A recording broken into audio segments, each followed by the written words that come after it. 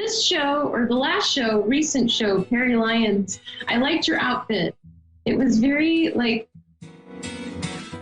Frenchy, but sexy, kind of, I don't know. I just love when women have their own style and look and, wear it well, because that's real attraction to me, So that was a compliment, Perry, but she doesn't hear this. I'll tell her. But I'm sending everyone love and light, and I will see everyone next Thursday. And I wish everyone a happy weekend, and try to do something active to get your mind busy. And I'll see everyone next week.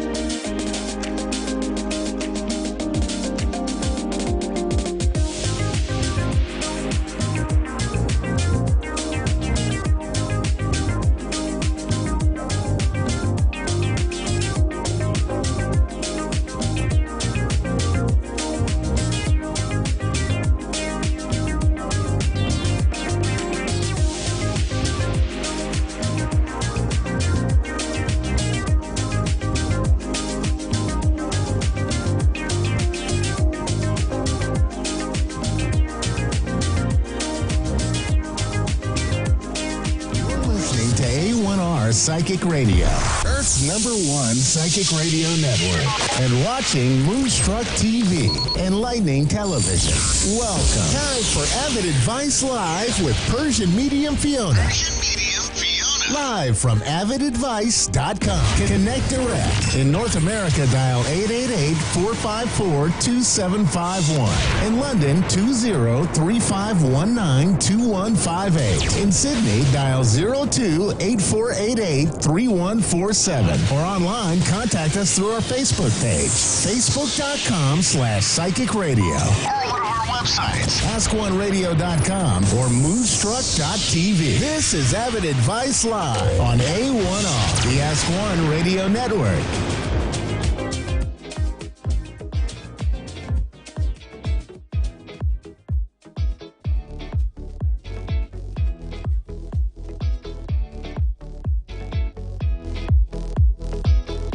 Hey everybody, welcome back. I'm Jack Canfield, your host for Hollywood Live. My next guest, Fia Johansson, is an amazing person. She is speaks 5 languages, which I find very impressive. She's emigrated to several countries, has a psychology degree from the University of Stockholm in Sweden. She is a hypnotherapist, clinical hypnotherapist and healer, and God knows probably other things I don't even know about. So I just want to welcome you to the show. Thank you, very Jack. much. I'm so Pleasure thankful. to have you here. So tell us a little bit about your background and the work that you do. Yes, my name is Fia Johansson, as you said, and I'm a clinical hypnotherapist, and I hijack the subconscious mind, or basically I says that subconscious mind surgeon. I love that, subconscious brain surgeon. Yes, exactly. And also, I'm helping police officers and private investigators, law enforcement, to finding missing people, helping them with the murder cases and individual cases that come to me from people. Mm-hmm. So all my life, I find my purpose to helping others. And it was easy. I mean, as long as I know I exist, I have to help others. Mm-hmm. And it doesn't matter how. And the funny part, they found me. I never go after anybody. They found me, they asked me, and I'm helping them as much as I can. That's beautiful. Now, when did you realize you were psychic? I was 7.5. So a friend of mine was in my house, and they wanted back home, they want to go home, and I just said, no, please don't go. And my grandma says, they had to. I says, no, please, because I feel incensed that if your guy's going, then there's going to be a car crash. So they both kind of like, just come on, stop it. It's nothing gonna happen. Just, she just wanna let the friend stay. So my mom was like, okay, just go to your room, have fun, nothing is gonna happen. 2 hours later, they phoned us and says, well, unfortunately, they had a car crash. Nothing bad had happened to them, but they had a car crash and they was in the hospital. So from there, my mom said, gosh, I should be scared. I was like, wow, I don't even know why I even said that, and why when I said that, things happened. And I never been normal, like as a child. I always could feel, sense. I always been afraid of dark. I always felt that when I'm actually in the dark, or actually in a dark room, I felt the heat, connection, kind of sense of somebody touching or trying to communicate with me. In a very proper way, but in a way that if I could actually tell everybody could say, you're crazy, you're getting crazy. Oh my God, take this lady to the doctor, or little girl to the doctor. But then later on, when I was at the age of 14, I started to realize that, I may be an empath. Mm-hmm. Or maybe why, when every single person actually dying, people communicating with me after they are dying. So what's wrong with me? What's wrong with them? So then I studied about medium and mediumship. I moved from my country to Stockholm. And let's just say about that stories. Well, my career started from there. It was October 6, 1999. It was almost minus 30 degrees, super cold. And it was just about 2 weeks that I moved from my country to Stockholm. I couldn't speak English. I couldn't speak Swedish. I just could speak Persian and a little of Italian. I went to the grocery store and I saw somebody is just running behind and with the gun in hand. I was like, is it correct? That was the gun? What was it? So I saw that all of a sudden shooting, and also the police officers and a lot of people get into the stores. And as I do remember, I stopped the cops to not following and going through the place that he wanted to. And he trying to push me away. So it's like, don't stop me, I have to go. And I was like, no, don't, because he can kill you. And I don't even know how I told him that he could understood what I meant by don't, you're gonna be killed. I stopped him, so I hold him like that. I do remember that. I was like little, tiny, just was cold, but I felt like I have to stop him. However, my career started from there. They understood that if I couldn't really realize and replace that person that was behind the wall, then the officer could be killed very easily in the head. Mm-hmm. So from there, they asked me a question, how you stopped the officer? How did you know that this guy was hiding behind the door and the wall? And I told them, well, that was my life and my stories and everything. So then they said, you know what? We need you, and you should just be part of us. I was just 14. I was just like a teenager. 13. Yeah. And they've been super excited. They've been amazed by everything that I did so far for them. And I started working with them until I moved to America. So I'm still working with them on the phone. So if they have cases, they're calling me, they're telling me.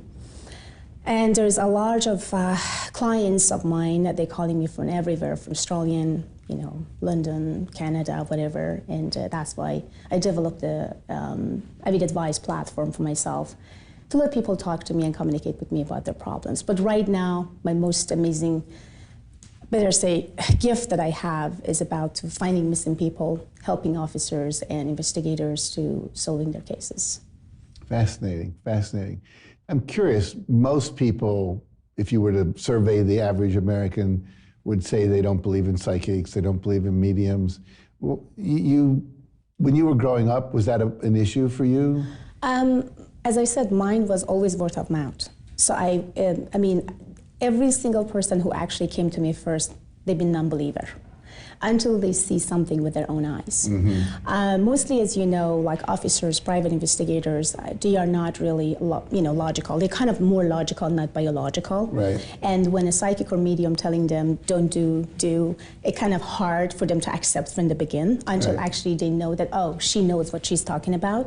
Mm-hmm. So for me, it was hard until they start to believe in, oh, she does. 2 years ago, I found missing pilot, the black box of the missing pilot.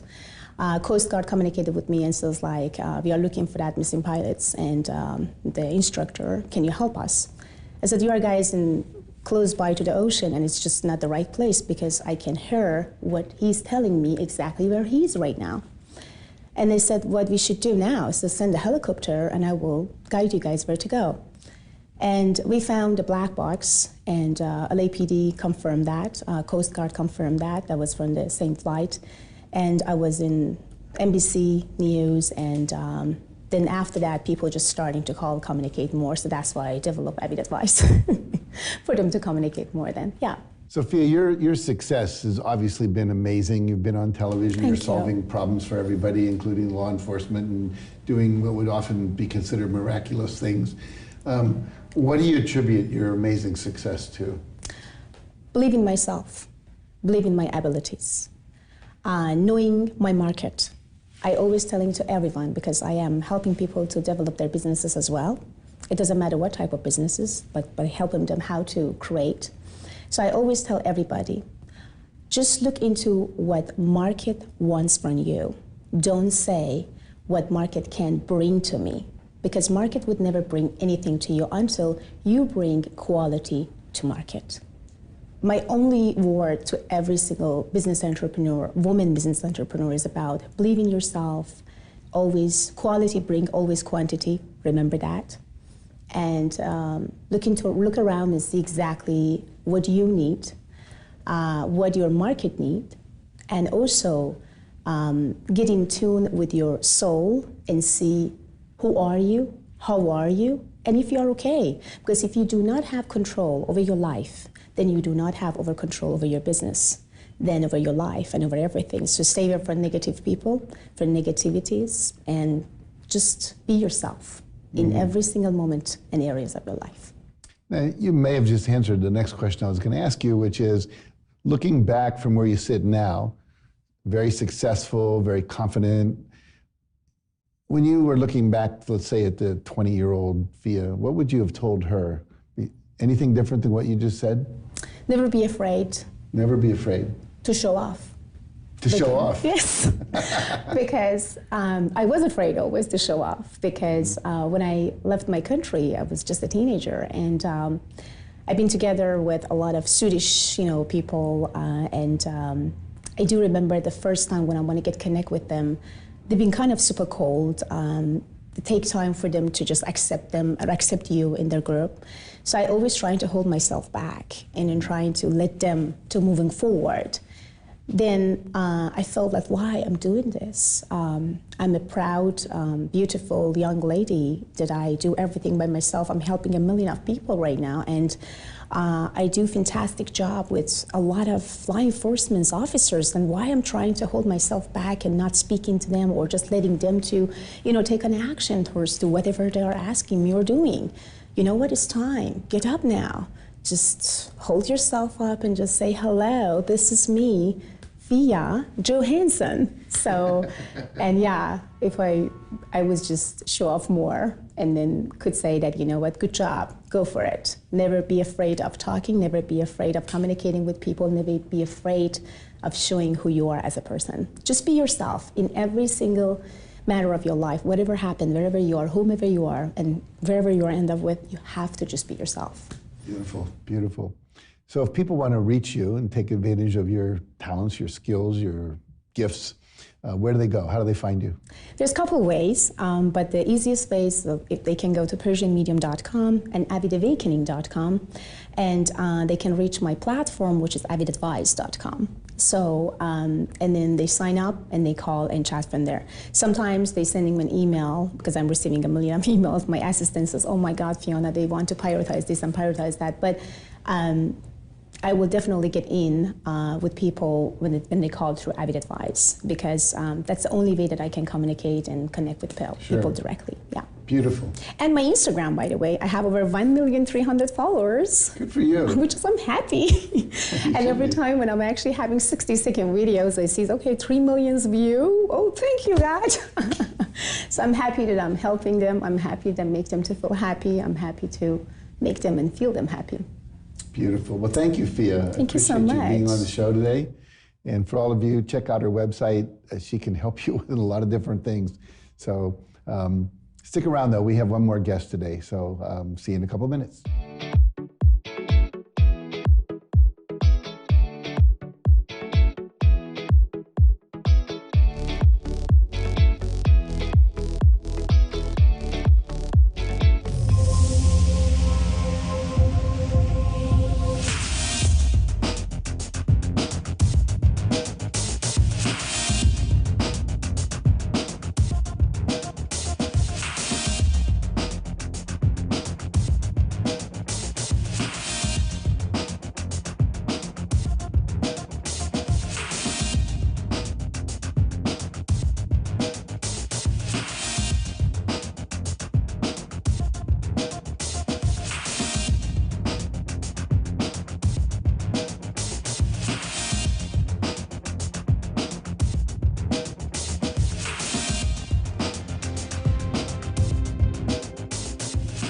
Back to Times Square today. I am your host, Greg Rollett, and I am very excited for our next guest because she is known as the Persian Medium, the subconscious mind surgeon. She's a motivational speaker, clinical hypnotherapist, and celebrity psychic medium. This is going to be a fascinating conversation with my good friend, Fia Johansson. Fia, how are you doing? Welcome to the show. Nice to meet you. Thank you.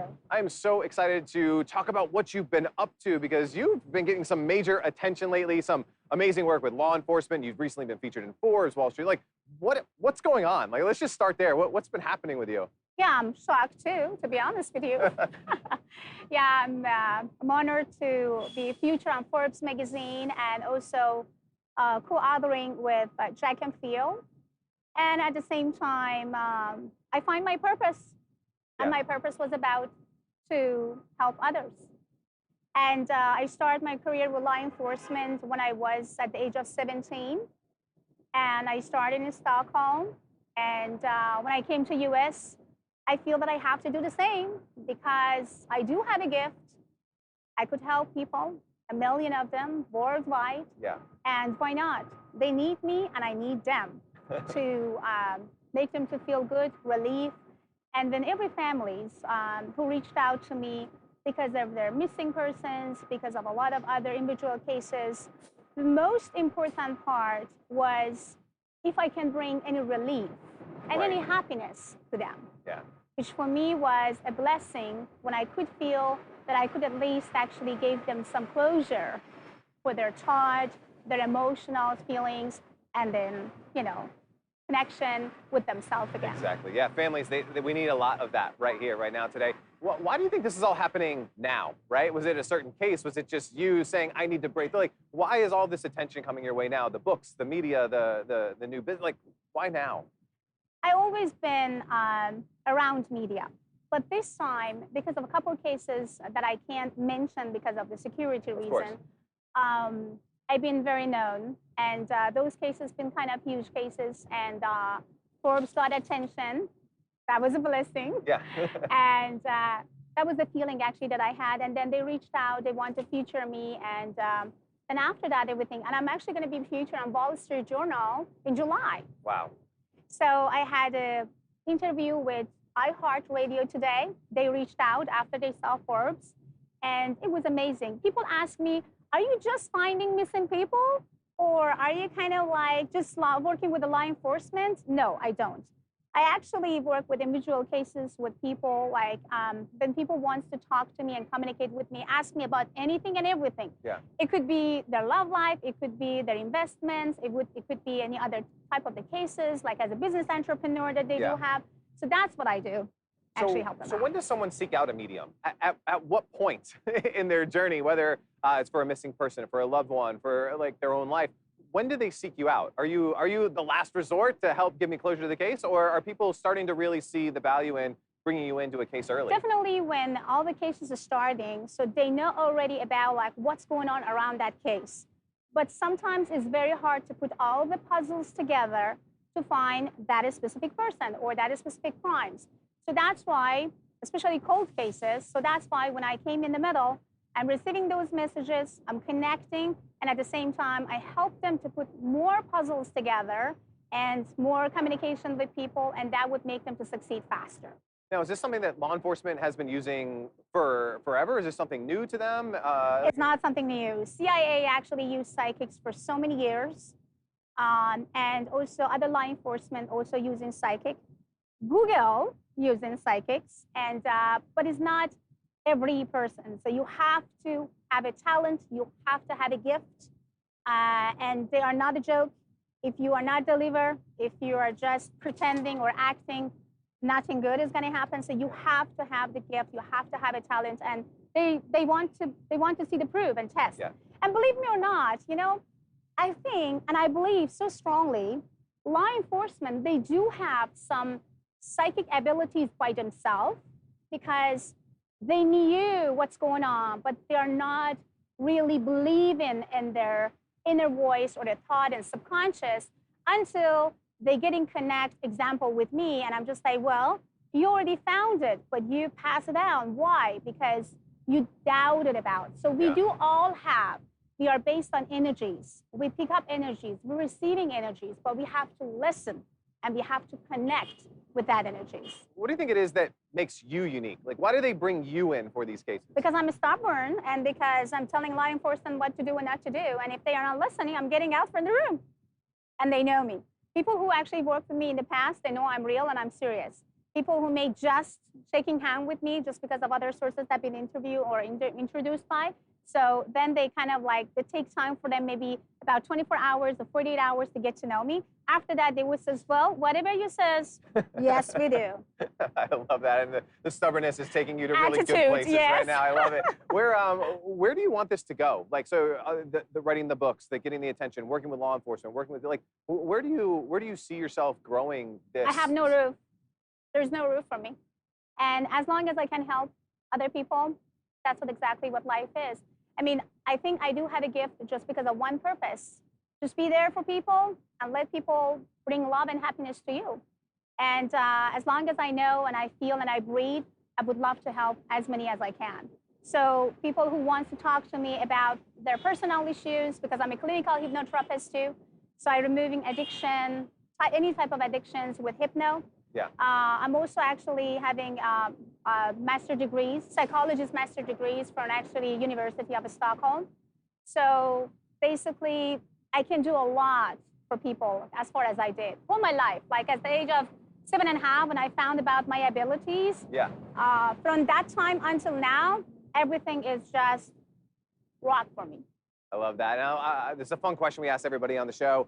If you could go back in time, right? So whether this is you just starting your business, maybe it was when you were young and you found out these abilities, if you could give yourself a piece of advice, knowing now what you know and where this has taken you, what would you tell yourself? Be your own leader. Lead yourself and always be yourself. Never try to pretend to be somebody. Never try to change yourself just because someone or somebody or some country wanted you to be. Bring your unique personality, tap into your talent and energies, and just bring inspiration to people. When we are sending love and inspiration, we are receiving the same. Yeah. So just be yourself, be happy, and be thankful. I love that. Now, if someone is watching this right now, and I know they are, and they're like, I need a Persian medium in my life. I need her to help my organization. Like, where can they learn more? Where do they see how you can actually help them? Sure. I do have a platform named Avid Advice, Okay. A-V-I-D, Advice, avidadvice.com. So people can reach out through my avidadvice.com platform. I do have Instagram, Persian Medium, basically. Just type Persian Medium. Love it. I have over 1,200,000 followers already, so I would love to have more followers. So, and also avidawakening.com is my place in Corona Del Mar, Newport Beach. Okay. But right now, the waiting list is about like February 23rd, 2020. But people who would love to meet me face-to-face, I would say go to fiona@avidawakening.com, send an email, and I will be there for you in no time. Lots of different ways to learn more, lots of different ways to contact you. Please reach out because she can help you, whether it's getting closure or learning more or getting that insight into what you need to know. Fia, thank you so much for being a guest here Thank you so today. much. Thank you. Definitely. And we'll be back with more from Times Square today in just a minute.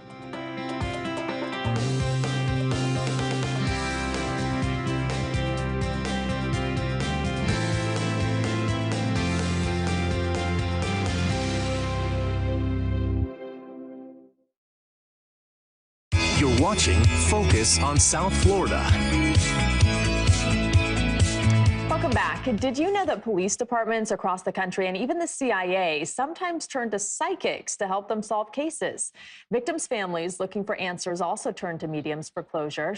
Fiona Johansson is an author as well as a licensed psychologist and hypnotist. She's also claims to have psychic abilities that have saved lives, and she's perhaps best known for working with people to help find missing people when more conventional means come up short. I recently sat down with her to talk about how this all began and the advice she has for all of us. Okay, so what exactly do you do when you work with law enforcement and you work with the families of missing victims or unsolved crimes? What kind of work do you do with them?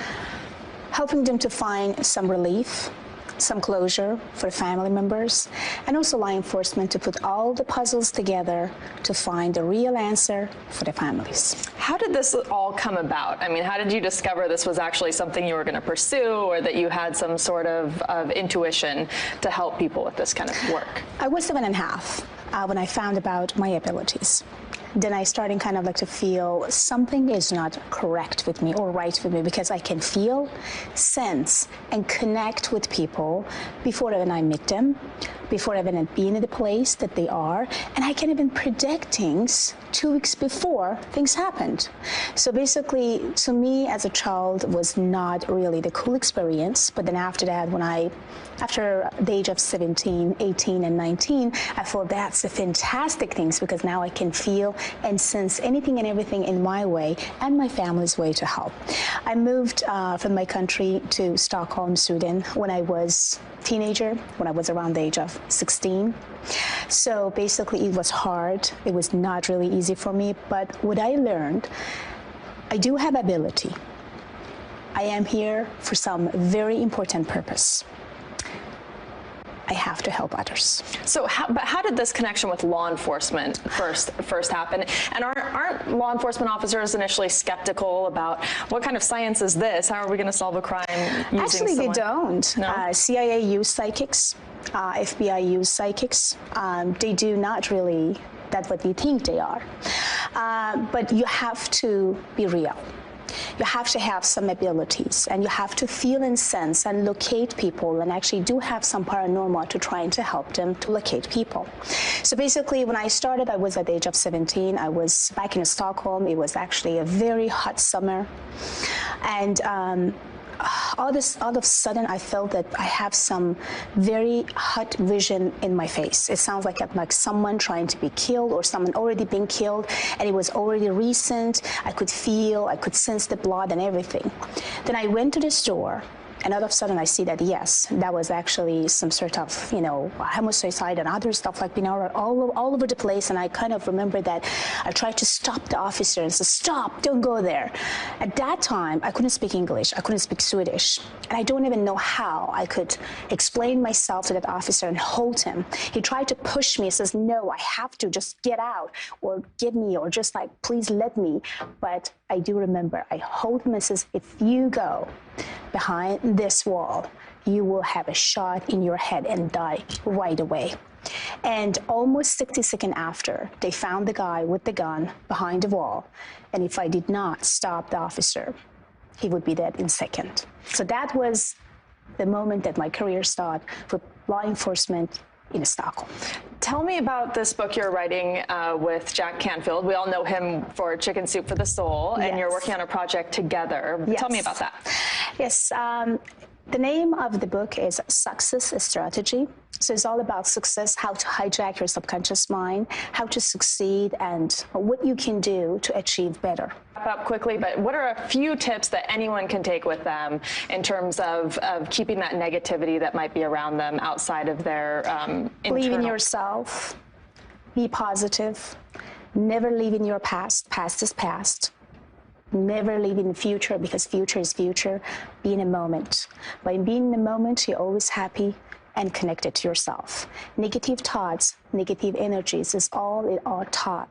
The way that we are thinking, feeling, and connecting. You can easily remove and reduce them by just change your thought. You can easily hijack your subconscious. Be yourself, hijack your subconscious, be in a moment, let go of your past, and forget about the future.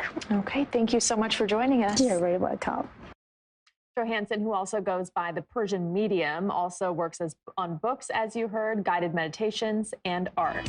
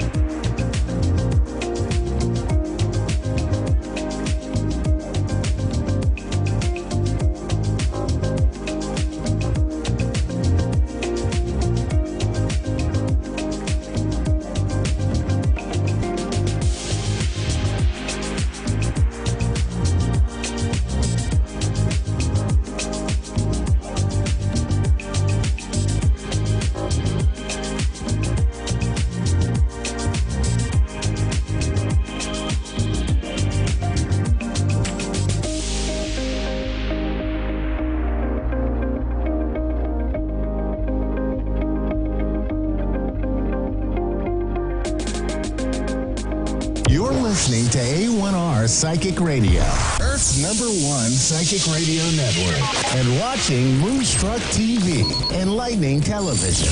Welcome. Time for Dream Reality with Mary Amy.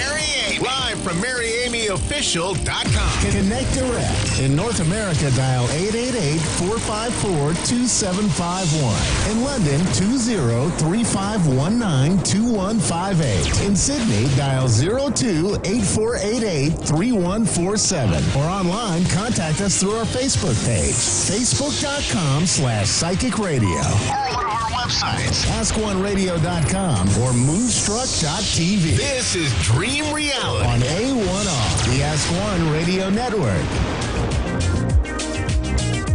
Hi, this is Dream Reality, and I'm your host, Mary Amy, coming to you from A1R Psychic Radio and Moonstruck TV.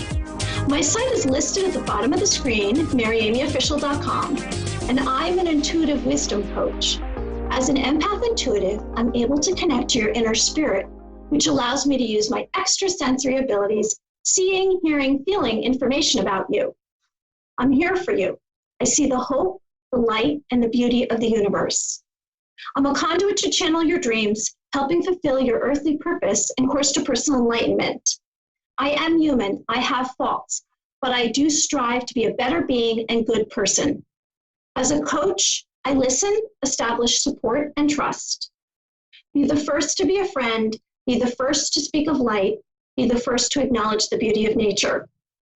Well, on today's show, I'm excited to say that I have an old friend of mine, and it's Mujin Chao, world-renowned Choi. Mujin Choi, world-renowned frequency vibrational energy sound healer, magnetic energy healer, chakra master, biotechnicesis, can't pronounce, I'm butchering words, telepathic healer, and the founder of the Blue Ray Healing, coming straight from Arizona live. Here's Mujin. How are you? Fine. How are you? I'm good. It's so good to see you. I can't even remember. I know we worked together and we did some reality show pitches back 2013 and 14. And since then, I know you've traveled all over extensively, all over the U.S. Where have you traveled doing some healing, Mujin? Pardon me? Where did you travel to doing healing? Well, first it was Denver, 2 years ago. Denver.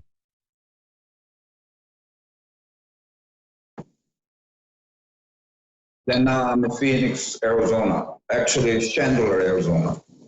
Wow. So, Mujin, I mentioned just now that you're the founder of the Blue Ray Healing. What is Blue Ray Healing? Well, I channel Arcturian and Pleiadian energy. Simple. So, what kind of energy is that? Is that from the universe? What is that from? Like, where is that energy from? From the Arcturian masters. Oh, okay. I know, because of you, I actually connected to my gifts. You are a huge system of light, and I know you're not intuitive or empathic, yet you can pinpoint a place to heal people. You can pinpoint and then send the energy to the person. I've seen you myself cure, not cure, but I've seen you take away chronic pain and disease. And what's a common ailment that you have treated? Well, I'm here at Phoenix, and I'm treating a lot of patients here, and I see a sciatica. Mm-hmm. And everybody has a sciatica. Right. Seems to be. So I treat that here.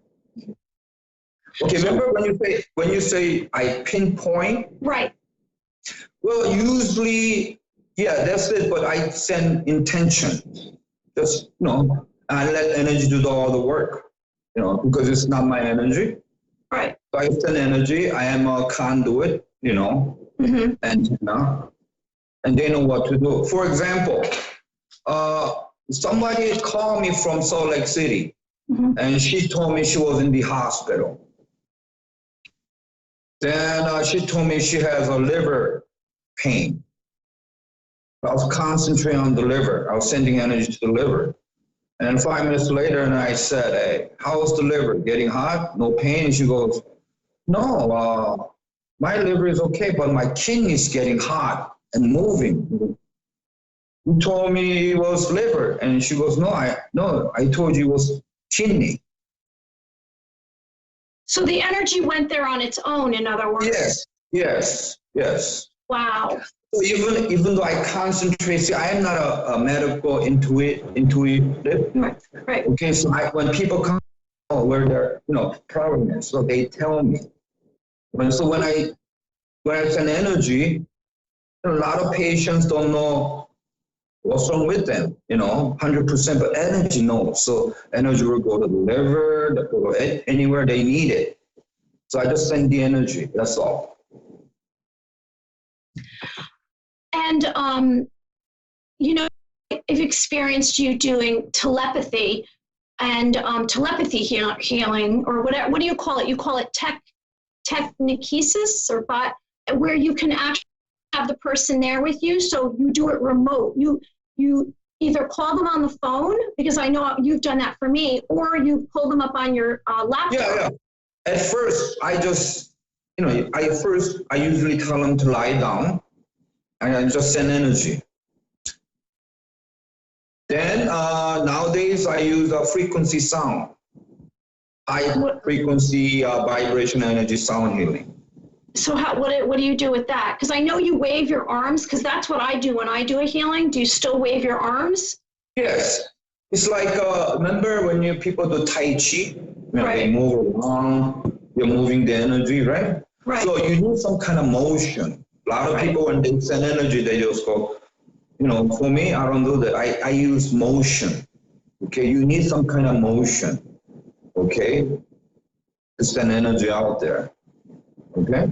So when you do the sound healing now, is the person hearing the sound, or you're listening to sound? Where does the sound come in? Like, what is the sound? Well, I make this high pitched sound, and I tell them to lie down. And if they have earplug, and I tell them to wear earplug, I start making this high pitched frequency sound. And I ask them, you feel the vibration, and 80% of people will say yes. And you will go to the area. They just know, energy just know, just go to the area. I don't have to think about, I could concentrate, I do concentrate, but usually, it's easy. They know what to do. So that's cool. Well, I have to say you're inspirational. From the time that I met you, I remember you were in Chicago, you flew out to New York, and then you stayed here. And I just saw you as this person that you just kept saying, I just want to heal people. I just want to heal people. And at that time, you weren't taking any money. I think you did that for a number of years. You worked at healing spas, and eventually you have to take some money. So I hope now that you're getting some kind of funding for this. Yeah, donations. I charge. I work at scale basis. Okay. Sometimes I don't charge. Especially people from third country when they call.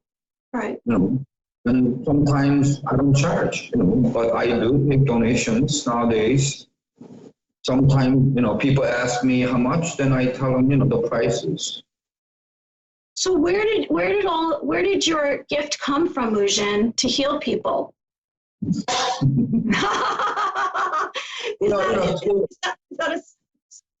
that a story you don't want to go into right now? No. They came to me 12 years ago. Mm-hmm. I remember this. I was watching 10 years ago. I was watching. It was right after Obama's election. Okay.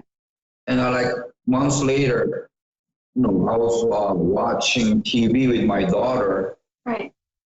And the light went out in my house. It was about midnight, I think 1 or 11:30. So, and I saw lights everywhere around the house. And I told my daughter, let's go upstairs, look at outside. And when we looked, all the lights are out. Right. And it was wind. It was a lot of wind, because we didn't hear this in weather, you know. Very strange. And all suddenly I saw a light shining from roof of my house to a tree. When we looked, it wasn't the helicopter light, it was any kind of light, it was a spaceship light, and just disappeared. As soon as we saw it, just disappeared. So I know that so that gave you some kind of... That day, I had this power coming on my hand. Right. As I woke up, when I touched everything, it was breaking. I couldn't get out of the house because of a doorknob. I pulled the doorknob, the doorknob was coming off the door. Refrigerator handle was coming off, just everything I touched was shattering, breaking, so this is what happened after that. When you came to New York, and I remember I picked you up at the airport, you got into my car and some of the instruments didn't work. And you said, that's normal, because electrical or some kind of technology doesn't work when you because now my energy is like I control it 100%, but before it was all over my energy was all over, it was just learning, not learning, but just starting, so it's going control over. I still can't go near the fuse. Anything that has a fuse, I can't go near it because it's gonna pop or it's gonna go off.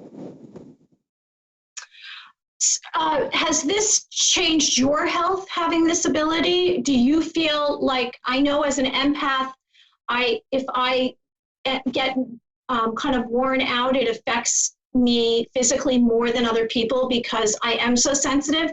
Do you feel like having this gift where you can heal people, that it has taken any toll on your body?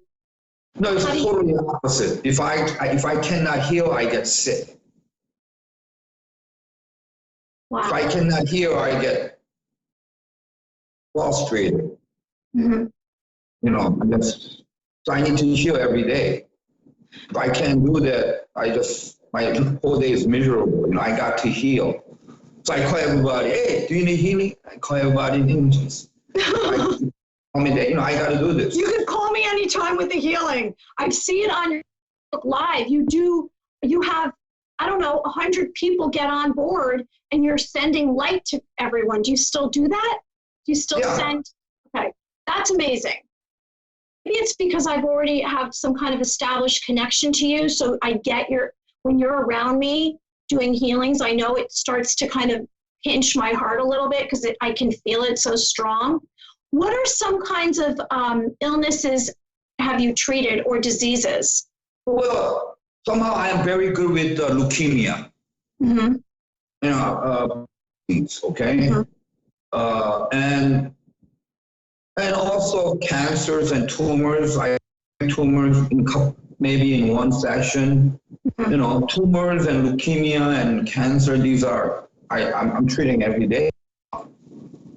Liver issues, heart issues, and I treated a lady in England, she had a virus. And I treated her and she got better. They couldn't find what kind of virus, so she's in the hospital getting sick. So I called her and we did some 10-minute session, 15-minute session, she got better, yes. Wow. I know that, I'm also a master Reiki, but not the same as you, I guess, or you're a chakra master. And I know as a healer, what you're doing is you're balancing the body's energy flow, right? Is that what you're doing when you're healing? You're kind of getting everything all balanced with harmony in someone's body? Is that what the healing's doing? And then it's taking away junk? Because remember when you came and I had hives all over my neck and you put your hand like this far away from my neck and then I gave you the hives, remember? Yeah, hive was with me for a couple of days and left, but yeah, I remember that. Do you remember one day you called me from the New York Beach. Yeah. And I was at Kentucky, and you say you have hives in your back. Yeah. Yeah, so I put my hand through the computer like this. Then I could feel this coming in to me. I could feel hives are coming in. Remember, it was gone. So right away, I went to the bathtub and I washed my hand with the salt. And it was gone, But yeah, well, I gave you my hives. So have you had anybody else that you've gotten their disease or ailments or nothing? Yeah, sometimes if I cannot get rid of their pain, then I said, come to me about 3 times and comes to me. Oh my God. But it's okay. But it leaves in a couple of days. But I had one lady, she lived in Pennsylvania. She had a breast cancer stage 4, and she had a pain underneath the rib cage. I am good at that, but I couldn't help her. So I said, come to me, and he came to me for a couple of days and left. And it left. And, I do exorcism, that, right? I didn't know that. I know you talked about that when I met you, but over the phone. So, sometimes. Where does that evil go? Where does the evil go if you do an exorcism? Well, they come to me for a couple of days and they want to leave, and they leave. Because I can see my body and stomach moving, but it's okay. Oh my God. If I use that to get rid of it, it's okay. So when they come to me, I know they want to get out of my body. Well, when we did that reality show pitch, we went into a haunted house. And I remember you saying that whatever room you walked into, it kind of left. And then when you came out, there's something that you could feel, and you said those people needed to move out of that house. Some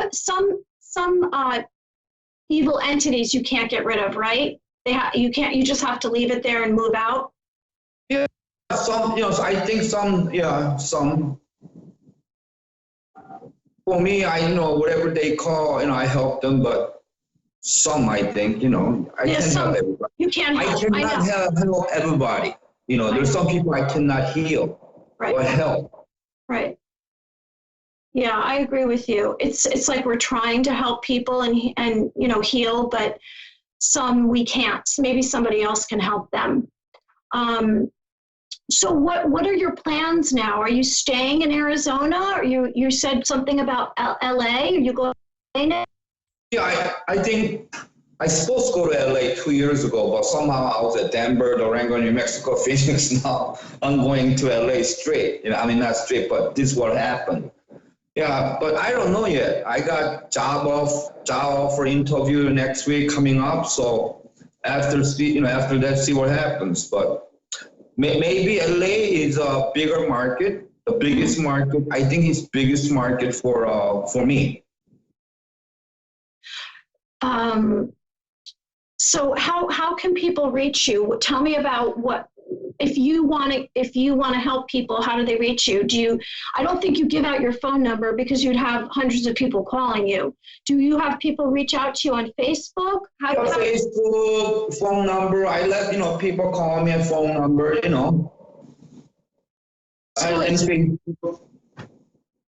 So we can be clear on this. So for Facebook, if people want to find you, can you tell me exactly what they look for? What does it say? What is your username? Moving Joy. Okay. And so it's on the screen. It's MUJINCHOI on Facebook. And that's okay. It. Let me do some frequency sound for a couple minutes. Yes, please do so. This is what I do. Okay. From my mouth. I start from like this.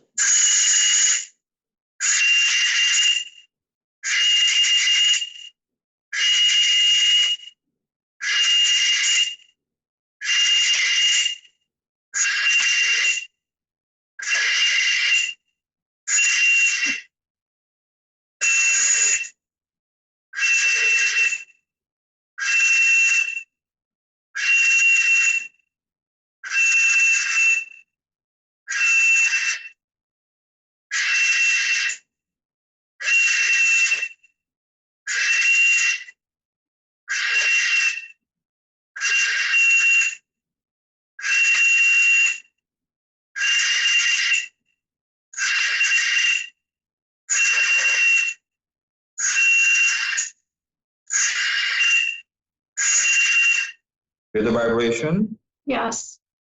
Yeah. I always, whenever you did healings, I always had visions of things. So what I saw, which is interesting, is I saw angels right here. Yeah, you did that. They came right here, and then I just saw. Well, I explain this to you. So when I healing children, babies, little kids, yeah. When I start making this noise, they see right away, smiling, right away. Because the psychic told me, I'm not psychic. When I make this sound, it brings out the blue beings, the angels. It did right away, because I said, I'm not gonna, I just want to see what happens naturally. And then I saw, I would say 3 or 4 angels right here. And I don't see angels regularly. I've had a few visit me, but not, I don't know, not like that, not instantly.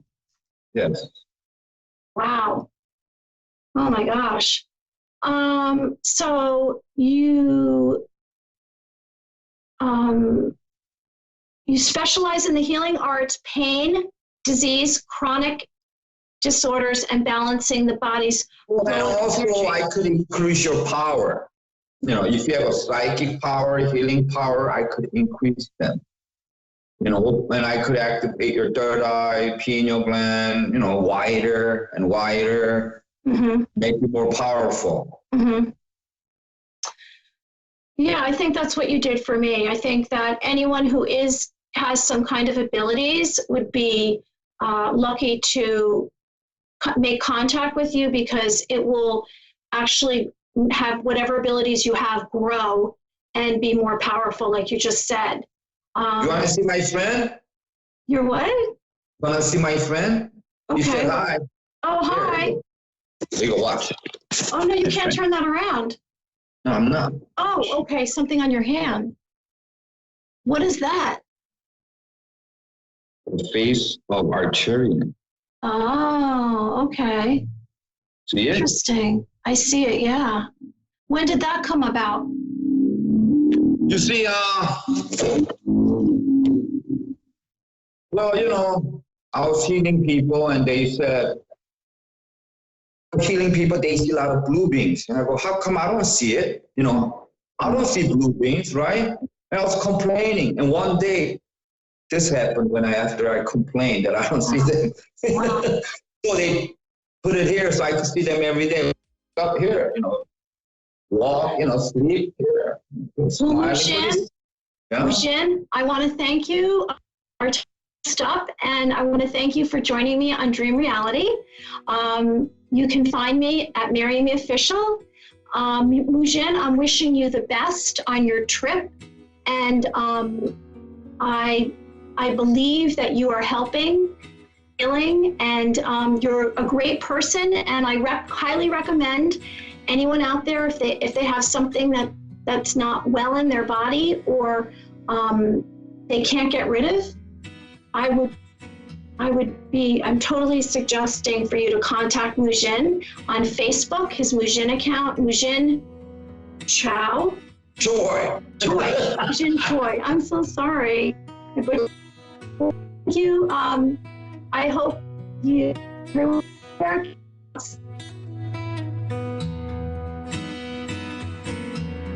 and Hold on.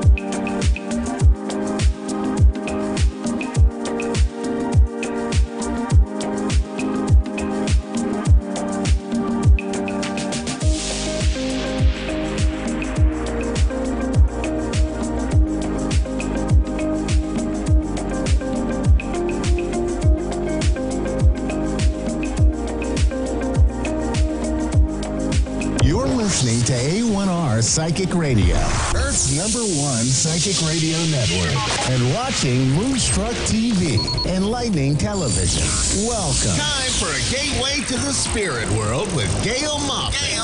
Live from GailMoffat.com. Connect direct. In North America, dial 888-454-2751. In London, 20-3519-2158. In Sydney, dial 02-8488-3147. Or online, contact us through our Facebook page, Facebook.com/Psychic Radio. Or one of our websites, AskOneRadio.com or Moonstruck.tv. This is a gateway to the spirit world on A1R, the Ask One Radio Network. Hello and welcome to A1R Psychic Radio and Moonstruck TV. I hope you're all having a wonderful afternoon, morning or evening or wherever you are. Now, as usual, I always like to do a little chat, a little spiritual chat before we are about to take two callers that will call in for some guidance, or perhaps they want to connect to a loved one. Let's see what's going to happen. Anyway, so what I was thinking about is that I want to tell you a little bit of a story about something that I did in my life. I went to, now it was in 2017, yes. So 2 years ago, I went to Kashmir. And you may or may not have been reading the news, but there's a lot going on in Kashmir at the moment. So quite a dangerous place. But at the time, it was okay. There was a lull in the storm, if you like.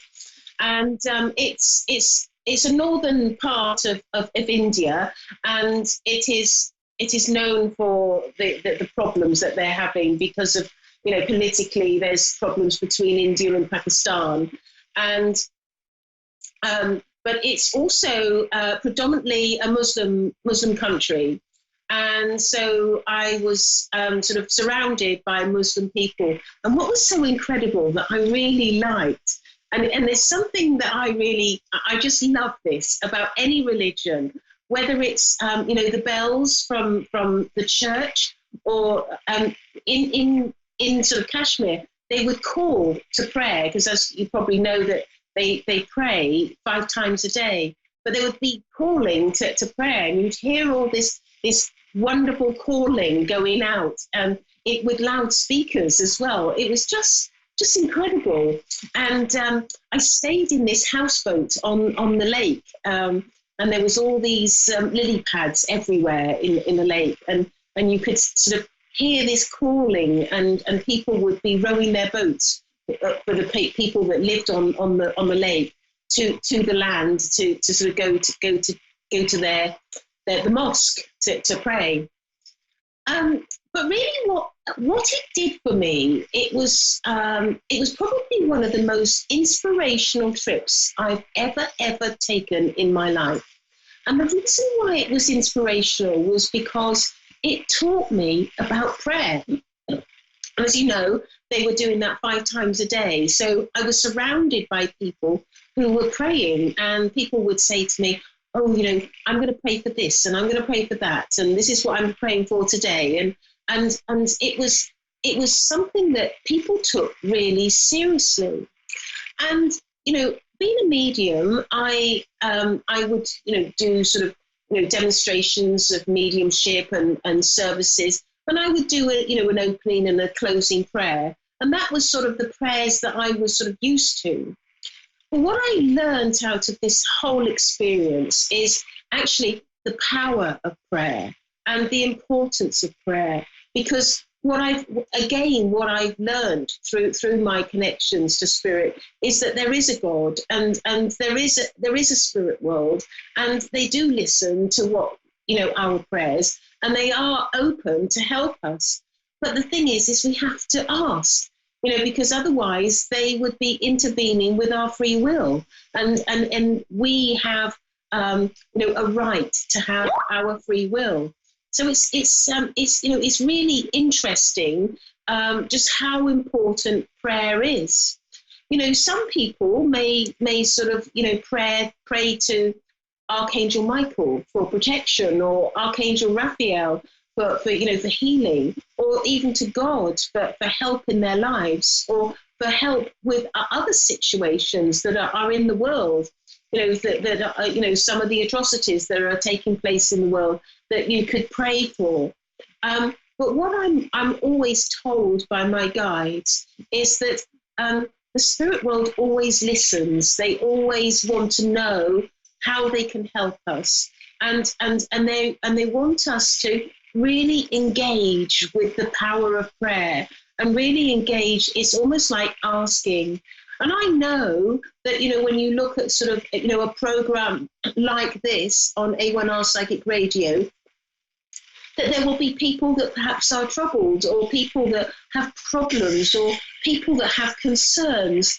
And for those people, I say to you, just, pray to God or anybody in the spirit world that you want to pray to, because it will really enhance your life, and it will make a difference, because I know firsthand through my prayers that God and my guides and people in the spirit world, they do listen. So that's sort of a little interesting talk about prayer. Now, I know that I have a caller waiting. We have Cheryl in Canberra, Australian. Well, I'm just reading, what the producer has written. He said it's the Australian Capital Territory. Australia is ready. That is correct. So now, hello. I have a sister, and her name is spelled exactly the same as what it's been said to me, and her name is pronounced Cheryl. So is it? Are you Cheryl or Cheryl? Cheryl. Like almost like with an S rather than the C. It's the C. Yeah. Yeah. Good. Okay. So I am a medium, and I can help with sort of guidance and speak to my guides, or I can connect to a loved one in the spirit world and create a communication. Is there a particular way that you would like me to work? No, just a general reading, please. And okay, and is there a particular area that you'd like me to focus, because we do have such little time on this show? Romance, please. I don't have anybody in my life. Sorry, say that again. Oh, romance. Sorry. Romance. Yeah. So is somebody going to be coming into your life? Okay.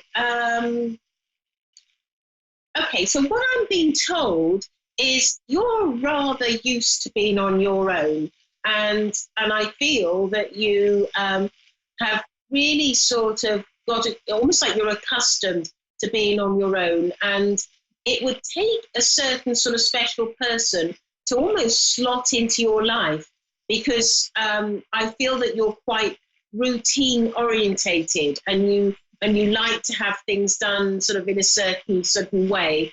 And I'm being told that whilst you're open to a relationship, there has been some doubts in your mind as to whether you actually want one. And I think you oscillate between the idea of whether you want one or not. Does that make sense Correct. to you? Yes, it does. Because what I'm being told is that the spirit world will quite often listen to you moaning about men. Yes, I do. And they're saying to me that almost as though you have to be clear in your mind as to whether this is actually what you want. But they say to me that if you were to decide that this is what you want and you do want a relationship, that what they're saying to me is that there is somebody that is there for you, and you will be in a relationship, but almost like it's not straight away. they're showing me, I do feel that you're quite wounded as well from a previous relationship, because I can see that they're showing me a wound, and they're saying to me that emotionally you're, it's almost like emotionally you're not quite ready for that relationship just yet. Okay. Does that make sense to you, Cheryl? Yes, it does. And I I feel that a lot of men are judged by your ex.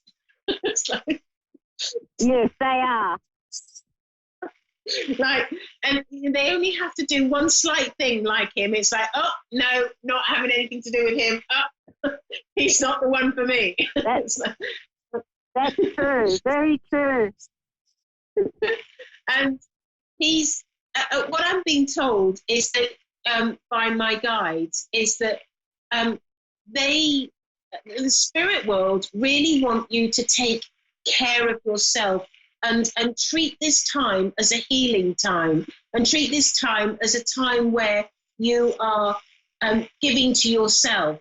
And because they say that emotionally you need it. It's almost like you need to become free of the shackles and the burdens of the past. Because in your mind, there are times when you go over and over and over the past, and you're looking at, you know, what this person did to you, and how you wouldn't, and just, there's still a lot of hurt. Would that make sense to you? Yes, it does.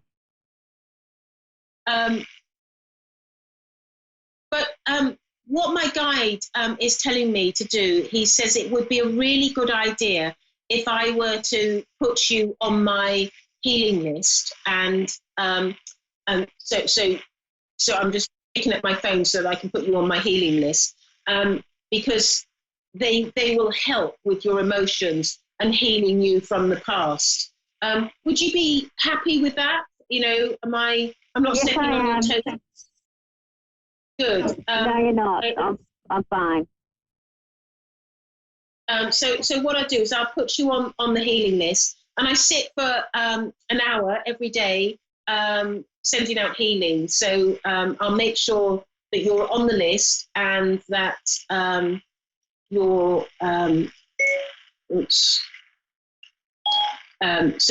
so I'll put you on the list. So it's Cheryl. Okay, I've got you on the list. Now,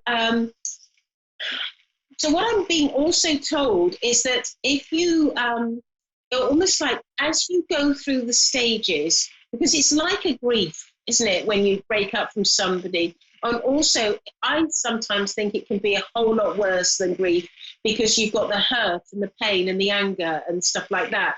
But what I'm being told is that as you go through the stages of the grief of the past and become more healed, what I'm being told is that you will become more and more open to the idea of receiving somebody else into your life. And I'm being told that this will happen, but I'm looking sort of, it's down the track.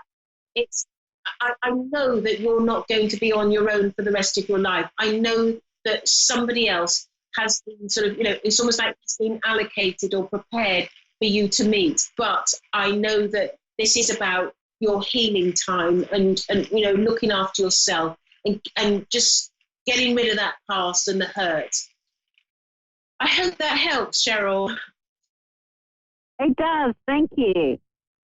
Thank you very much for ringing in, I wish you well, and you're on my healing list, so I'll be sending healing to you every day. Thank you very much for your time. My pleasure. Lovely to meet you, Cheryl.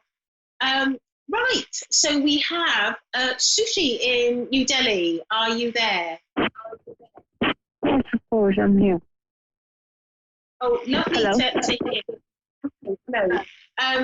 So I am a medium where I am able to connect to loved ones in the spirit world, or I can speak to my guides and we can look at some guidance. Is there a particular way that you would like me to work? Yes, sure. Hello? Which way would you like me to work? I'd just like you to present a question, and then maybe you can just answer. It's slightly a bad line, and I didn't quite hear you. What is it that you wanted? Hello? Can I ask Yes, my I'm still. question? You want to ask a question? Sure. So I and my boyfriend, we are living together. We're soon going to have a baby. So I just wanted to know how our life is going to be in the near future. I mean, we've been through a lot of controversies lately in our life. So how our life is going to be further in the coming time. All I can hear is that you are with a boyfriend and that you're living with him, and how's it going to go in the future? Is there anything significant in addition to that you're asking me? Yes, I'm asking how our life is going to be. Is it going to be controversial? Is it going to be okay? Is it going to be fine in the future? Yes. Right, okay. Let me have a look.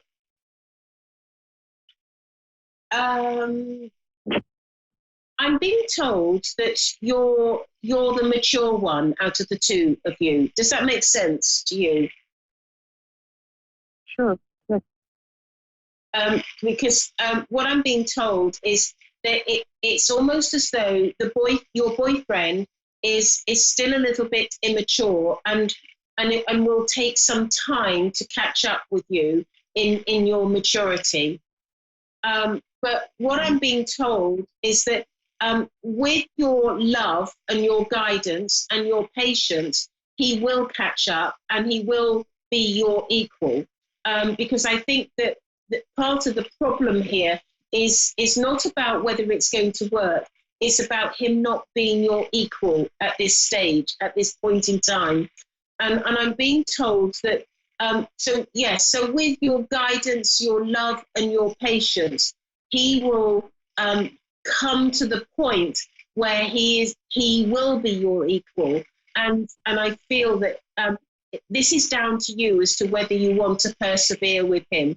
Because I do feel that in time, with your patience, he will be one of the most wonderful husbands you could possibly have, or partner or boyfriend or whatever you want to call him. But what I want to say now is I don't feel he's in this position right now. But I feel that it's almost like I feel that you may knock him into shape, not literally, but it's an expression and sort of you're telling how it's supposed to be, and I feel that he will grow rapidly in your company. You are the best thing that's ever happened to this man. I do feel that you're going to be quite a teacher and quite a guide to him on the earth, which is just incredible.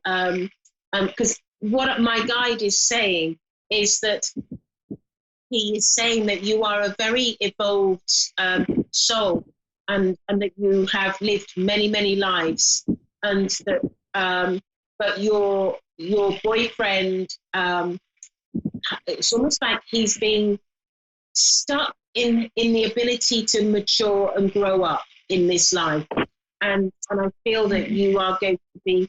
It's almost like I'm also being told that you made this promise that you would help him, that you would guide him in this life before you came to the earth plane, and so it's almost like you are meant to be with him.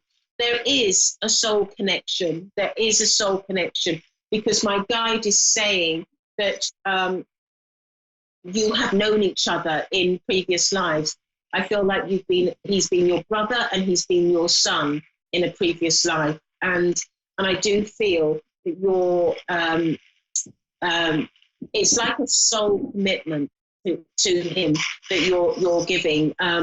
But moving forward, once he's sort of, established this maturity and grown because of your help and your support, I do feel that your relationship really stands a good chance. I do feel that you, because what will happen is he will be your equal. The two of you will be your equal, and it's in a country where, and this is coming from my guide. This is not my opinion. It's in a country where it's not so normal for women to be equal to their husbands.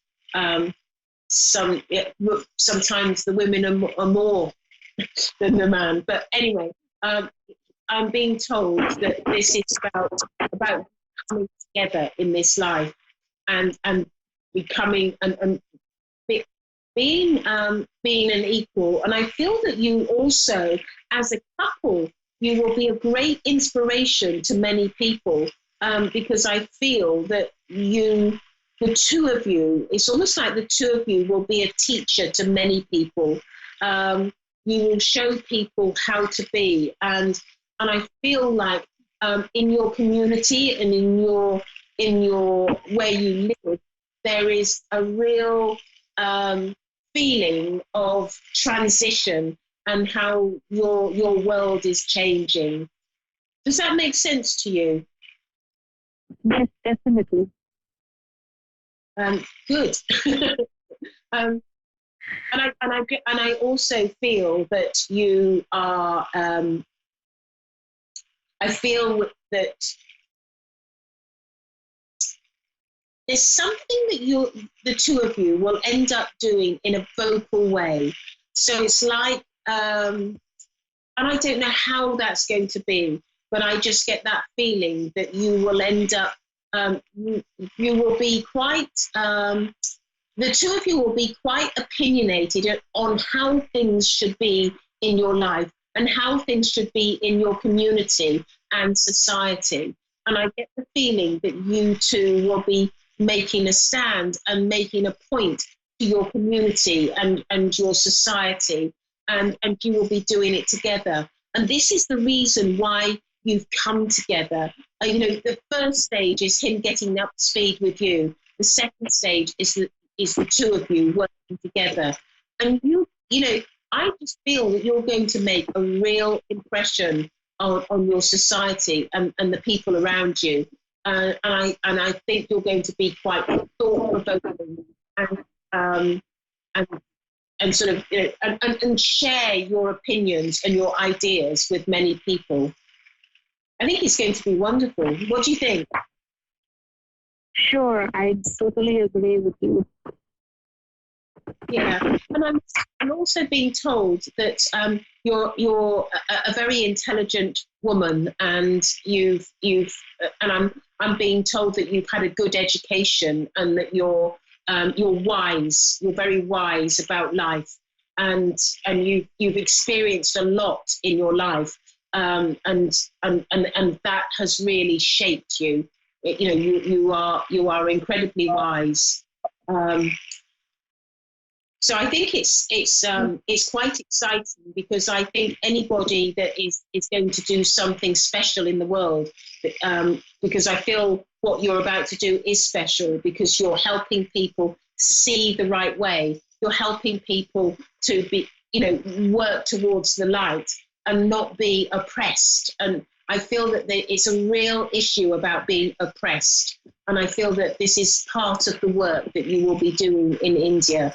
It's absolutely fantastic, and I congratulate you for your strength, because I know that you have an enormous amount of strength to do this. And I also am being told that God has chosen the two of you to do this work. This is something that you were always meant to do. And I've been told that you were meant to talk to me as well. How does that sound? Yeah, I'm really surprised that you all know all of this. I know what also we are actually expecting. Next month we're having a baby. We've been expecting this year. So fingers are all fingers crossed. Let's see what is ahead of us. Yes. I couldn't quite hear what you were saying, but you know, we're coming to the end of the show. But I just want to thank you for phoning in. I am on Facebook.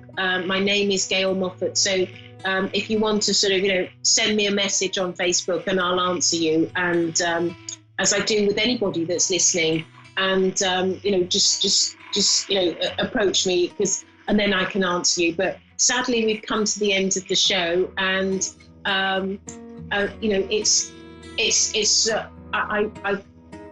it's interesting how I was talking about my, right at the beginning of the show, talking about the importance of prayer and my time in India. And then we have a caller from India. How fantastic is that? Sushi, thank you very much for calling in. Lovely to speak with you. Thank you.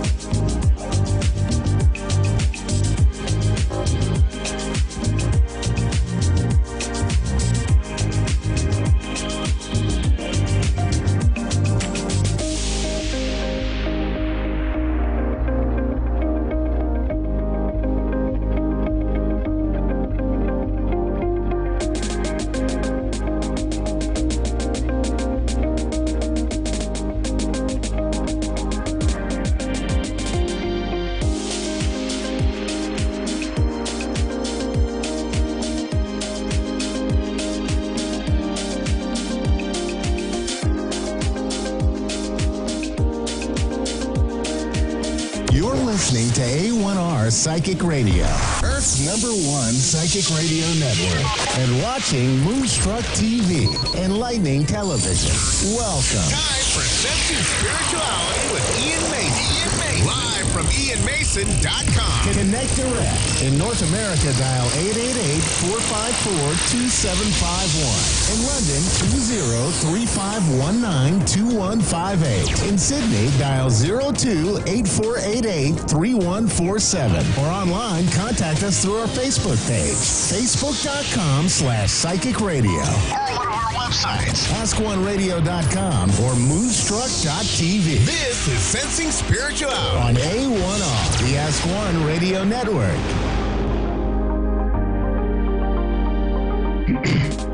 Good evening, everyone. My name is Ian Mason, and welcome to the Sensing Spirituality radio show, brought to you by A1R Psychic Radio and Moonstruck TV, where, with love, we welcome you. So, we hope you've had a good week this week, and I just would like to share a few words of wisdom. And hopefully you can carry them around with you, which is a bit like having your own mace, which is an abbreviation of my surname, in a case. There you go, mace in a case. So you can have that little reminder in your head that'll give you that trigger to go, aha, when life gets in your way, on you, or in your ear, or whatever it does, you can think of me fondly. There you go. So I would like to talk to you today about mediocrity. That's what I would like to talk about. Now, you know what? As we awaken, as we become more in tune with, there's got to be something more than this. There's something out there that I know. I've got this feeling inside of me that just needs to burst out because I'm not happy with where I am. Quite often, people around us go, you what? They think we're absolutely bonkers. And they don't understand. And they talk about all the experiences and all the things as to, don't do this, don't do that. Well, that's not right. Why would you do that? And that, of course, is based on their own limited conditioning, the conditions that they place on you, and the judgments that they judge you by. And what's really important to remember is that it's only what you feel that's real. So what you feel is real. Now, as you go along, it's important that you just allow yourself to be in that moment, to follow what you feel, because it's only when you're working in the right situation for you that you will truly align with all that's here for you. Think about that. Because otherwise, as I said last week, you're in competition, not only with yourself, but with everything around you. Now, this is what I want to say to you. Most people will want to keep you at the level that they're happy at, or what they say you should be. Don't do that. Greatness is within you. When you get that awakening, when you get that momentum inside of you, you've got to grasp it. Because until and unless you change your trajectory, nothing will change in your life for you. And to do that, you have to take massive action. And to take massive action, it means you've got to shake it up a little bit. Because you know what? When we want our prayers to be answered, we've got to step up. I've said before, when you move closer to God, God moves closer to you. But swap God for your heart, for your dreams, your desires, your goals. Swap it. Because what's really important is to have that fire burning inside of you that you're fueling, and also to understand that what you need to do is to fall in line with it and follow what you feel, because when you are in it, you will see opportunities that you couldn't have second guessed that were there for you. Nobody, all the naysayers, couldn't say to you, don't do this or don't do that, because they wouldn't see them. Now, what's really important is as you keep going with what you feel and be faithful, and yes, ladies and gentlemen, this doesn't happen easily. And we sit here on the outside going, but what if I need to move and to downsize my house or whatever? When you take the massive action, you'll be quite surprised when it's your time. And don't forget, we've all got free will in all of this as well. But you'll be surprised about the opportunities that you couldn't second guess that will find their way to you. And as you start to go with the flow, you'll see the doors open, doors after doors after doors, enabling you to evolve, to grow. And the more you flow, the less you realize you have to try. And trying is a myth for that reason. But what I will say to you is your hopes and dreams are yours if you want them. They really, really, truly are. But you've got to be prepared to take that action. Because if you don't, you'll feel that regret, you'll feel it in your heart, and you know you won't have done justice to you because you'll still have that nagging feeling. So it's really, really important that you understand with that greatness, you've got to move with it and move towards it. And so the goals come. Now, what I found from something I was watching on YouTube, it was a speech by Denzel Washington, and I always credit the people that I watch because it's important. Because if they hadn't taken that step and that massive action, I wouldn't have learned that and I wouldn't be able to share it with you. And you know what? It was so uplifting and empowering what he said. But he said something to the effect of, when you keep on going, you keep on growing. You've really, really, really, truly got to go with it. And you don't know what your best day is yet. In other words, you've had what you think are your bests, but if you think about it, you didn't know those days were coming until you took the changes in your life, whether it was moving, changing jobs, buying that bigger house, changing your car. But when we're talking about your hopes and dreams, everything that you want for yourself, it is so, so important that you do this. And whatever your routine is in the morning, whether it's a meditation, a prayer, mine's a meditation and a prayer, always say thank you for what you haven't yet got. Maya Angelou always made a point of saying, however life works out, there's something better on the road for me. So what Denzel said was, say thank you in advance for what's coming your way, even though you don't know what it is. Because everything, when you move through your situation of taking massive action, you will realize what these are in every moment of success that you have. So keep on growing, keep on going. And if you feel stuck, if you feel lonely or vulnerable or very alone or whatever the combination of these things are, ask for help. Just send a prayer up. Because when you're in your groove, you'll find those things will move and they'll move towards you. So I really hope that helps you just give a little bit of a positive outlook and enable you to keep your headlights up as you go through this next week. And you're always very welcome to drop any questions through. So I'm going to go to my first caller now, who's Jerry in Lake Grove, which is in New York, in sunny USA, or at least I hope it's sunny. Good evening, Jerry, and welcome to the show. Hi, thank you. Hi, how are you today? Are you well? I'm good, thank you. How are you? I'm fantastic, thank you. I'm still bald, but there you go. What can you do about that? I hear you. So how is it I can help you this evening, my darling? I just wanted a general reading, or, I want to really know about my marriage, to be honest with you, how things are going with that, because we've had some issues, and I just want to know where I'm at. Okay. All right. Let me just see where I'm going. Now, I just know that what I need to say about your marriage initially. So I don't have a communicator right now. I just want to make that very, very clear. Oh, hello. My darling, is your other half's mum in spirit, please? I'm sorry? Is your other half's mother, your mother-in-law, has she passed? Yes. Yeah. Did you say yes? Yes, she did. Yes. Okay. Because I feel her come quite close there, and I just needed that confirmation. It didn't feel like your mum, and it just felt like mum-in-law.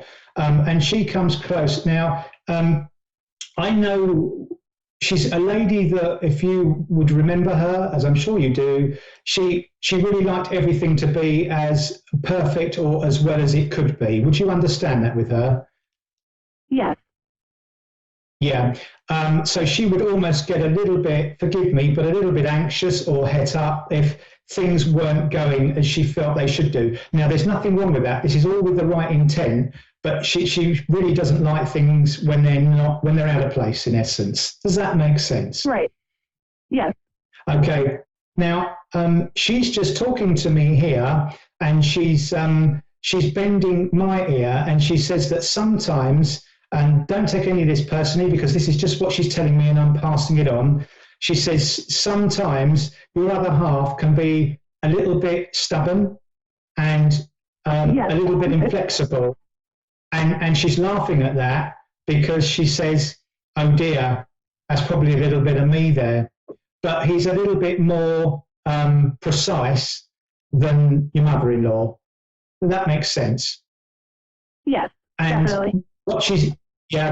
Good. And what she's saying to me is that you have very different ideas about what you want to do next. So it's almost that if you're at the connection in the road where it can either go left or right, it's almost that you've got very different ideas about your next step.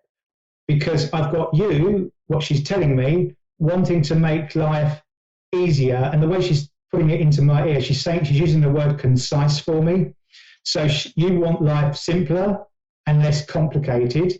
And she's saying to me, he's still sort of got more of the dreams and still wants to sort of keep going, and not to keep having more, but to keep,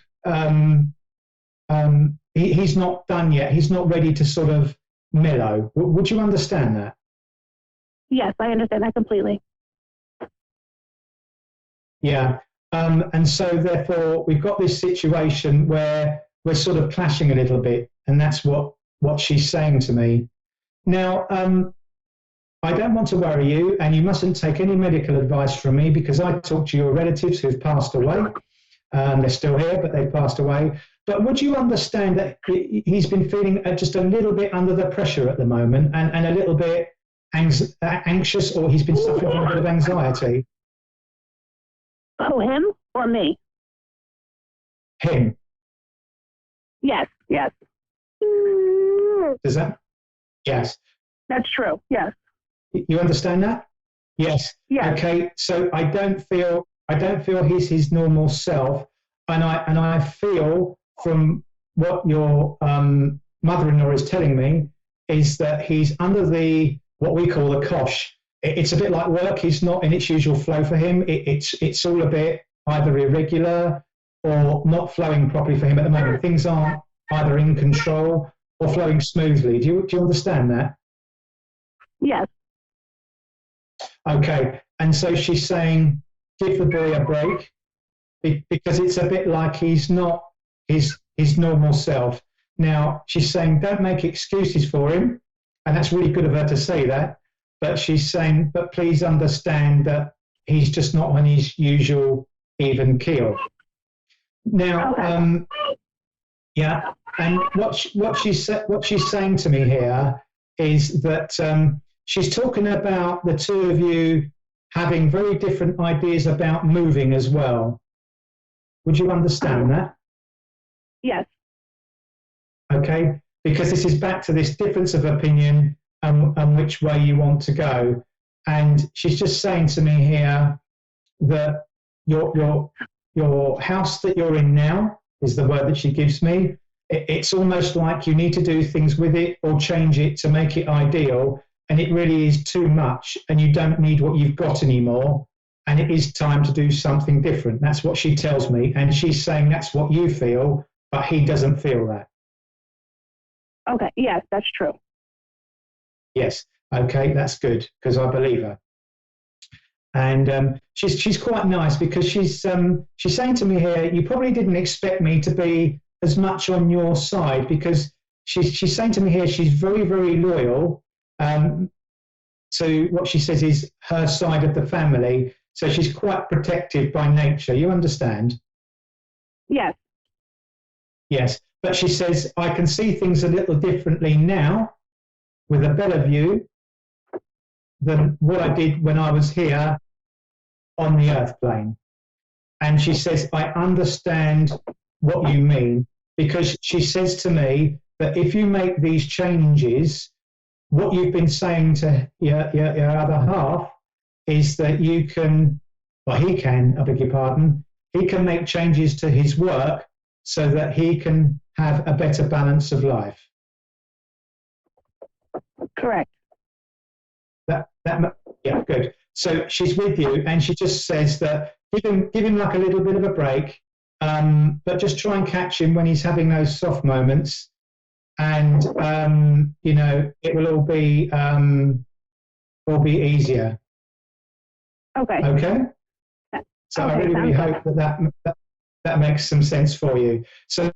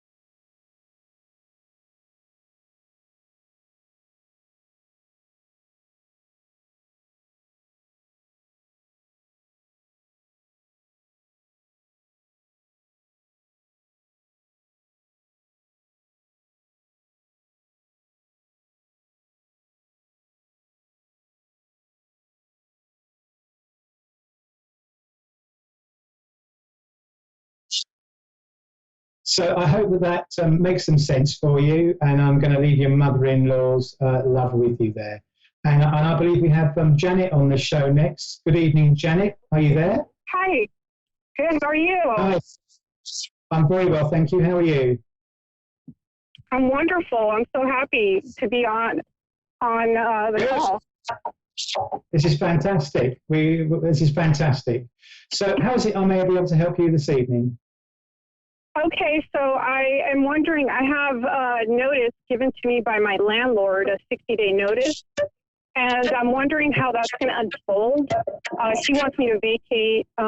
She created a whole storyline about it, and so I have until the mid-September to vacate my home unless I've brought this up to the housing department that takes care of like any claims of this manner. And so I'm wondering how things are going to unfold. Okay. All right. Now, as I sit with this, would you? I tell you what I'm feeling about it. I'm feeling very much that I'm going to go out on the limb here. I almost feel that there's something going on with your landlord where he would be quite pleased for you to be going. I feel that there's either like an ulterior motive or there's other plans and things that he needs to do. And this almost would be quite helpful for him. Now, at the same time, that's almost a by the by. But what I feel for you is, would you understand that you've got, what I'm sensing here is either a need for a change in your life or to change what's around you with work? Yeah, there's plenty of changes, like work changes, love changes, the whole 9 yards. Yeah, but particularly what I feel for you is, what I started talking about at the beginning of the show, if you were able to hear it, was about how opportunities come along when we take massive action. And it feels to me like you've been almost upset, but in other words, you've been unsettled for quite some time, and you're thinking about the changes that I need to do. Yeah, and this very much feels to me like when you don't make a move on life, life makes a move on you. And so everything about this feels that it's taking you to your next step, and almost what I can say to you is forcing you to have the courage that you need to have to make those changes. With your relationship, would you understand that you've sort of hit a bit of a crossroads with that? Yeah, I mean, I just ended it on the 26th with him. So, you know, that on top of everything else going on, I really don't need like a distraction. And he's not a really good distraction at the moment. He has nothing to offer really, but. So whatever your reasons were, as long as they're honest and from the heart, you know, that's the important thing that we have to do, and we do them with compassion. But what I'm seeing around you is that you were almost running a little bit out of sync together, and there was a lot of questions in your mind about whether you were having the same goals or plans or dreams or ambitions, and it just felt that it just wasn't working like it used to. Would you understand that? Yeah, that I felt that. Yes. Oh yeah, I'm more Because- ambitious now than I have been in the year. I just came out of a depression sort of state, and I'm taking medication now for it. Yeah, okay. Well, because what I'm feeling for you is that the changes that are afoot for you are very, very different to what you felt before. So you know that there's something inside of you that's going to kind of take you somewhere else that you just can't hold back from. Like there's something that you just have to do that you can't explain. Does that resonate? Yes, that's correct. And Because plus, I feel like there's someone else that's coming. So I'm leaving that door open for whoever comes in. That's, okay. a much better suited for me. So. Sure. Sometimes people come in for a reason or a season, that's no different to everything in our lives, of course, as well. So, what I want to say to you is that's how that feels for me. Now, it feels to me like good news for you is, would you understand being close to a grandfather, please, your mum's dad? Yeah, my mom passed away in 2012. Yes, no, but your mum's father, your grandfather, your maternal grandfather? Oh yeah, my mother's father passed away when I was younger, and I named my son after him, so I wouldn't be surprised if he's around. Yeah, okay, because he's really, really close to me right now, and he's just come in as we've been talking, and he's just saying to me that he was really, really close to you when you were small, and it just makes me feel that you were quite the apple of his eye. And he says to me here that he's close to you, so please feel his presence. That's what he does. Wow. Okay. Yeah, we were close, but not physically. It's more like just maybe emotionally, because he lived in a different country. So. No, that's fine. But he's there just sort of guiding you. So he's really just coming in to give you a bit of strength and upliftment.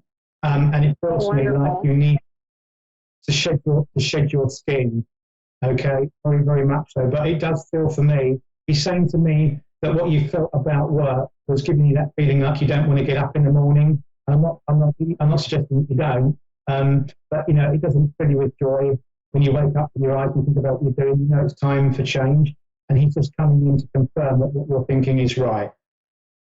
So just a little bit of upliftment and encouragement for you, and just to keep on. Oh, that's so sweet. Yeah, that's very nice. I'm going to leave his love with you and say thank you for calling into the show, and I wish you my very, very best. Oh, thank you. You too. You take care. Many You're blessings welcome. to you. Well, ladies and gentlemen, darling, God bless you. Goodbye. Well, ladies and gentlemen, we're coming to the end of the show. So don't forget, you can reach me on all social media. You can approach me for private readings. My website is www.ianmason.com, and you can find me on all the usual social media offenders. So Facebook pages, LinkedIn, Instagram, you name it, I'm there. So I'm going to leave you with my love, wish you a very, very, very happy week, and say, take my love, my well wishes, and look after yourselves, and take the best care always. See you next time. Bye.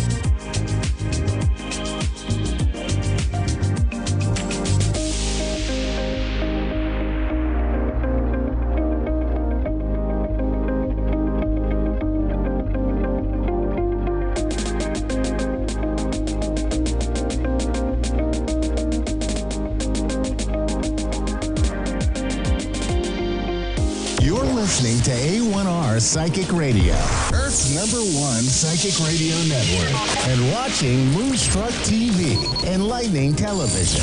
Welcome. Time for Sensing Spirituality with Ian Mason. Live from IanMason.com. Connect direct. In North America, dial 888-454-2751. In London, 20-3519-2158. In Sydney, dial 02-8488-3147. Or online, contact us through our Facebook page, facebook.com/psychic radio. Or one of our websites, AskOneRadio.com or Moonstruck.tv. This is Sensing Spirituality on A1R, the Ask One Radio Network. Good evening, everybody. My name is Ian Mason, and welcome to the Sensing Spirituality Show, brought to you in association with A1R Psychic Radio and Moonstruck TV, where with love we welcome you. Now, I hope you've all had a happy week and you're having a happy Tuesday. The weather's a little bit cooler here in the UK, and that's a little more pleasant, I can tell you. So, this evening, I'd like just to open up with that my intention for next week, but I need you all to buy into this, is that I'd like to offer up a US Forces special show. So I'm looking for anybody in connection with the Forces that's ever served the US Forces to be prepared to dial into the show and be open for a reading. Maybe they've got a need for it, maybe they're just curious, but it's something that I would like to dedicate back to the US for the opportunity that it's given for me to be able to broadcast this show. So love with love, that's how I'd like to look at it. So please, please, please pass that around, send the message, pass it around on social media, and let's get that thing going. Meanwhile, back to tonight. Now, I've had an interesting week, actually, and you know what? Sometimes we feel that we might be, on some level, maybe evolved as spiritual people. And then I realise that there are occasions where I'm a bit of a silly Billy. At least that's the words I'm allowed to say on the radio. And you put your foot in it, basically. What can you do? Drop the ball, call it what you will. So I go down to the shops today, right? I buy these new glasses. It's all good. And then things don't go quite right, and I get myself into a little bit of a stressy state, and then I find I react in my usual panicky way. Now, do you know what? It doesn't really matter. Whatever the situation is, whether it's a situation with a loved one or a relationship at work, you don't realise until you're in the thick of it, in free flow, that you've actually not held your spiritual guru space, you've dropped into your silly Billy space. So things went a bit wonky, and I panicked. And it brought some memories back for me that when you grow up with, or you are surrounded by people that are quite strong personalities, not bullies, I'm not talking about those nasty bullies, but people that are just quite strong personalities, sometimes they can be a little bit overbearing. Now, even if you've left them behind in your past, sometimes you still feel the ripple effects of all of that. And it's a really funny feeling because it catches you on the blind side.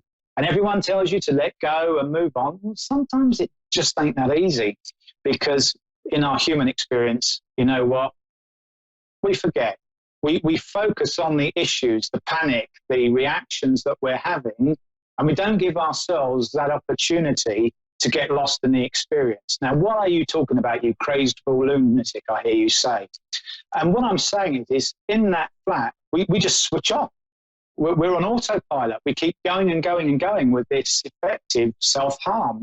We beat ourselves up. That's what we do. But if you allow yourself to get lost in the experience, if you just take a breath and go, okay, I'm here. I was a silly Billy. I did do that. But if you allow yourself to be with the situation and just say, I need to look at this from a different way because I don't feel good right now. My stomach's in a knot. My head's spinning. The only way you're going to do that is to give yourself a little bit of distance, because when you focus on the problem that you've got, the challenge, whatever it is, it drags you further and further into it. It's like a magnet. And then we kind of get pulled into this thing that we then say we can't get out of. So this hashtag let go thing, you know, it isn't always easy. But if we can create that little bit of space and just get lost in the experience, when we don't have anything to cling to, that would be our panic.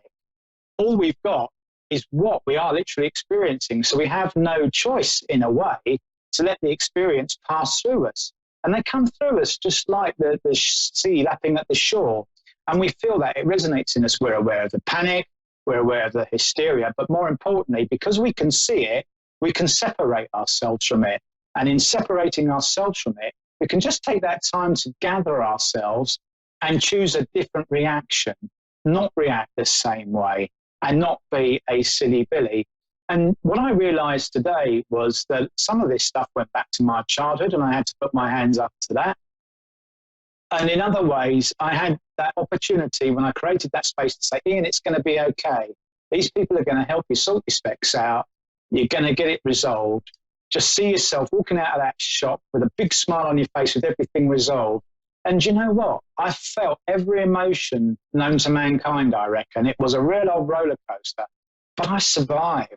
I got through it. Now, you can apply that to any situation in your life. And I'm not suggesting that life is all rosy tainted or rose tinted even. But what I am saying to you is that you will always survive and move on. So just don't get stuck in that moment. So I really hope that resonates with you all. And I share that with love. And I just wanted to be really, really honest that with all the work that I do, and I do a lot of work on myself daily, I dropped the ball. And I did today. And you know what? I hope in some ways that's just a little tool that can help you just get through each moment when each situation comes up.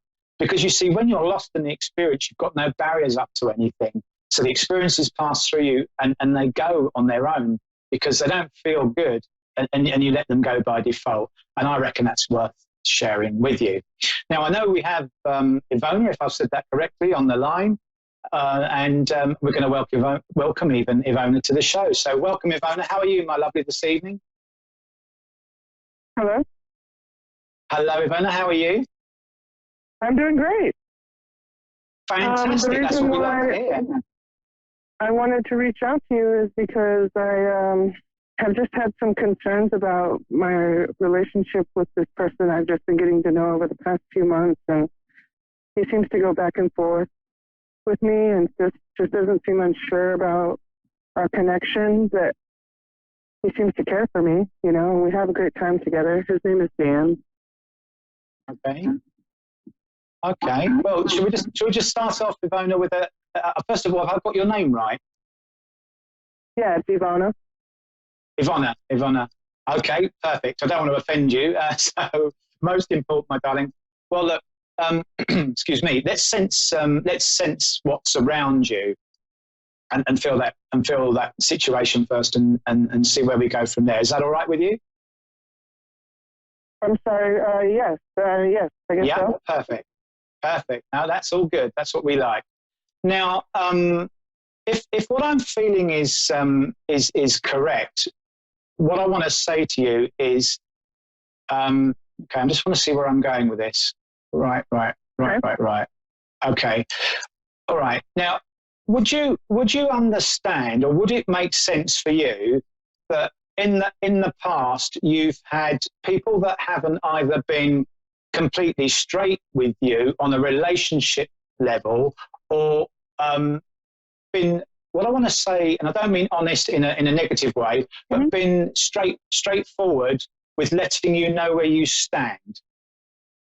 Sure. Yeah, that's been an issue. Yeah. With people in general, but with him as well.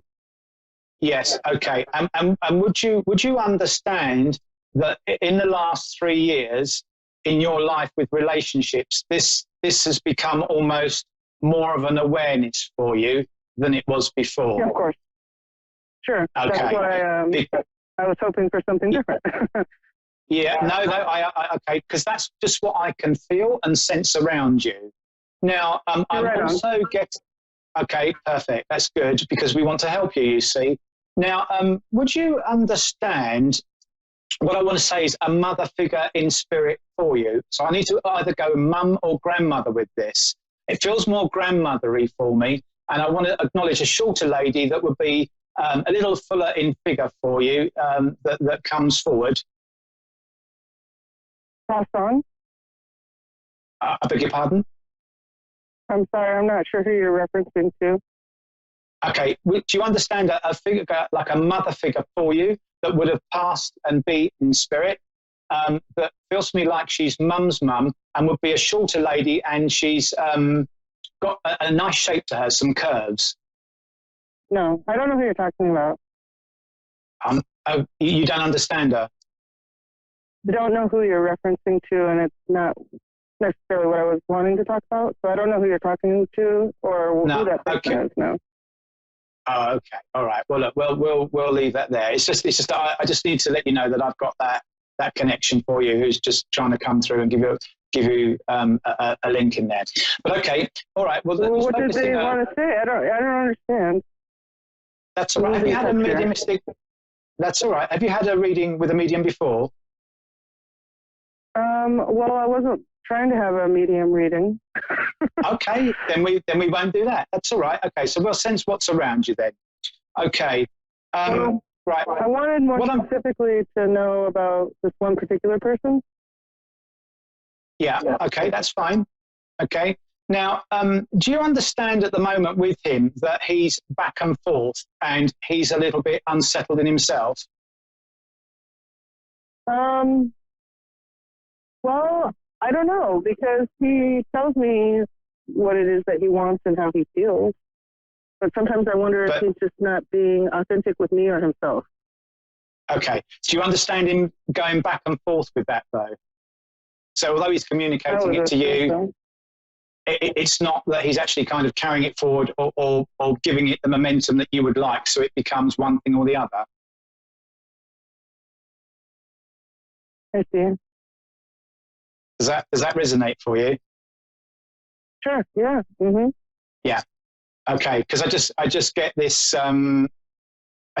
funny feeling that life is very much up and down for him, and there's a lot more going on in the background, and that's not to worry you. That's just the ups and downs of life.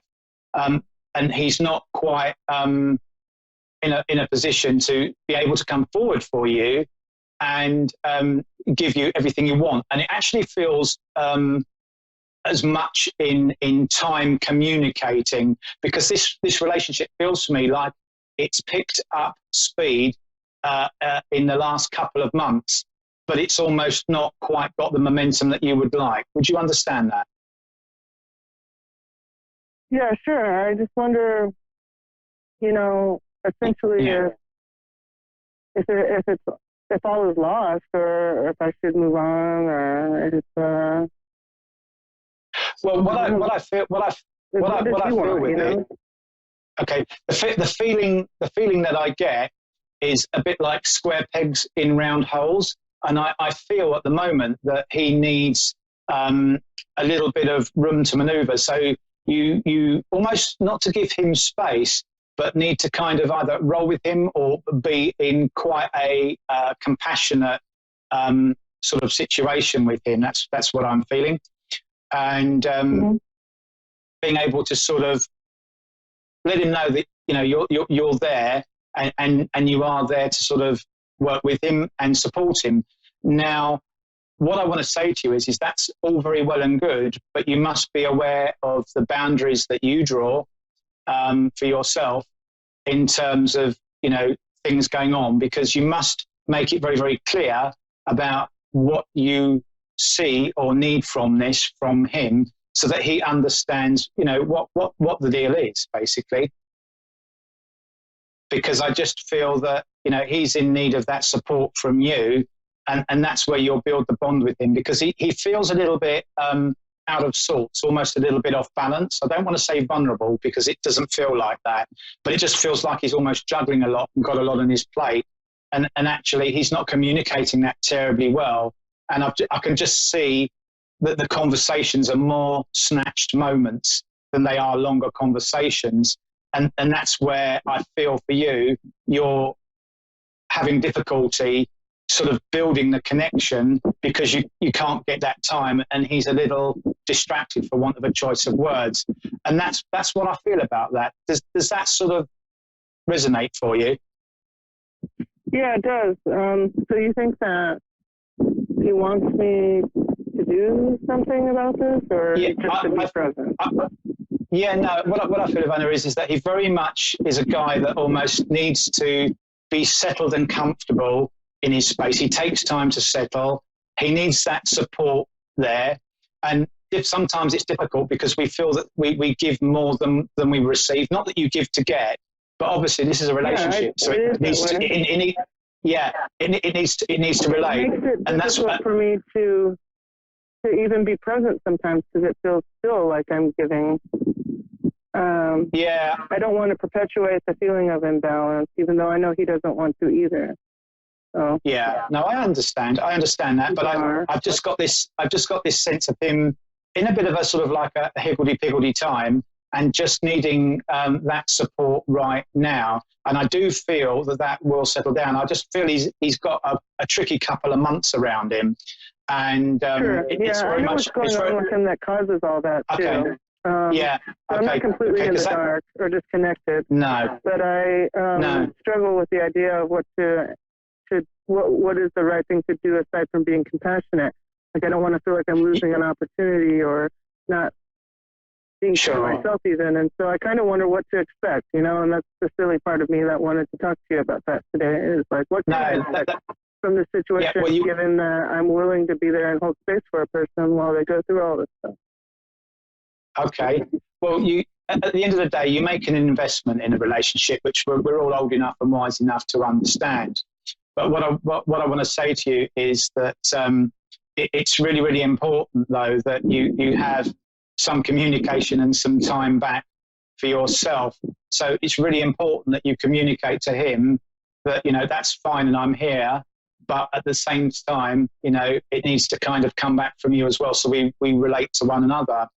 And, you pass that very clear message that you get that as well. And if you are still unsure, if you go through over these next couple of months as you understand what that is, then what I would say to you is you just need to sit quietly after each conversation and listen to your heart. Just try and tune into your heart and see what your heart's communicating to you. Understand where that those feelings are, whether that resonates in your body, okay? And then ask yourself those questions about, am I happy to sit with this? And that's what I would say, not your head. Listen to your heart and go with your heart. So I really, really, really hope that helps you. And I wish you the very, very best of luck. Thank you. Thank you. Okay, so good luck. And thank you for calling in, Ivona. And we now have Michelle in Queensland, Australia. Good evening, Michelle. How are you, my darling? Hello, good, thank you. How are you? I'm very well, actually. I'm going to scratch my nose. I've got a very itchy nose. Excuse me. Oh, dear me. You can hear me all right? I can hear you beautifully. How is it that I may be able to help you this evening? Well, my question is about whether you can see anything in my path change-wise, particularly about moving to a different city or even country and career. Any changes coming up? Okay. All right, let me just look in. Let's just look into you. It won't hurt. Just a little joke there. Okay. All right. Okay. Okay. Do you understand that if I say to you that you're a little bit out of sync at the moment in terms of having a plan of what you want to do? So you've got lots of ideas that are going on for you, but almost either nothing firmed up as either an intention that you are aiming for, and it being more of like a wish for change rather than a plan for change. Perhaps.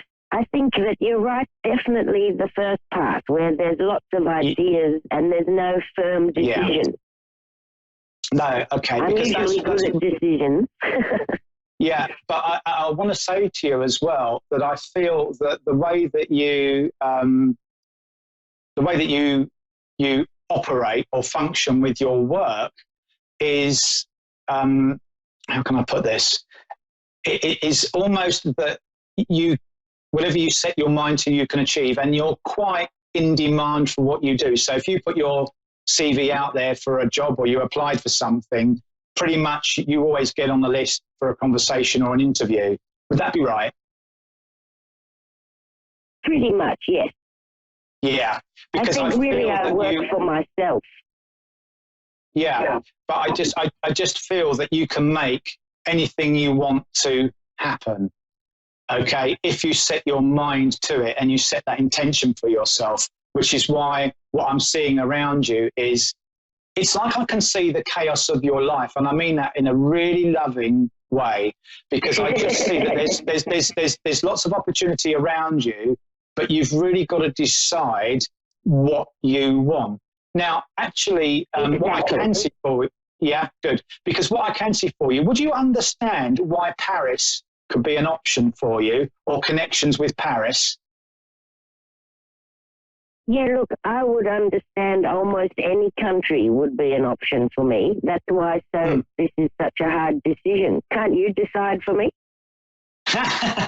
Not exactly, but I can share with you. I can share with you what I can see, my lovely. But I actually am seeing the words Paris, and I can see the Eiffel Tower.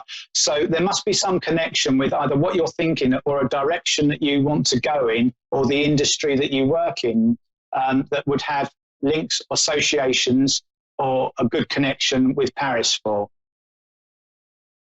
Yes, there is some. Good. Yes. Yeah, okay, because that comes up quite strongly. Also the Caribbean. Okay, but the Paris How thing do you is very feel strong. about that? Okay, give me one moment. Now, what I'll say to you is with the Paris thing, I do feel that there are opportunities or discussions to be had with that, but they are not until later in the year. And I feel they're more around the September-y time, because I feel quite autumny, or fall as some people call it, with that, when those discussions start to come forward. With the Caribbean, as you've brought that to me, what I'm seeing is that could almost be something that you could do tomorrow. So if you really wanted to hop on the plane and go, you could do. So I very much feel that it's almost too easy for you, but it's more of a short-term solution. And the questions that you've got in your mind is, do I want that upheaval for the short term, where I might like something more in the medium term that gives me some stability? Because I don't really want to keep hopping here and there, because I'm seeing that you've moved around quite a lot sometimes. You know, you might have done 2 or 3 months here, 2 or 3 months there. And you know, it's about you getting your roots down somewhere and not having to move about as much. Would that make sense for you? Sort of, yes. Okay, all right. I think I've lived in the same place for a very long time, but I've traveled a lot with my career. Yes, I can see that. But it's very much about you aren't really somebody to stay put in one place on like a home level. So there is the adventure side and the new experiences that drives you.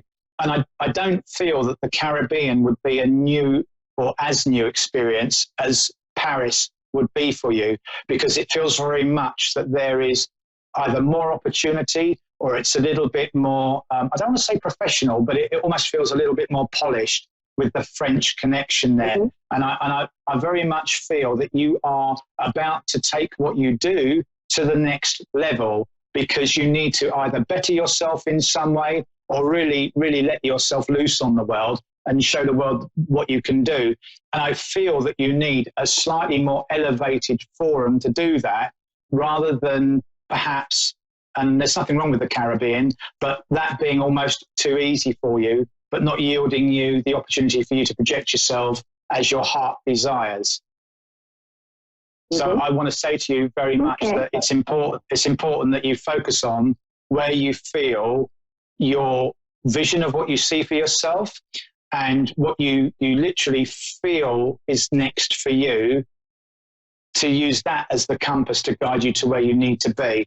And my feeling actually with the Caribbean is that feels like I've been there, done that. It doesn't feel that environment would bring anything new for you. And I feel that you need to take next steps for you to evolve you.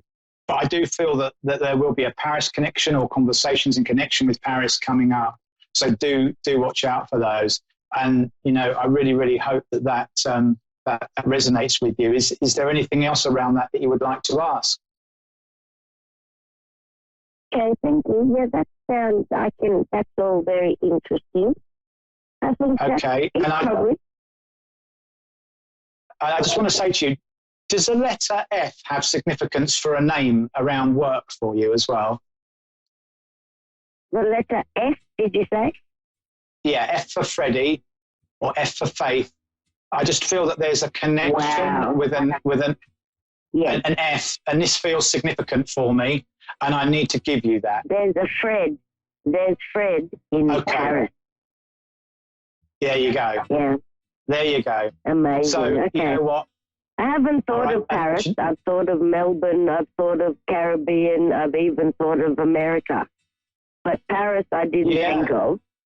And I did really recently, in the last few days, get an email from someone I know in my industry in Paris called Fred. There we go. So I feel that you've got a little journey or a little exploration there to do. So you go, and we use a word. You're gonna smash it. You know, I know that you excel at whatever you do. In the UK, we say you're going to smash it, and I know that. But I do feel that you almost need to come a little bit out of your comfort zone and just go for it. So, with all the love and best wishes I have for you, go do your thing. Thank you very much. You too. You're welcome. You take care now. Lots of love. Bye. Bye. Bye-bye.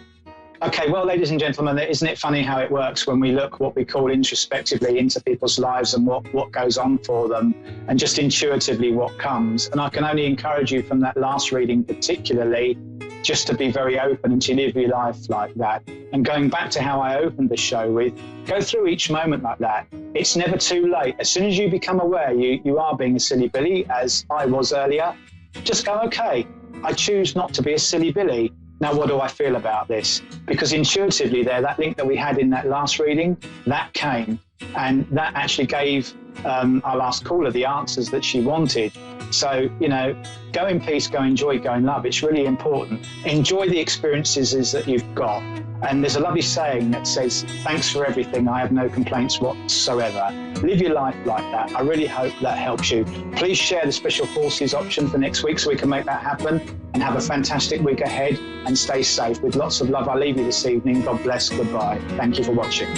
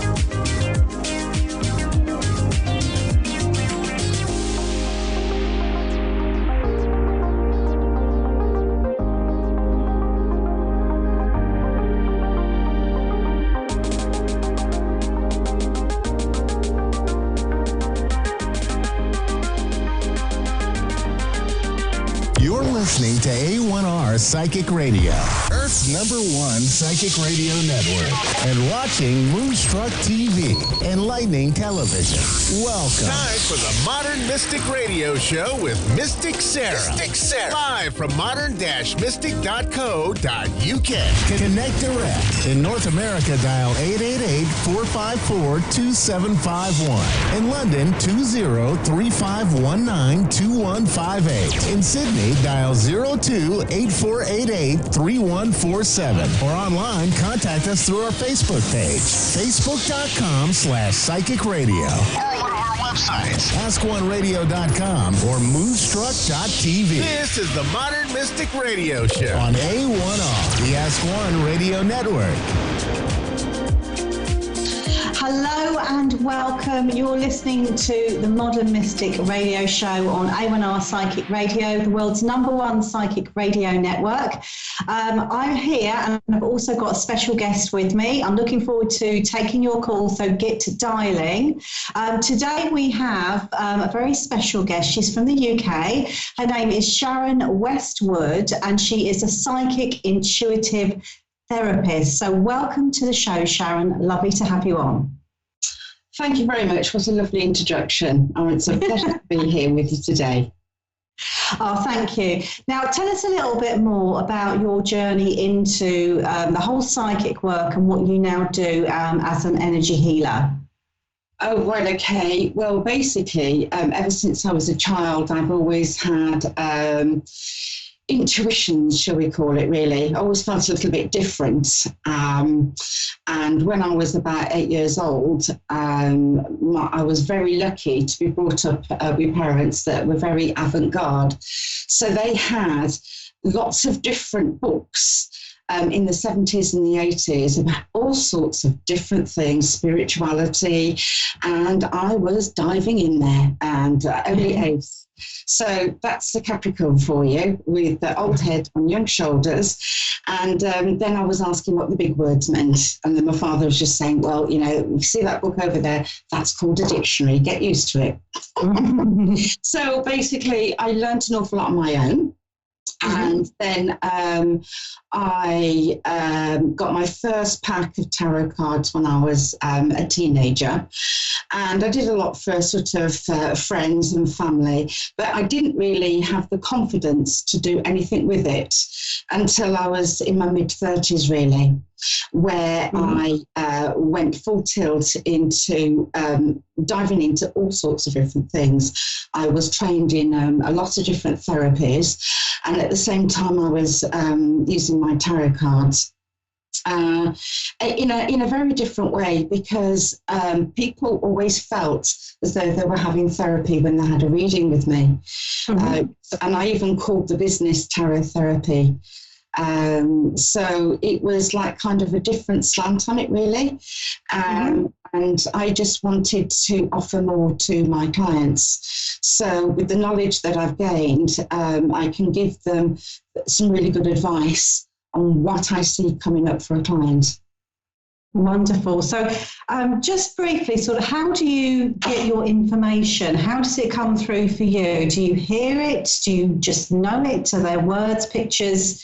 What do you actually sense and feel? What I do is I'm very empathic. So I tune in with the client very quickly, and it's like I'm them. So I just know. So to answer your question, it's like kind of a knowing. And with regards to future events, it's like I am them living it. And I can feel what they are thinking and feeling, and I can give advice on the best path to kind of take. I think that's the only way I can describe it, really. So would you say you perhaps maybe even step into their future by doing that? As them? Yeah, I kind of like look at the past. So I'm feeling what they felt in the past.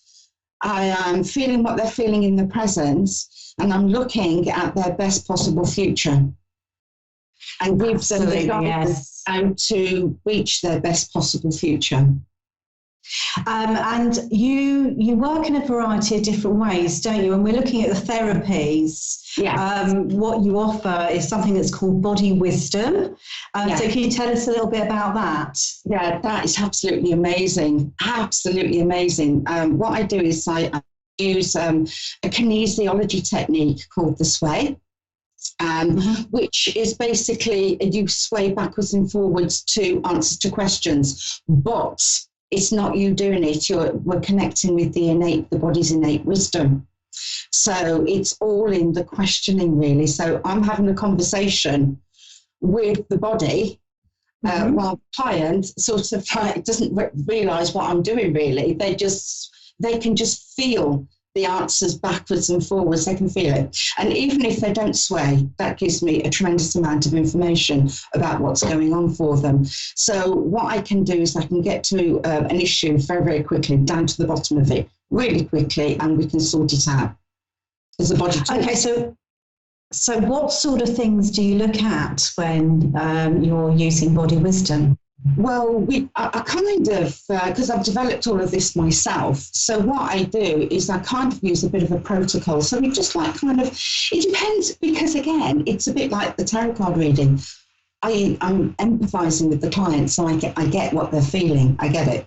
So basically, we have a little chat beforehand, and then what we're using is like a little protocol. So I'll ask questions like, have they got stuck energy in their body? And then I'll have a look to see whereabouts in the body it's stuck.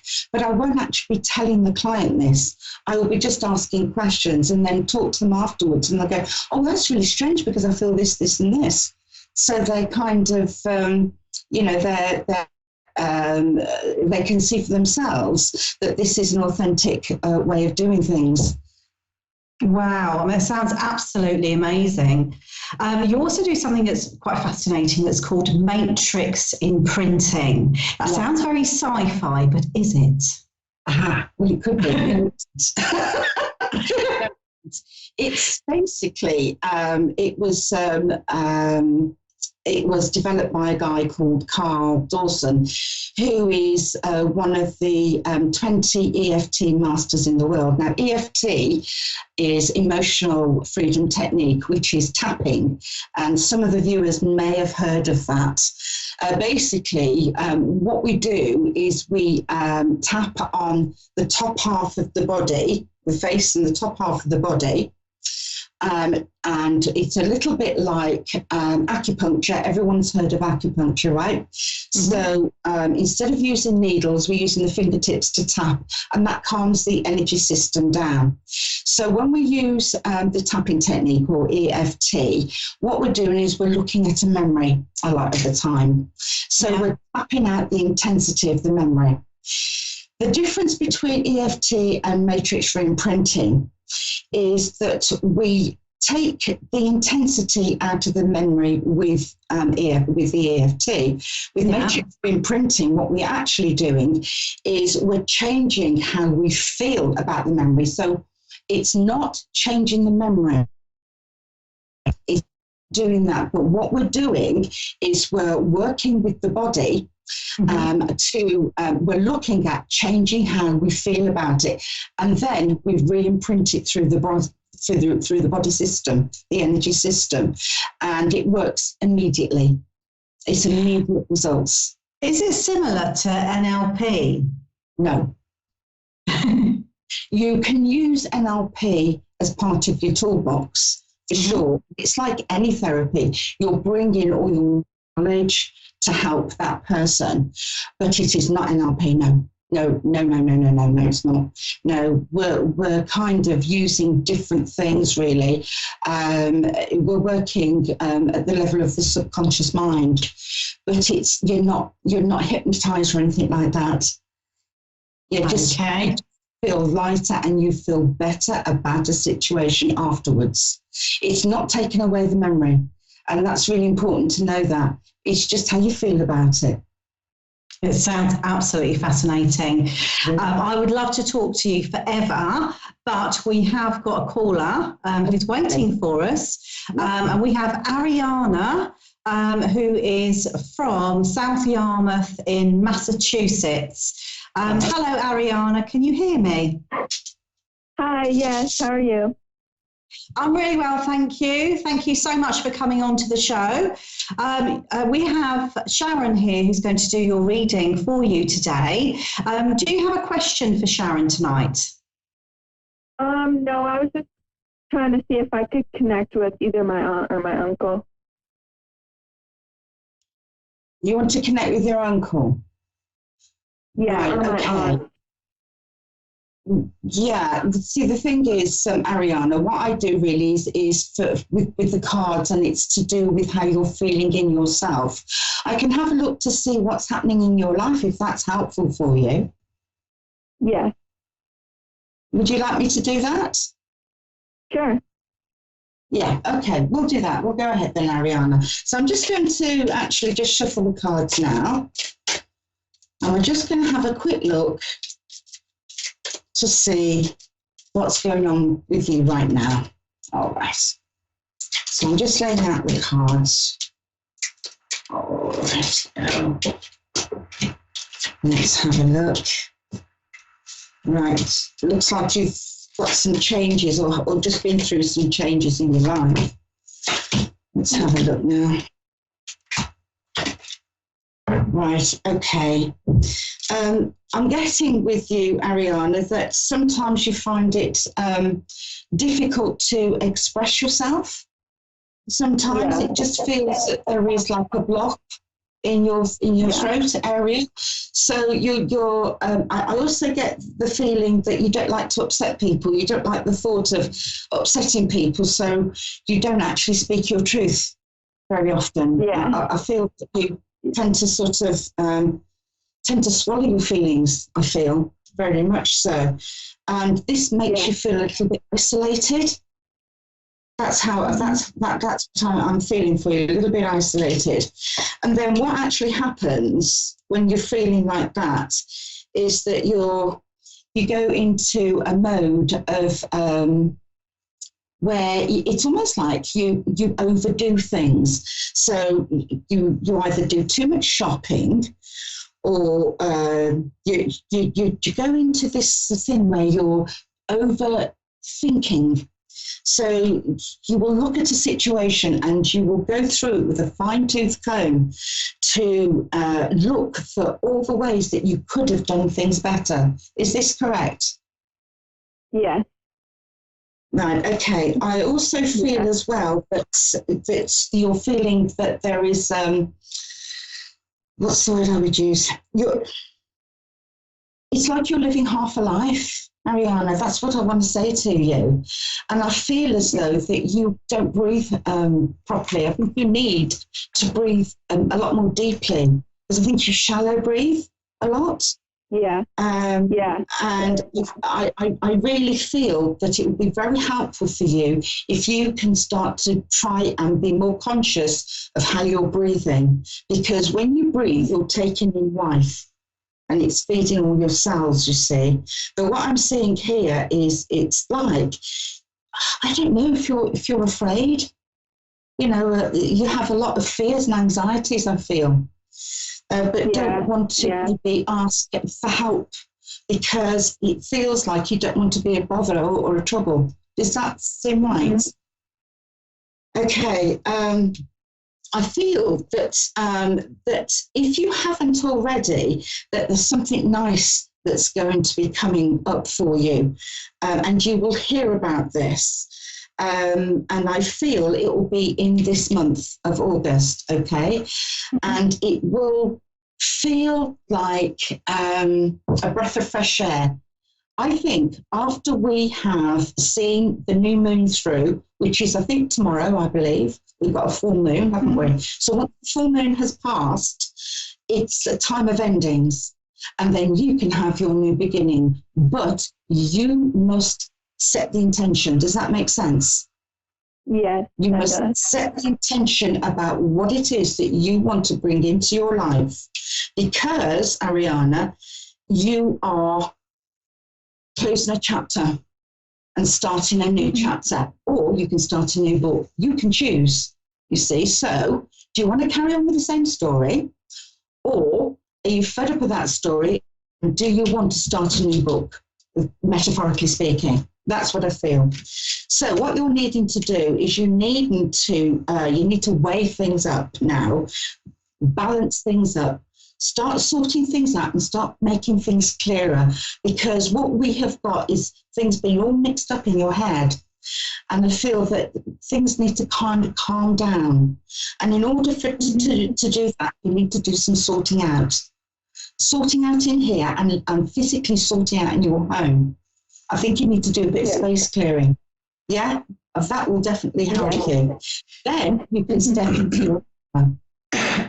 Totally step into your power then and take control, because I feel that you're going to be drawing a line. You're going to be drawing a line and you are going to step into that power. And this is going to be within the next 2 days, 2 weeks, 2 months, okay? However, because that's going to feel a bit odd to you, all right, there will be a little bit of anxiety. The anxiety will be because you are not being in the present moment. You'll be racing off into the future, you see. So what I suggest that you do when you get all of these anxieties that come up, you need to tell yourself that's a made-up story. So when your mind is racing off to the future, just say that's a made-up story and bring yourself back into the present moment, yeah?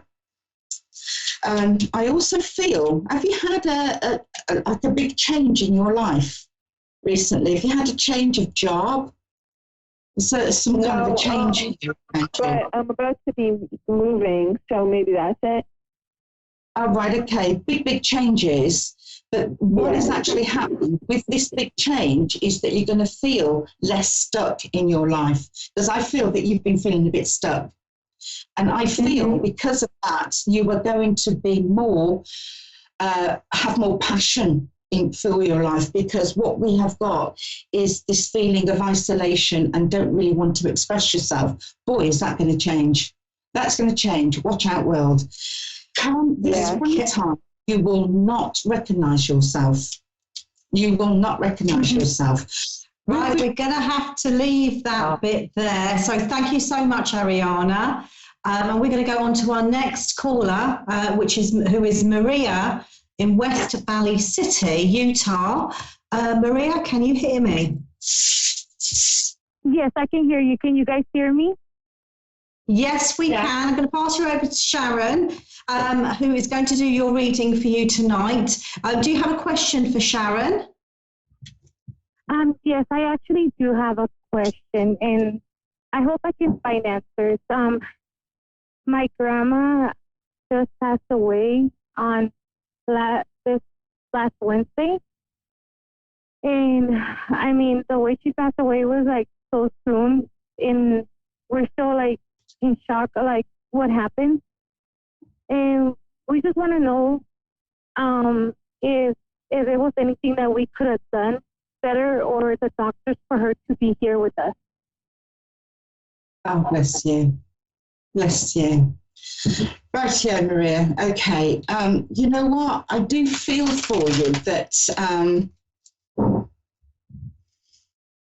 sometimes things happen and we can't make sense of it, you know? And we are left then to do all the grieving and start asking these questions of ourselves. I feel that she has passed through the veil now and things for her have transformed. That's what I'm feeling, okay? I feel that she is drawing very close to you. All right, I'm just going to do some cards now, okay? Let me just feel out. Yeah. Yeah, if you can, I feel very much that that you've done the very best that you can, and I just feel that you're I don't know why this sense of guilt is with you. What weighs heavy on you? Your heart is. I feel that your heart is like kind of very heavy. Yeah. Yeah. Okay. Yeah. Was you very close to her? I feel. What was that? Was you very close to her? Yes, I was Very close to my close. grandma. We were close to her, but the last couple of years we came apart because of family issues that happened between my mom and my aunt, and she was living with my aunt at the time she passed away. So I feel like right now like really sad because I didn't really get to see her in the past 2 years, the last 2 years. Yes, and this is all the guilt, isn't it? You see, this is like kind of the guilt. This is not your fault. You see, the thing is that you tried to do the very best that you could, and you did do the very best that you could under very difficult circumstances. It's very hard when we're in families, and it's almost as if our needs, wants, and wishes get taken over. And I can see this here, this like kind of like this triangle that you've been involved with. However, I feel in order for you to, and she wants you to be happy. My goodness me, does she want you to be happy? In order for you to be happy in your life now, I feel that that you just need. Have you had a conversation with her in your mind? Actually, the day before my grandma passed away, my grandma was actually in a coma. And we would talk to her when she even had a tear in her eye, and I was just asking my grandma to forgive me. And then that same night, the day before she passed away, I dreamed my grandma that she was okay, that she was in the hospital bed, but she was ready to go home. And I don't know if that was a sign for her telling me a goodbye. She knew, and she was, and she felt for you. That tear was because she felt for you. She could feel it, absolutely feel it, and feel your love, which is wonderful, which would have helped her tremendously. Your love would have helped her passing, most definitely, here. Yeah, and love. Did us talking to my grandma, I don't know if it helped my grandma, us being there, like we would not leave her side of the bed. The whole time she was in the hospital, we would not leave her side. And we would talk to her. Did that help my grandma pass on? She would have known. She would have known, although she would have known. And she could feel it. She could definitely feel it. And love will endure. This love that you have, this bond between you, will never, ever be broken. And she will always be there for you. Always be there. She's probably getting a little bit of healing right now. That's what I'm feeling. Okay, we are going to have to leave it there, unfortunately. I do hope you found that useful, Maria. And I do wish you all the best as well with your healing. So Sharon, before we go, can you please remind us of your website and how to contact you if somebody would like a private session with you? Yes. Just look at my website, which is www.keysolutiontherapies.co.uk. You can also go to my Facebook page, which is Key Solution Therapies. And also you can contact me by my other page, which is Sharon Westwood. Either way, you'll be able to get through to me.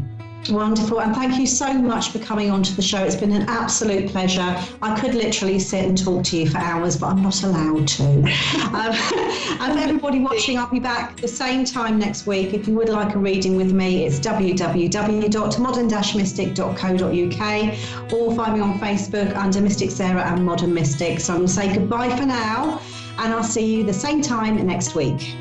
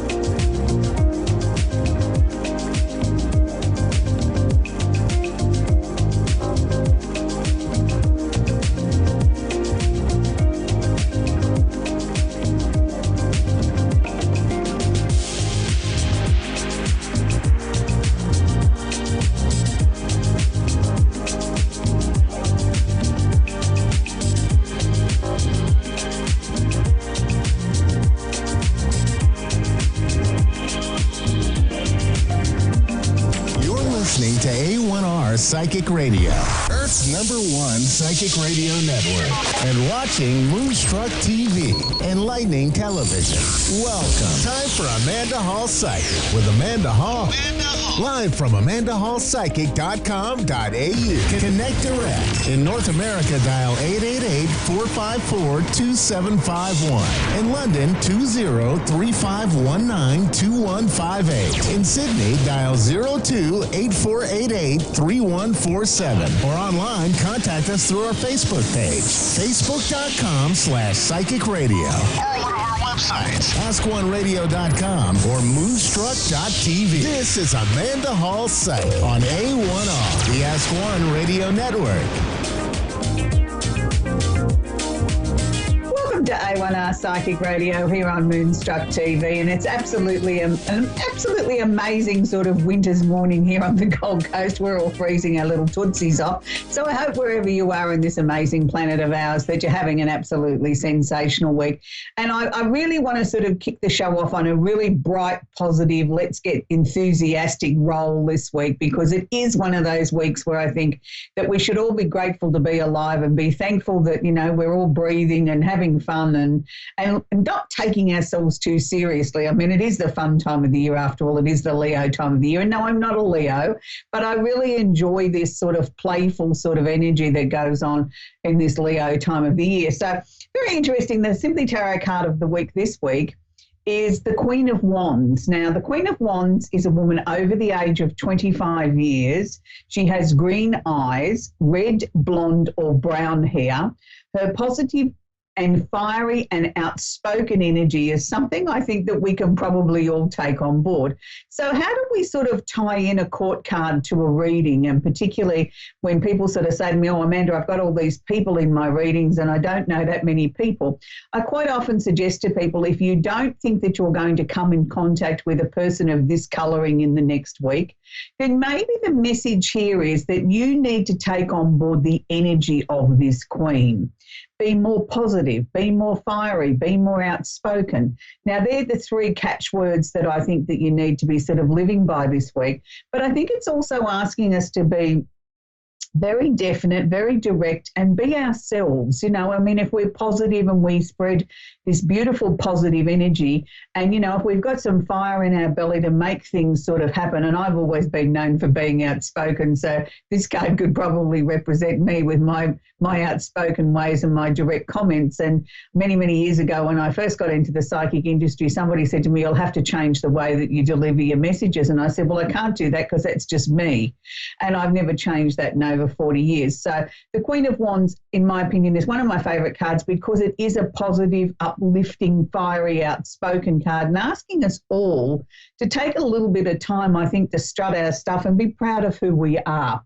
So it's a very, very busy week this week astrologically, so I'll apologise right up at the beginning of the show. I'm not going to feature a famous singer or entertainer this week because we've got so much stuff going on astrologically. I want to focus a little bit more on what is actually happening as we glimpse our way around the universe. Now, let's start off first and foremost with the full moon.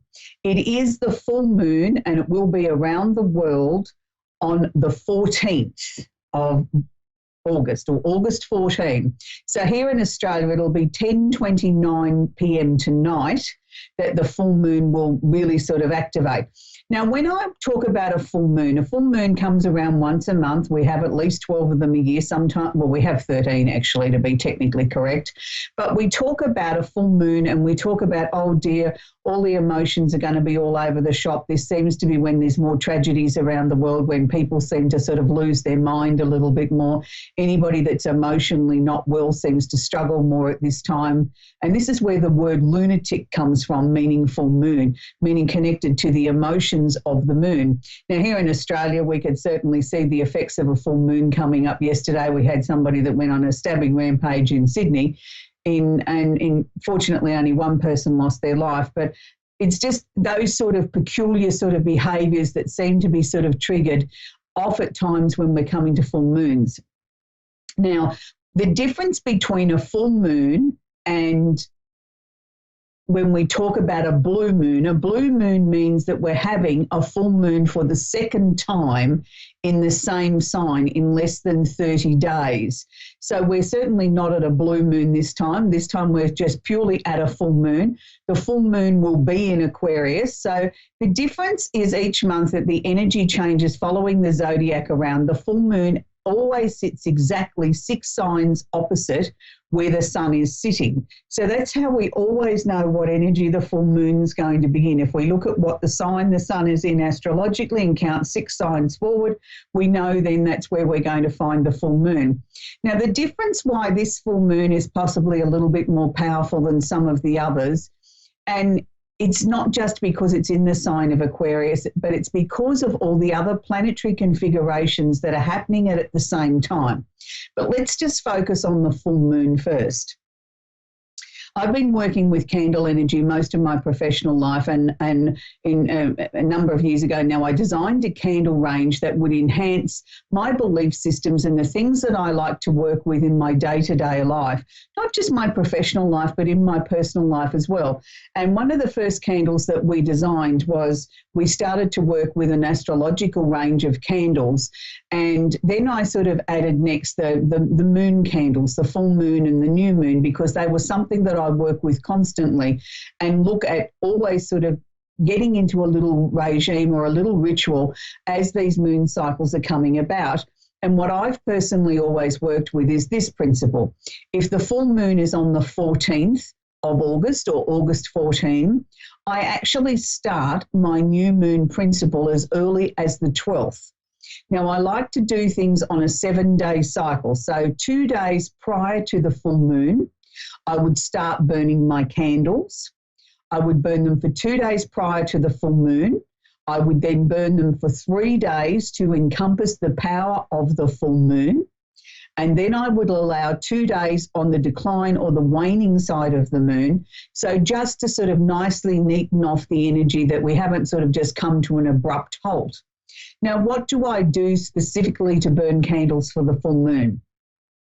One of the first things that I like to look at is a full moon is something that means that it is full. So if we're full up to the brim in our lives and we want to start attracting new things into our lives, what have we got to do? We've got to release something. We've got to let go of something. We've got to empty something. If you imagine your life being like a bucket of water and you can't put any more in, otherwise it's going to overflow.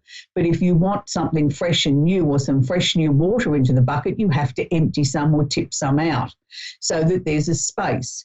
Well, that's what I see the full moon as being, as an opportunity for us to release things that we've either completed or no longer serve us in our lives.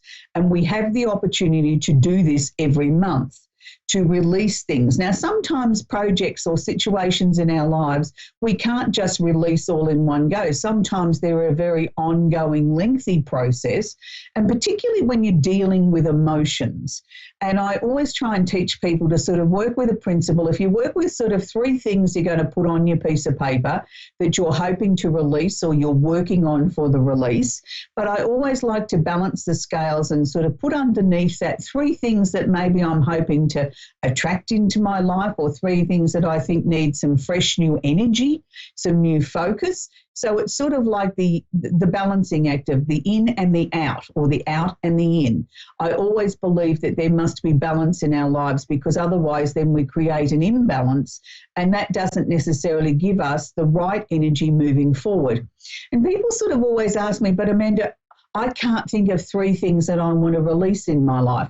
Look, it can be simple things like I've been working really, really hard on not being such a negative person, that I'm really trying to be very conscious of everything that I talk about and conversations that I have are of a positive, upbeat nature. So you could put that at the top of your list. I am working really hard on releasing the negative energy or my negative responses or the ways that I look at things out of my life. So then on the bottom of your list there, you would be replacing that with I'm working towards adding more positivity, bringing more positive directions and thought patterns into my life. So again, you see that balance of the up and the down of the scales. And that's really, really important. So I like to work on this score since, I have candles that work for both. I like to work on sort of working with a full moon candle, and I also work with the candle of the energy of the moment. So this week I'm going to feature the full moon candle first and foremost. Now, this is the full moon candle. Now, with these extra large candles, they have 2 wicks, and I like to light 1 wick one day and 1 wick the next day. And as I've mentioned to you recently on the show with the candle looking as if it's shrinking a little bit, that's just from the cold weather. And that's how you can tell something is a naturally hand-poured soy wax candle. If they start shrinking away from the glass container, you know that they are really a natural product. If they're a petrochemical candle, they don't have the same effect. So with the full moon candle, I like to light it and I work with the energy of my 3 things that I've written on my piece of paper that I'm releasing and the 3 things that I'm hoping to attract into my life on the same piece of paper. I would write 2 identical lists. And the reasons why I do that is because I like to put one list underneath my full moon candle. Now, I read it out aloud as I'm writing the candle, putting the piece of paper that I've written my full moon requirements on. I put that underneath the candle on a coaster. Then I would light the candle from anywhere from 15 minutes to 2 hours per day. It doesn't need to be at exactly the same time every day, but I like to keep the momentum going of the 7 days, as I've previously explained to you, at my reasons why for that with the full moon. So that's the first candle that I would light. Then I would also light my Aquarian candle, because this month it's the new moon, the full moon in Aquarius, I beg your pardon. So again, same principles apply, write your list, pop it underneath the candle, on the coaster, on the furniture, so that, because the glass containers do get hot. The soy wax doesn't get hot, but the glass container can get hot and we don't want it to crack. And also you don't want to scorch your furniture. So that's a really important process to get into the habit of when you're working with candle energy. And please never leave a candle unattended. They are fire after all, and we don't want accidents to happen. For those of you that want to work with a smaller set that sort of say, look, I don't have a really big area to burn 2 extra large candles, you can buy one of these gift box sets where you can make it up with your own combination of what you're looking for out of the 28 candles in our range. This month I've taken the 2 air sign candles, 2 Aquarian candles and a full moon candle in the middle. But you can make it up with anything that you particularly like. So these candles will burn for about 15 hours, same principles apply.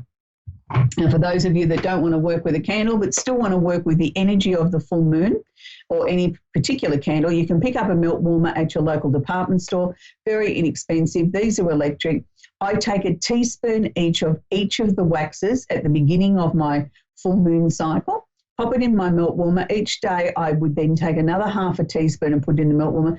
The advantage of a melt warmer is that, yes, you write out one list, you read it out aloud, you pop it under your melt warmer like you do your candle on the table. You can leave this going, and it's very safe to leave going because it can be going all day. So every time that you walk past it, whether you're at home or you've got it on the office desk at work, you can keep reaffirming your intention, purpose and direction of what you were burning your candles for, in this case, or having your melt warmer on. So that's just another way of working with candle magic.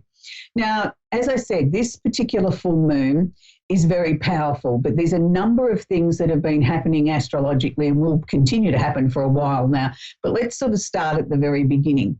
This month, in the energy of Leo, we have the sun, obviously, because it's the sun in Leo's turn, conjunct or holding hands with Venus. Now, Venus is the planet of love and affection. So it's really the time when not just Leos, but every other star sign is looking to be heard, is looking for people to sort of admire them, pay them a compliment, say, wow, you look nice today, or gee, I like your earrings, or I like your hairdo, or gee, that's a nice suit, or whatever. We're all looking for that little bit of recognition. It's something that we can puff our chest out and say, wow, I'm really important. Everybody's taking notice of me, and we like that as individuals. And don't tell me you don't, because we all do like praise, no matter who we are. Now, very widely or very loosely, it's holding hands with the planet of Mars as well. Now, Mars is the planet of action, direction, energy, things like that. So there's quite a lot of fiery sort of outspoken sort of energy that is actually sort of happening in the sign of Leo at the moment. So if you can imagine that Leo energy of craving and needing attention is almost magnified at the moment, and everybody's running around the globe trying to be the person that's in the limelight, somebody that's getting the most attention, and that can sometimes upset other people or put people on, you know, a watch situation where they think you're getting more attention than them, so they try and outdo you in some sort of way. So this can bring about not necessarily positive reactions or people behaving in a positive manner all the time. So we have to make a few allowances for that. Now, that's the first part. Then, you know, we've got the full moon in the opposite sign of Aquarius. So it's like this push-pull situation of people sort of trying to get their message across, and the Aquarian energy is about intellect and ideas and trying to find a different way of bringing something to the attention of the public. And it's sort of like almost in a sense a detached sort of energy. So it's sort of almost like the opposite energy of what the Leo energy is, where look at me, where the Aquarian energy is saying, look, you know, I appreciate you want to look at me, but just keep your distance. You know, like I've got a lot of things that I'm sorting out in my mind. So it's a very powerful time this year. But also, we've just had the completion of Jupiter, the planet of opportunity and expansion, has just finished its retrograde or going backwards energy for the last 4 months, and it's sitting in Sagittarius. So now we should start to feel a little bit more relaxed in some of the things that we've been trying to get off the ground, or maybe give them a push start, or sort of, you know, bring about things or opportunities into our lives. We sort of feel like now we've got a little bit of renewed enthusiasm. Things are going to start to sort of move forward. And yes, they probably will. But I just want to err on the side of caution, because not only with this tremendous push for sort of excitement and feeling very buoyant and sort of saying, well, it's ready, it's all systems go, let's move forward now.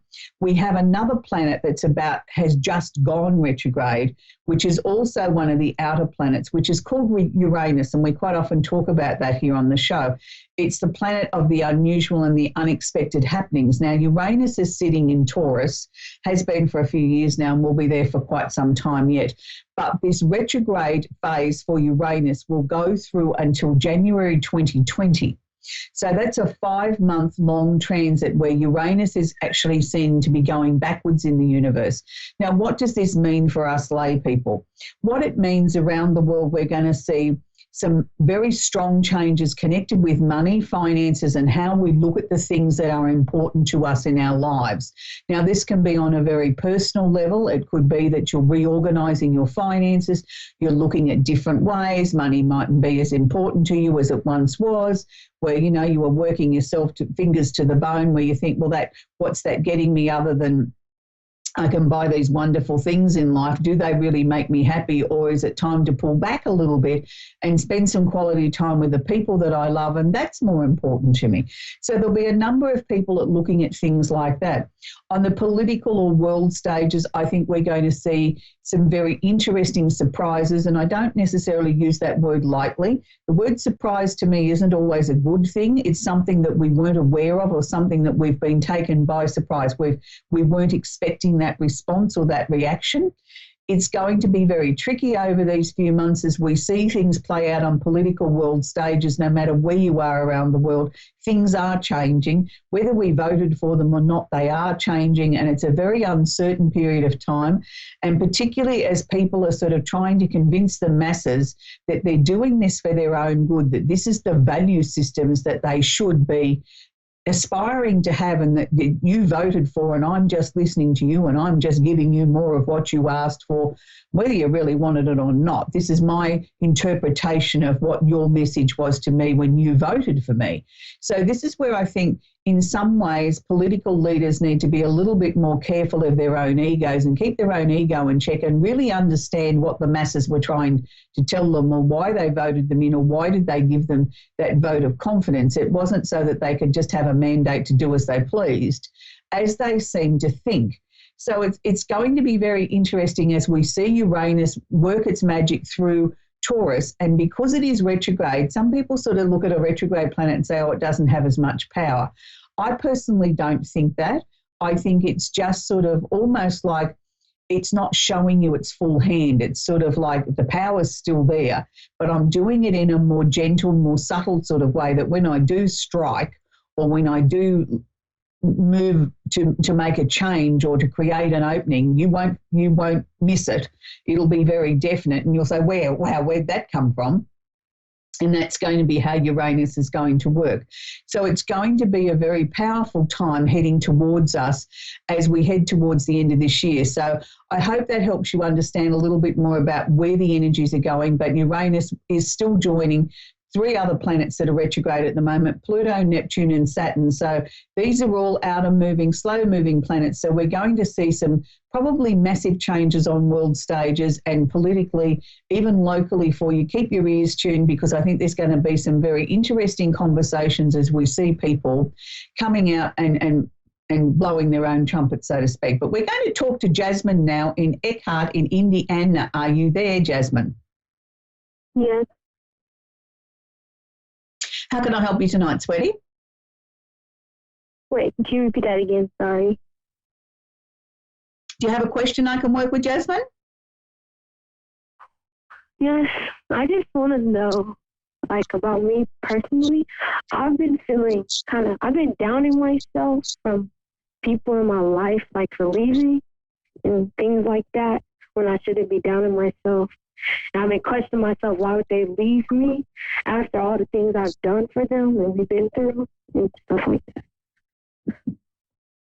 I'm sorry to hear that, Jasmine, that you've had such a difficult period of time where you've had, such transitions going on around you.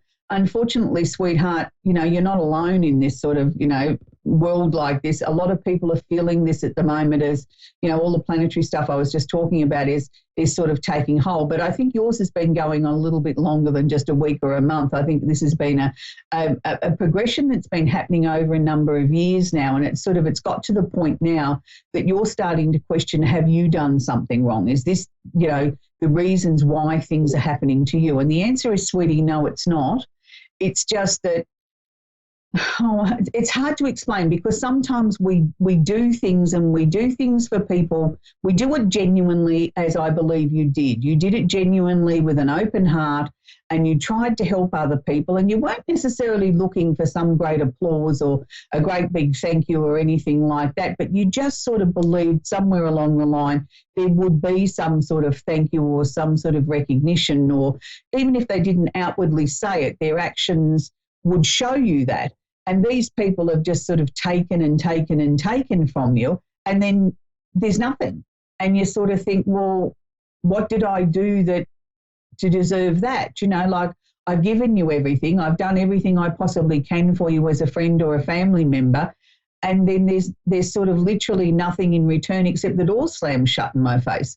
Darling, all I can say to you is sometimes these are karmic situations, things that are out of our control, things that we came here to complete or finish off in this lifetime. And it doesn't make it any easier as a human being to understand this when we go through these transitions. Do you mind sharing with me your birth date, Jasmine? December 17th, 1999. Which year, sweetie? Which month, darling? The month? Yes. December, did you say? Yes.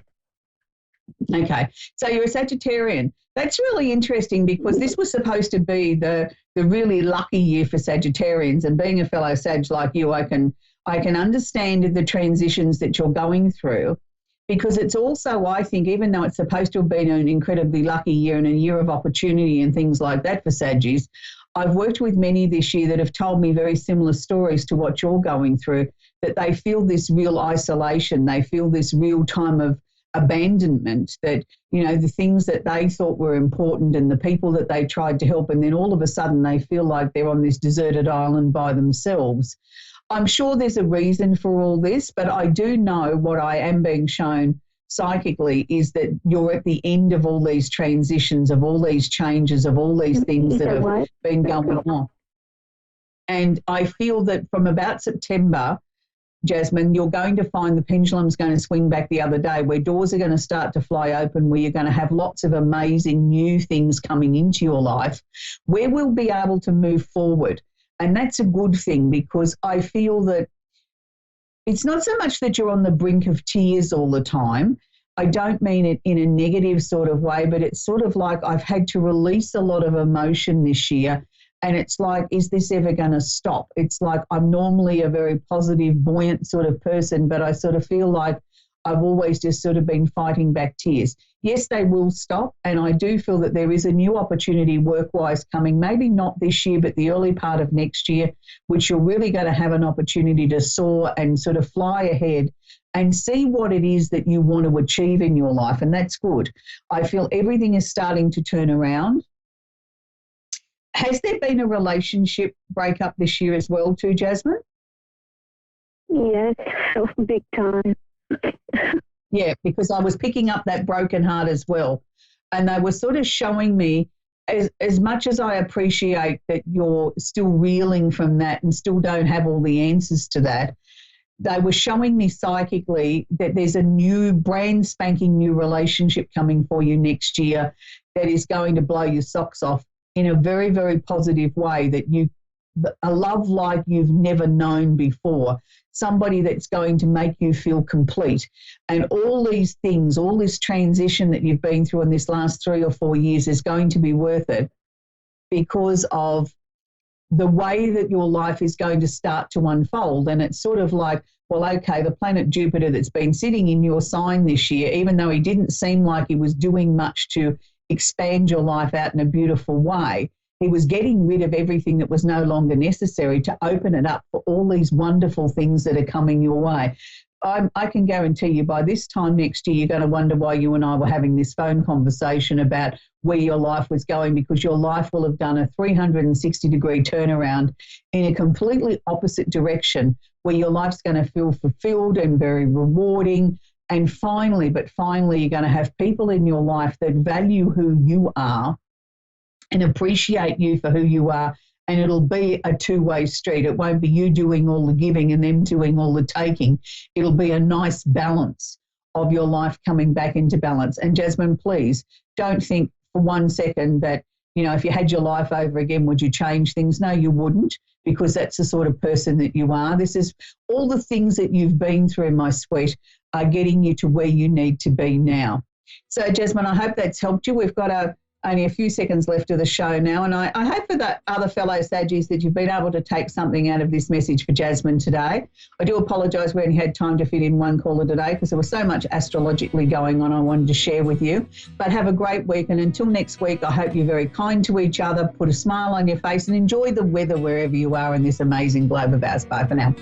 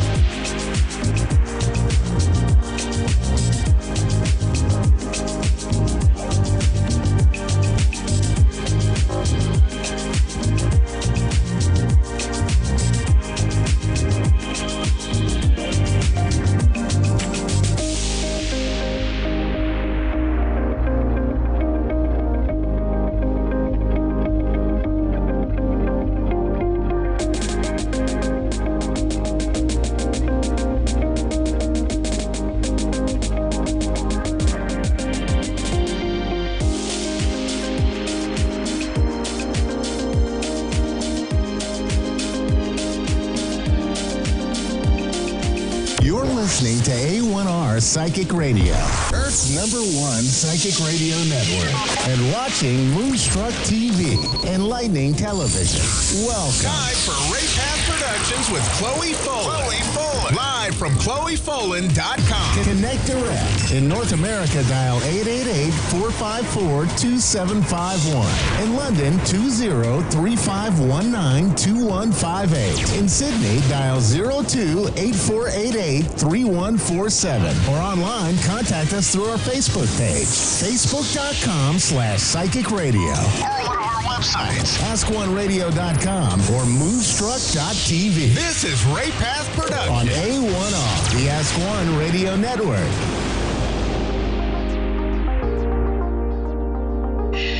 Hello, you're watching Ray Path Productions here on A1R Psychic Radio and Moonstruck TV. I am your host, Chloe Folan, Clairvoyant. I would just like to extend a very warm welcome to everybody who's taking time out of their evening to tune in to this live broadcast. And a very warm welcome to all of those who, due to time differences, won't be catching up with the show until after the live broadcast. A very warm welcome to you as well. I will be taking a call or two during my show this evening, but I just wanted to take the first 10 minutes or so just to bring up a topic that's cropped up in the last week or two that I do feel is of importance, just with discussions I've been having with people, questions I've been asked, things that have come up with client work that I've done and workshops that I've been running. Please do keep in mind that this show is being live broadcast from Ireland, so we are currently we're in the Northern Hemisphere this is being broadcast from, and we are in the waxing moon phase. So we're coming very close to the end of the waxing moon phase. The full moon will be starting on August the 15th, and we are coming into more of an autumn phase. And the reason why I want to bring that up is because in some practices, it's waxing moon time that's very good for setting new goals, and full moon time is very good for fullness, manifesting, giving extra energy behind something that you're already doing. And the reason why I want to bring this up is considering we're coming into a time here in the Northern Hemisphere, we're coming into more of an autumn cycle. If you want to tune in more to the natural seasons, and that's a nice way to help tune into your own energies, to learn how to work with your own natural cycles. We're coming into a cycle where we should be more reflective, and we should be starting to wind down and take it more easy. So I've been offering the advice, and I did have a post actually about this on my social media pages, that rather than trying to do something new or trying to initiate a new big project, have a look at what you're already doing. And anything that's half finished, anything that's only half completed, anything that needs a little more attention, to look at tying up loose ends, to look at bringing things to completion that you're already doing. So by the time we do enter into winter in a couple of months' time, you can take more of a break. You can enter more into a rest cycle, because you still will be doing things in winter, but try to practice having less of a to-do list for winter so you can completely pull back, have a bit more of a break, and have a bit more of a rest cycle as much as possible. So I've been offering up the advice to people to have a look to see where things need to be finished, where things need to be completed. And the other reason for that is it is part of healthy self-esteem and healthy personal development to definitely learn to be able to set a goal and achieve a goal that you never thought possible. Whether it's a goal over clearing debt, or a goal over doing a course, or a goal over traveling to the part of the world you never thought you would. Any type of goal, any big new goal, it's really good for self-esteem. to be able to go, do you know what? I've never tried this before. I want to see if I can do this, and with this thought out plan, I'm going to see if I can achieve this. That is a part of very healthy self-esteem, being able to do that and experience that more than once, being able to achieve something you never thought you'd be able to achieve. But then on the flip side, it's nearly a paradox. It's very important to look out for what can creep in when you start to do that. So like that, a lot of people talk about setting goals, setting intentions, and achieving your goals. A lot of people are very quiet over the flip side of it, where it's really important to be just as confident doing as you are not doing. Because what can sometimes happen, and it catches people by surprise, it can catch people off guard, is sometimes then someone can become addicted to doing. And all of the doing that they're doing becomes a form of escapism, whether it's avoidance over certain emotions they're dealing with, whether it's avoidance over sorting out something at home, whether it's avoidance over dealing with anything really. And that's something to definitely be looked out for, to make sure that when you are learning to set goals and learning that you can achieve something that you put your mind to, knowing that you can do and achieve something new, it's really important to then look out for not using that as a form of escapism, that you then don't start only feeling good about yourself or only feeling like you're worth something if you are always doing something. You know, it's in my opinion, it would be one of the marks of personal maturity, being a person who is just as confident and happy doing as they are not doing. It's really important to be able to balance both, to have times when you're doing and times when you're not doing. And when you are having a time when you are not doing something, that you feel just as happy and just as confident, that you don't feel like you're missing out, that you don't feel that you should be doing something, that you don't feel, you know, I think everyone understands where I'm going with this. So like that, please do look out for that, that when you do experience being able to have a full calendar, if that's something you never achieved before, or being very busy in ways you thought you could never be busy, that you do take a private step back and make sure that that's not starting to be used to avoid other areas of life, or is starting to be used to avoid dealing with certain emotions. You know, there would be something a little bit amiss and maybe in need of deep healing if you do then take a break and all of a sudden don't feel good about yourself because you've taken a break from doing. That in itself would be something to heal. Practice getting into a place where you feel good doing both, achieving and not achieving. And if you do have the wherewithal to notice, if you're starting to use doing as a form of escapism or avoidance, to have the aligned maturity to go, okay, I think it could be creeping in here that I'm using my full schedule to avoid dealing with something at home, or to avoid dealing with my own emotions, because when you're busy, you're just on autopilot sometimes, to then seek to heal that and get yourself into a place where you're just as happy and at ease doing as you are not doing.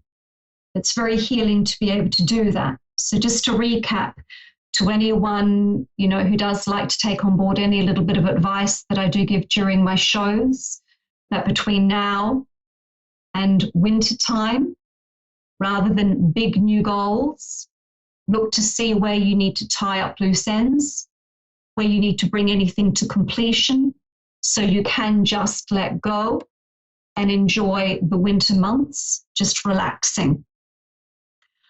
I believe we do actually have somebody calling in. I believe we have Annalie from Denmark. Hello, Annalie, can you hear me? Yes, I can hear you. Hello. Hello, you're most welcome. It's a pleasure to connect with you. Am I pronouncing your name correctly? Yes, it is correctly. How can I help you, Annalie? Did you have a query you would like some guidance on? Yes, I do. I have been writing a book. It's a children's book, and I have. I'm trying to get some kind of a what do you call it? A publisher to print the book out. And this is the third one I have delivered my book to. The two first ones, they said no, they didn't want to print out my book. And now the third one, I'm waiting for the answer. And my question is, am I on my right path? Should I stop the writing or should I continue? Is this the right place I have delivered my book, or what is going on? Because I really didn't think it will be so difficult, because it has been really joyful writing the children's book. It's about fairies, and the story is very, very sweet, and it's a book where children learn a lot of things. It's not just a story. It has a lot of wisdom in it. Absolutely no problem, Annalie. So just so I know I've understood your query, because I will use tarot as well to tune into your query to get you some answers, is your question, are you on the right path with writing? And when will you be able to find a publisher, a timeline on that? Is that your query? Yes. No problem. Give me a few moments while I draw some cards for you just on your query to get some deeper insight for you into what's happening around your book, or books, I should say. Two moments, please.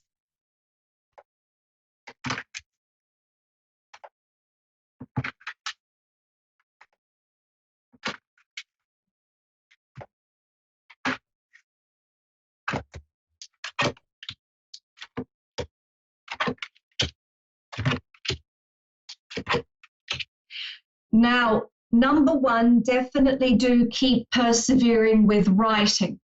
So you are not on the wrong path with writing. And I meant it deliberately when I said books, plural. And definitely this has already been quite a journey for you, because the past card I have that's acknowledging everything that started you down this path in the first place, it was actually a lot of turmoil or a very tumultuous experience that did actually bring you down the path of writing. You've already made quite a lot of sacrifices to get yourself onto this path. So I first of all just wanted to acknowledge that the powers that be through this reading are also acknowledging that all those sacrifices haven't been in vain, that definitely this is a genuine skill that you do have, and it's a skill that you should keep on developing. So don't put all of your efforts into just one area of writing. Use this as an opportunity for expanding, for writing in different ways. You know, not just limiting yourself to a book or just books. You know, definitely see this as an opportunity to expand and network more with other writers and look at writing in other ways as well. So definitely this is a good path for you, and this is a path to keep pursuing, but it will require more patience, because what I'm also getting through the cards, and what I actually had images of even as I was shuffling the deck, is if you keep getting no joy with current publishers you're approaching, have you looked at the option of self-publishing? that's always another option. And if you haven't noticed, a lot of authors are actually doing that now. And a lot of authors are doing that for two reasons. Number one, because of social media and the internet and the different ways people are getting information and accessing writing and social media, a lot of publishers now aren't taking on board a lot of books because everyone is putting things online. Everyone's accessible through the internet or through video. And the other reason why a lot of writers are also looking at self-publishing routes is because, depending on the way they do it, they hold on to more of their royalties. So there's pros and cons to everything, but for a lot of writers at the moment, a lot of writers are looking at self-publishing for a myriad of different reasons. They get to retain copyright over their own material. They get to keep their own royalties. They keep more control over their own content. So rather than seeing the current difficulties you're having with publishers as a block, have a look to see what redirection Spirit is trying to give you in looking at other avenues, not just limiting yourself to one or two particular publishers and thinking that you can't make it as a writer unless one or two of those publishers take your work. So definitely that's what I'm getting here in the cards, especially with the Two of the Swords, that you are getting a redirection here. So it's not for you to take it as you shouldn't be writing or that you won't be published. Spirit's trying to get your attention for looking at other avenues and looking at other ways you can get your work out there. So like that, I do believe it's going to take, we are in August, September, October. It might not be until November, Annalee, that you actually make headway with publishing. I am unsure from the cards whether that is through a traditional publisher or whether that's through your own efforts through finding a self-publishing route you're happy with, or there are routes where it is a good mix between publishing and self-publishing.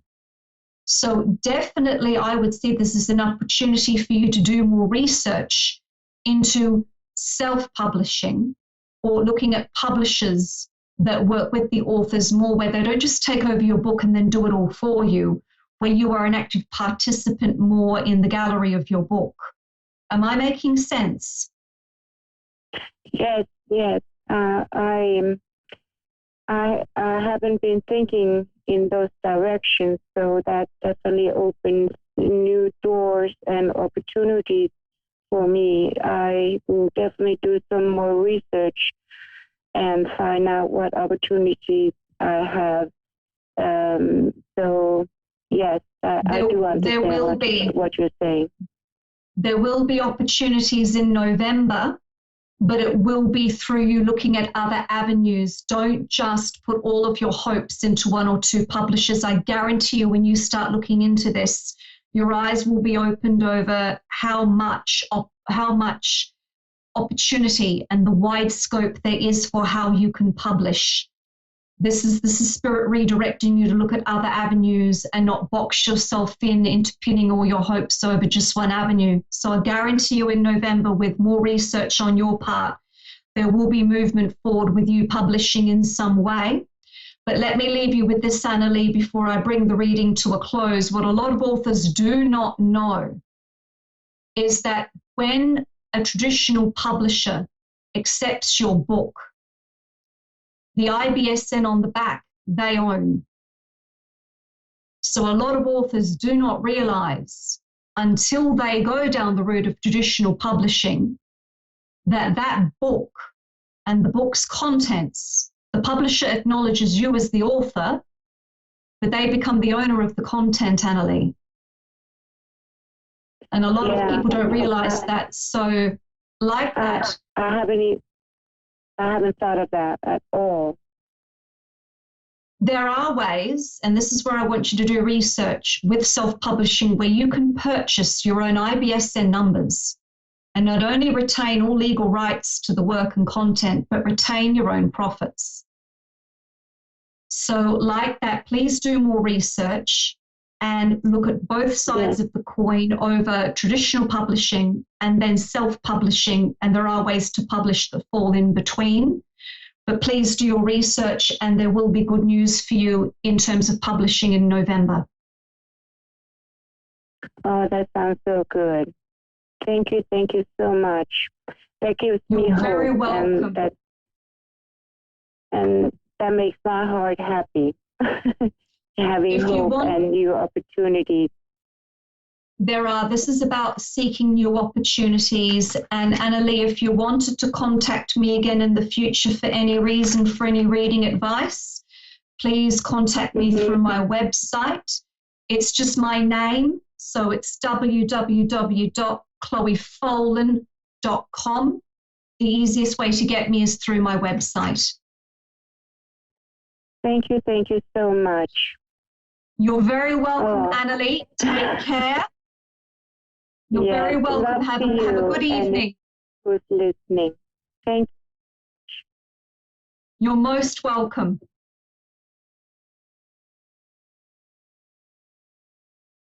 I believe we have a second lady who would like some advice. Karina, can you hear me? Yes, I can. Hi, Karina, you're most welcome. I believe you're calling from Montana. Is it in the USA? Yes. Perfect. Karina, it's lovely to connect with you. Do you have a question you would like some guidance on? What I'm doing for my daughter, is it really the best for her? Okay, and can I just please ask the age of your daughter, if you don't mind, just so I understand the context of the question when I draw the cards? She's 7, she'll be 8 this year. Okay, so your query is for your 7-year-old daughter, are you currently doing the right thing by her and for her? Yes. Okay, I'll just shuffle the cards here and just draw some guidance cards for your query.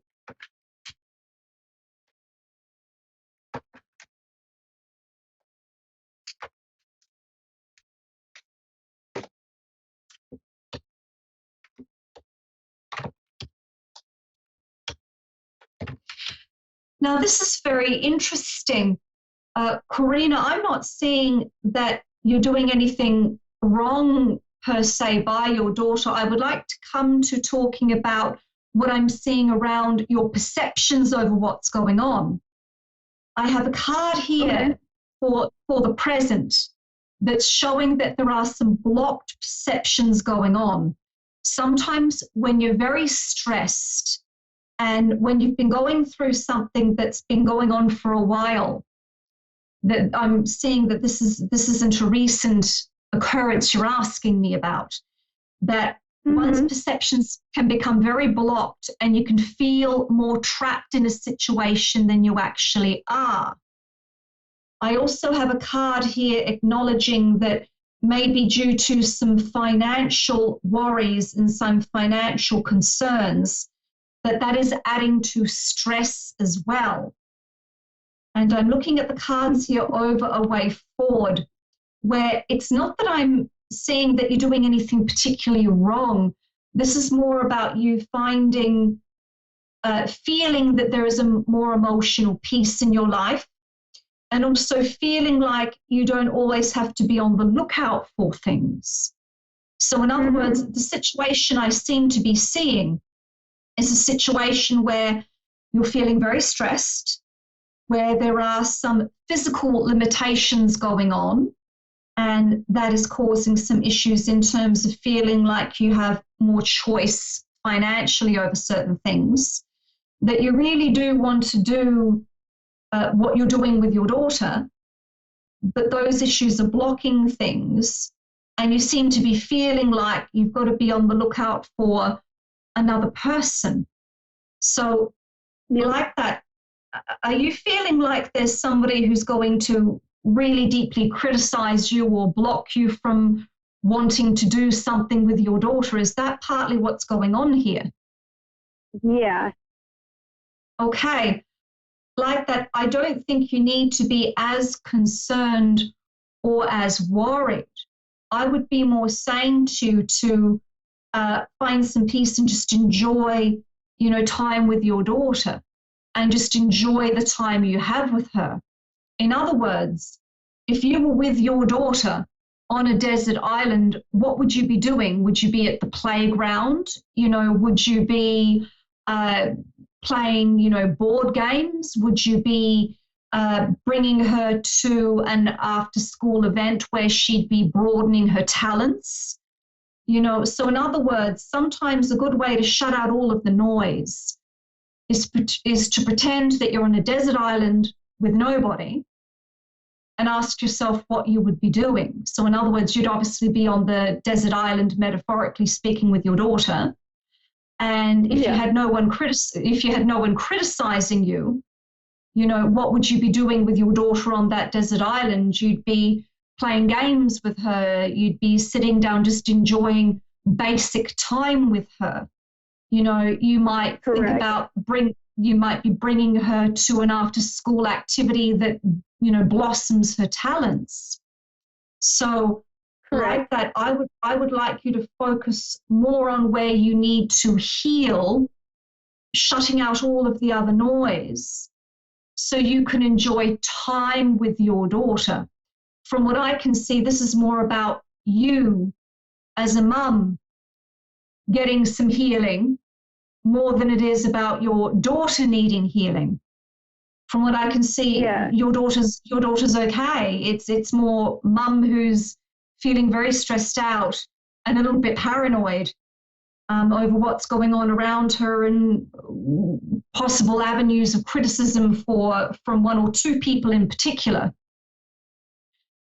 So like that, this is more about you going, when I'm having time with my daughter, it's me and mum, it's me and daughter time. It's mummy and daughter time. And I've got this precious time with my daughter. What do I want to do with my daughter? So that's about you having confidence as a mum. And you only get that confidence through playing and having more playtime with your daughter, getting to know your daughter through play, getting to know your daughter through talking to her, getting to know your daughter about, through the activities she enjoys. So this is about you defining your boundaries over having mother and daughter time where it's no one else's business. Is that making sense? Yeah, I was just more concerned about if I was doing the right thing with fighting her father because I'm trying to do the custody thing. That's all. You should be retaining her some... dad have her type of thing. Not 100% no. There should always be shared custody. So if you are looking at fighting him over shared custody, you will be vigilant in that. The outcome card I've got is the 5 of Swords. So that means persevering and coming out the side of this and still having your daughter. So if you're fighting for 50% custody, then that is what you should be fighting for. There's no reason why it shouldn't be 50-50 custody with your daughter. True. Just to let you know, I've only got 30 seconds left. I don't want the call to get cut off, Karina, but definitely you should at least have 50% custody with your daughter. And I'm not seeing why you shouldn't have that or couldn't have that. So please continue to persevere to have 50% custody with your daughter. And that's how the ruling should come out. That at the very least, you should be having 50% custody. Thank you. That helps. Perfect, Karina. Perfect. It won't last and it will come out 50-50.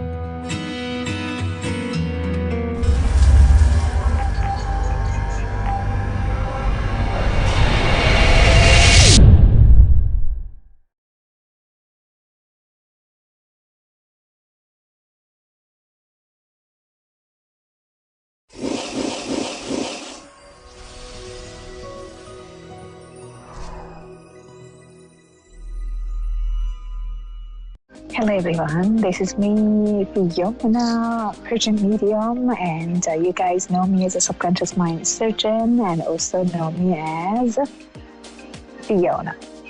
So I am in Miami and I am in Channel 4 CBS television. Here we go, guys.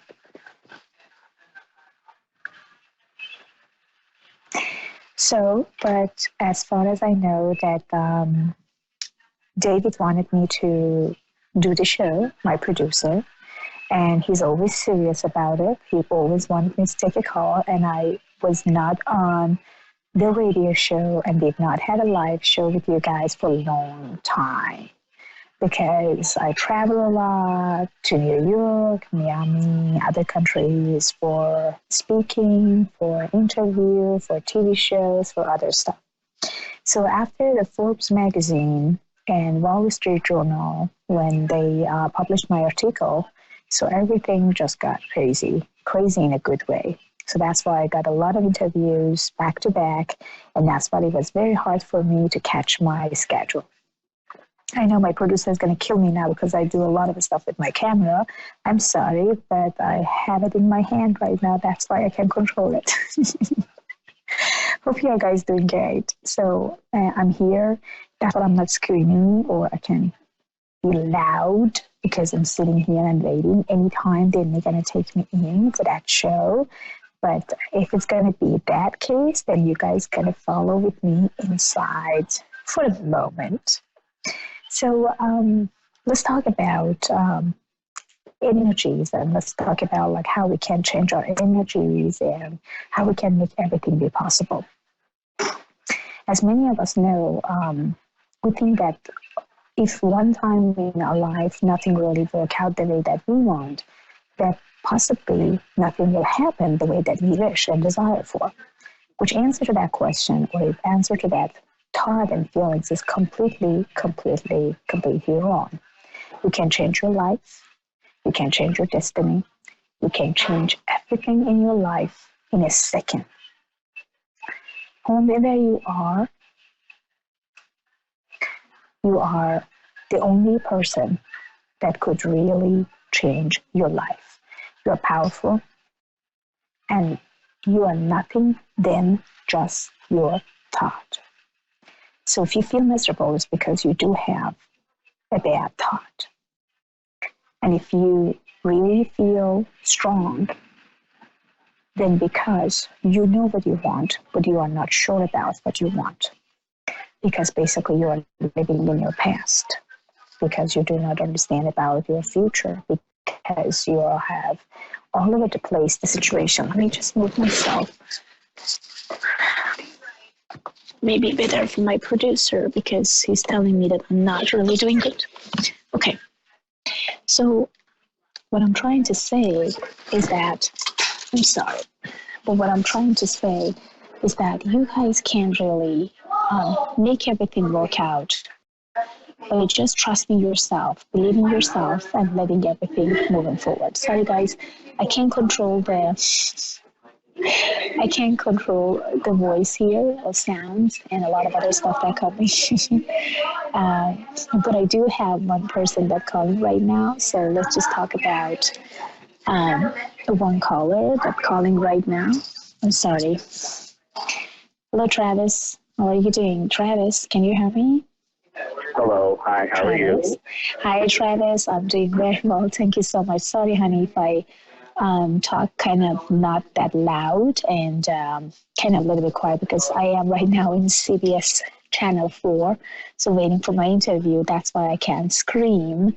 So please, you can scream as much as you want because I want to hear your amazing voice and amazing energies. But if I'm talking not that, with that type of energies, it's not because I'm trying to, push you down. So I'm in channels going, Travis.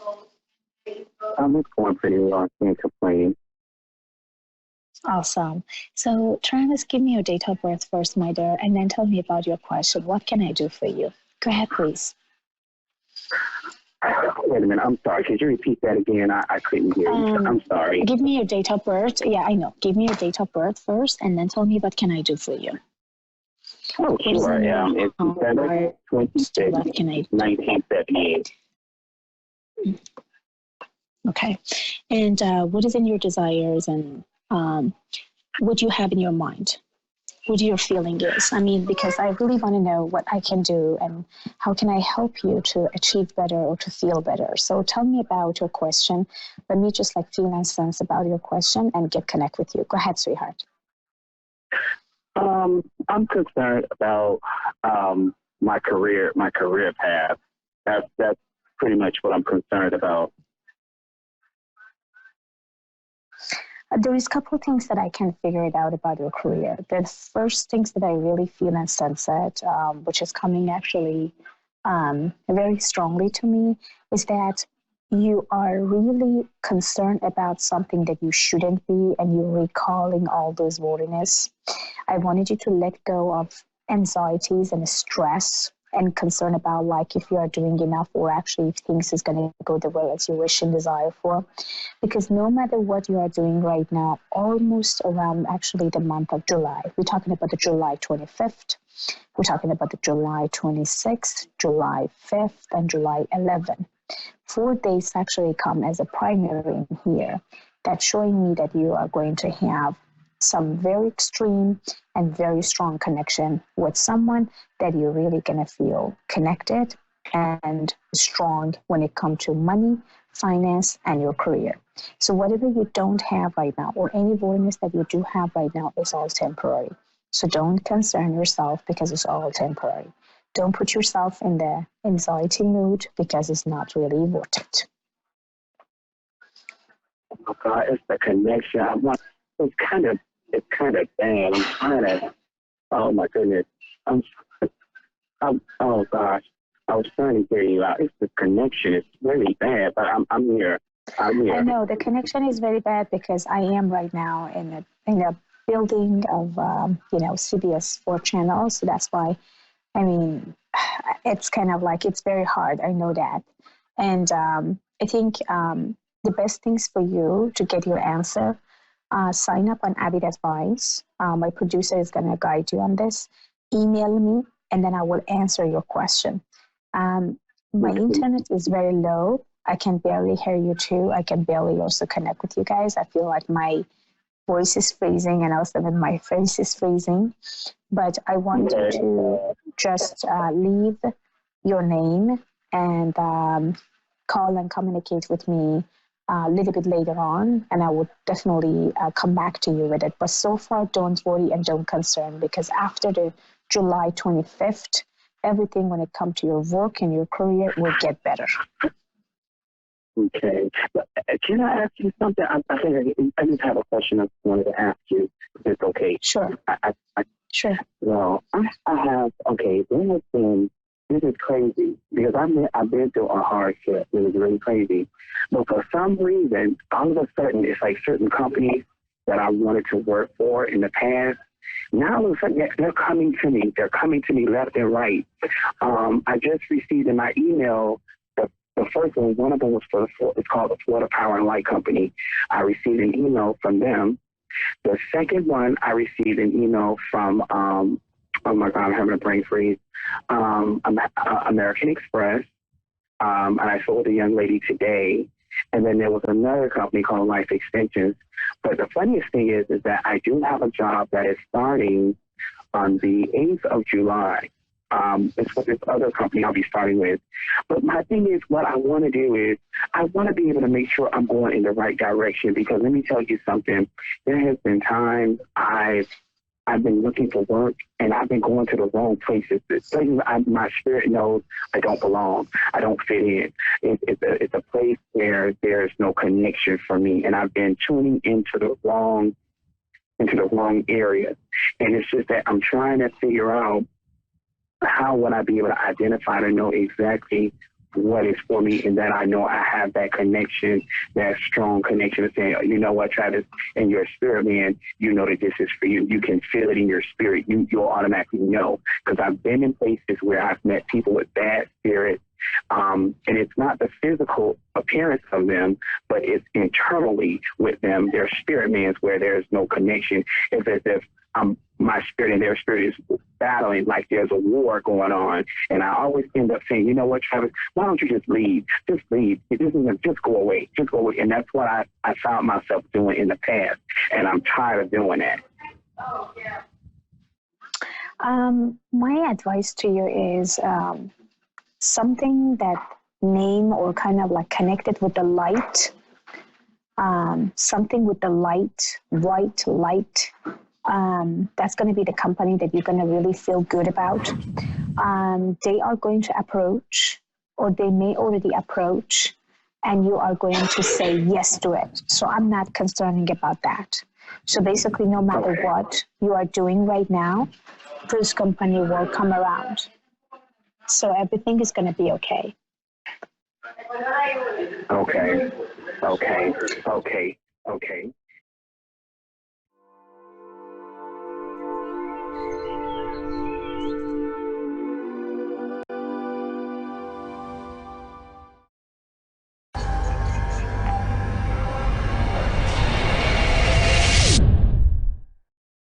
Hey, Messia, and thanks for watching Moonstruck. And now, back to A1R on the air. Psychic Talk Radio, now on Moonstruck TV, enlightening television. Hello and welcome to the show. This is Soulstar Radio. I'm Jacqueline Closemore, your host, and we're on A1R Psychic Radio and also Moonstruck TV, coming through to you live around the globe and broadcast through the US. Now, I'm joined today by a very lovely lady. I connected with her recently on the show. She called in for a reading, and she herself is actually a reader and also a spiritual coach, and based in Australia and also travelling at the moment. And we've got live with us, of course, Liz Atherton. So welcome to the show, Liz. Hi, thank you. Very good to have you. So tell us a bit about your spiritual journey. Sort of how did that start? What sort of got you going? Well, basically, my dad passed when I was 24, and before he passed, I actually asked him to connect in with me after he passed over, and I had a lot of experience with that. And then my mum died when I was 32, and I went, I'm going to do something about this. I need to, have connection with, my two parents, and went and did a psychic development course, and they said I was a full-blown medium. So, I stuck with that and just started reading. They taught me how to read and pull through spirit, which I was already doing, just describing a lot of passed over loved ones. And then I went down the journey, sort of 20-something years later, and I've been trying to help people with connecting with their own sort of soul and their own process. And a lot of the readings that I do is very much about getting their mind out of the way. And so is the coaching programs that I've put together as well in the books. They're all sort of set around trying to help people connect in with the psychology of their mind, as well as how the soul speaks, so they can differentiate between the two. Yeah, it is a big difference as well, because sometimes people will think something's in their mind that's actually spirit coming through, and sometimes people think spirit's coming through and it's actually their mind. And it can be a real minefield. And I actually have a number of really aware clients, but I have one client that, she's gone to a number of gurus, let's put it that way. And and it's like, but how do I have a direct communication with God? And I'm like, okay. And there's a very blocked energy there. And I find that with the mind, if someone's purely in the intellect, that's where they can lose that ability or not have that ability to connect with spirit, because they literally the head's in the way. Yes, but I teach how to get that head out of the way. So it's about being able to define how the voice speaks of the soul versus the egocentric voice. So it's about learning how your ego works and, what it's trying to protect, and being able to get through that process of the levels of emotions of what we've been through, and what our coping mechanisms are, where our damage is, and how we need to heal over traumas so that we're not in powerless positions repeating the same patterns. And when we can see ourselves starting to repeat those patterns, it's about getting into that level, but being able to hear when the soul's actually trying to push you past these patterns. So when the soul speaks, like all the readings I do, it confirms what people already know, but it gives them this sort of solidarity that, oh, yes, that's the path I've got to take. It's not a process of battling out the soul versus the ego. And so, you know, the two monkeys, or the, you know, the devil and the angel, you know, that you've got going on. And one's very much the human mind and the human psychology trying to control life, where the soul's trying to drive it in a different level. And, you know, it creates a lot of anxiety and fear and a lot of depression when the two of them really start to separate out. And what I've learned through the process of, you know, coaching and mediumship is how that process works. And I've been really supported by Spirit to do that. Yeah, no, that's a beautiful thing. And it's certainly a good thing because, yeah, some people will get stuck in that mind lock. And I find a lot that fear does get in the way with people, but also if they've got a very fixed mindset, which is what you're explaining, you're helping them break through. So that's really good stuff. And so with your work, you also do the coaching side of it in that. And with your books, you sort of got that emphasis of bringing people out as well. What do you think... out of the book, like you've written a few books here by the sound of it, what's your most favourite book and the message of it, I guess? So my first book was called Mind Chatter That Matters. So it explains on a very basic level, because it is very basic stuff that we need to get back to the basics, which is what we all know. When I wrote that book, I channeled a lot of the information. I already knew the information, but I had to put it together in a way that people would be able to get the concept. And I had to explain the psychology side of how the mind is broken up, which is taught in universities through, like, you know, the principles of Freud and Jung. And then I brought in how the soul speaks and how to identify the soul's, you know, work and the purpose of the ego versus the purpose of the soul. And a lot of people go, oh my God, you know, you just explain it so easily. And it is so basic, but it's trying to work out what voice is what. Once we learn the agenda of each voice, and then we go through the coaching, so I get help to show where, you know, say someone's had trauma at 14 and it's holding them up in a certain area, the Spirit will show me that they've got that particular, you know, damage in there, and we'll talk about it. And then that helps them open up, because sometimes there's a lot of hidden agenda that our egos want to protect that stuff so that nobody can get in there and hurt again. Yeah, no, it's absolutely. And I sort of find with people, I can name the age at which something like that happened. Do you find you do that as well? Yes. Yeah. It's a really deep kind of level of work you're doing there. Now, we've also got a caller, so we might bring them in. We've got Claudia in Springville, Utah. Are you there, Claudia?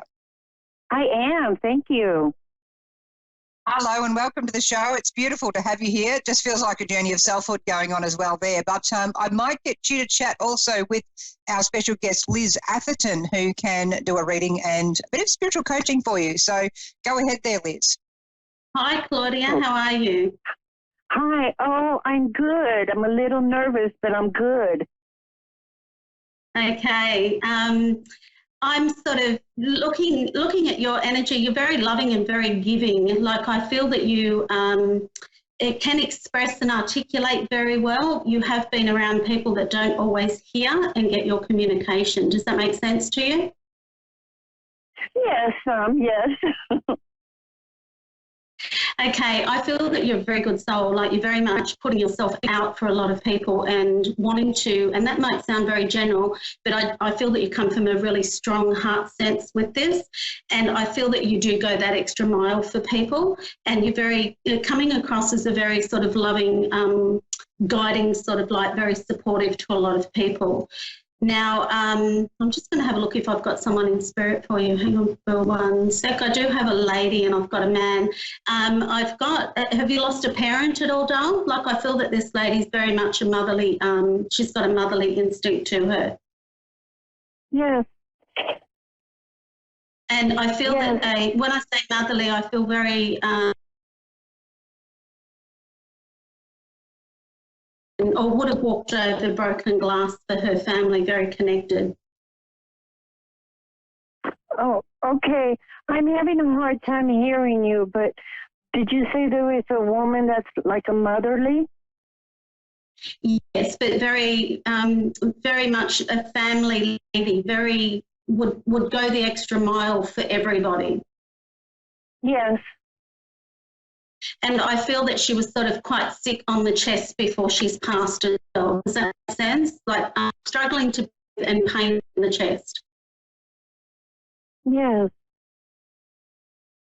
And was Okay. this lady sort of in her 70s, early 80s when she passed as well? The early what? In her 70s, early 80s when she's passed. Yeah, around that. Pardon? Could I ask a question that is on my mind? Of course she can. Okay. I thought I felt my mom's death because it seems like sometimes I do. I've had, I want to know where she is.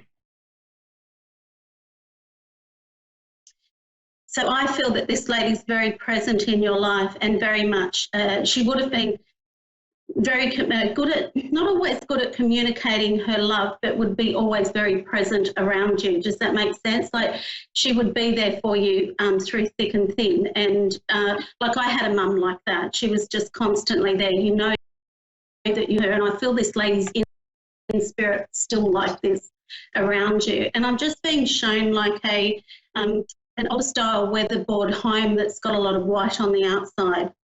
And I feel that she's trying to confirm, I'm not sure if this is your home or whether this is the home that she used to live in, but I feel that she's very much a homebody and would be very house proud as well.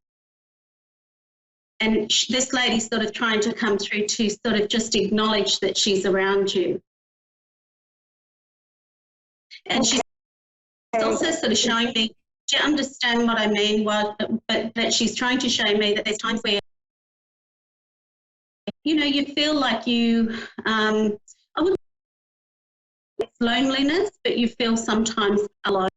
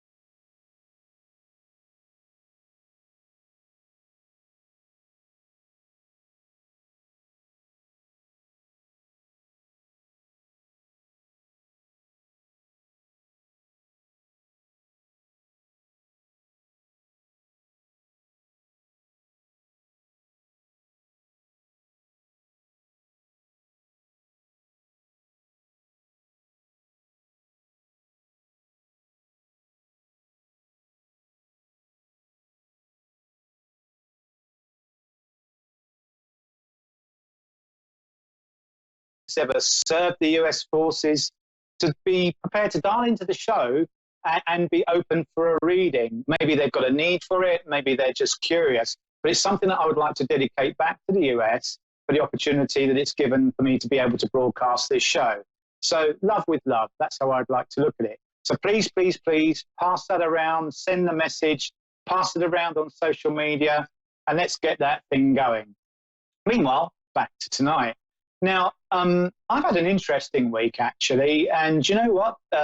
Sometimes we feel that we might be, on some level, maybe evolved as spiritual people, and then I realise that there are occasions where I'm a bit of a silly Billy.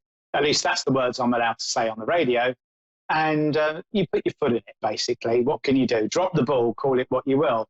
So I go down to the shops today, right? I buy these new glasses. It's all good. And then things don't go quite right, and I get myself into a little bit of a stressy state, and then I find I react in my usual panicky way. Now, do you know what? It doesn't really matter. Whatever the situation is, whether it's a situation with a loved one or a relationship at work, you don't realise until you're in the thick of it, in free flow, that you've actually not held your spiritual guru space, you've dropped into your silly Billy space. So things went a bit wonky, and I panicked. And it brought some memories back for me that when you grow up with, or you are surrounded by people that are quite strong personalities, not bullies, I'm not talking about those nasty bullies, but people that are just have quite strong personalities, sometimes they can be a little bit overbearing. Now, even if you've left them behind in your past, sometimes you still feel the ripple effects of all of that. And it's a really funny feeling because it catches you on the blind side. And everyone tells you to let go and move on. Well, sometimes it just ain't that easy, because in our human experience, you know what? We forget. We focus on the issues, the panic, the reactions that we're having, and we don't give ourselves that opportunity to get lost in the experience. Now, what are you talking about, you crazed fool lunatic, I hear you say. And what I'm saying is in that flat, we just switch off. We're on autopilot. We keep going and going and going with this effective self-harm. We beat ourselves up. That's what we do. But if you allow yourself to get lost in the experience, if you just take a breath and go, okay, I'm here. I was a silly Billy. I did do that. But if you allow yourself to be with the situation and just say, I need to look at this from a different way, because I don't feel good right now. My stomach's in a knot, my head's spinning. The only way you're going to do that is to give yourself a little bit of distance, because when you focus on the problem that you've got, the challenge, whatever it is, it drags you further and further into it. It's like a magnet. And then we kind of get pulled into this thing that we then say we can't get out of. So this hashtag let go thing, you know, it isn't always easy. But if we can create that little bit of space and just get lost in the experience, when we don't have anything to cling to, that would be our panic. All we've got is what we are literally experiencing. So we have no choice, in a way, to let the experience pass through us. And they come through us just like the sea lapping at the shore. And we feel that it resonates in us. We're aware of the panic, we're aware of the hysteria, but more importantly, because we can see it, we can separate ourselves from it. And in separating ourselves from it, we can just take that time to gather ourselves and choose a different reaction, not react the same way, and not be a silly Billy. And what I realized today was that some of this stuff went back to my childhood, and I had to put my hands up to that. And in other ways, I had that opportunity when I created that space to say, Ian, it's going to be okay. These people are going to help you sort your specs out. You're going to get it resolved. Just see yourself walking out of that shop with a big smile on your face with everything resolved. And you know what? I felt every emotion known to mankind, I reckon. It was a real old roller coaster, but I survived. I got through it. Now, you can apply that to any situation in your life. And I'm not suggesting that life is all rosy tainted or rose tinted even. But what I am saying to you is that you will always survive and move on. So just don't get stuck in that moment. So I really hope that resonates with you all. And I share that with love. And I just wanted to be really, really honest that with all the work that I do, and I do a lot of work on myself daily, I dropped the ball. And I did today. And you know what? I hope in some ways that's just a little tool that can help you just get through each moment when each situation comes up. Because you see, when you're lost in the experience, you've got no barriers up to anything. So the experiences pass through you and they go on their own because they don't feel good and you let them go by default. And I reckon that's worth sharing with you. Now, I know we have Ivona, if I've said that correctly, on the line. And we're going to welcome even Ivona to the show. So welcome, Ivona. How are you, my lovely, this evening? Hello. Hello, Ivona. How are you? I'm doing great. Fantastic. That's what we like to hear. I wanted to reach out to you is because I have just had some concerns about my relationship with this person I've just been getting to know over the past few months, and he seems to go back and forth with me and just doesn't seem unsure about our connection, but he seems to care for me, you know, and we have a great time together. His name is Dan. Okay. Okay. Well, should we just start off, Ivona, with first of all, have I got your name right? Yeah, it's Ivona. Ivona. Okay, perfect. I don't want to offend you. So most important, my darling. Well, look, excuse me. Let's sense what's around you, and feel that situation first, and see where we go from there. Is that all right with you? I'm sorry. Yes. Yes. I guess so. Perfect. Now that's all good. That's what we like. Now, if what I'm feeling is correct, what I want to say to you is, okay, I just want to see where I'm going with this. Right. Okay. All right. Now, would you understand, or would it make sense for you that in the past you've had people that haven't either been completely straight with you on a relationship level, or been, what I want to say, and I don't mean honest in a negative way, but been straightforward with letting you know where you stand? Sure. Yeah, that's been an issue. Yeah. With people in general, but with him as well.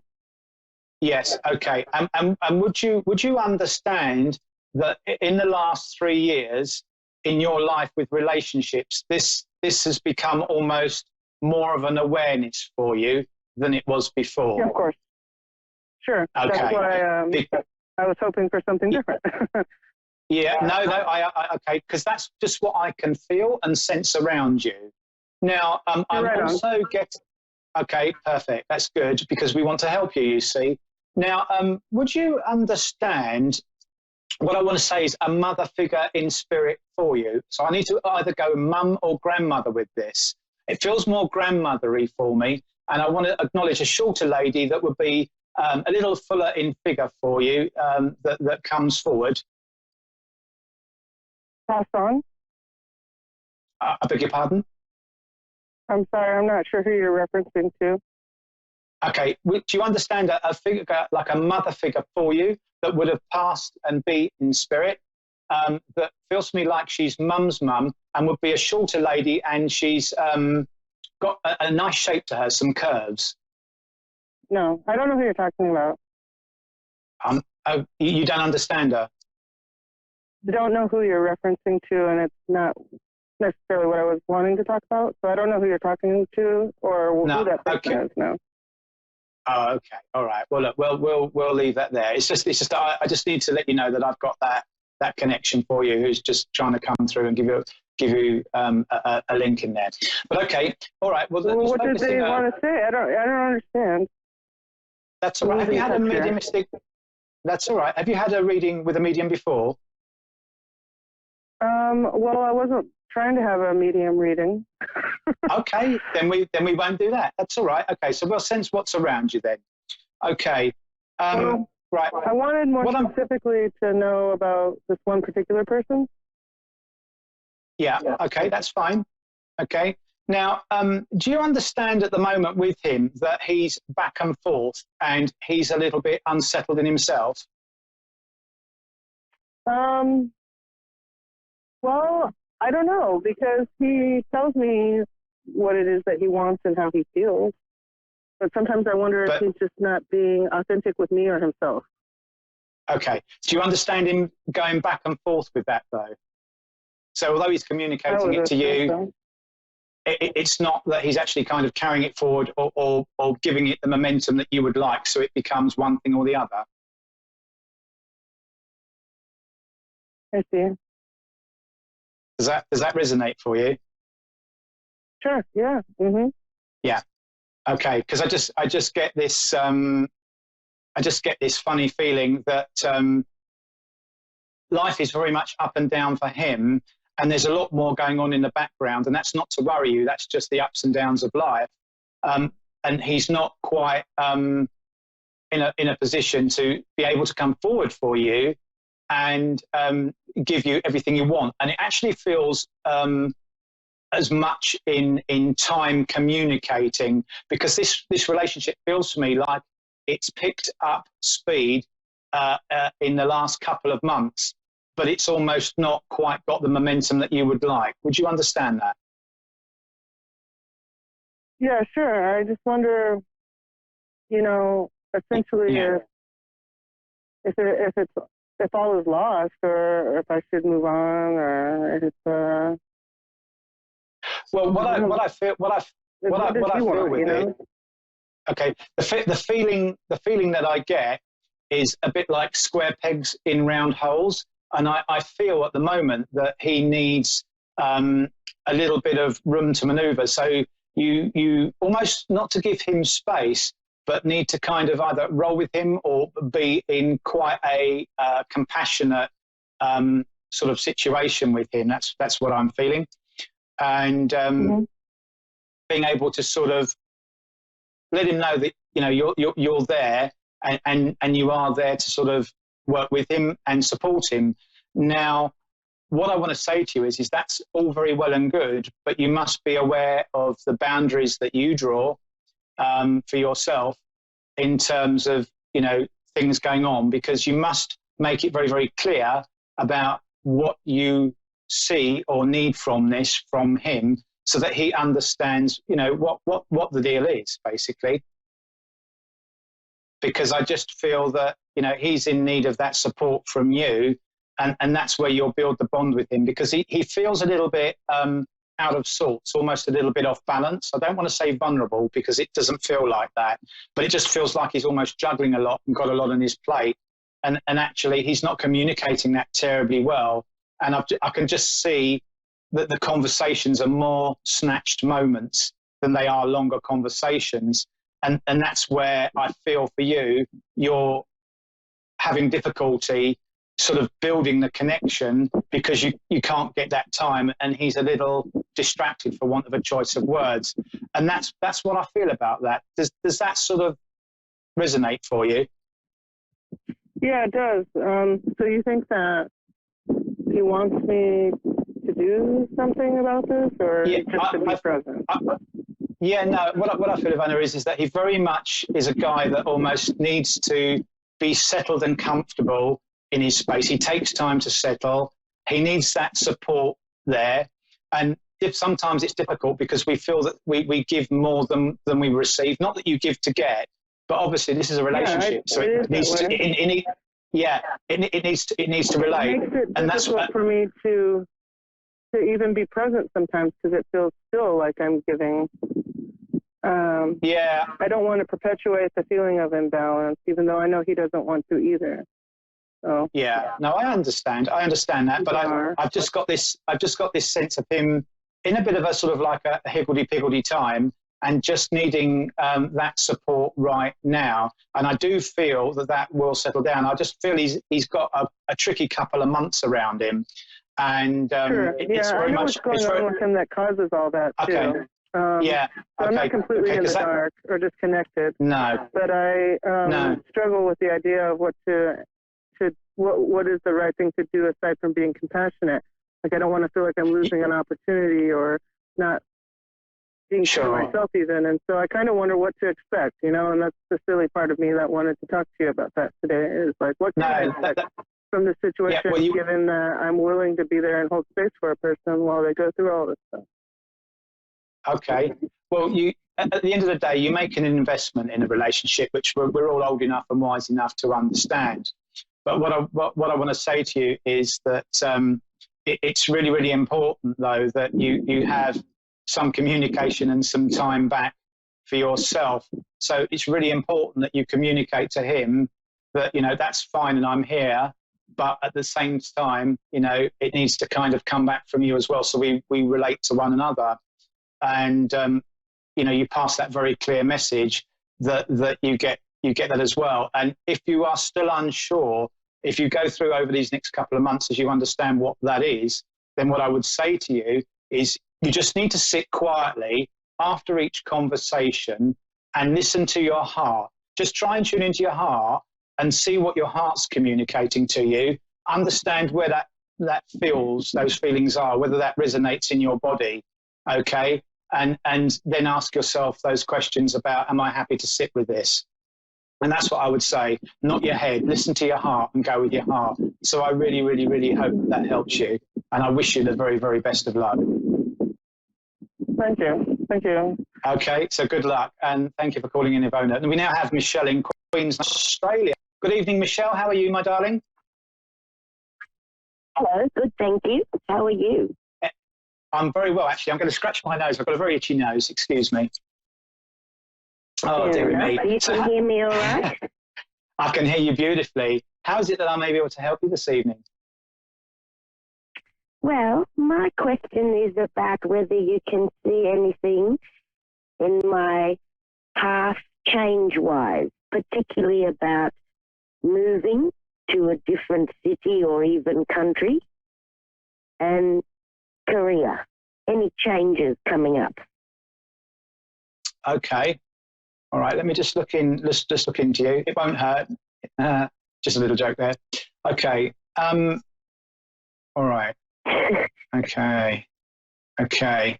Do you understand that if I say to you that you're a little bit out of sync at the moment in terms of having a plan of what you want to do? So you've got lots of ideas that are going on for you, but almost either nothing firmed up as either an intention that you are aiming for, and it being more of like a wish for change rather than a plan for change. Perhaps. I think that you're right, definitely the first part, where there's lots of ideas and there's no firm decision. No, okay. I'm because usually good at decisions.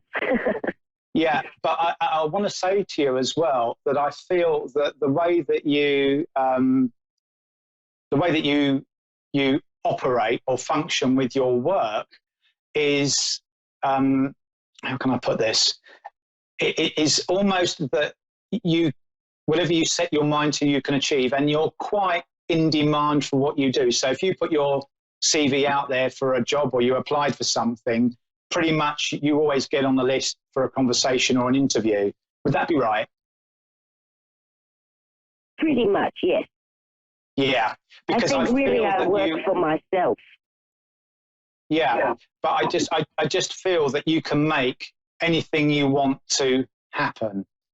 Okay, if you set your mind to it and you set that intention for yourself, which is why what I'm seeing around you is, it's like I can see the chaos of your life, and I mean that in a really loving way, because I just see that there's lots of opportunity around you, but you've really got to decide what you want. Now, actually, what I can see for you, yeah, good, because what I can see for you, would you understand why Paris could be an option for you, or connections with Paris? Yeah, look, I would understand almost any country would be an option for me. That's why this is such a hard decision. Can't you decide for me? Not exactly, but I can share with you. I can share with you what I can see, my lovely. But I actually am seeing the words Paris, and I can see the Eiffel Tower. So there must be some connection with either what you're thinking or a direction that you want to go in, or the industry that you work in, that would have links, associations, or a good connection with Paris for. Yes, there is some. Good. Yes. Yeah, okay, because that comes up quite strongly. Also the Caribbean. Okay, but the Paris How thing do you is very feel strong. about that? Okay, give me one moment.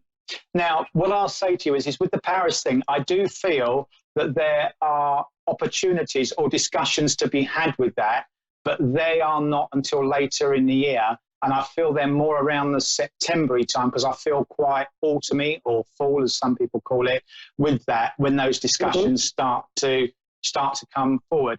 With the Caribbean, as you've brought that to me, what I'm seeing is that could almost be something that you could do tomorrow. So if you really wanted to hop on the plane and go, you could do. So I very much feel that it's almost too easy for you, but it's more of a short-term solution.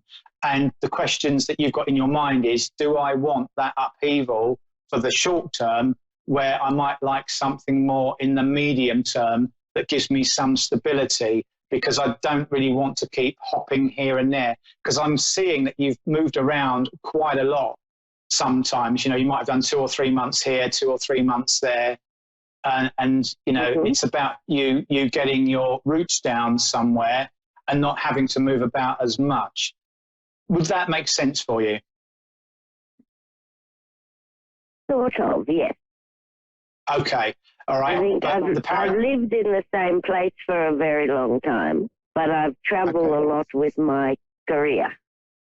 Yes, I can see that. But it's very much about you aren't really somebody to stay put in one place on like a home level. So there is the adventure side and the new experiences that drives you.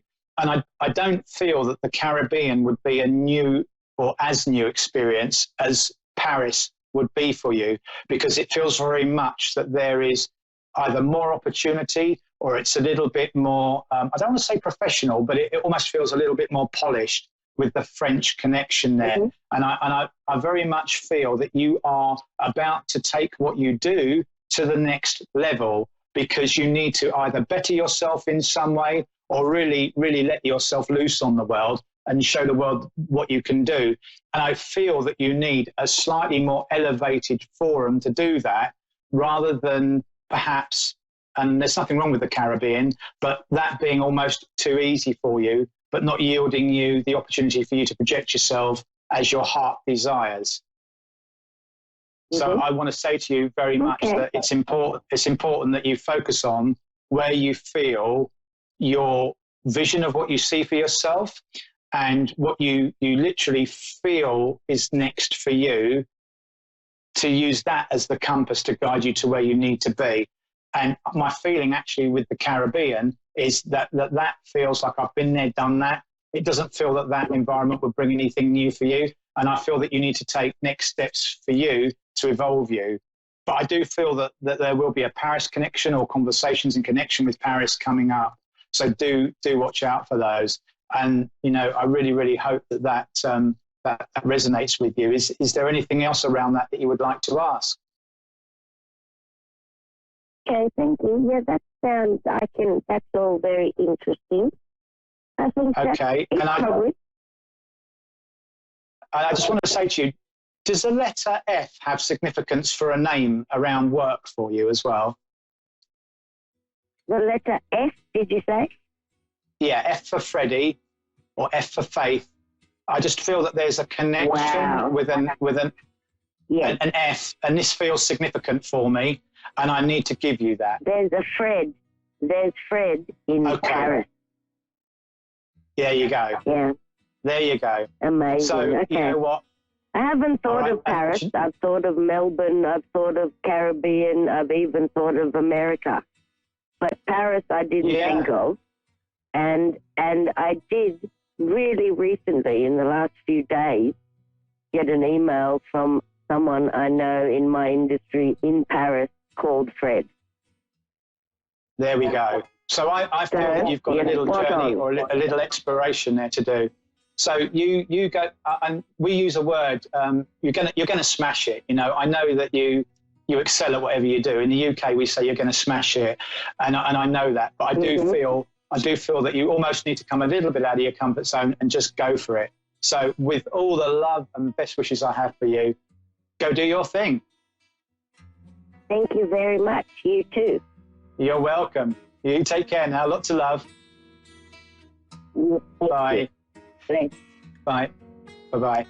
Okay, well, ladies and gentlemen, isn't it funny how it works when we look what we call introspectively into people's lives and what goes on for them, and just intuitively what comes. And I can only encourage you from that last reading particularly just to be very open and to live your life like that. And going back to how I opened the show with, go through each moment like that. It's never too late. As soon as you become aware you are being a silly Billy, as I was earlier, just go, okay, I choose not to be a silly Billy. Now, what do I feel about this? Because intuitively there, that link that we had in that last reading, that came, and that actually gave our last caller the answers that she wanted. So, you know, go in peace, go in joy, go in love. It's really important. Enjoy the experiences that you've got. And there's a lovely saying that says, thanks for everything, I have no complaints whatsoever. Live your life like that. I really hope that helps you. Please share the Special Forces option for next week so we can make that happen, and have a fantastic week ahead and stay safe. With lots of love, I leave you this evening. God bless. Goodbye. Thank you for watching.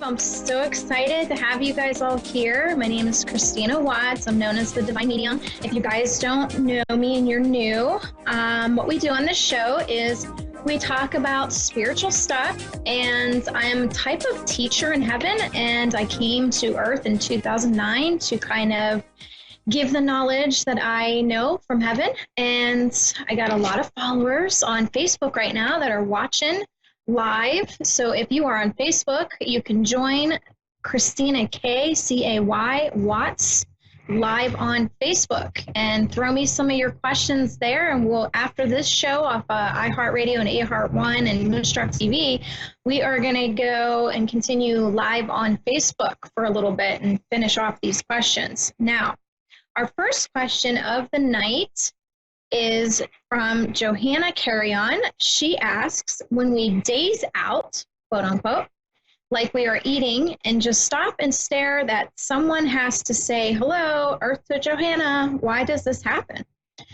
Well, sometimes our soul tends to go off, kind of like when you're sleeping, your body is in relax mode and it's sleeping and your soul's off doing all kinds of things. So you don't have to necessarily wait around for the body to wake up. So your soul's off doing stuff. So sometimes this happens when you're in your waking state and you're driving and all of a sudden you get from one point to another and you're like, how the heck did I get here? So it works the same exact way. Okay, next one's from Ray Lukács. I'm hoping I'm saying that name right. Since planets don't really move backwards in their orbits, why is everyone blaming their problems on retrograde? Okay, so I did a whole blog on my website, thedivinemedium.com, on retrograde to kind of give people kind of a heads up, how's this work and what to expect. So if I told you that a train moving faster past a slower moving train, and the slower one appears to be moving backwards, but of course that is not at all true. They are both moving forward, but the slower train just appears like it's moving backwards. Retrograde planet works the same exact way. By essentially a faster moving planet is passing a slower moving planet, creating the illusion that a slower planet is moving backwards or retrograding, quote unquote. For this illusion to appear in this way, it takes a lot of energy to pull it off, okay? This isn't something that just whim, bam, bam, it happens. Energy that throws the alignment of energy in connection, bonding with spirit and physical causes upon realms of all types, our physical, our spiritual, everything. So it takes a lot of work to pull this off, okay? If you look at a clock and it suddenly starts going backwards, you would think you're going cuckoo. A planet moving in retrograde motion is just like the clock. In doing so, the retrograde energy is asking you and asking your mind to kind of align and adjust to the temporary flux in the messages communicating with energy, okay? So when you see this kind of illusion happening, your mind kind of has to adjust to what's actually happening, okay? It's like putting the mind into another time zone. So just think of getting off a plane and you have jet lag and you're trying to adjust to a new time zone. It's the same kind of energy effect. Electronics get cattywampus, your emotions get cattywampus, and everything in space affects us. You can't go a day and think, oh, I'm just going to keep living the same energy over and over again. It's not going to happen. You know when you look at those weird puzzles and you have to kind of fixate your eyes on the puzzle and then it creates the picture past your eyes. You have to kind of fixate your eyes. Retrograde is kind of the same way. You kind of have to fixate your eyes to see the full picture, okay? Okay, our next question comes from Melissa Ream. What has been your favorite life so far? Well, that's a doozy. I've had many lives, and I'm probably going to say the Mary Magdalene life was probably one of my top favorites.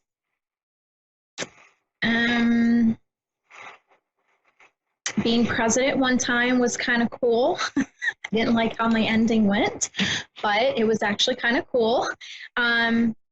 I've had many lives with, you know, like the fairyland and the mermaids. Those are kind of relaxing. It's kind of like a vacation away from Earth. So, but honestly, my top one would probably be Mary Magdalene. I really, really enjoyed that life. Okay, Melissa Ream again asks, you are a teacher in heaven. Can we know your name up there? Okay, so I am a teacher in heaven, and my name is obviously Mary. And that is my essence, my soul essence. But I'm also a warrior in heaven. I have many jobs in heaven, just like I have many jobs here. I sing, I'm a medium, I'm an artist. So you have many gifts here, you have many gifts in heaven. Okay, so my warrior essence name, essence, if you will, because we don't really get hung up on names, we get hung up on energy feelings or our soul recognition. So we don't really get hung up on names and category. But if you were to call me a name, it would be Sahara. aka Zara, here on Earth, okay? Using Earth's language. I communicate with water creatures or races that use aquatica, like a nature of aquatica. And I also do with ridding and removing dark from beings that seek to, these beings that I deal with seek to plague and corrupt people and places. And I use a Jesus's blood angelic armor that I place over these areas and these people to kind of demolish what's going on around them, to kind of remove the energy. And I'm assisting and protecting the angels with it while I'm here. However, I am restricted by the body to kind of be free in the spirit sense to be able to do what I really can do in heaven. So I'm kind of a little bit restricted, so I do have to count on them for things. So, okay, next question. I'm going to skip anybody here. Mary Maltese Giuseppe. When do you think the Vatican became dark? It must not have started that way, right? Sad to say, Mary, yes.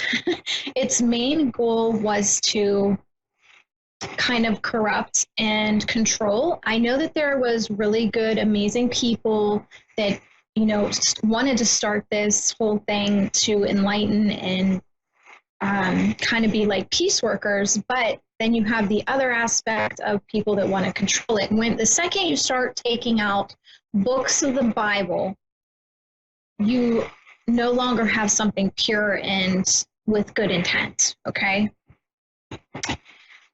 Jessica Popish, what happens to another person's soul contract when someone who was to be a part of it commits suicide? Okay, so this is a really good question, Jessica, but nothing happens by chance.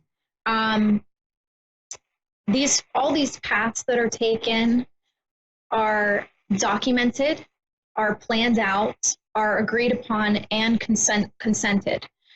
The biggest thing here is you want to finish out you want to do everything possible, as hard as it is here, to finish out your life. You do not want to waste the time and not finish it out, because if you finish it out too early, then you're not getting the full effect of learning. There's a difference between reading a book and actually jumping into the story and living it out. You have to live it out. You can't just vicariously read about it. Okay, so I want to kind of use an example for this. I have my notes here. I'm kind of keeping my my ADHD in control today. But so a son wants to be with his mother. His mother dies. He is overstricken with grief, and he just wants to be with her. So he commits suicide. The son does get to see his mother. God is so great and loving in his ways that he understands the hardships of being here on earth. And the son will have to learn how to forgive himself for leaving too soon, because coming to earth is a gift of learning, and you don't want to waste that gift. You don't want to let it be in vain. So you must try everything you can to stay as long as you can. Karma has to be balanced in order for a soul to fully learn from the experience and the perspective of the experience, okay? So karma will get balanced out with that. Okay, question, do dead people ever lie? This is interesting.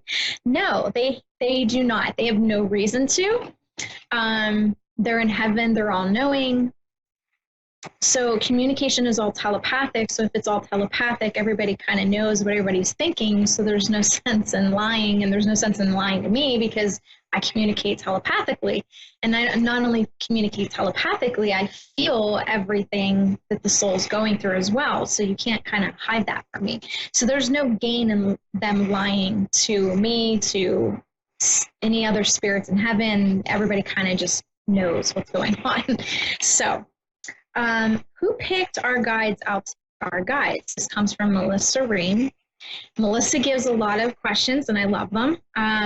So she asks, who picked our guides? We picked our guides.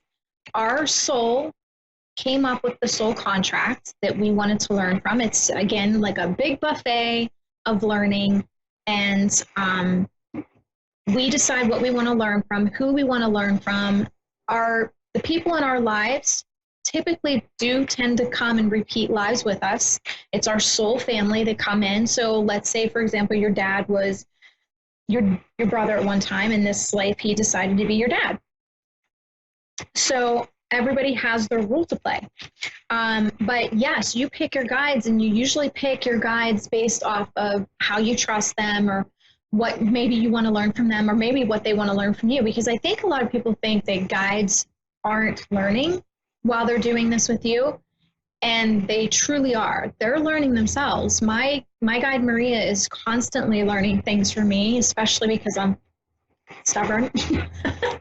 So she definitely learns from me and how to handle me. And Yvonne over there can detest to that. So yes, you pick your own guides out. Melissa Ream, again, is our soul made with spiritual gifts, or do we get enlightened and come into something? Okay, here's what I'm going to tell you on that. I think a lot of people think that they don't have gifts, or they think that they have to be a psychic medium, empath, spiritualist to have these amazing gifts and be popular. And I think a lot of that has to do with the ego. Because when you look internally and you really take hold of what your gifts are, they're very interesting to you. So with Melissa Ream, I would say she is a protector and a listener. And her gifts are special to her. And just because they're not a psychic medium doesn't mean they're not important, because everyone's gifts that they decided to come in with are important, no matter how minuscule somebody else might look at it. There are some, you have to be born with the gifts of communication to spirit. Now, everybody can hear their guides. It's training yourself to listen better. Now, listening to spirit, like how I do it every day, is a little different, and that is something you're born with. You can't just train for it. That's not something you can get trained. Now, one of my energies that I came in with in 2009 was to help those that have gifts feel their gifts, understand their gifts, and better use their gifts. That is one of the energies I bring in. I am here to kind of pull that energy out of them so that they can understand and take hold of their gifts better than what they would have had before. And just being around me and listening to the teachings is going to help them do this. So yes, in a way, if you enlighten in your own gift, but you have to be born with them. You can't sit there and say, oh, I wish I could be a medium. I'm going to tell you right now, you do not wish to be this. This is very difficult. You have a lot of responsibility. I think people that willy-nilly think that they can just do this are going to really have to face themselves when they pass and face their life review, because if this wasn't a gift in the first place and they're pushing it on themselves, they can really mess somebody's life up. So I have a lot of responsibility. And if I don't listen to my guides on what I'm supposed to be saying, I can get myself in trouble. I will be the one in trouble, not the person that's listening to me. So I take great responsibility on what I do, what I say, because it could hurt somebody if I am not careful. I have to listen to what my guides are telling me. And I don't just answer willy-nilly. And I think that's what a lot of people expect me to do, is just whiff off some answers. And I don't do that. I like to sit calmly, listen quietly to my guides. It might take 5 minutes, might take 10 minutes. It might take 2 minutes. Just depends on the person's energy. But I don't like to just flat out give answers, because they're not my answers to give in the first place. I am just a telephone in a way to give the answers. Okay. Melissa Ream, why is dark so heavy on some souls? Okay. Dark, God allowed dark to be here on earth because this is a learning area where there's a yin and yang energy going on. There's two sides of every story. There's two angles to every learning. So you can't enjoy joy and peace and love unless you experience some darker sides. How can you really appreciate love and peace and happy joy unless you've gone through hard times to really appreciate it? Like when somebody gets really, really sick, they really appreciate health after they've gotten sick. And then they get well and they really are grateful and appreciative that they got to see that side so that they can better appreciate being healthy again.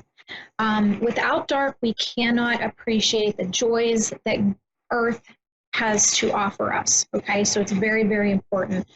God allows dark to teach us these good and bad aspects so that we can better appreciate it. Okay. Okay, next question is Cynthia Fleming. What does it mean when you have the same dream over and over again, and each time it goes a little further than before? Well, Cynthia, you kind of actually answered your own question without even knowing it. When you said here about each time it goes a little further, well, that's the whole point. The dream is slowly giving you a message. And each time you go into it, it's just, you're discovering more and you're learning more. And that's the whole point of a dream repeating. And until you get the message, the dream won't repeat. So let me give an example. Christina, the person that was in this vessel before, she had dreams way back in probably 2000 and about wearing a uniform, a police uniform that wasn't of Johnstown where she lives. The uniform was black and the uniforms here are kind of like a navy color.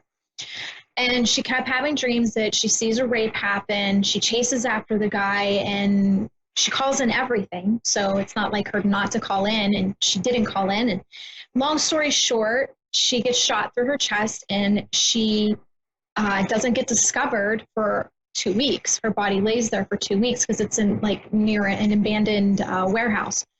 So after the accident, those dreams stopped when I came because it stopped that path in its tracks. I did not become the police officer, even though I still had that energy and that drive to become a police officer because she was still on this path with me when I decided to come in and she decided to leave. It's what's called a walk. I am what's called a walk-in. And I know a lot of people don't understand this, but a walk-in just basically agrees to walk in when the soul that's occupying the vessel no longer wants to live out that life. So instead of committing suicide or anything like that and savoring the vessel, the walk-in comes in and agrees to take on the life. However, the biggest thing with walk-ins is they're drastically different personalities going on.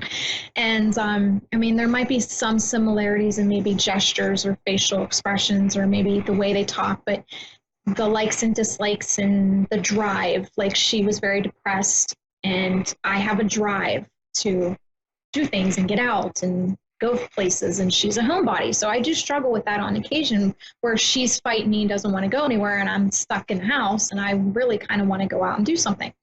So thanks, David. I know it's sad. I got to struggle with that, but you know, it is what it is. Okay. So Cynthia, just to kind of sum up your question, yes, dreams will repeat themselves, and they are very important when they do repeat themselves because there is a message there. And the message to Christina was that it was like a heads up that that path won't happen, that she'll be taken across and I would take over. And the dream stopped, obviously, after that. And the uniform, go figure, was the OPD, the Orlando Police Department uniform when she moved to Florida 9 years later. Or wait, I should say 5 years later, but yeah. Okay, Strawberry followed up with why do some not dream or can't recall their dreams? This usually happens when a soul is doing so much work in their dream state that it's too much to contain and remember. Now, there is certain crystals that you can have around you that will help you recall dreams, but it's not going to be in like an overload like most people. And that might be because your soul is kind of tapering into learning. So it's it's taking its time with its learning. So it's gradually taking bits here and there back with it. Now, you might not think you're recalling things, but your soul is, and that's all that matters, basically, in the end of it. And Angela Black had asked the same thing. So I hope Angela Black and Strawberry gets their answer with that. So, okay, we are 7 minutes in, or 7 minutes left to go. Okay, so Heather Chost, why do some crystals crack, not break, but crack on the inside around a person? This has to do with their energy. Your energy corresponds with a crystal. For example, I have an angelite that's very baby blue. And when I have it in a window, it's absorbing, it's changing its energy to protect the house. So it tends to come off like a light gray, and it's no longer baby blue anymore. So it's kind of sad to see that baby blue go away because it's so beautiful, and then it gets this like dingy look to it. But at least I know it's doing its job. So crystals do, I'm sorry, my nose is so itchy. Crystals do change their molecular structure based off who and what is around them. Like sometimes even a selenite, you'll see will go even like, maybe there's clear parts to a selenite, and all of a sudden you'll see it go just bright white, and there's no clear anymore to it. Okay, it's almost like it filled itself up with more selenite. Okay, Tabitha Ray, what are some reasons people are not ready to hear their guides?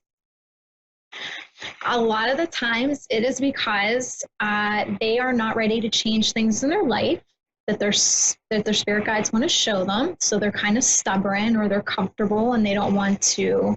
I think everybody is listening to their guides. They just don't want to admit to what their guides have them doing. So yeah, they don't want to move their feet, and their guides are telling go, go, go, do, do, do. So, okay, let's see. Michelle Atkins, are you able to call someone into your dreams live or past? Actually, yes, you can. If you're feeling like you miss somebody, most of the time when you dream about a loved one, it is actually them. They are visiting you. So take this time to talk to them, to get to know them in their spirit form. And when it's somebody living, this usually happens when they're going through something and they're calling to your soul for help. Now, a lot of people are going to say, well, why would I do that with an ex-boyfriend? Well, just because he's an ex-boyfriend here doesn't mean he's an ex-boyfriend soul-wise. So his soul may be calling to you for some kind of help with some learning that he's still doing here. And you might not remember everything that's said or everything you're experiencing with that soul. That's not the case. The soul knows what's learned, and the soul knows what to listen to. When it comes back to the physical, it's a whole different issue. I think a lot of people think that the soul and vessel are one, but they're really not. It's two separate entities. Like when I talk to ICU patients, I'm talking to the soul, and the body's just laying there in dreamland. Like the body's sleeping, and I'm talking to the soul that's in the dreamland soul state of deciding to stay or go. So it's the same effect, okay? It's just I'm able to talk to them in that state of mind. Whereas your soul, like you might be calling the ex in. You might think you're having dreams of them and they're doing it to you, but it's actually sometimes you're doing it to them because maybe there's some unfinished business that you need to clear up, and maybe you didn't learn what you were meant to learn. So you're asking them to come and kind of show you something. Okay. Next, Lisa Jones Veritek. What does it mean when you felt like a drop of rain fall on your arm and then go to touch it and nothing's wet? This followed by Heidi Adahide saying this happens to her a lot, but as a vibration, she thinks it's her phone, but isn't. This is spirit touching you. Sometimes it might feel like something wet dropped on you. It might feel like a bug is crawling on you. It might feel like little needle points, tapping into your skin. I know Maria, when she wants to talk to me or makes me pay attention to something, she'll do like little needle points on my shoulder blade. And sometimes it'll really, really itch. Now, Yvonne gets a lot of itching on her back. So, and that's her guides talking, or she gets like jabs in her shoulders, and that's just spirit talking to her. But it's based off of your guide and your loved ones around you how they specifically communicate with you. They could be using tapping, they could be using poking, wet drops, bugs, anything. They will use anything to communicate with you. So just be open-minded and go, okay, that was spirit. Oh, hi, I acknowledge you. Is there something you want to tell me? Can you tell it to my mind and help me pay attention to the message? So with that said, that was our last question of the night. And tonight has been so fun. And I hope you guys continue to watch on Facebook Live on my page, in the Divine Medium page. And continue watching. Guys, join YouTube. We are doing a lot of fun stuff with YouTube now. I'm doing these really cool charmed readings where I'm doing intuitive charm readings, and you can check those out. They're really fun. So join the YouTube channel, The Divine Medium Christina K, and I am looking forward to next week. We are going to talk about the Knights Templar next week. Me and Yvonne are going to sit side by side, and we're going to talk Knights Templar. Very, very cool, and I hope you guys join in at 8 p.m. Eastern Standard Time next Wednesday for that. It's going to be so fun. Thank you guys for joining.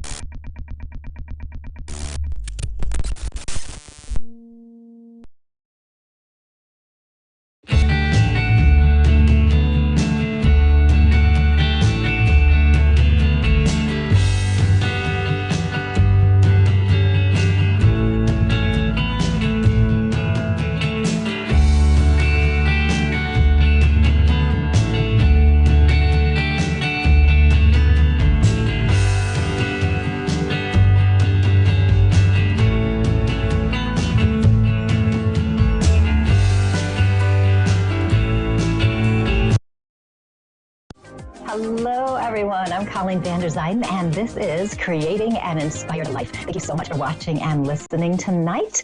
I am a medium, and as a medium, I connect in with our loved ones on the other side. And I'm also a certified life coach. And as a life coach, I help people basically handle their problems. I help them get back to who they truly are so that they feel empowered and confident in moving forward in their lives, recognizing they have the power to change their lives. And this is what I do all the time, just help people live a better life. Today's coaching tip is all about being deliberately bold. When I think of being deliberately bold, I feel very empowered with that thought. It seems to be something that gives me a feeling of confidence. Being deliberate is acting with intention, making conscious choices and decisions, okay?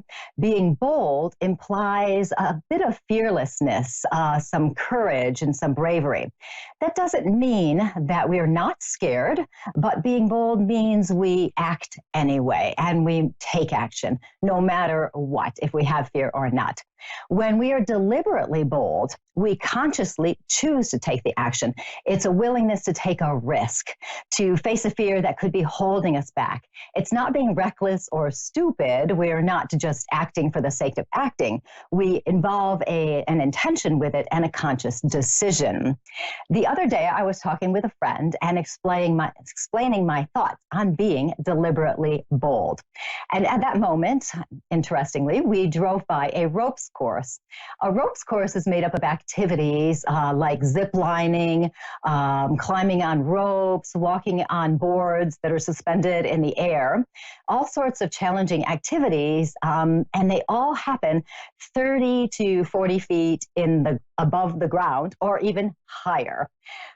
My friend said, should we do it? It would be deliberately bold.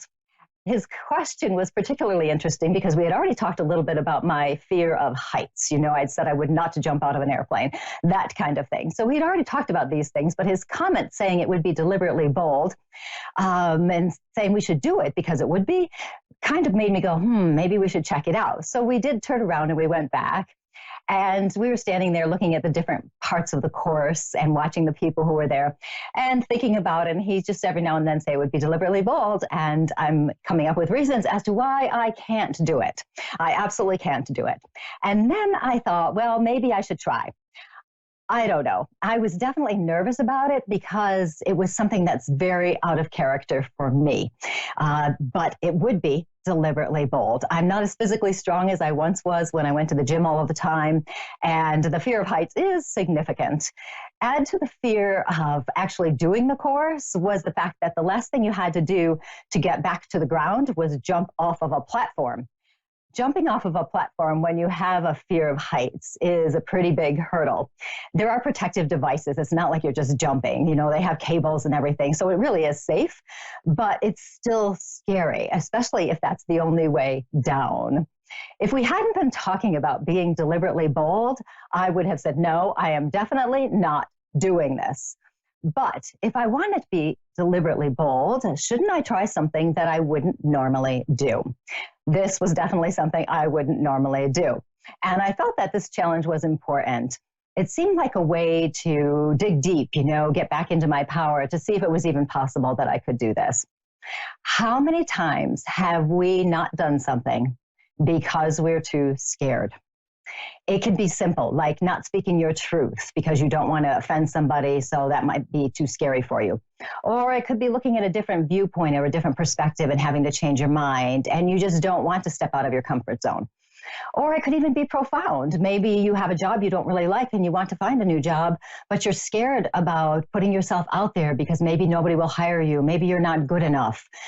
So it stops yourself from moving forward. Maybe you don't travel because you're afraid something bad will happen. We all hear the news about these things that happen, but it might stop you from doing those things you want to do. What if there was something that's stopping you, that you were deliberately bold instead? If you consciously chose to make a decision that would be bold. What if you did that? What would your action be? Would you change your thoughts? Would you face a fear? Would you take a risk? Would you speak your mind? Would you just make a bold decision? I was talking to a woman the other day who was really struggling in her relationship, and she was telling me it wasn't feeling right anymore, and she was very unhappy. Her comments went in circles. She needed to stay in the relationship for these reasons, and she needed to leave for those reasons. And she went back and forth and back and forth. She was stuck in the thoughts in her head, and her emotions were all over the place. When we're stuck in emotions, we actually create more fear. And then we don't take action. It's like we're paralyzed. If I didn't have somebody there encouraging me to do this, I wouldn't probably have gone on that ropes course because I would have talked myself out of it. I would have said, oh, don't do it. You know, it's going to be too scary. I would have gone and on and on. But because I had somebody there who was supporting me, it was safe for me to take the chance on it. Now, this woman, with her relationship, she knew she needed to take action, and she knew she needed to get space for herself so she could clear her head. But she kept talking herself out of it. Her fear was holding her back. For her, being deliberately bold would be speaking her truth and then taking some action to get the space she needs. Her decision doesn't have to be permanent, but without taking action, nothing changes. Being deliberately bold can help you get clarity on a problem or a concern. It can help you face your fears. It's an empowering mindset that is actually decisive and courageous. You may still have fear, but you make the conscious choice to do it anyway.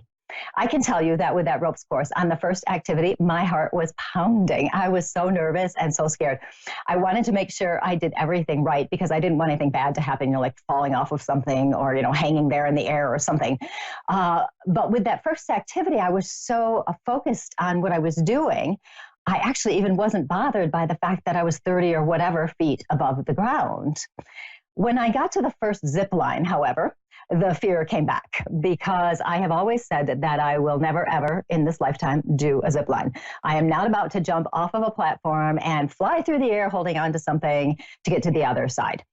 But here I was. I had to do it because it was the only way you could keep going, and there was no other way to go. So I just closed my eyes and jumped. And you know what? Nothing bad happened. Can you believe it? Just like they say, they said nothing bad would happen. But what I noticed is once I made that first action and I trusted the process and jumped off, that it was all good. And with each challenge, I felt more and more secure and more competent. And at the end, I did jump off of the platform to get back to the ground. Just the act of doing it was awesome. Although I was scared, I did these things anyway. As I learned more about the course and how it worked, I made the intentional choice to be as fearless as I could. I was deliberately bold. With each fear I faced, the stronger I felt. I felt more empowered. How many times is it that when we're scared of something, when we just take some action, we realize our fear wasn't nearly as big as we thought it was going to be?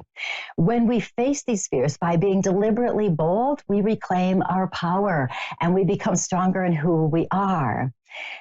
Is there anything that's holding you back? Do you have a fear, a problem? Are you worried about something? Are you stuck in emotions?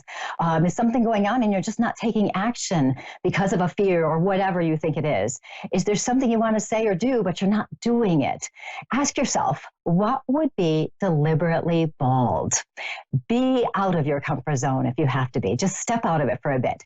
Just do it. Take the risk. Be courageous. Face your fears. Being deliberately bold will help you create your best, most awesome life. And I can tell you that if I did that course, I'm sure you can do some things too, because I thought that would never happen. So it was really a miracle, let me tell you. And that is my coaching tip of the day, being deliberately bold. You can reach me at my website, psychicmediumcolleen.com, as well as on Facebook, Colleen Vander Zijden, medium and intuitive life coach.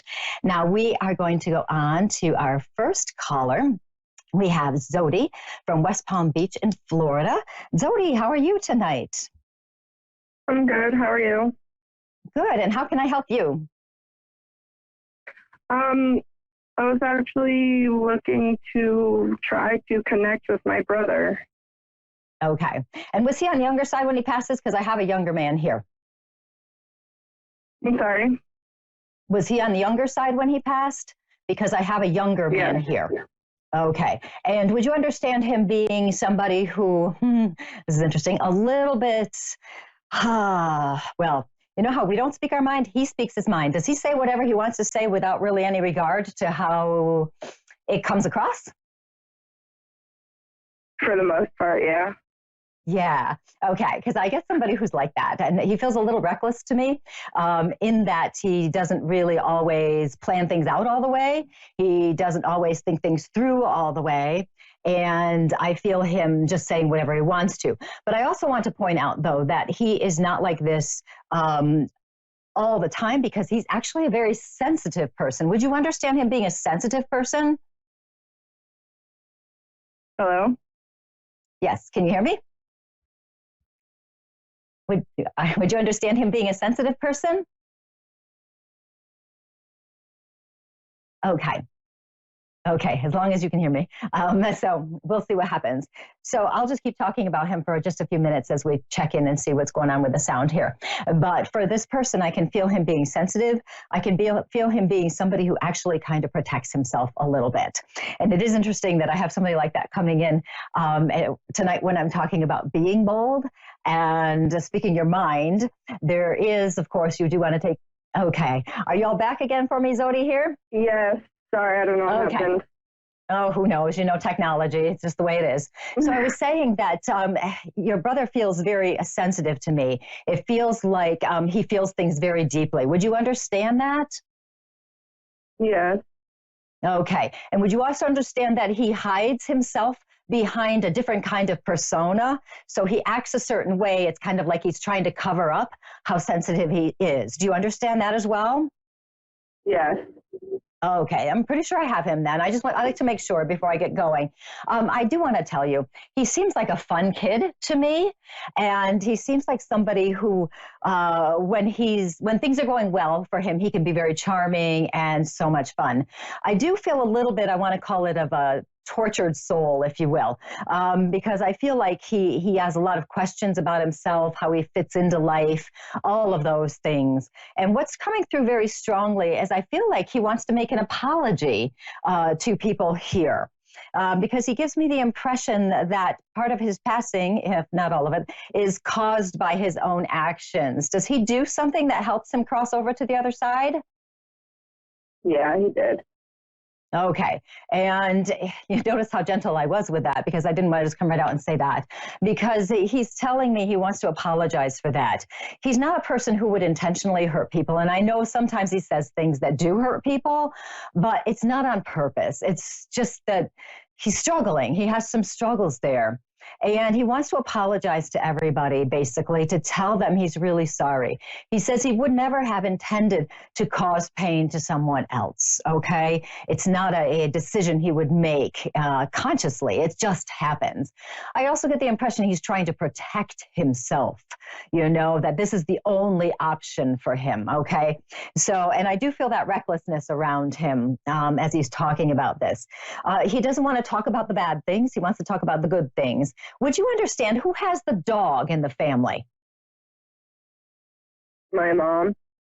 Okay, so I want to talk about a dog for a minute. Does he very much love the dog? Yeah, he did, one of them. Okay, because I want to talk about a dog, and when I feel the dog, when he's showing it to me, I get this sense of safe. He feels safe. You know, he doesn't have to deal with issues and problems that are around him or anything like that. Would you understand him as well, being quite good at math, but not really good at math classes? Probably. Because the way he's showing himself to me, I feel like he can figure so many different things out. He can figure lots of things out, but I don't feel him really liking, you know how in math classes, you know, way back, you know, they make you do the work and stuff. I feel like he just doesn't want to do that. So, you know, there's a little stubbornness there. Does that make a little bit of sense? Yeah. Okay. He's kind of one where you can't really tell him what to do. He's just going to do what he wants to do. Which is interesting. Yeah. Because it's almost as though if somebody tells him what to do, he's going to do the opposite just because he can. And just kind of prove that he's the one in control. So he doesn't really, how can I put it? He just doesn't listen. He's not going to listen. And that's just the way it is. Okay. He's actually talking about you. And he says you did such a good job of trying to help him out. I know you had your little sibling things that we all have, but he said you did such a good job of trying to help him, because I actually feel like you were asking him questions, you know, like, how are you doing, and trying to kind of get through to him. Did you try to get through to him? Yeah, I did. Okay. And he also tells me he didn't listen to you either. But he wants to thank you for that. Yeah, he wants to thank you, though, because even though it doesn't look like he's listening to you, he is hearing you. He's just not taking action. He's just not making the changes that would really help. And I know you started out very gently with this, trying to help him. And then I know you got stronger in the things you were saying. I also understand it was very hard on you because you kind of felt like you're beating your head against a wall, you know, and for you to be able to let him do his own thing, you know, without trying to control him is very hard. It's very hard to let that go, because you see the path he's on and you know that this is just not going to be good and you can't do anything about it. But he wants to thank you for trying to help him out, for being there for him, even though he doesn't show you it. Okay. So he wants to thank you now for that. And as he's doing it, there's a lot of love coming through, because he says that you have taken his experience of his passing and you've used it to kind of help other people. He says when other people have problems and stuff, you're there for them and you're giving them good advice and you're kind of guiding them. Have you noticed that you've been doing that more and more? Yeah. Yeah. And in a way, you're doing it because you're honoring him. You're doing it to show him how much you love him. And you want to make sure other people don't have to go through bad things like your family had to go through. So you want to help other people that way. And because your heart is open in that way, you're attracting more people to you who need your love, your support, your guidance. Whether you know them very well or not doesn't make a difference. They will come to you. And every time you help somebody else, it's as though you're helping your brother as well. I know it's too late to help him here in the physical, but it makes him so proud to recognize that you are doing this, and it really makes him happy. So continue on with doing that, with helping other people. He sends you so much love. This is interesting. Do you have something of his? And this would be something that he wouldn't necessarily tell everybody he has. Do you have something like a stuffed animal or something that he would have worn regularly? Because I feel like you have something of his. It's like a memento. Do you have something like this? Yeah, I gave it to my son. Okay, good. Okay, good. Because he does acknowledge that. So I just want to make sure I mention that to you. The connection is so very strong. And he thanks you because he says you also been talking to him on occasion. You'll say something to him. And he says, don't worry about the fact that you were mad at him after he passes. Don't worry about it. It's okay. He understands it. He said he would have been mad too. So don't worry about it. It's not a bad thing. Don't be guilty, anything like that. So he sends you so much love, Zodi. So thank you so much for calling. I'm so glad I got to talk to you. You make sure you tell the rest of your family that he loves them and he's still around them, okay? Okay, thank you so much. You're welcome. You have a good night. And that was Zodi from Florida. It's always so hard when we have, a relative who passes, like a brother or something that's on the closer side and there's some struggles there, because sometimes we carry guilt with us. So he was very clear about not carrying the guilt. It's important. The love is always there. It never leaves, even though somebody has passed to the other side. So now we are going to move to Pam from Dayton, Ohio. How are you, Pam? I'm good. How are you? I'm doing quite well. How can I help you today? Well, I've fallen on hard times. I can't find a job to support myself. I'm living at my sister's now, and I'm wondering if there's something I'm missing. Yeah, that's interesting, because tell me if this is accurate, because I feel that you're actually well trained in all sorts of things. Are you? I am, but I have a voice problem, and so I can't work in sales or marketing or anything where I'm on the phone a lot. Right, that would make sense. Right. Yeah, so that could be an issue. What's interesting to me is I am seeing some kind of, it looks like, for lack of a better word, I don't know a whole lot of careers out there. It looks like something that's more of a data entry or a research type position. Have you applied to anything like that, where you would be helping a company or a person getting more information and then entering information into a system? I've been applying for everything. Okay. This feels like a good thing to me. So I want to make sure that you apply to all sorts of different things. And I know you have, but it almost feels like a small company, somebody has their own place, like a lawyer or something like that. Have you applied to a lawyer's office to help there at all? No, I haven't, not yet.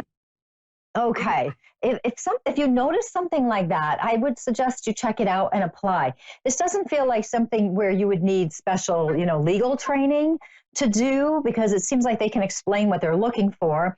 I mean, and you're smart. You know how to do things. You know how to look things up, and all of that. And it feels like it feels like a small situation to me. And I keep seeing lawyer, so there may be something to that. So somehow in some kind of a position that I would call a professional position.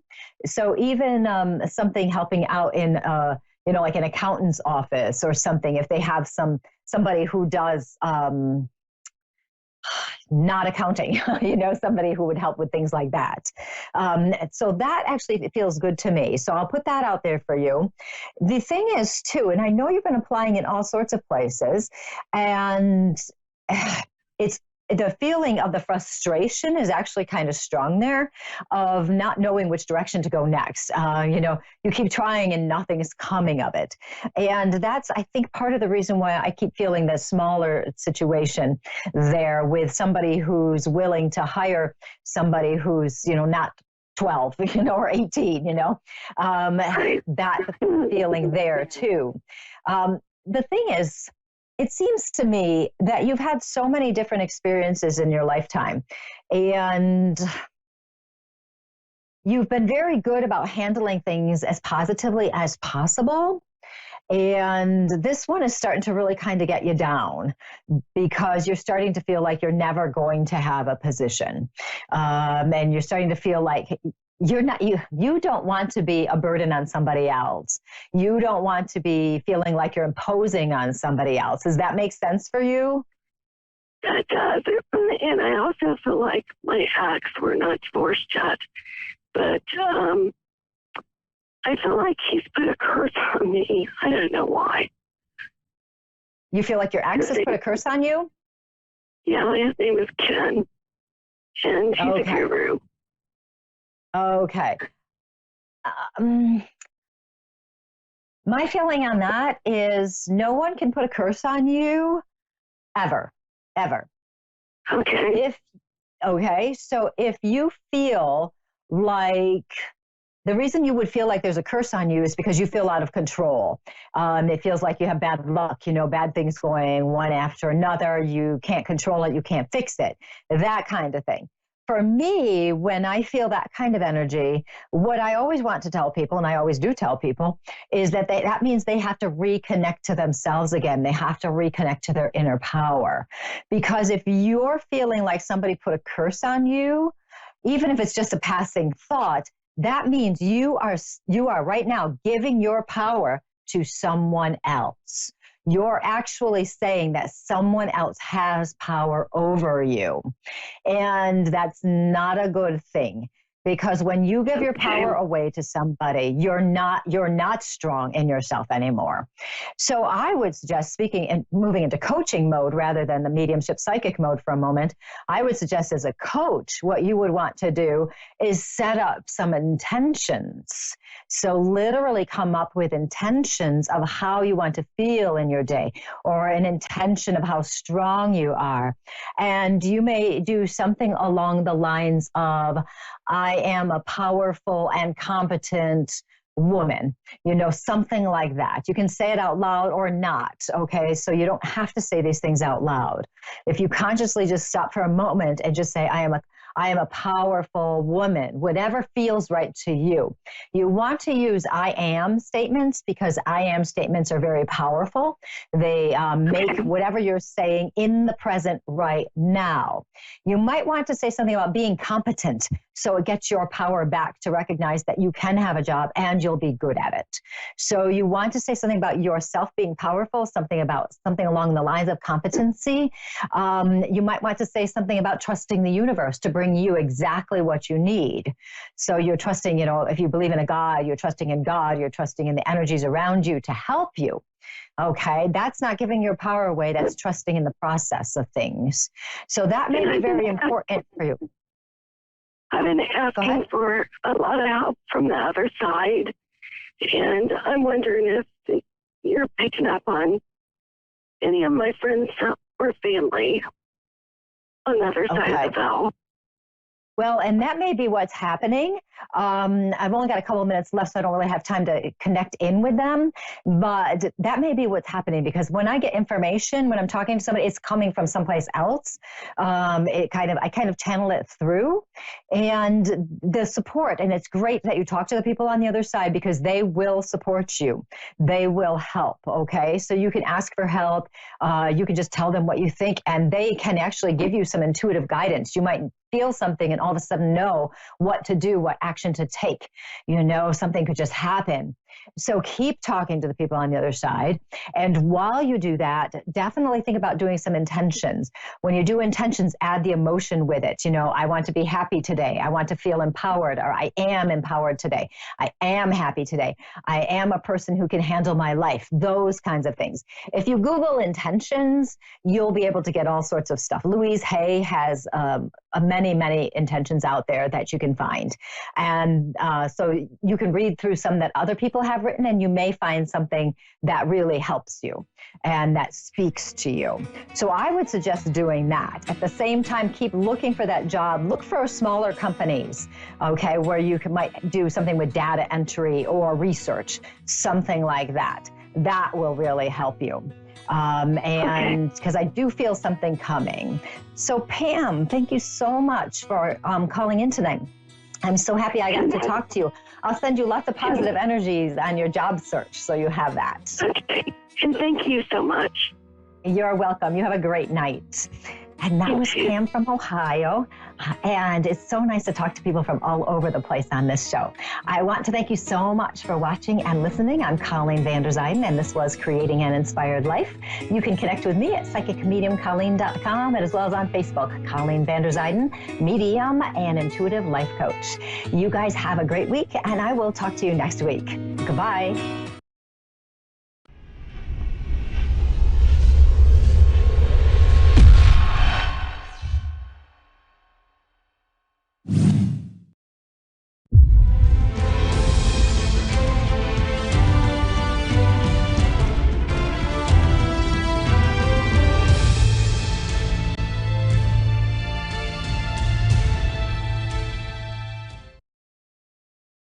Hi, I'm Dean, and thanks for watching Moonstruck.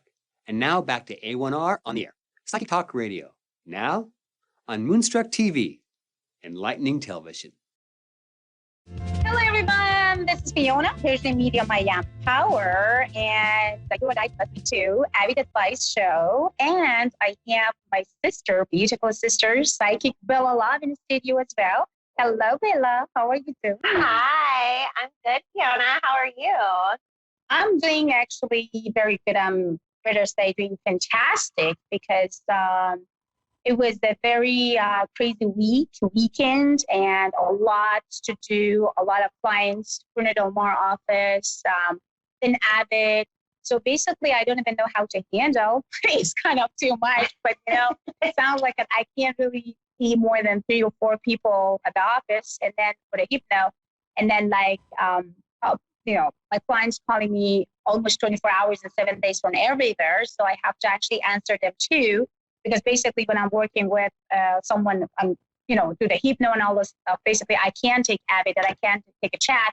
So it sounds like that everybody was like, where are you, Fiona? Why you did not answer my chat? Where are you, Fiona? Why you're not answering my call? Because normally I do. So I just like explained that, well, sweetheart, it just like was in the hypno session. Well, I will come back about like 3 hours. So it was cool. But thank God, I mean, like, I'm super happy. We got a lot of new awesome customers, and I'm Avid Advice, and I'm super happy with Avid Advice, and very happy for, I heard about a couple nice advisors been already approved or passed test. So hopefully we will have more advisors that already been approved by Avid. So I don't know when, but it will be soon. That's awesome. And a huge congratulations to them, because I had to go through the test. They are not easy. Mm-hmm. So, you know, they must be amazing if they could pass that.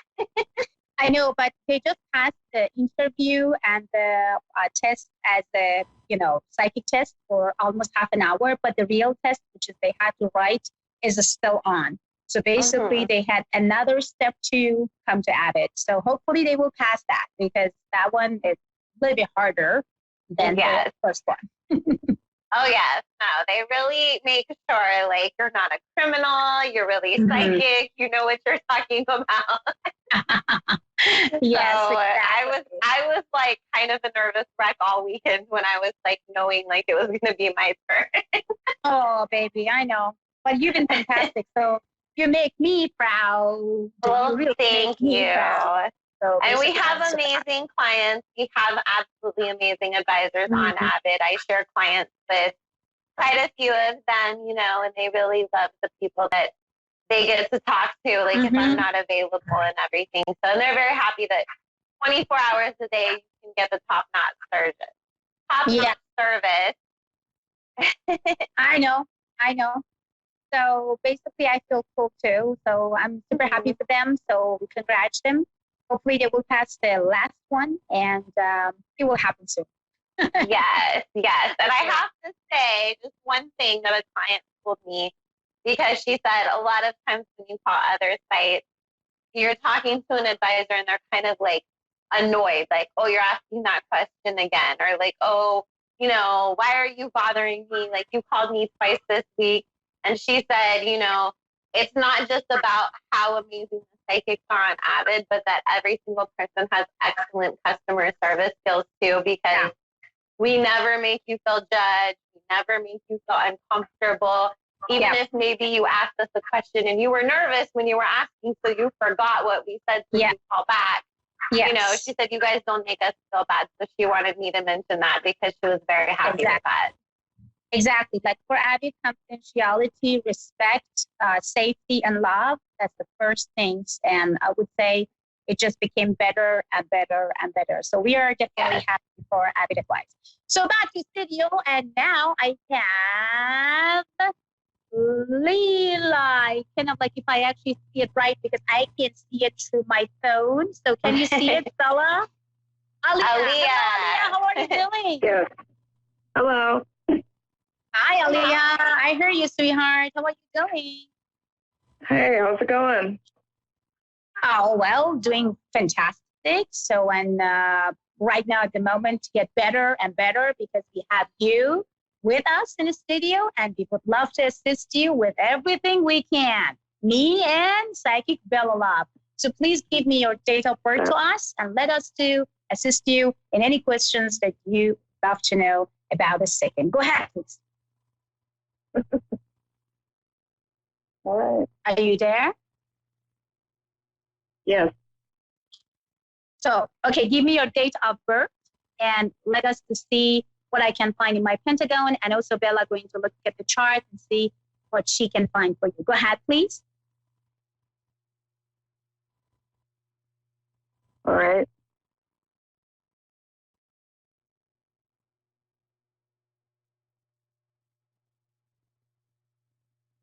Can you hear us? Yes. So what's your I need birth your date, date hon? of birth. What's Your my question? date of birth. I guess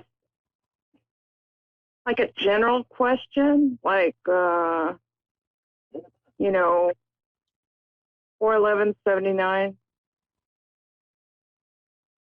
Okay. So unfortunately, I have to say Pentagon will not answer any general question. So you have to target something that you would love to know. So target something that you are really feel, because now we are talking to two psychics, which is both professional and we know exactly what we are talking about. And you will also actually get connect with unknown. So basically, I wanted you to be specific about your question, please. Okay. My question is, when will I have my own place to live?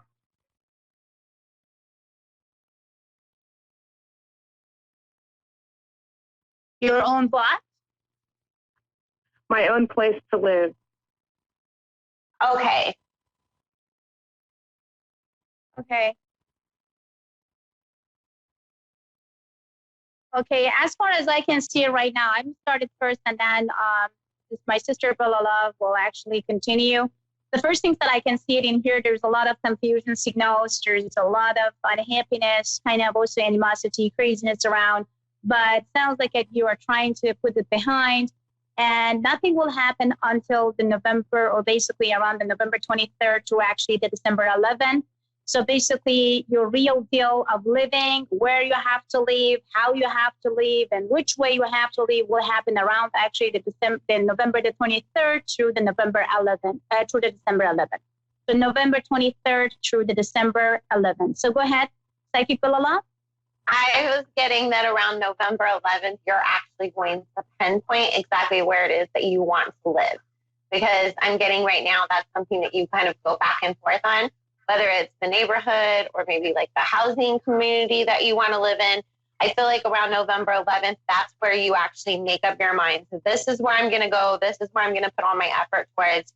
And then like Fiona was saying, within about a month period, we get to about the middle of December, I feel you actually being able to make that move.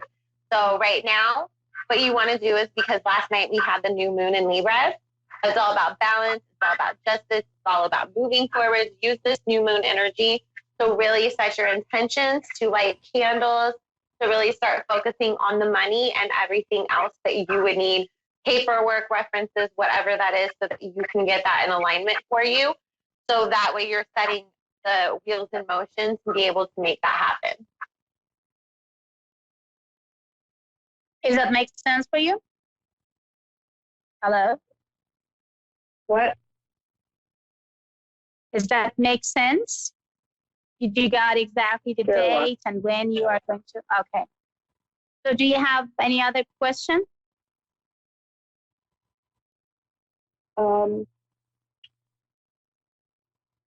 I have a question about.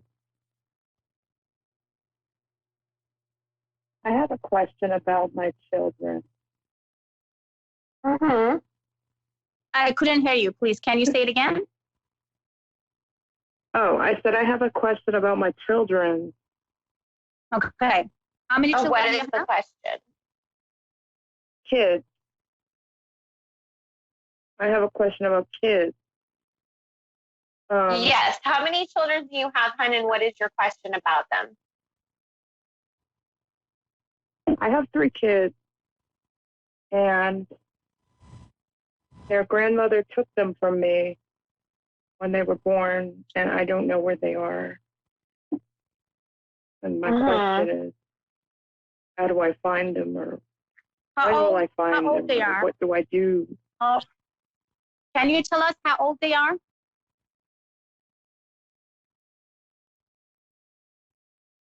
What? How old are your children? They are. How old are they? Yes. Boys are. Okay, I think we have actually 5 person that actually stand on the line, so we can't really actually handle this. So, my love, if you want to talk to me and Bella Love, please go to avidadvice.com, sign up there, and so we are going to be there for you. Have a great fun and bye. Okay, back to the studio, and I have Lisa. Hello, Lisa. How are you? Hey, how are you? I'm doing good. Fantastic. Thank you so much. Lisa, please give me your date of birth first, and then tell me about your question. Go ahead, please. My date of birth is 7/16/80, and I could barely hear the other part that you said, Shug. What was your question? Excuse me? Your question, hon. What was your question for us? I was hoping for a mediumship reading. Okay, and who did you want to connect to? My son, Joey. Okay, and when did he pass? August 8th of this year. Okay. I see regret, and I see feeling uncomfortable. I see also that he cannot give me some message, which not really cool. It sounds like he wants to come back, or he kind of feel regretful for what happened. It sounds like he causing that problem for himself. Basically, he's trying to tell that it's not anybody's problem, or it's not anyone's fault. It was my own. And also, he's trying to tell you that you have to watch your health and doing something for your health, and stop bugging yourself or blaming yourself. First of all, I want to ask how your son died. I mean, which way? He passed in his sleep. Okay, so did he the use autopsy any? report was a heart problem. Okay, so basically he's telling about, he just says about like it was my fault. So it was, so I'm sorry about that, but I did. That's what he says. And also he's telling about like, you should just take it easy and just like really stop blaming yourself because it wasn't your fault. So basically what I can see it, and I have that type of the feelings right now, is like, make That sure makes that you're sense. watching your health and see what's going on. Go ahead, please. Okay, hon. The first thing that I'm getting is that, you know, he chose to go because this was a contract that he made before he came here, that he would spend a certain amount of time here and then he would pass over to the other side, which is something that we all do before we come.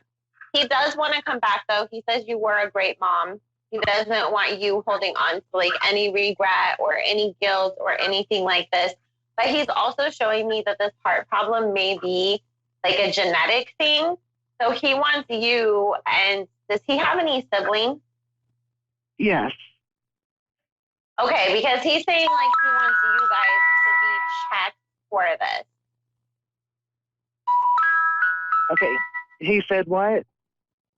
He wants you guys to be checked as well because he's saying that this is a genetic heart condition, that it wasn't just something that was only with him. And he also feels like you guys can use this to bring some sort of awareness or to help others.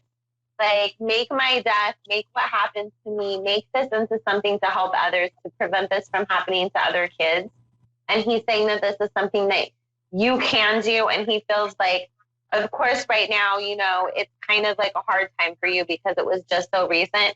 He's saying, like, don't worry, like, it has to be tomorrow or next week or something like that. But as long as at some point in the next few years that you sort of, like, start to become involved, you know, in the charity work or bringing awareness to this condition, that you are kind of honoring him by doing that.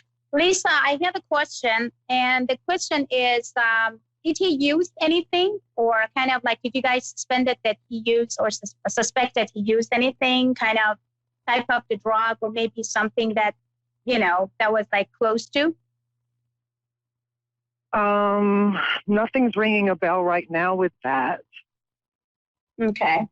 So How because old he's was trying, he? Yeah, because he's trying to tell me that the way that he passed, it was his fault. So then he feel regretful because what he did. That's what he's trying to say. And I think that he wants to connect with you to tell you because it was kind of too much to bear. And it sounds like he asking for forgiveness. And that's what I pick up on him. So, and also another thing that I can feel is about you and your health. It sounds like it's something is up and you don't care about it lately, which is he wanted you to look up and see exactly what's going on. And he showed me about the bone, like a bones pain, and also something to do with your, again, digestion or somehow stomach problem.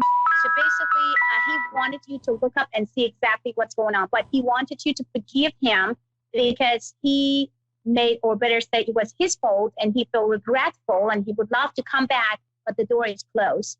And he just like asking for blessing and also forgiveness. So please forgive him, and please send a blessing to him. He's around, and he just wanted you to taking care of yourself. It sounds like that you are not familiar to self-care. So please just get close to your self-care. Okay, that makes sense. Okay. Yes. And there's also a huge chance that he's saying that he may come back as one of your grandchildren.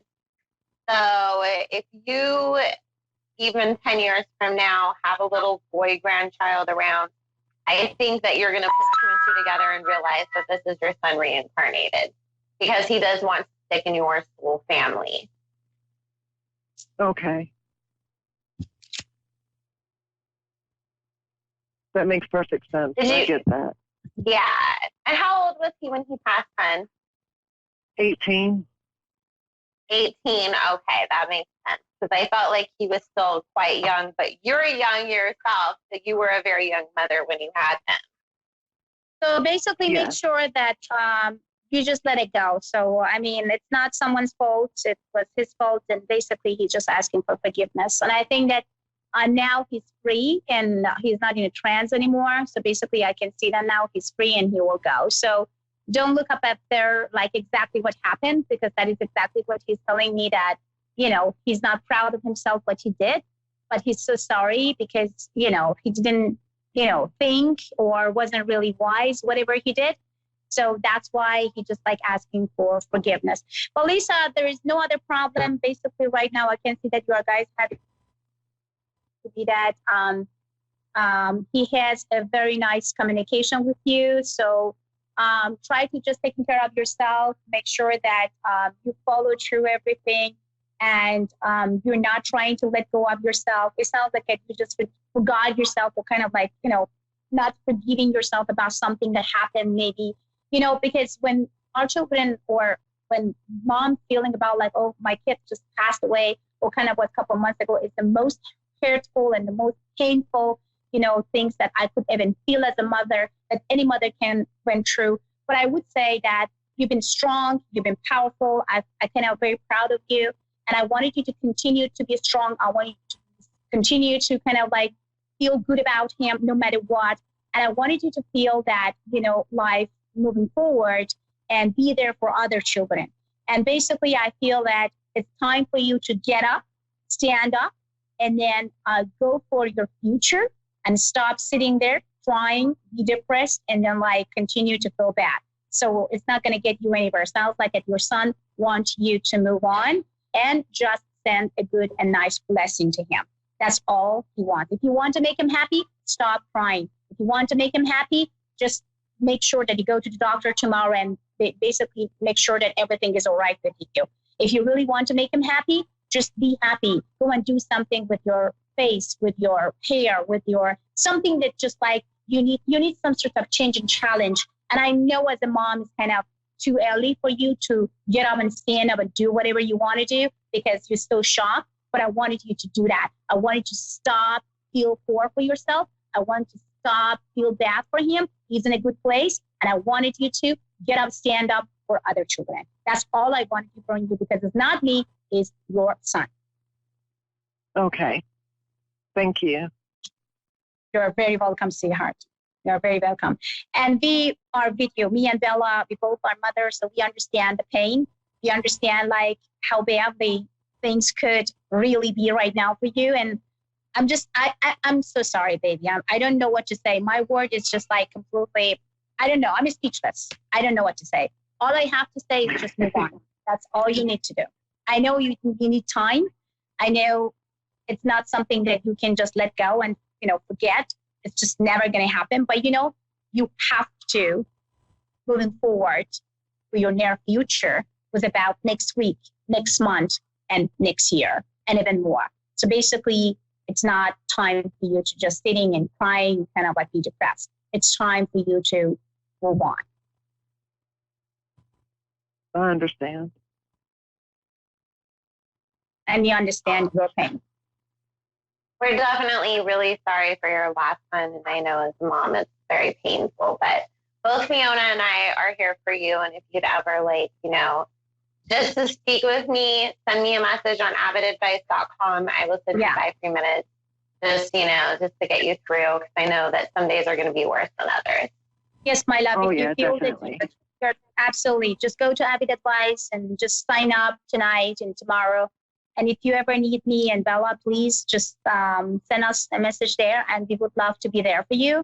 And if I get any messages, if I feel any messages, if you sign up there, if Bella got some messages, so then we have also ability to send it to you and telling you exactly what's going on. So we have just 90 seconds. I have to say goodbye. Thank you so much, Lisa. For more information about me and Bella Love and other awesome psychics, go to avidadvice.com. avidadvice.com. Have a great one, and bye.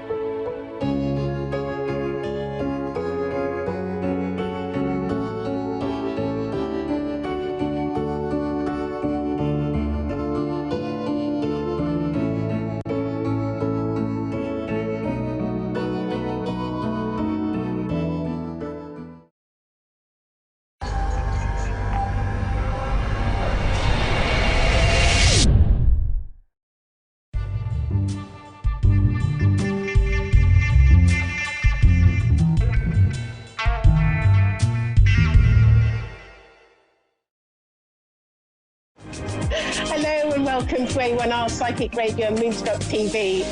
It's very nice to be on the show today. Now, I was just thinking about what we could talk about, and I think sort of probably the most important thing that spirit sort of do for us, the spirit world do for us, and that is healing. And it's just incredible how they are able to heal in many cases. Now, obviously, the first sort of method of healing is when a medium will put their hands on you and do hands-on healing, and again, there's some remarkable results from that, and there's no sort of guarantees. And I think I was always told by the spirit world that if we are meant to receive the healing, then we will. But they work on many levels. They work on the sort of physical, the mental, and the emotional level. So it depends on sort of what is your need. In other words, but the other thing that healing can be done. Now, I as a medium, I sit for an hour every day, and in that hour, I will invite my guides to come forward, and they will do, I will send out healing. And what I've done is I've created a list of all the people that want healing. And, funnily enough, I said to my guides, I said, should I be, reading out this list to you every time I sit to do healing? And his answer was, no, because it will get too long. So I just sort of say, and here's my list, and I open it up because it's always on my computer, and I open it up, and they work from there, and so that's something I do. I sit there for an hour with spirit sending out healing, and I do that every day for an hour, 7 days a week. And I try to do that regardless of what's going on in my life. And every now and again, I might slip and not do it that day. But on the whole, it's sort of every day. And I absolutely love the healing because it gives you that. It gives you the vibration that the spirit world work with. This is something interesting that you may not be aware of, but I see all this light coming sort of to me and then through me, and they're working with sort of my energy and their energy, and it makes me feel sort of really really sort of relaxed as well when I'm sending out sort of healing. So that's sort of a little bit about healing, but there are other methods. For instance, like I could do a reading that is very healing because the words can be healing, or and that's again that's spirit working through me, and then perhaps you could be speaking to a friend and giving advice and a cup of tea and that's healing, and so. There's many ways to be a healer, but healing is so important in our world. And if we pray or send out thoughts to those, people that we feel need healing, or if we pray and send out thoughts to the atrocities that are happening in the world, it can make a huge difference, an absolute huge difference. Anyway, I know that we have some callers waiting, and I have Amaya in York, Pennsylvania. Are you there? Yes, I am. Amaya. Amaya. Hello. And how are you? Hi. I'm good. How are you? I'm very well. And so it must be about 3:10 in the afternoon there. Is that right? Yes, correct. So I'm a medium, and I can connect to loved ones in the spirit world, or I can look for guidance from my guides. Is there a particular place where you'd like me to focus, or a particular way that you'd like me to work? I've been trying to connect to one of my best friends who passed away like 3 years ago. Right.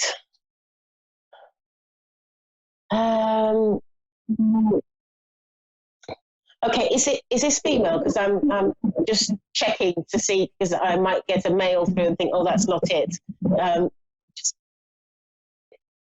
Amaya, is she female? Right. Okay. Yes. Let's have a look. Right. Okay. The first thing that I'm hearing is I feel that her passing was unusual circumstances. Would you understand that?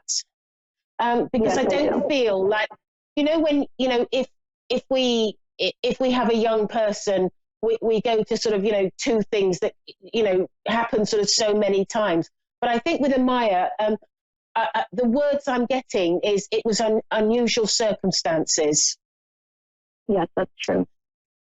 And I feel that when I look at her personality, I see her as being quite an incredible woman. Somebody who I feel like she lifts people's spirits, or sort of she's a really. I feel these words wouldn't just do her justice, but she's a really good person. But I feel like she's almost, better than that. It's almost like she's an earth angel. Like she's so good to many people, and I feel that I feel like she's very charitable of nature, and I don't know whether she was involved particularly with charity, or it was just her personality of being very charitable in the way that she conducted her life. Would that make sense to you? Yes, that makes total sense to me, yes. And I feel that she's making me feel as though there were times when she would help you, but I feel that there's also times when you helped her. Because I feel like you were, and I'm getting the word confidant, so I don't know why I'm getting confidant. So it's like you were a confidant for each other. Would that make sense to you? Yes, that makes completely sense to me, and I've always said that. Oh, right, so that's why I'm getting it. Yes. See, the thing is with me, Amaya, is I get nosy, and I look at it and I think, why do you give me that word? That's the problem with me as a medium, and I need to get myself out of the way and just give what I get. And she's saying to me that she's making me feel as though in her funeral, there was something that you did that was like a special tribute to her. Would you understand that? There was something that you did special for her. And she's showing me an image of some flowers, and you're putting them down somewhere. Yes, I gave roses to her mother after the funeral was over. Right. Okay. I knew it was something to do with flowers, and there's also a ribbon around the bottom of the flowers as well. Yes. And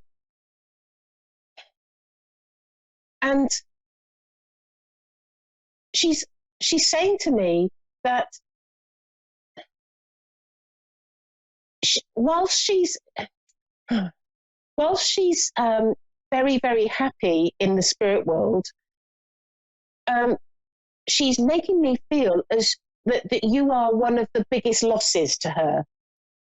As sort of because she's making me feel as though there was nothing that it's like there's a closeness that is every day, speaking to each other all the time, and she feels, and she's saying to me, I'm all right in the spirit world, I'm getting on with things, but the thing is she makes me feel as though she's like she's got her right arm cut off, and of course she hasn't, but she makes me feel like that.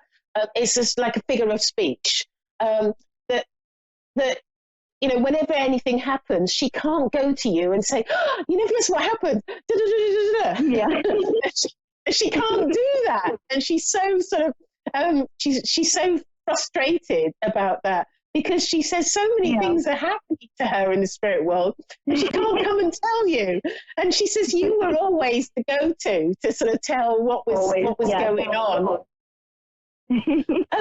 She's showing me a bed, and she's showing me a teddy bear, and there's something, or I don't know whether it's like a stuffed animal, you know, like I don't know whether it's a teddy bear or another animal, but I know there's like a toy animal on the bed somewhere, and she's making me feel. I just saw that in my clairvoyance. Would you understand that? There's something significant about that. Yes. On Easter, the year of her passing, we had gotten matching stuffed animals, and we always kept it with each other. Right. And I feel like there's a name on the stuffed animal as well. There's some writing on it. There's some writing. I would have to look. I'm not sure if there is or not. Okay. Have a look. Okay.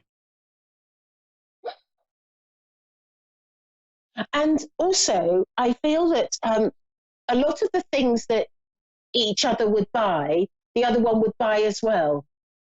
Because I feel like there's a lot of things that both of you had, like I don't know, and she's keeping me in the bedroom, because I feel like it's things in the bedroom that there are a lot of things that are similar, and she's making me feel that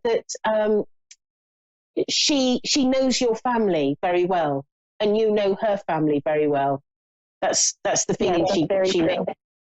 Because she makes me feel as though you would spend time in her family home and vice versa. And she's also making me feel like, because she's showing me like you would do that when you were quite young. Like, because I feel like you've known each other from a young age. Yes. And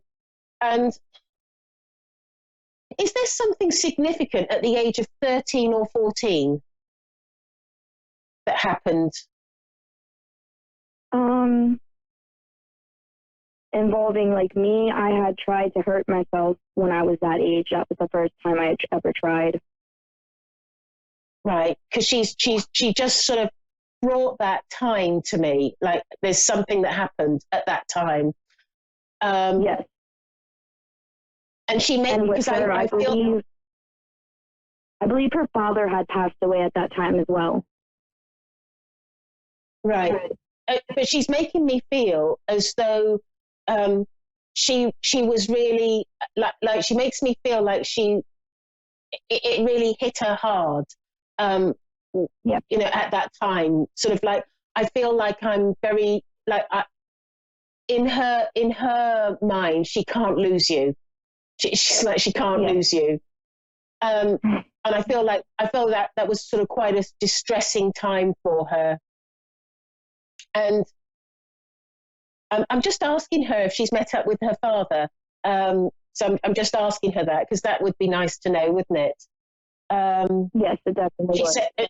She said, of course, I'm with him. And she says that she's making me feel as though she has a very close relationship with him. And there's a deep love with her father. And she makes me feel as though it's like she doesn't have favourites, but her dad is her favourite. Yes, definitely. She's a daddy's girl all the way. Yeah. It's like she loves her mum, but it's daddy. and so she wants you to know that she's connected with her dad, and it's really sort of really nice to be with her.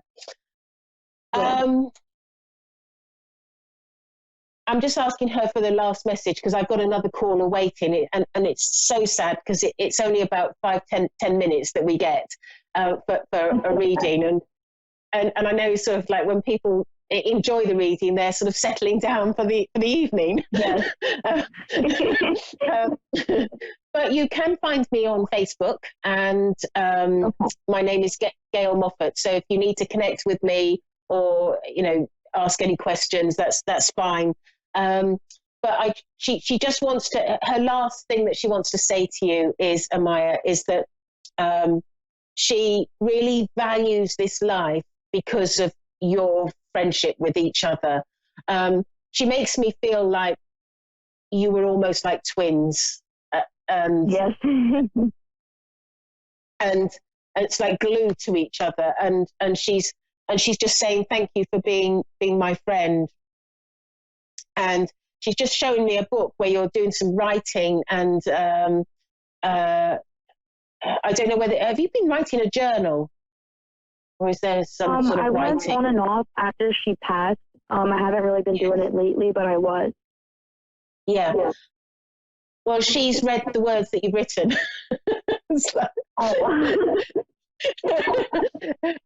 And she understands what you've written and why you've written it. And she just wants to thank you for being in her life and being her best friend. Obviously, you've got a whole life ahead of you, and there's no predictions of when you're going to the spirit world. But what I do know is when the time does come, whether you might be an 80-year-old woman or whatever, but when the time does come, you will be. She will be meeting you. She's making that very clear, that she will be there to collect you, and so you will see her again, which is lovely. Yes. But Amaya, I'm so sorry it's so short. Thank you very much for calling in, and lovely to speak with you, and also to connect to your lovely friend. So much. She's adorable. I love her. But thank you very much. Thank you. Now I have Donna in Fairlawn, New Jersey. Are you there, Donna? Yes, I'm there. How are you, Gail? I'm very well. How are you? I'm good. Good. So I am a medium, and I can connect to loved ones in the spirit world, or I can look at, focus on some aspect of your life. Is there a particular way that you would like me to work? Well, I have, I guess maybe on the mediumship, because I've lost a lot of people that I feel a lot of turmoil with every day and every night. I try to communicate with them at night myself, and I have no success. Yeah, they're probably there though. That's the annoying thing when you feel you don't have any success. But what my advice to you is that if you speak out the words that you would like to say to them, they will hear you. So remember that. Even though you can't hear back, they will hear you. Okay. Is there somebody in particular that you'd like me to connect with? Because we've only got about 8 minutes left of the show. Well, both of my parents are deceased, and my Uncle Al, who was like a stepfather to me. I lost him about 2 years ago. Very painful, because he was the man who walked me down the aisle when I got married. Wow. And it was very sudden with him. Well, even with my mom. Yeah. My mom, I was 13 and a half. I wasn't ready for that.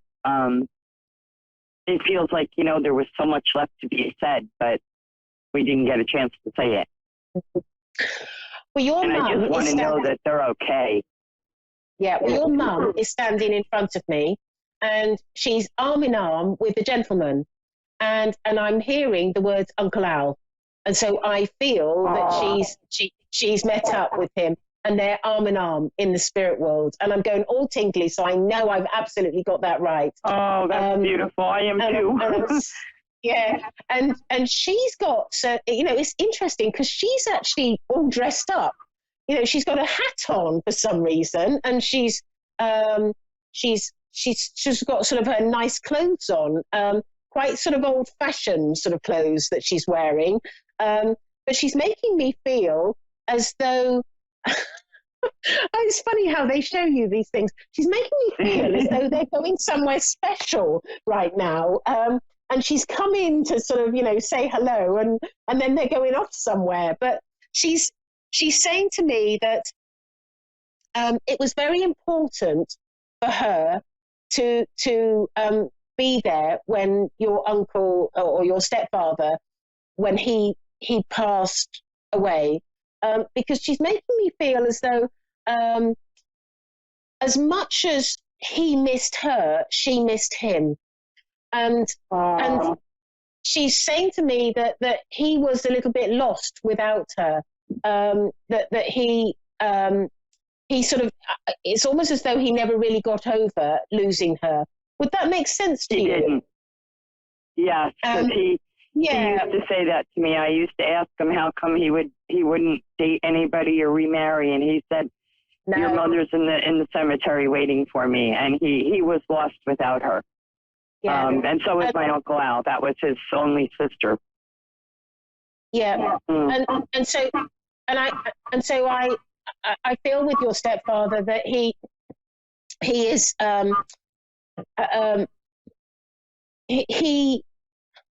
he's so, it's like he's delighted that he's with your mum. I just feel the sort of I can feel in him the pain that he had as a result of not being with her. It's like they were meant to be with each other in this life. And I feel that on some level, both of them were very healing for each other. And I feel that your mum definitely had a lot of healing from him when she got together with him, because she's making me feel as though her first relationship, I feel, with your father wasn't as good as she would have liked. Would that make sense to you? No, it was horrible. It was horrible. Wow. And she's making me feel as though she was it's like, she makes me feel like she was terrorized by life, and sort of, she was struggling to sort of live in a proper way. When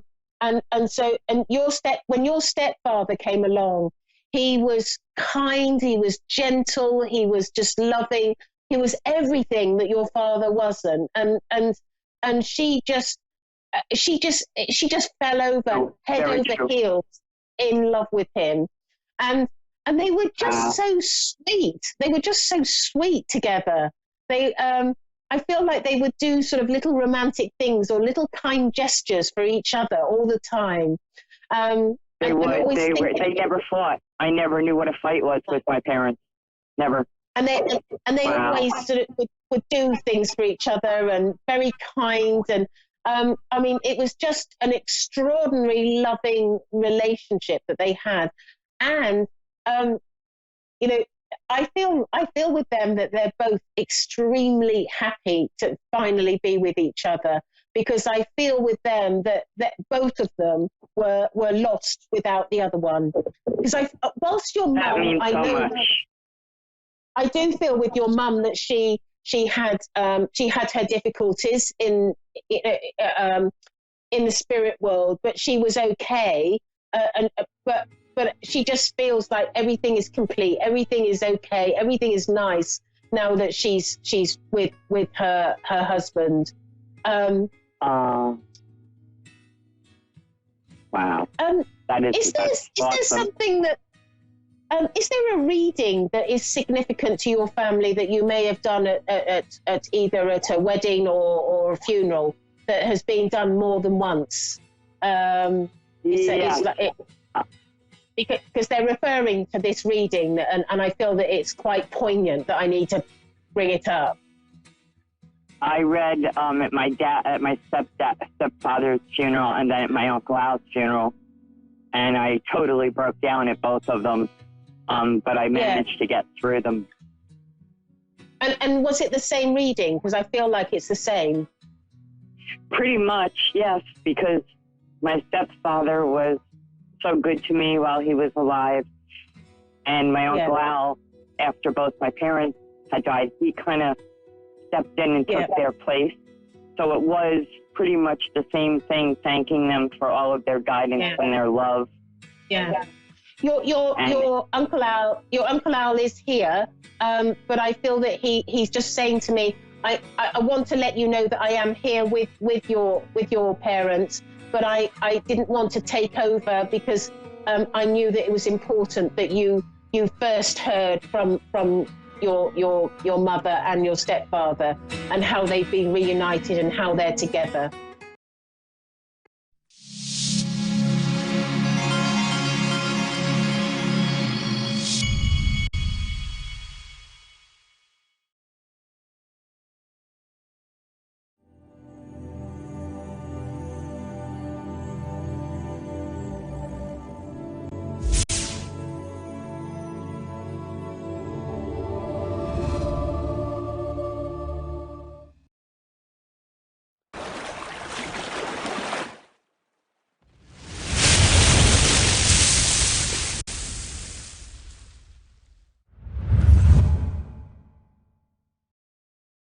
Welcome to A1R Psychic Radio here on Moonstruck TV with Amanda Hall, Psychic, all the way from the Gold Coast. It's absolutely a sensational early winter's morning here on the Gold Coast, and it's nice, and I suppose when the sun gets up it'll be nice and sunny, but it's very, very crisp.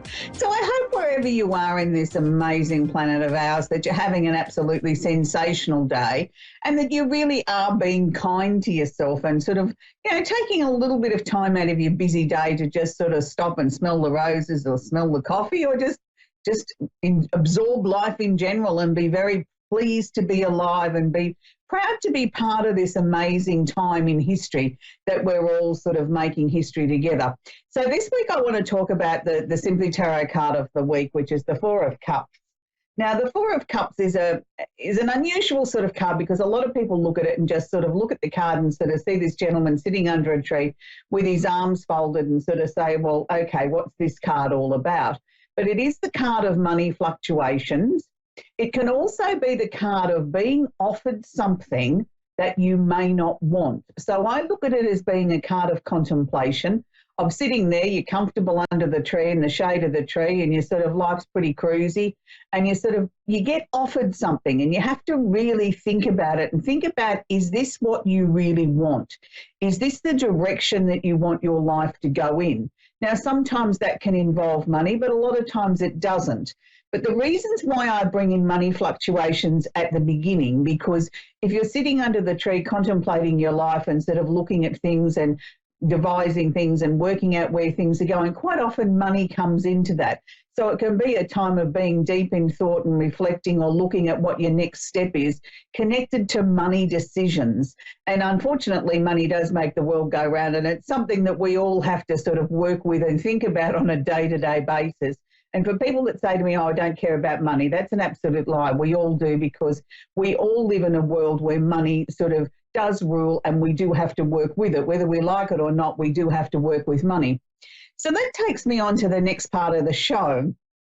And this week we are working with the new moon in Leo. And, you know, I just love new moons. I mean, I think they're probably my favourite moon cycle because of the freshness, the newness, the opportunity, I think, to really sort of start something, to sort of get excited and get motivated and look at something different in our lives. And this week, the new moon in Leo will be August 1, or the 1st of August if you're in the Southern Hemisphere, and it's in Leo, so it's in a fire sign. So it's a time to get sort of up off the chair, to be motivated, to be enthusiastic, to really look at where our lives are going from here and wanting things to sort of move forward. So the new moon in Leo, for those people that follow the show regularly, you'll understand when I talk about working with candle energy, and I'll bring that into the show right now, that when I work with candles, and I do quite often, I like to look at, particularly on a new moon cycle, I like to work with the energy of the new moon starting 2 days before the new moon. So I would have started my new moon energy or my new moon ritual on the 29th or July 29, and I write a little list and I try and put at least 3 things on my list, 3 things I'm hoping to attract into my life.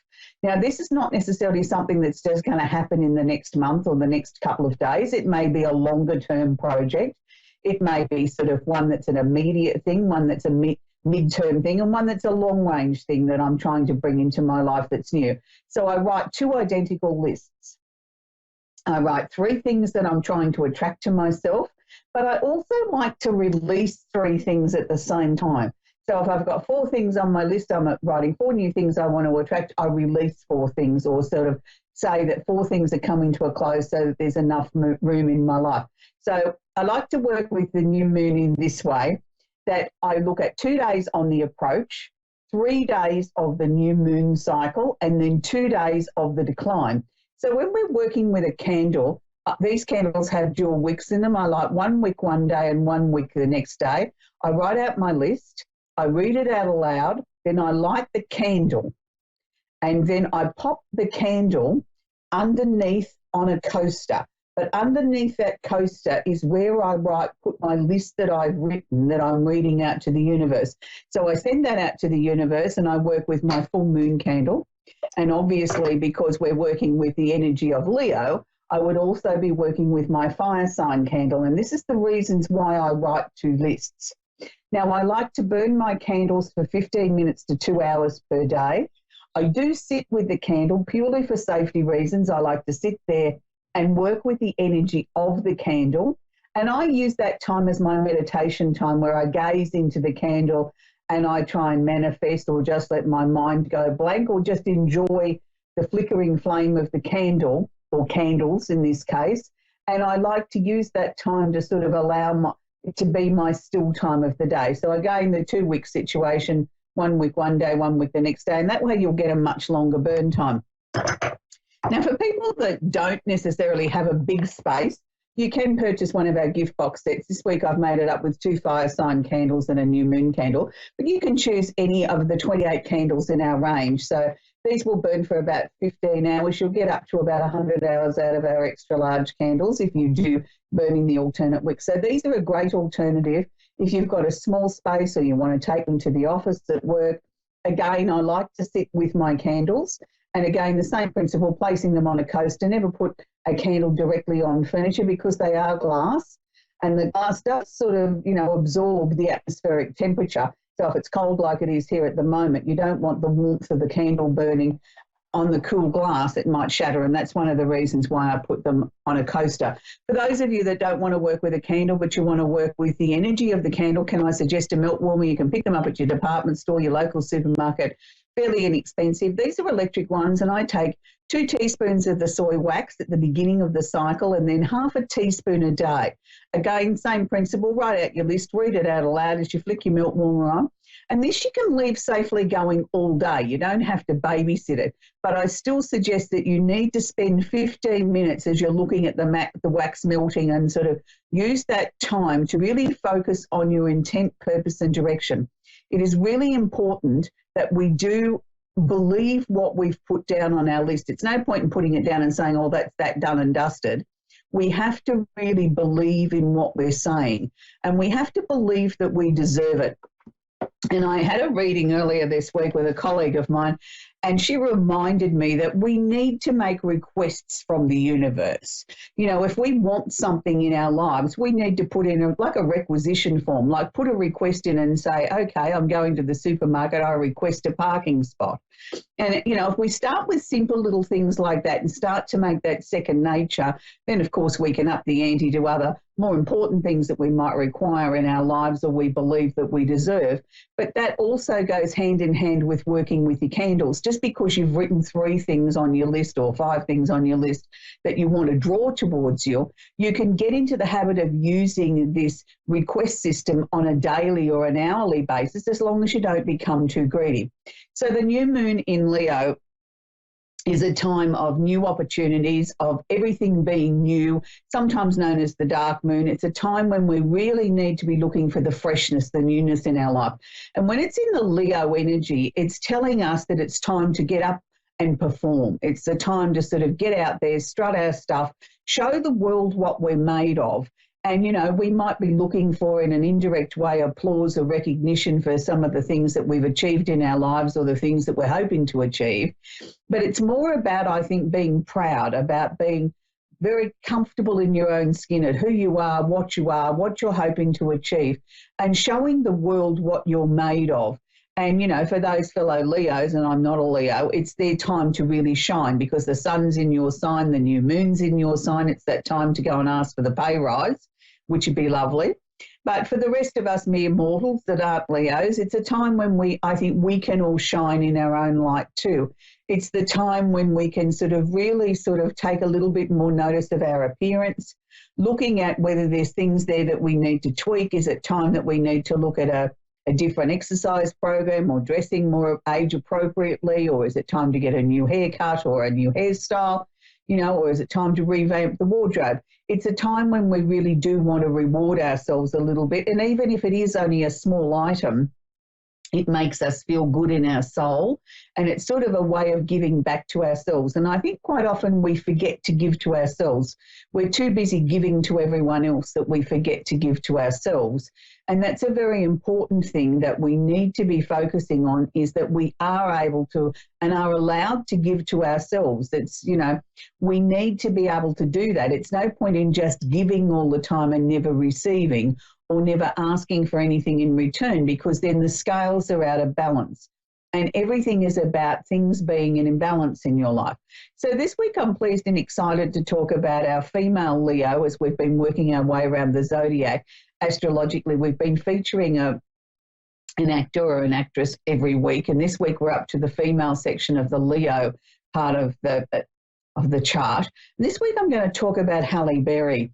And it was interesting when I started to do a little bit of research on Halle, and I've watched her in many, many films, and I'm a really big fan of hers.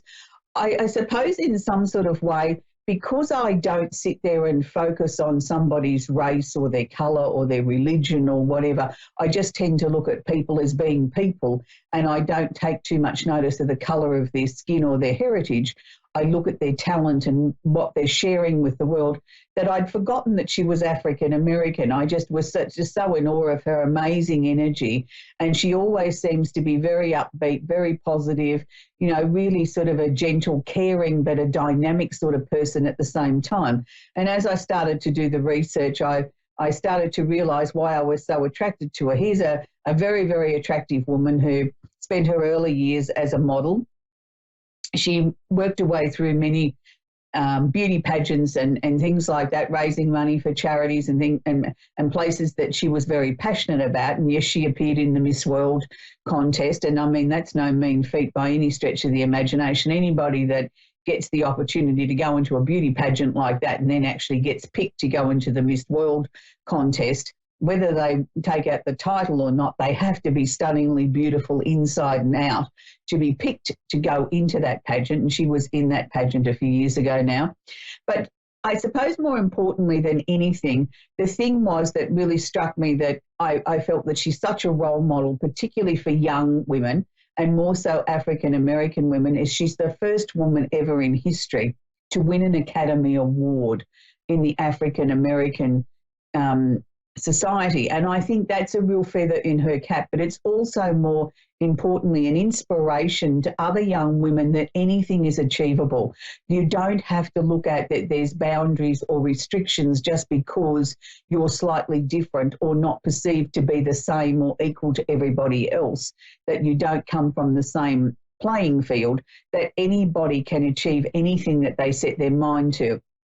And Halle Berry has so many awards under her belt and so many performances that she's done, on the big screen, in television series. There's too many to mention. But, she's such an amazing actress. She can go from being in a romantic comedy into a very, very serious role and a very dramatic role. And I think that brings out her ability as an actress to be able to own the part and to make us be part of the journey with her, of the message or the character that she's playing, that we're right there with Halle by her side. We're understanding the message, we're understanding the storyline, and that takes a really dedicated actress to be able to do that. So we're going to take our first call up, and it's Jane in Woonsocket, Rhode Island in the USA. Are you there, Jane? Yes, ma'am. How can I help you this evening, sweetie? Do you have a question for me? Yes, ma'am. I'm looking for my future to know whether the prosperity within my job is going to be a possibility within my future this year. Okay, Jane. It's very, very interesting as I started to tune into your energy, Jane. I think this year hasn't been what I would call one of the easiest years for you. I think it's been a year where you sort of, you get a bit of a go on and then all of a sudden everything comes to a dead standstill. And then you sort of get everything moving again. And then sort of again, we come to another blockage or another standstill again. I want to sort of say to you, this is a year where it was meant to be that way. There's nothing you could have done that would have made it a smoother or an easier journey this year. You just have to work with the energy that's being shared with you. But it's also a time where I think that you've had the opportunity to stop and sort of have a good look at your life and sort of ask yourself questions about whether you're happy with where things are progressing. Are you happy with the friendships, the family environment, where you're living? Are you happy with your job? So you've really been questioning a lot of things right across the board. And that brings me back to your question about your job and whether or not it's going to be financially beneficial for you. I do feel that there's new opportunities coming from this job. And I'm going to say in the form of a promotion or an opportunity there to earn extra money. But I don't feel it's much before September. So we're nearly heading into August, so it's not very long to wait.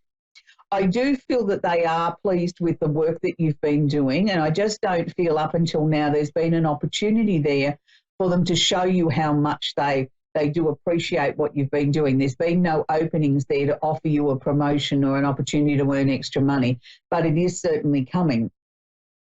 I did feel, though, with this new promotion, this new opportunity, it will also lead into some extra training or some extra study that they will suggest to you, but they're saying to you it's not mandatory. I'm going to say to you it is. I think you need to take it up, whether it fits in with your lifestyle or not, because it's the next integral part towards where the job will lead you to. If you want to continue to grow and to continue to sort of get promotions in this line of work that you're in, you're going to need to continue to train to sort of upskill yourself to be able to meet those demands. I also want to say to you, Jane, there seems to be some question marks around where you're living. Now, that doesn't necessarily mean that it's got to be a move of residence. It just means that things are changing around where you are. So I don't know whether that means you're just literally changing the furniture around, or whether there's been some changes in the home that you've had to adjust to. To me, it's sort of been, I'm going to say, an uncomfortable energy. I'm going to say that there's been things that have been brought to your attention there, or family issues this year that have needed more attention than what you first thought.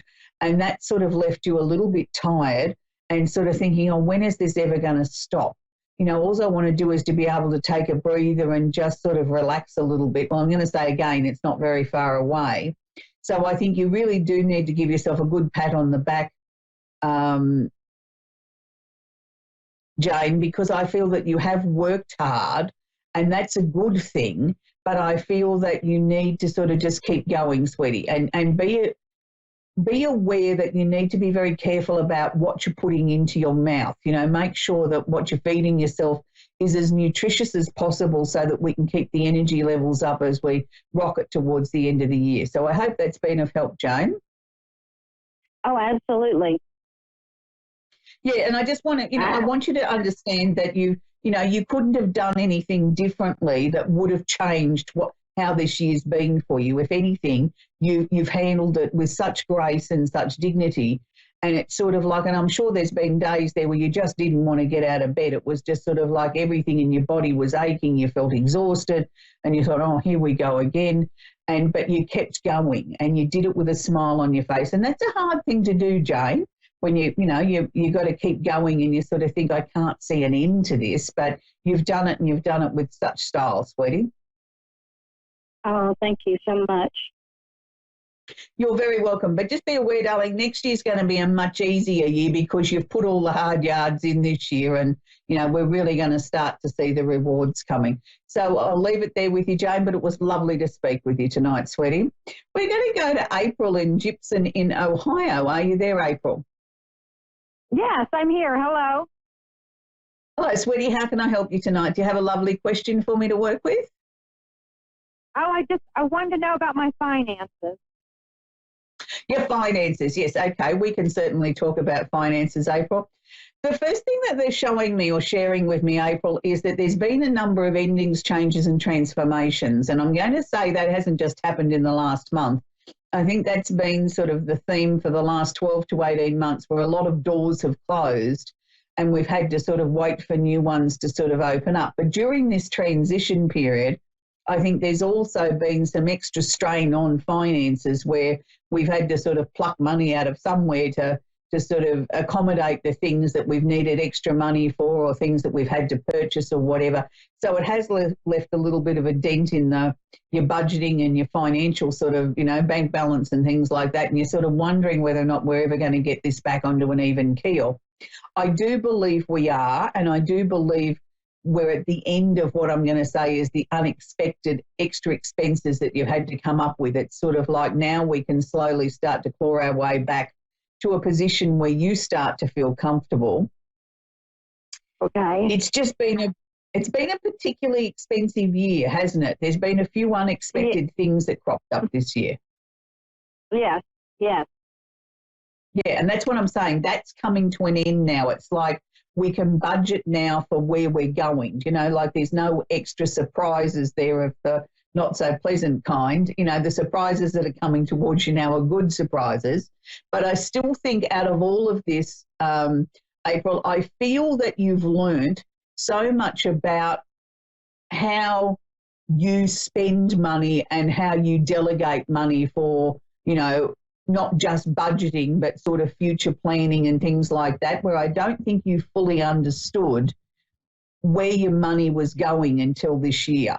And it's because it was a little bit tighter that you started to realise, well, hang on a minute, I'm spending a little bit too much in this area. If I do this and streamline that, then that'll give me a little bit of extra money to put over here. And it's sort of like, it's been a good exercise because I think it's taught you to sort of really be conscious of the money that you're going to spend before you spend it. So you're now you're not just doing it like on automatic pilot. You stop and you think about it and say, is this really necessary? Yes, it is. Then I'll proceed. If it's not, well, then I can put it off for another week or a month, or no, I don't need it.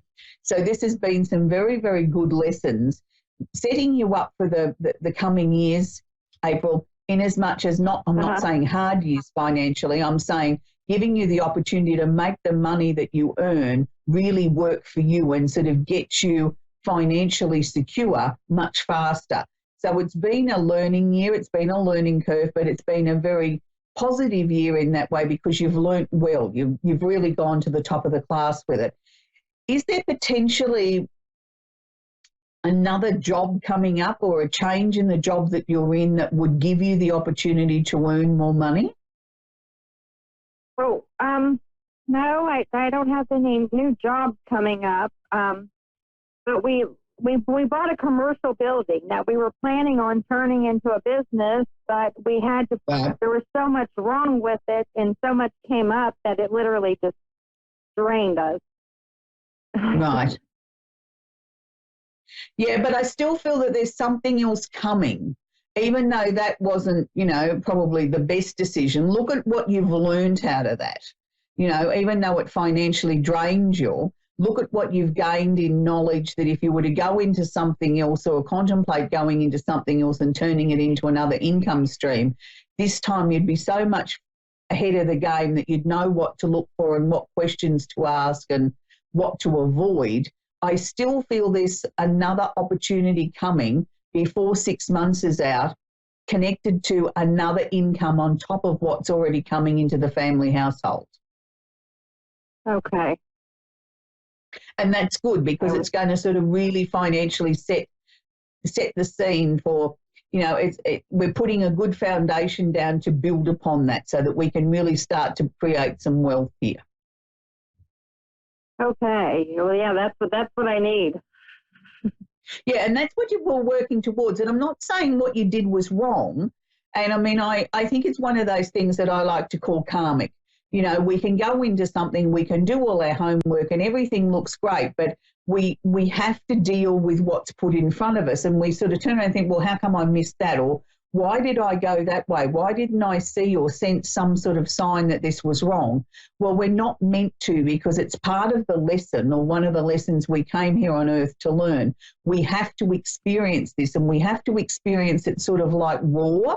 like with no intuition, no gut feeling, no anything. We go into it, and this is where our greatest learning comes from. And that's what I think this commercial premise was for you and your husband. I think it was one of those karmic learning curves.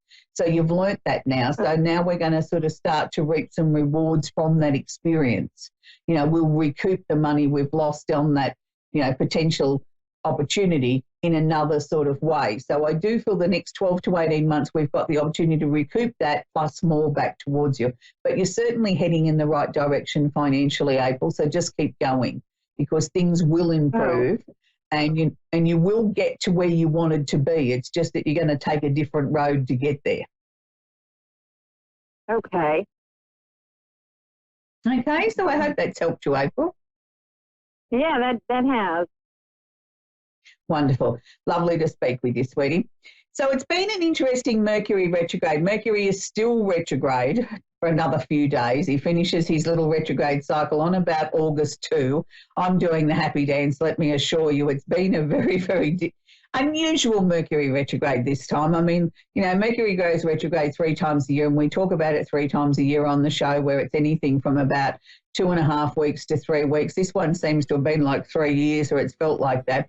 That anything that could possibly go wrong on a communication level, whether it's your internet connection or whether it's your telephone or your cell phone, or any of those wonderful gadgets that we use on a day-to-day basis. It's been a time where it's been quite testing in those sort of ways, and it's been a really difficult time, I think, for a lot of people with personal communication too.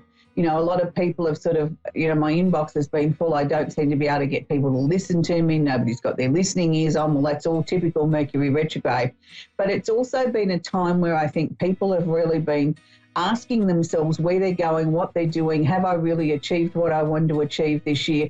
And it's been a very introspective Mercury retrograde. And I'm you know, I haven't been immune to that either. I've had my same questions and things like that about it as well. So I just want to share with everybody that Mercury will be going direct soon, and we can all breathe a sigh of relief, which will be absolutely wonderful, that we can all get our positivity hats out of the wardrobe again and sort of get ready to be fired up and start, you know, communicating in a bigger way. But let's use the power of this new moon in Leo as Mercury comes to a close with his retrograde cycle and start to get out there and strut our stuff. It's the time to sort of to feel very positive, to know that new opportunities are coming our way. It's a time to show people what we're made of and to be very proud of what we have achieved. So until next week, be very kind to each other and kind to yourselves, and don't forget to stop and smell the roses or smell the coffee along the way. Bye for now.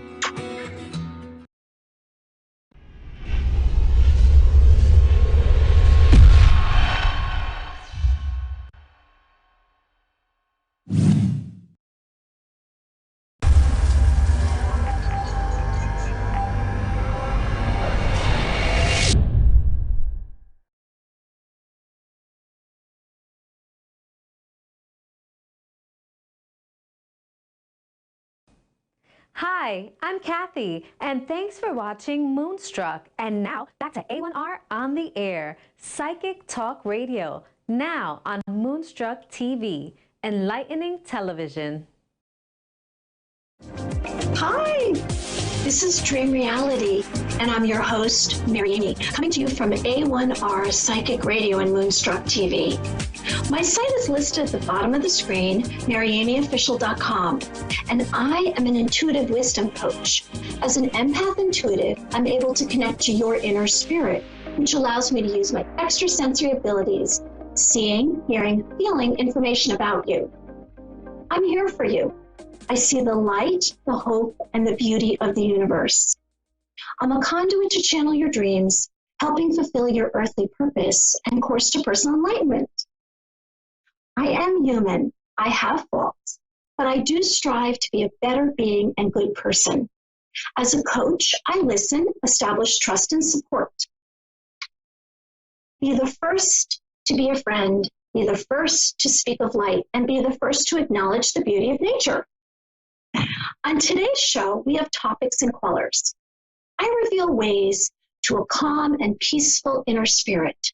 I guide you to enlightenment through topics such as kindness, nature, visualization, dreams, affirmations, and meditations.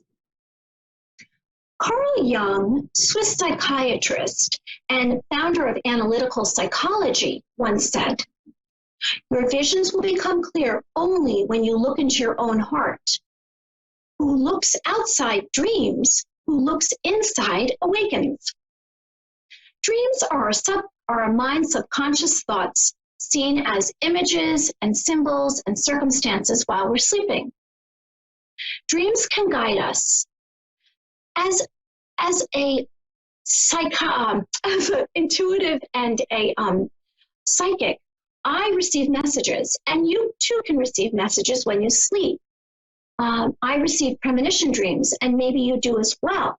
A premonition can alert you and warn you of something in the future, so be aware of details and dates and circumstances. Our dreams are our subconscious and our soul trying to guide us to our destiny. I'll tell you a story. A few years back, actually it was more than a few, it was, I don't even know, it was more than 5, it was about 8 years ago. I went to an Awaken fair, and prior to that, I was being visited by spirits because they knew that I could hear and see them. So I would go to sleep, and they would come right up into my face. So it would be like a stranger just coming right up into your face, and I would jump up, and I would be scared because I never had seen this person before. And one after another, they would do that to me. And eventually, there would be lines and lines of people who had passed because they wanted to contact me, and I rejected it. I was not interested in doing this. And so when I went to the Awaken Fair, I spoke to a friend who was a medium, and he said, "Mary, you should just make an appointment to speak to them and see how that goes, and maybe they'll leave you alone." Well, sure enough, I said, "Okay, everybody, are you listening? I am going to talk to you on Wednesdays at 2 o'clock, which I thought was the most bizarre thing. But funny enough, a few of them did visit me, and then it just went away. They stopped. And so I do hear and see if I'm in a situation with a client or I'm doing a reading at an event or even on the radio. And so maybe that will happen to you. The more we open up, the more of a chance that we have to speak to otherworldly beings, other dimensional beings, which could be angels or spirits or I don't even know, like just ethereal beings. Okay. I actually have been keeping track of all my dreams in my dream journal, and I am publishing a dream journal workbook. And I've been keeping track of my dreams since 2014. Patterns will emerge, and you might experience a release dream, which is a person or a place you can't deal with while you're awake. So when you're sleeping, you're letting it go, which is a positive thing. Okay, enlightenment. I've spoken about ultimate happiness and about the law of karma. Non-virtuous and negative actions equal suffering, and virtuous and positive actions equal ultimate happiness. Why not, on a daily basis, perform acts of kindness? Hold a door open, say kind things, behave kind and compassionate to all living things on this earth. Be joy and light and hope. Prior to acknowledging my authentic self as Mary Amy, I was Blue Butterfly, and I wrote this book, The White Light Prophecies. And the book discusses white light. So what's white light? Empaths know what white light is because we're so sensitive that if I'm standing next to someone and they don't feel well, sometimes I actually get their headache or I get a pain in my body. And right away, I know that there's someone around me that has something wrong with them. So I actually perform white light healings on myself where I clear the energy around me. So let's do this together. We're going to do a white light visualization, and then I'm actually going to send light out to my viewers and listeners. I'm going to take off my headphones, if you bear with me, and I'm going to put on my headset and do what I do with clients. First off, let's do a visualization together. So I'm going to ask you to close your eyes, and I would like you to imagine white light. What is white light? White light is the strongest light because it's sourced as the universe.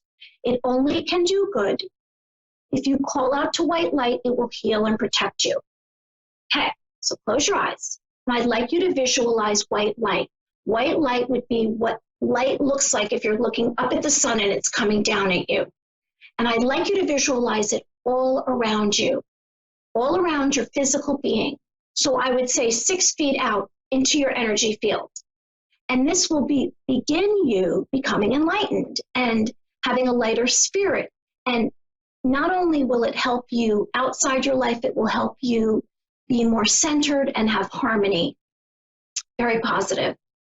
So I would like you to, on your own, visualize, say, white light surround me, and ask white light to surround you completely. As time went on, what I did was I actually visualized with my eyes open the light, which I can see right now. I would visualize it horizon to horizon. So I would be standing out in a field and I would see it to my right, to my left, all the way to the horizon, to behind me and in front of me, above me and below me. And so I became a white light bubble, I guess, or a white light being that way. Okay, now I'm going to take off my headset and I'm going to put on my headphones and I am going to send out light to everyone that's out there. And I would like you to please send me a message if you feel anything different. On my Facebook or my Instagram, if you're watching, please send me a message and say, yes, Mary, I felt something. So I know that this works and I'll continue to do it. I'll just do it a little bit during every show.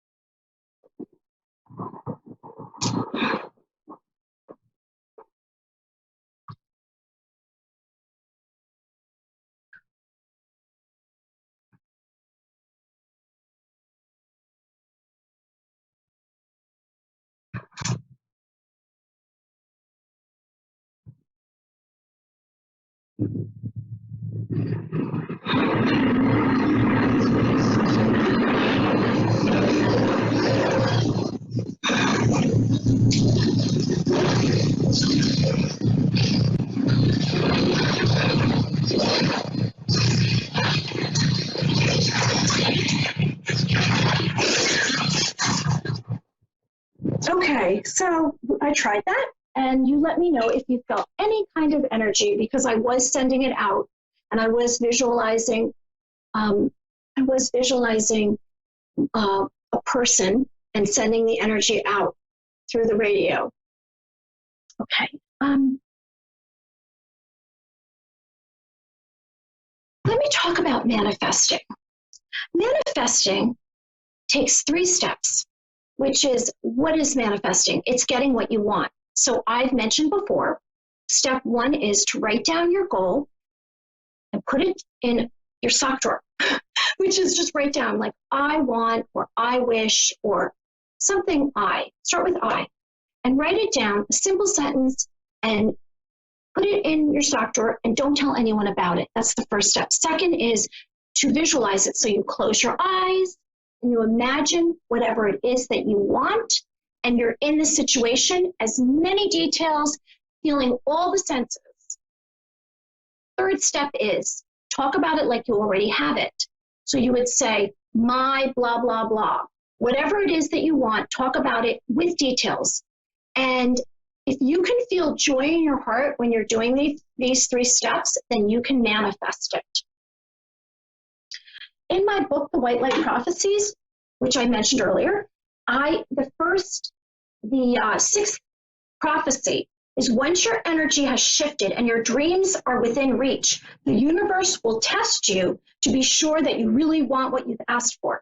And I've recently experienced this. That's why I'm bringing it up. I actually wanted to have all the areas of my life pretty much complete and better.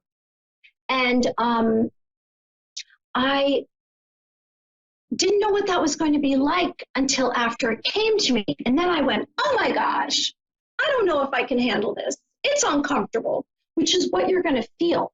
When you do manifest something and it does come, you have to embrace the opportunity, because you just don't know if it's going to happen again.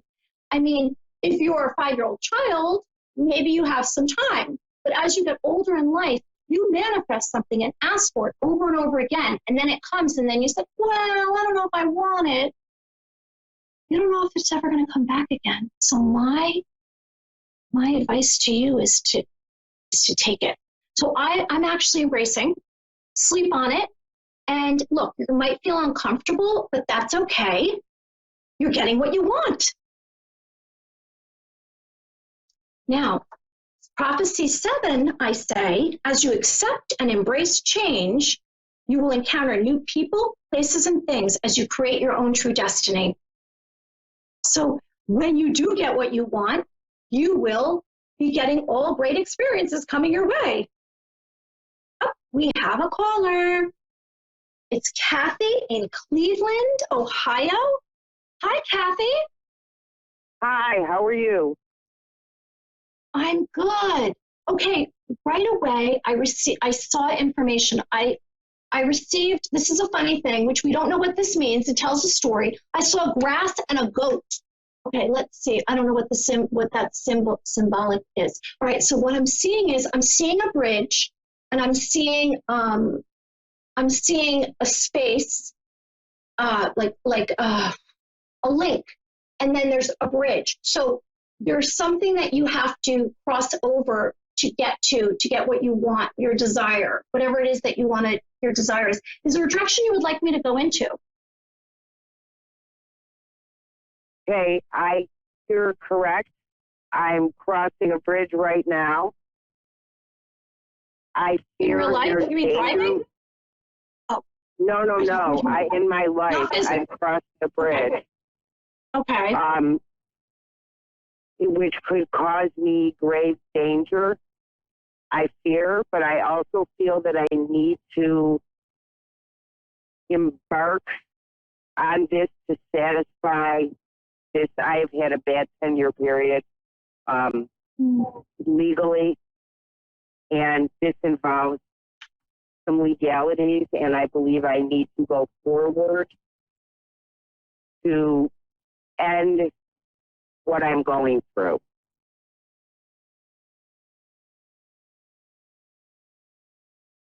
You have to do this. Are you there? Yes. Hello? I'm here. So I did see that you must do this. I think that it's actually like a learning curve. Whatever is going to happen after you get to the other side is actually going to enhance your life, and it will be almost like you'll get a newfound strength as a person. And I see that you actually have a smile about it, but you are going to have sadness doing this, and you're going to have to let go. I am actually physically moving my household so that I lessen the impact if it all went wrong, because I feel that whether I win or lose, it'll close the chapter and let me move on. So I'm willing to accept how it ends, but I think I will be unsatisfied without going ahead and doing it. I have to tell you that even if you didn't have anybody with you, you would still be okay, because you are someone that you're very, very steadily moved through life. And I know that you are a very strong lady, and everything will turn out right, because on the other side of the bridge, I see a light-filled horizon, and I see that you're going to have a big smile on your face. So the best of luck to you. Thank you. You know what? And I believe you, and I agree, and I'm glad you validated the way I'm feeling, because I'm going to be 60 in August, at the end of the month. I just became a Reiki master 2 months ago. I'm stepping forward in my life, and I just needed the encouragement. So bless you and thank you. Thank you. Bless you too. Have a wonderful day. Thanks so much. you too. Bye-bye. Bye. Bye-bye.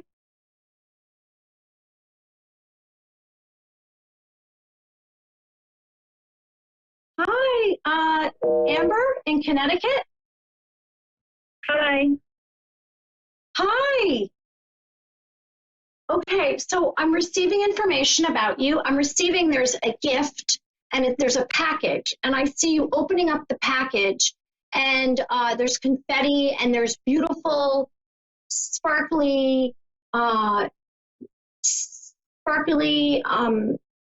something. Let me see what that is. It's a object, and let's see. Is there a direction you would like me to go into? I'm in a really tough situation right now, and I'm just wondering when things are going to get better. Okay. The fact Financially, that financially, you're Hello? wondering when they're going to get better? Yes, I can hear you. Financially and medically. And medically. Yep. Okay, so as soon as I heard you and connected to you, I saw this box that which was very, very positive. Let me see what else I see. Okay, so I'm receiving information that you have actually. I see heaven. I'm seeing if there's anything connecting. Let me see. Let's see. Okay, so you have beings that are looking out for you and sending you light and hope. I don't sense that what's going on with you is going to last long term. I want to say it's going to be over soon. I want to say that it's, and I think that you have to hang on and have hope and believe and be positive. Okay.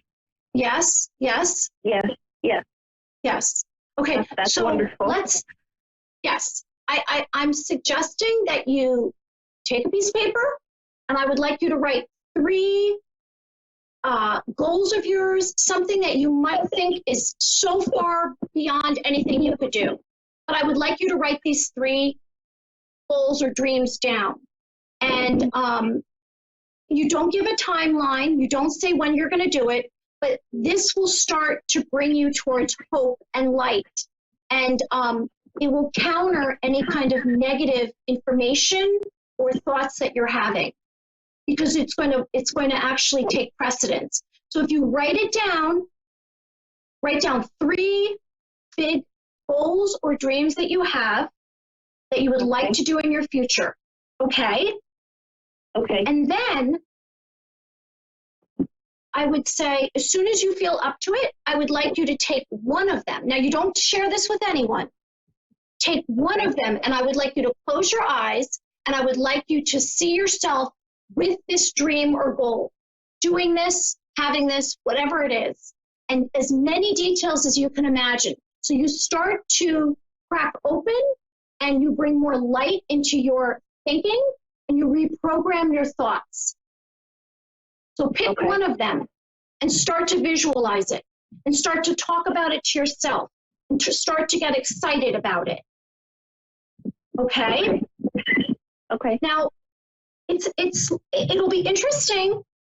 I'm guessing that you will, after you've done this, within a week, you will have a dream pertaining in some way to this goal or dream.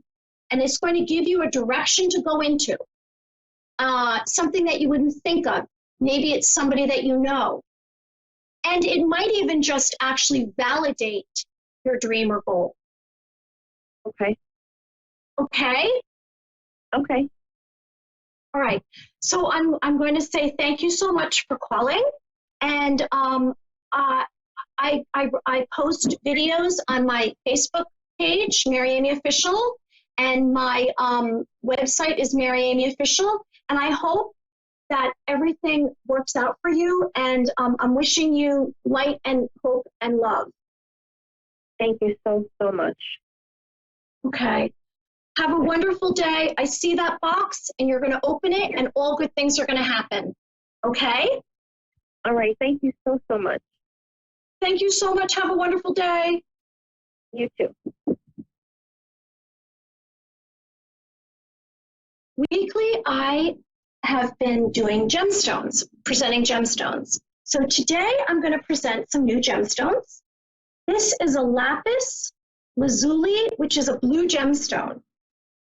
And this gemstone is self-expression. It reveals inner truth, honesty, compassion, morality to the personality, and it stimulates objectivity and clarity, and it encourages creativity.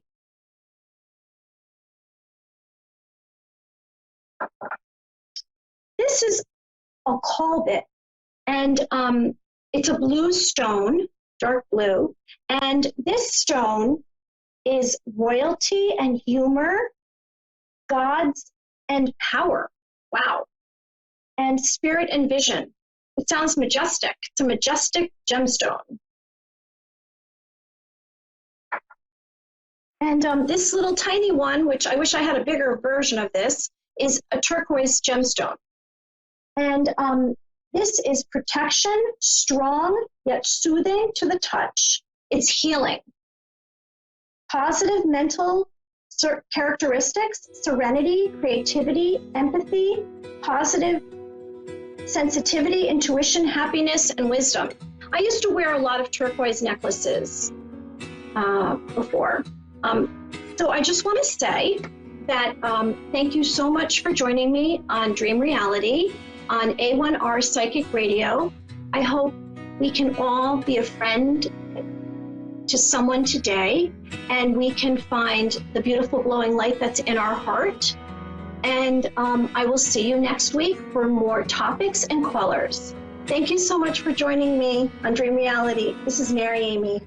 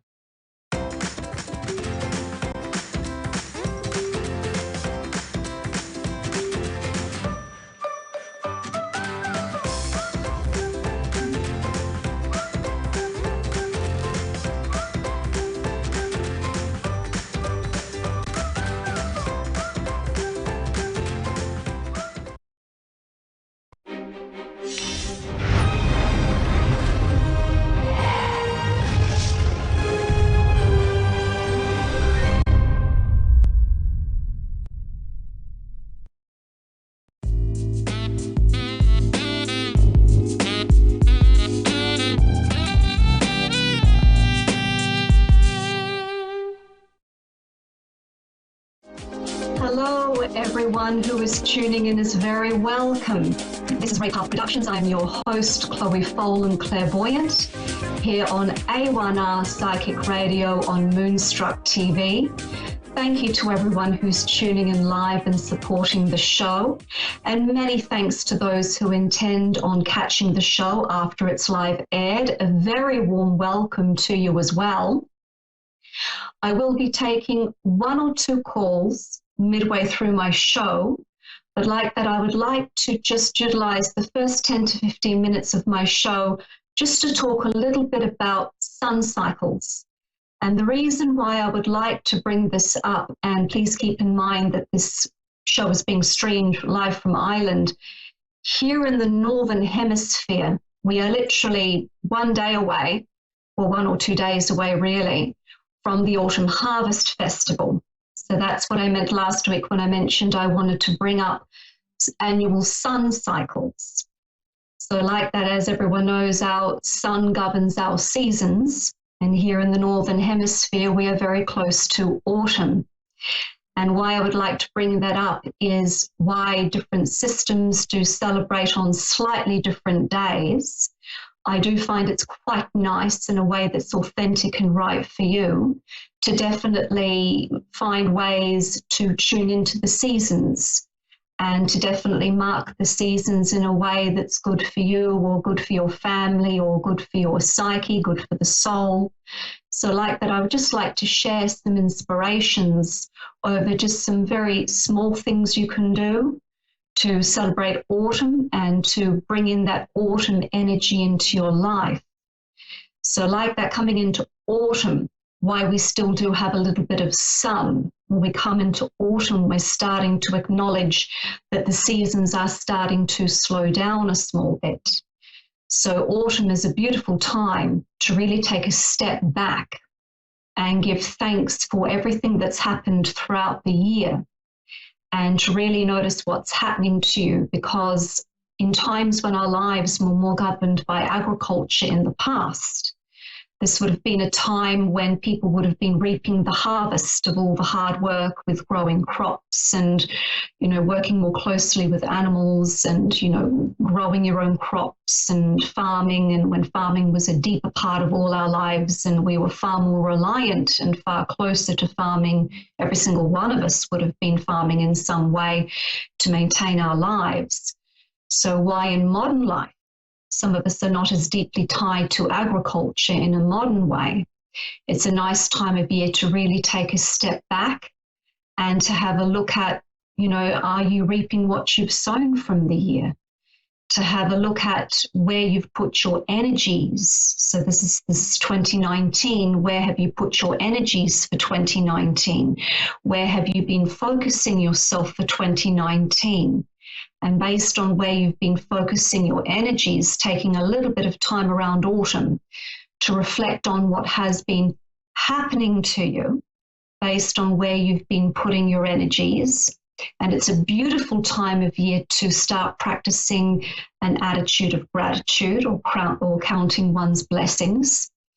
So it's really nice to do, and especially if you have small children, like that, what I'm about to share can be done if you're someone who likes to just do little spontaneous ceremonies by yourself, or if you'd like to include your family and small children. You can always just start by creating a sacred space. You can then decorate your sacred space in like an autumn theme. You can, collect some nice leaves, some nice branches, pine cones, maybe get a few posters of autumn scenes, make it a nice space to be in. Then if you're by yourself or doing this with your family, and small children love this as well, everyone says a prayer that aligns them to their highest self. And then if everyone gets a pen and paper and starts writing down what you've got to be grateful for the year. So like that, I would personally celebrate this tomorrow on August Eve. I've always celebrated autumn or marked autumn on the 31st of July. So like that, when you're writing down what you've got to be grateful for, put down all things great and small.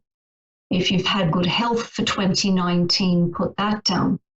If you've had, someone say a lot of kind things to you throughout the year, put that down.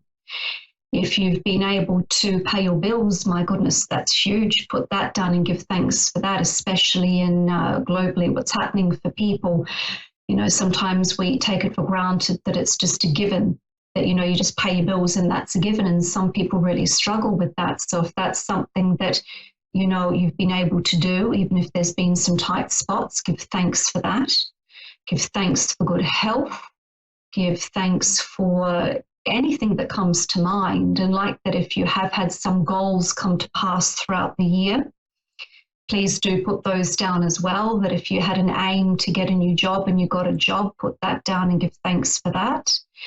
If you aim to just have a little more confidence and that happened, give thanks for that. So anything and everything, really take some time to mull over the good things that have happened to you throughout 2019. And then what's lovely to do if you're doing this as a family, and even with small children, turn to the person next to you and vice versa, and tell them something nice that they did. So like that, turn around and say to them, thank you for the nice thing you said. Thank you for the time you made me breakfast. Thank you for the time you gave me that spontaneous hug. You didn't know it at the time, but I really could have done with a hug that day. or like that, you know, if your child did a lovely picture or, you know, did something creative, you know, use the time to highlight that, you know, turn around and tell your child, well, wasn't that so creative? You know, aren't you very talented? Or like that with your partner, you know, give thanks for anything nice that, you know, say it to your partner and give your partner a chance to say it to you. And it's nice for children to see that as well. It's nice for children to see mum and mum or dad or however your family unit is, that's your business, and enjoy your family unit. Your family unit is your business. You know, it's nice for children in any family dynamic to see parents, you know, get along. You know, and it's nice for children to see their parents give thanks to each other and parents to give thanks for them, and give your child an opportunity to say something nice back to you. It gives that it really just helps with family unity. And especially when life's been a little bit stressful, lovely, you know, celebration to look forward to do that around autumn. And it's just lovely to do. So share, give thanks. And then once you've written everything down and you've taken time in your little family unit to say thanks to each other safely and responsibly, then burn your petition for thank yous.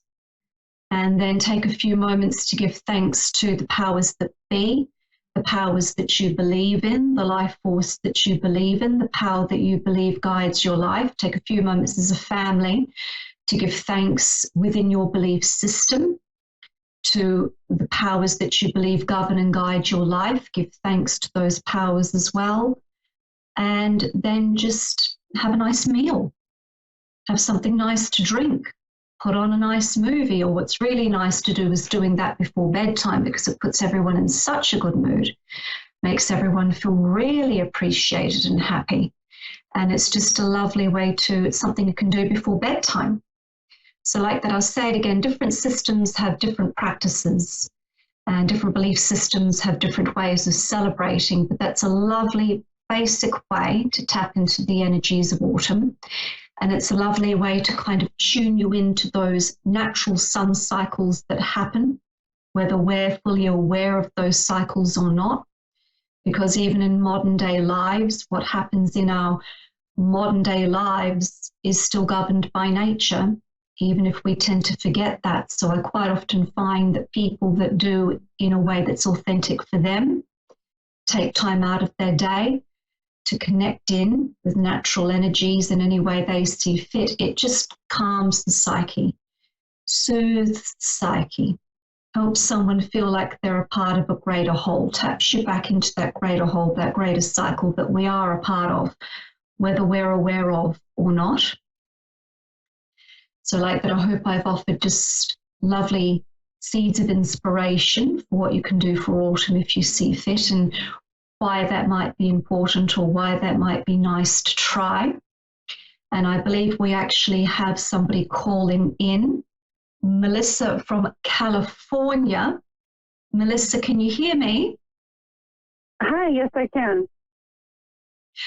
Melissa, thank you for calling in. How can I help you? Do you have a query you would like me to tap into for you? Yes. So I guess it's funny that you're talking about that, because I'm having an issue in my family unit with my husband and my children who are not his.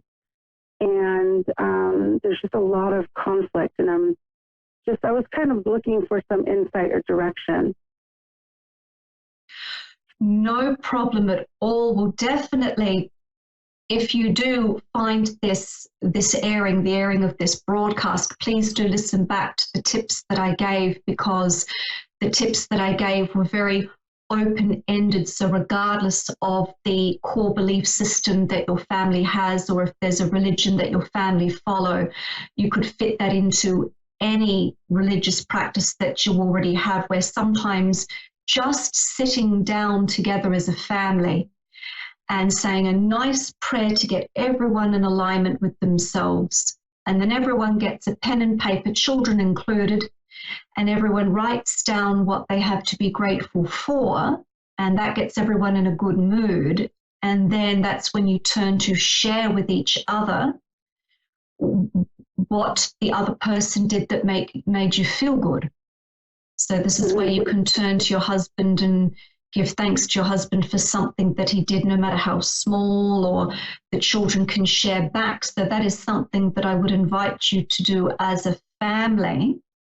And what also is really nice to do is, there is a saying, although it's sometimes taken more religiously than it's meant, where it's the family that prays together stays together. And that doesn't necessarily mean religion. What that means is the family that's on the same page, even if there's individual interests, is more harmonious.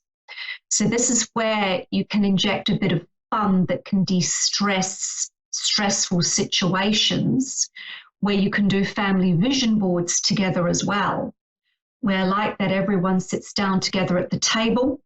You get out old magazines, you get out pieces of card, and everyone cuts out pictures and words that would describe how they, would like the family life to be, or what they would like to do within the family. So cut out words like unity, cut out pictures of, picnics or places you like to go as a family. And everyone gets to put something on the vision board that's positive and explain why it's important to them and why that image meant something to them around creating a family vision board. So sometimes injecting a bit of fun and coming at it with more of a relaxed attitude takes defensiveness out of the situation and really deflates anyone being on the defense, and really deflates, surface touchiness. But what I will do for you as well, Melissa, is I do want to draw some tarot cards just to see if I can get a deeper insight as to the core reason for some of the conflict over what's going on. I'm just going to do a family spread where I look at you, your husband, where the opportunities are, where the challenges are, and the likely outcome, and your children will come through in that spread as well. So just give me 2 moments to draw the tarot, just to get some deeper insight for you. But definitely family vision boards, and definitely a family gratitude celebration, and counting one's blessings can really help get everyone, back together again and de-stressed. But I'll just have a look here to see what's happening, Melissa, and see if I can offer some deeper advice maybe on where the root conflict is coming from and another way to manage that. Thank you.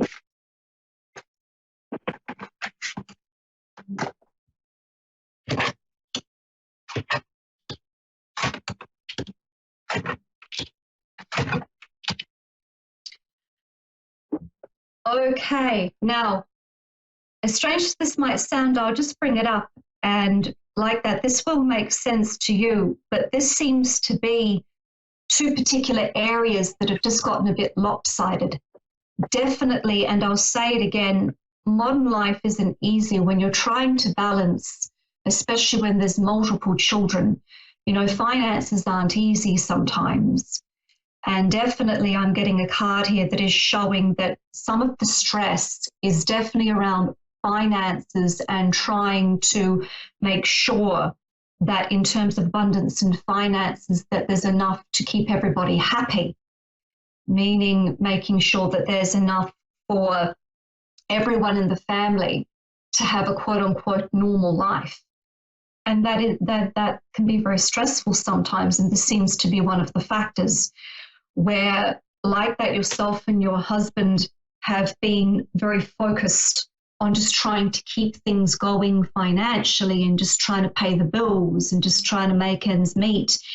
And that's eating into you then having enough energy, for yourselves, for each other, and then trying to have some quality time with the children as well. So one of the factors that's going on here is a traditional burnout is getting in here a bit, and there's definitely, I've got it loud and clear here, that it's definite, stressors around finances, and things have been so centered around just trying to keep finances healthy and balanced that it's kind of pulled away from everything else. And the other card that I have here, and this might be more related to yourself, Melissa, but it could be the family collectively, is that sleep patterns are not good at all. So like that, I do believe that's partly relating to yourself, but partly could be relating to the family as a whole as well, where like that, when you are tired, when you are stressed, kids have worn you down a bit, it's very difficult to try to keep to a proper bedtime routine, or trying to get older children to go to bed properly. But those factors, you pull all of those factors together and you add in, more than one person in the family not sleeping properly, and that is going to create grouchiness, that is going to create tension, that is going to create a bit of snappiness. Now, on the good side, I'm not picking up that there's something terribly, terribly, terribly wrong. This is just a buildup of those two factors from what I can see, that it's, and I'm coming back to yourself as well. So definitely, Melissa, something I would like you to try if this card is relating to you. I do believe this is partly relating to you as well as the family as a whole, that before you go to bed in the evening, even if you decide to try the little autumn celebration I was suggesting, that after you do that, every single evening before you go to bed, I want you to say a prayer that you feel aligns you to your higher self. I want you to get a pen and paper, and I want you to write down that everything that's sitting in your head. Write it all down. Write down everything sitting in your head, everything bothering you, everything you're finding hard to switch off from. And then fold up the paper and spend a few moments sensing all of that stress leaving you and going into the paper, and then either safely rip up the paper and throw it in the bin, or if you're able to do so, safely and responsibly burn the paper. Either or, whichever is easier to do. And you'll find that if you do that every single evening before going to bed, you'll notice the list you write will start to get shorter and shorter and shorter, and you will start to be able to sleep a little bit better over the next few days if you do try putting that in. And once again, children can do that as well. I've recommended that on to a few people where the children are slightly hyperactive or like that. Some people have children, and adults have this as well. There are some children and adults out there that seem to live off very little sleep and they're just fine, but their parents might not be fine. So one lovely thing you can do is because I do think it's relating to more than just you. If there is a hyperactive child that's having difficulty sleeping, getting them to do that as well before they go to bed. I guarantee you, if you do that nightly with them, do it together, it will help improve sleep patterns. So this seems to be a combination of looking at where it's important to acknowledge finances, and it's important to acknowledge that you do need a certain amount of money to have a decent quality of life, and especially when you're trying to look after children as well. But like that, trying to pull back a bit and see where you can reorganize your schedules, both you and your husband, reorganize your schedules to just reintroduce a little bit more family time, just a little bit more family time where you agree not to talk about anything serious and do something enjoyable. So family vision boards, family gratitude list, family dinner time where everyone at the dinner table gets to share something and everyone takes turns listening to that one person talking. And that's very healing as well. Everyone gets a chance to, say something important at the dinner table. So everyone sits down and eats together. None of this eating in front of the TV. Everyone sits at the table, no TV, no phones, sit down and eat together. And then everyone, one by one, gets a chance to share something at the dinner table that's important to them. And everyone else listens and doesn't give any input until the person's finished speaking. Because then it helps everyone feel validated within the family unit. It helps everyone feel heard in the family unit. So really on one side, I'm not seeing anything horribly wrong, which is fantastic. But this is about just reorganizing schedules, which is not easy sometimes, to just make sure that your schedules have family first, then everything else second, which is not easy to do in the world at the moment. But if things can be looked at and things can be tweaked to where you can have family first, our family first, then everything else second, I do believe little improvements will come in. Okay. On that note, Melissa, is there anything you want to ask me more deeply about what's happening in your family dynamics, or has another question come to mind? Yeah, so my husband and I, we've been together for 4 years. I've changed a lot. I've grown a lot. And I'm finding that, like, our core values aren't so much aligned anymore. Even little things on how to deal with my oldest daughter, or on how we see the world. And it's becoming a problem. And I'm not quite sure. I don't want to, I know we're not responsible for other people. I can't change him, but it's making me feel differently. And it's just causing a lot of questions to come up in my head, and I'm not really sure what to do about it. Okay. Sorry, my earphones are a bit funny for this call, Melissa. I heard that I did get most of what you said, but can you just clarify what's the main issue with your daughter, please, that your daughter's causing a bit of tension in the family? Well, my oldest daughter is 18, and he thinks she basically should be on her own now. She needs to, fend for herself. She's my baby. And of course, it's our ideas on how to deal with things and how to deal with her on life. Like our values are different. And so he thinks because he's the husband. And this brings me back to what I was saying over. I believe that what will really help is, especially if it's with your daughter, for you and your daughter to sit across from each other and have an opportunity for you to say what your core values are. Your daughter can share what her core values are, and you can acknowledge that you're both on different pages, and that in itself can be very healing. But when you're on different pages, and especially if she's reaching an age where she needs more independence, it's important for you to remind your daughter that if she wants more independence, then she has to get that for herself. You can't get a job for her. You can't go out and study her career for her. Just remind her that regardless of her core values, if she wants a certain type of lifestyle and she wants a certain type of life, that no matter who you are, that has to be worked for. And you can't do that for her. That she has to do it for her. And I guarantee you that despite core values being at odds, if you ask her who she admires, I guarantee you it's someone who has gone out and put in the work themselves to create that life. So I'm sure if you talk to her from her standpoint, from maybe someone that she admires, and say, well, look, do you realize that that person, worked for that they went and did that themselves, that they made that work for them. Their mum didn't do it, their dad didn't do it, they did it for them. And that's how they did it, that might help the penny drop over, encouraging a bit more independence.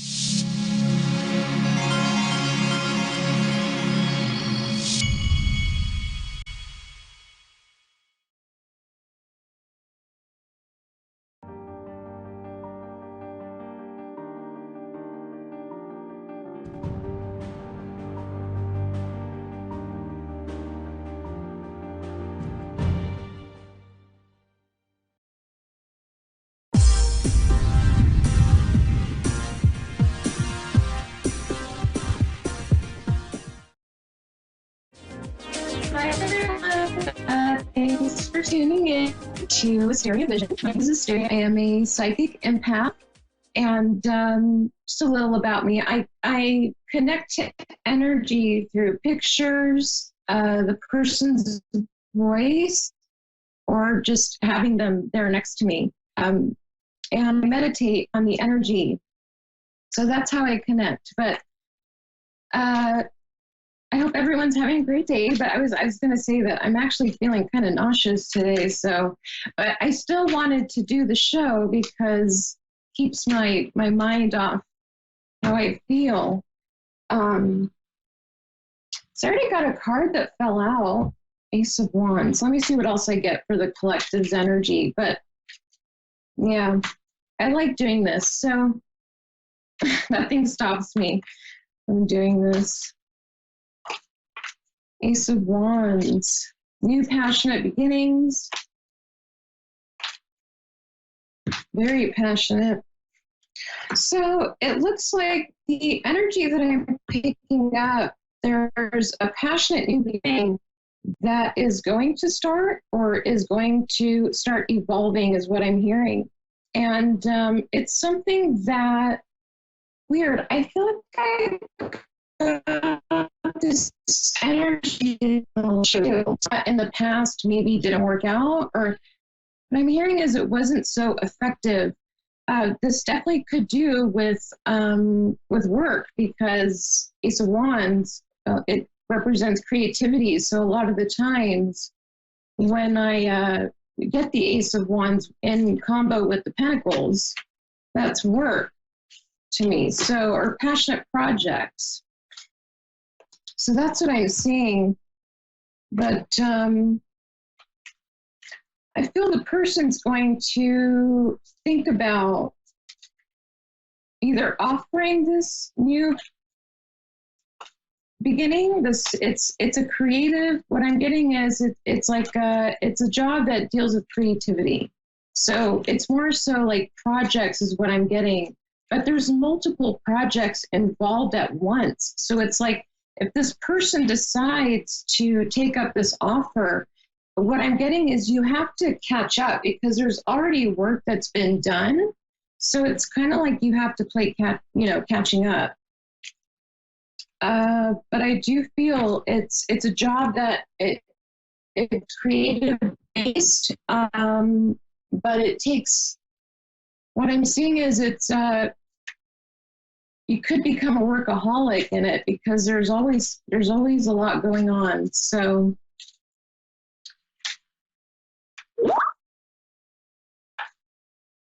I forget.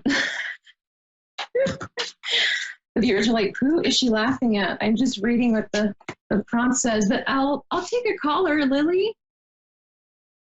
Yes. Hi, Lily. Hi, how are you? How are you doing?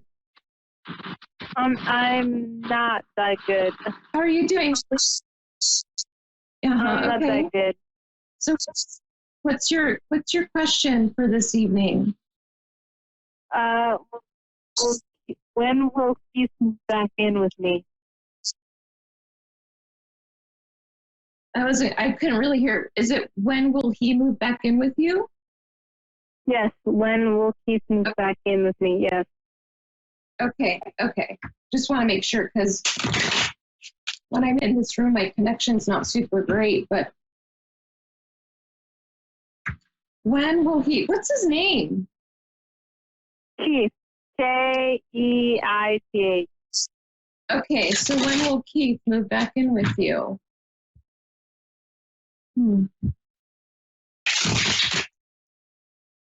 Are you sure you want him to move back in with you? Yes. Let me see what I get.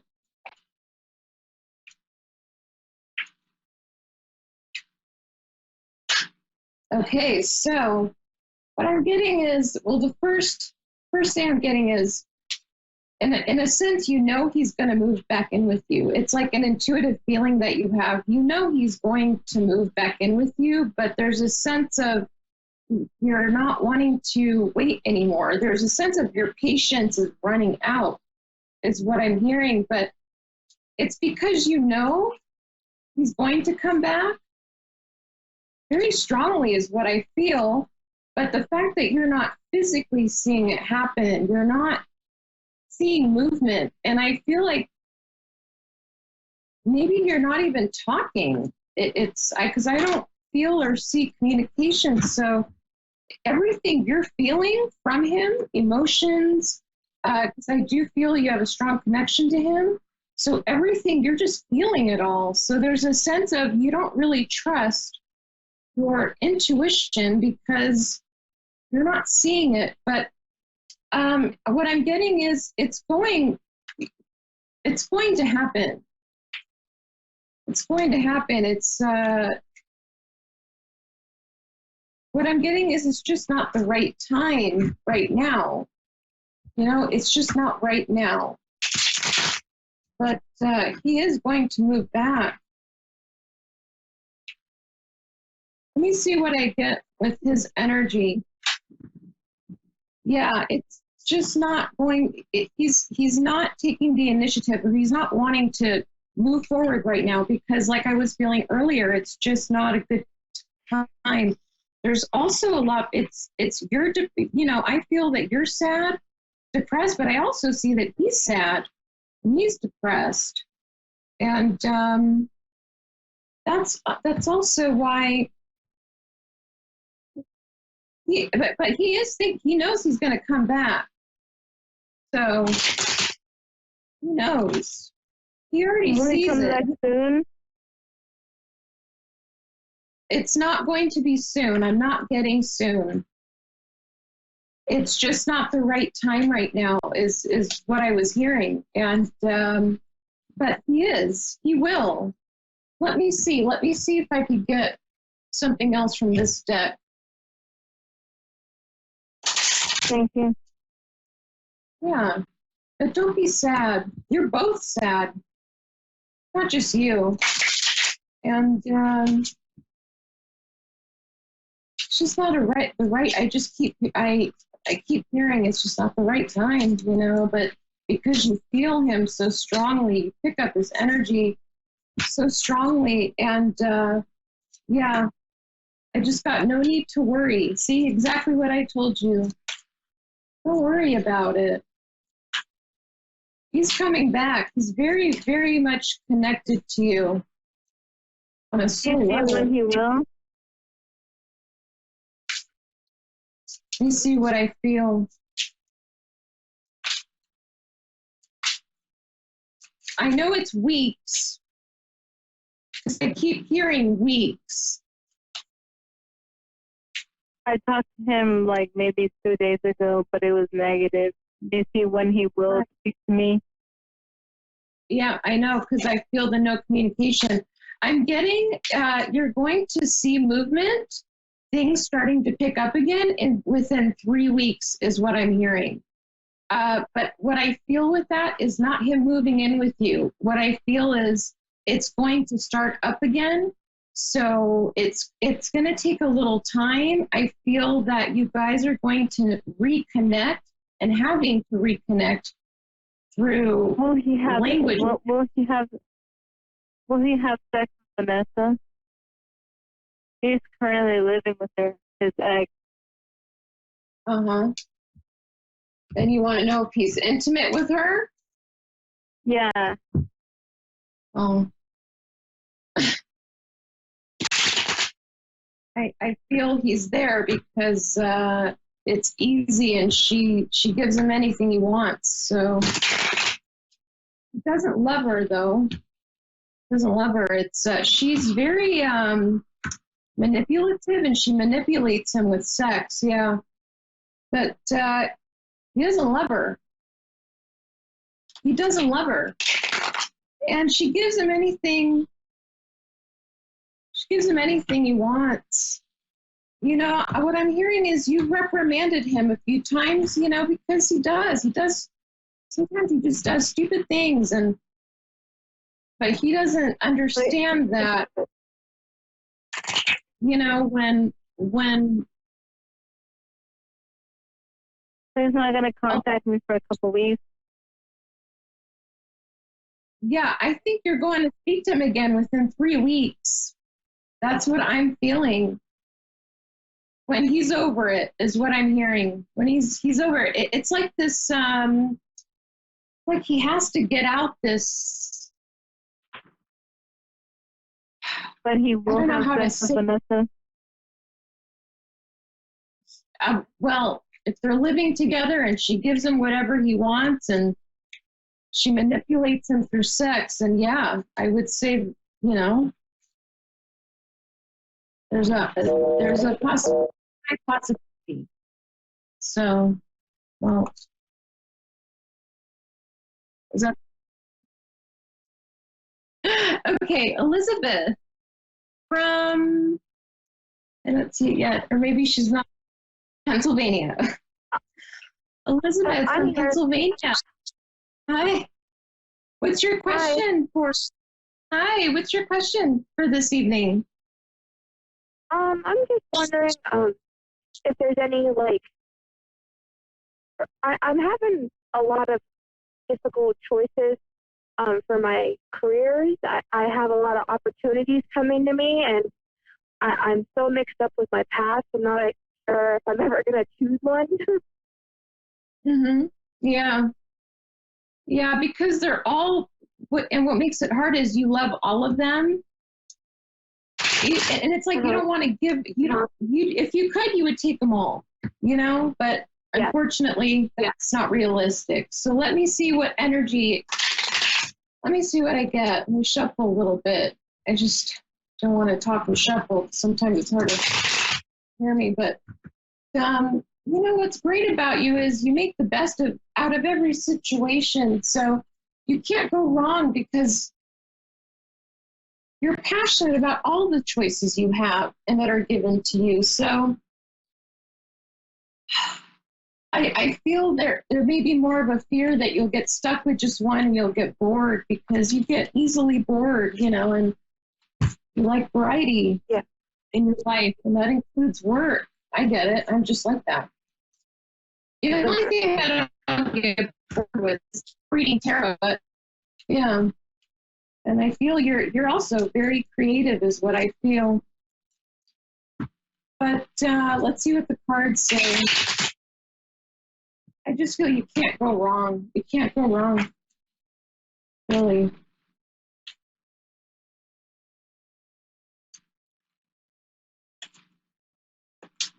Let's see what we got. Nothing's falling out for you, because there may not be a right answer, because I feel that too. I feel you can't go wrong because you love everything that's offered to you. But let me see what this deck says. Okay. Oh, don't worry. Do you like yoga? Do you do yoga? Are you a yogi? Or do you practice yoga? No, I've recently been going to the chiropractor. Okay. To readjust, to do a lot of stretching out, things like that. Right. Because I saw stretching, but what I'm getting, I saw you doing yoga, so that's for you to your muscles, because I saw the stretching, but it was like you were doing yoga, so that's something to consider, because I had a vision of that too. But what I'm getting for your career is honestly, I don't think you're going to be happy with this answer, but this is the answer. You can't go wrong, because anyone that you get is going to bring you infinite abundance, is what I'm hearing. So you got to look at it this way. Which one could you see yourself doing for many years? Which one do you see yourself getting least bored of is going to be the right answer, because you get easily bored, and it's a fear. You're going to succeed. It's just the fear of, you don't want to get jaded over something that you love doing, because it becomes tiresome and repetitive. But I don't see that. You need to go with the job that for sure you could do for a very long time. Because there's one of the choices that you could do it for a long time. And you're going to make good money with whichever one you choose. Honestly, all of the options are great. They're all very abundant. I don't see anything I don't feel anything negative, and I don't see anything that is of loss. It's very full and abundant. So well, let me try. Oh, Yeah, you're welcome. You're going to be fine. Don't worry. You're overthinking it. Don't overthink it. Okay, thank you. Did you have any other questions or anything else you wanted? No, I think that's about it. Thank you. I really appreciate it. Yeah, you're welcome. And congratulations as well. Thank you. You're welcome. Bye. So that's what kind of sucks sometimes when I do readings and I already know the answer, or I get the visions, and then the cards, nothing falls out. Honestly, that's the answer, is what I'm feeling and seeing. That's why the card isn't falling, because, or it's I can't, the person has walls up and I can't connect to them that easily, but I definitely connected to her easily. It was just, but people want, they want the cards to fall out because it's more, for them, it seems more, I don't want to say realistic, but more believable, I guess. But she'll see, she'll be good, Elizabeth. Let me see if I get anything else for the collective energy.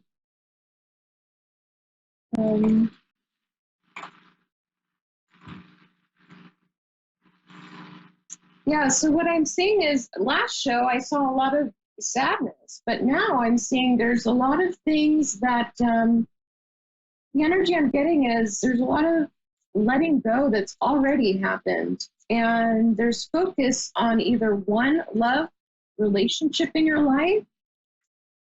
It could have been, what I'm seeing is there was at least 3 people to choose from, the energy that I'm picking up. I feel it's a female energy, but what I'm getting is there was 3 people to choose from, and the person you chose is really the one you love. But what I'm getting is you still have friendships or a friendship relationship with the other 2. So, but I see a lot of happiness.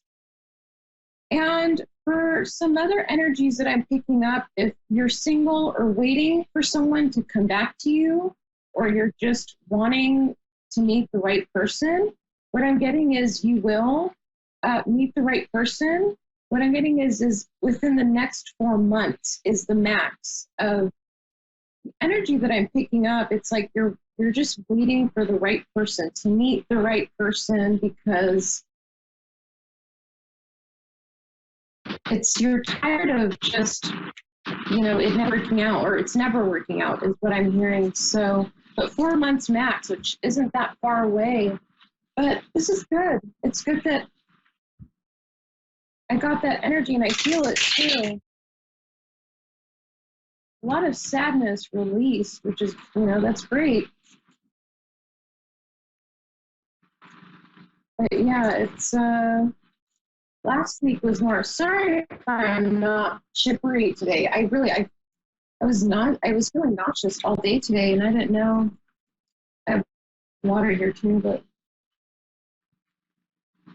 I'm not getting anything else. I can try a different deck. Actually, let me try my mini deck. It says a core connection. I'm glad it's a good show. Oh, good. I'm glad. I have 7 minutes left. Happy for that too. It's all good. Oh, perfect. I'm talking to Dave, the producer. I'm not talking to any spirits. I don't want people to get confused. Because I forget that, people don't have the teleprompter. So let me see. I feel like people aren't really supposed to know much because there's nothing falling out. And I feel the energy though. I definitely feel the energy. But it could be Mercury retrograde just finished. You know, it just finished, but there's still like that residue. I always feel like mid-August is when it's going to be completely gone because people are still releasing as well. But the energy is kind of, I don't know, I'm hearing lopsided. It like teeters to good and not bad, but just that's why I feel people are still kind of releasing. You know, it doesn't switch over that fast. It's energy. So it takes about a week for that energy from Mercury retrograde to completely be gone. So, you know, it's still there. I call it the aftermath. The Mercury retrograde aftermath. But I definitely feel the energy, and it is getting better. I actually felt that 2 days ago that the energy shifted, and it was much more. The energy was lighter, like uplifting. 5 minutes left. I'm not getting any freaking cards to fall out. So, oh, right when I say that, look at that. So I got the strength card. So that's great. It's exactly what I was feeling with the energy that fell out was people are releasing and they're feeling better. And what I'm getting is people are also, they've learned to tame themselves is what I'm hearing. Not as aggressive. I don't know who I'm picking up, but good for you. You're not as aggressive. That's good. That's great. But strength card, that's a good card. Very, very positive. Also, I'm feeling that with the combo that I see here, I 4 cups reverse strength card. What I'm getting is there's going to be balance coming in, you know, along with happiness, but balance coming in with emotionally. Because, you know, it was intense the last few weeks. So people are feeling good again. So I felt that. I felt that 2 days ago that the energy that shifted, which is great. And it was much lighter, happier. It was definitely a brighter energy, what I felt. So, yeah. So I'm glad I did the show, even though I'm feeling nauseous, but I'm glad I did the show. And I'm sending everyone love and light. And you can also visit my page, Readings by Asteria, on Facebook. I post a lot of readings, card readings for the signs, for the feminine and masculine. I split the energy. I know we all have the same, we all have masculine and feminine. I know that. I feel people are always, you know, you have those grammar people, you have the energy people too that are just like, you know, Ben, we have both. It's like, yeah, I know, but I separate it as more of a title of, you know, astrology for men and then astrology for women, because yeah, masculine energy is still different than feminine, and we always connect to one more than the other, but we always have to keep it balanced. But we do, just so I'm correcting myself.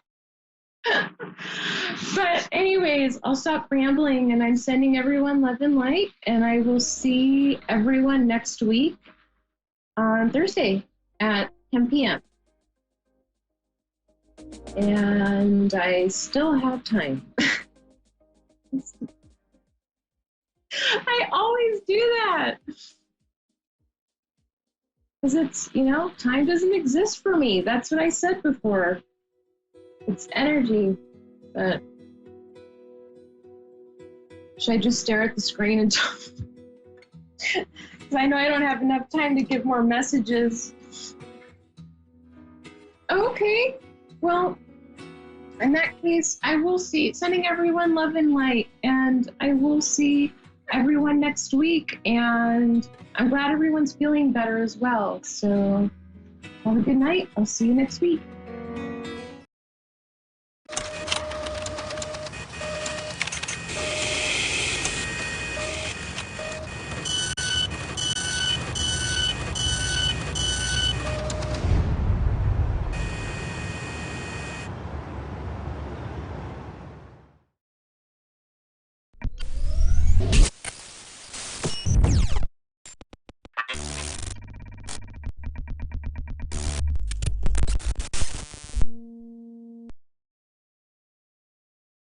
Hi, I'm Tracy, and thanks for watching Moonstruck. And now, back to A1R on the Air, Psychic Talk Radio Now on Moonstruck TV, enlightening television. Hello and welcome. You're watching the Modern Mystic radio show. My name's Sarah, I'm your host. And if you do want a private reading with me, you know what to do. Go straight through to my website, which is modern-mystic.co.uk, or you can catch me on Facebook under Mystic Sarah and Modern Mystic. I'm very excited today because I do have a special guest with me. Her name is Mags O'Brien. She's from the UK and she is a life transformation specialist. So welcome to the show, Mags. Hi, Sarah. Thank you very much. I'm really happy to be speaking with you tonight. And we're absolutely delighted to have you on the show tonight. So tell us, Mags, what is a life transformation specialist? Well, a life transformation specialist, I do what it says on the tin, and it's helping people to know what they want in their life and giving them the help and guidance to transform themselves. And that means that it's all about you and what you want, rather than trying to make people be something they're not. Okay, and so what methods do you use to do all of this kind of work? Is there something specific that you kind of work with? Is there any sort of particular format that you use? I have a number of modalities that I work with, and it's my experience over the years of doing various things. My favourite modality at the moment is soul realignment. Mm-hmm. Okay, so what is soul realignment? Soul realignment is about looking at who you are as a soul. Because when you know who you are as a soul, the good thing about that is that you can see where you are in alignment with it, and you can see where you're not in alignment with it. And however we act, we are either living the positive end of who we are as the soul or the negative end. So we can look at where you're at and move you towards the positive end. Okay, and are there any other formats that you use as well? I'm a Louise Hay licensed teacher, and I learned that in 2013, so a while now. So again, I've got techniques around self-love and self-worth, which again blend in really well with the soul realignment. And the other thing that I do as well is I've been working with a self-sabotage coach, and I've got a holistic coaching qualification. So when the ego kicks in and wants to sabotage, we can go that way as well. So there's lots that we can do. So tell us a little bit more about this self-sabotage thing. So what kind of situations would somebody have that they could perhaps relate to when you're using that term? It's like self-sabotage is when we want to do something, for example. So say if we want to change our job, and we want to do something new, and then there's a part of it that goes, yeah, I want to do something new, I want to go for a new job. And then the other part of us says, well, I'm not good enough, I'm comfortable where I am. What if I move jobs and it's no good? And so we talk ourselves down and we talk ourselves out of what it is we want to do, because the ego wants to keep us safe. So even though we don't like something, the ego wants to keep us safe because it's familiar, and that is a real common thing. I do it myself too. So, I mean, is that the same as procrastination? Procrastination is a form of sabotage, yes, absolutely. Yes, I know, because I'm a little bit terrible for that as well. I think we all are, aren't we? We can all relate to that. Absolutely, and I do it myself. And the thing is that when you're a coach and you're aware of these things, it's like, yeah, I'm sabotaging. Come on, Max, what do you need to do? What would you say to your clients? So you can't get away with much. So tell us a little bit about how you got into working as a life transformation specialist. So what's your background and how did you get here? Long story short, I used to work in corporate. So I used to do purchasing. I worked in purchasing. I'd worked in sales. I'd worked in blue chip companies. And at 29, I had a breakdown. I was trying to do too much. I am ambitious. I still am. And basically, I just was walking through the office and I just stopped like that. And it was like, I can't do this anymore.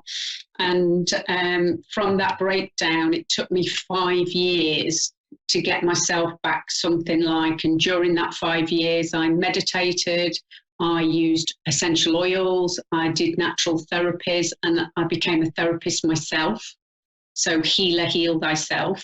And then I discovered craniosacral therapy, which really helped me move forward. It's soft tissue work, but also it goes into the emotions and into past lives. So that helped me really clear a lot of, shall we say, rubbish. I don't know what words I can use on here, but you know what I mean? And then from that, that's when I got into the Louise Hay, and then I moved into the soul realignment. And you also work intuitively as well, don't you? Absolutely. My experience through working with all these therapies and meditation, my intuition is really strong. And I would say to anybody, if there's one spiritual practice that you do above anything else, is meditation, because it really does hone that inner knowing. So tell us a little bit about what sort of reasons would somebody want to come and get your services? So what sort of problems do you tend to deal with on a regular basis?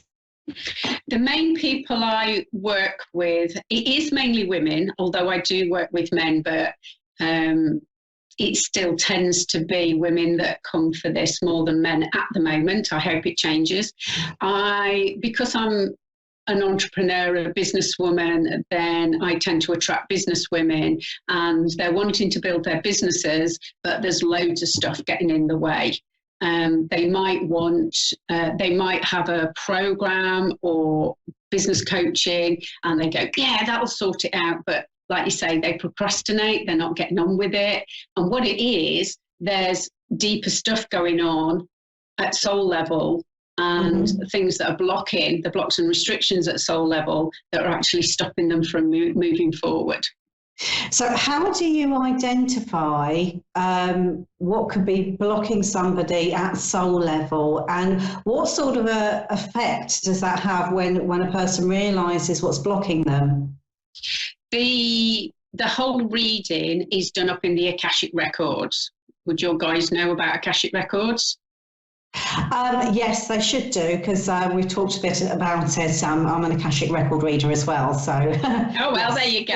So they will know.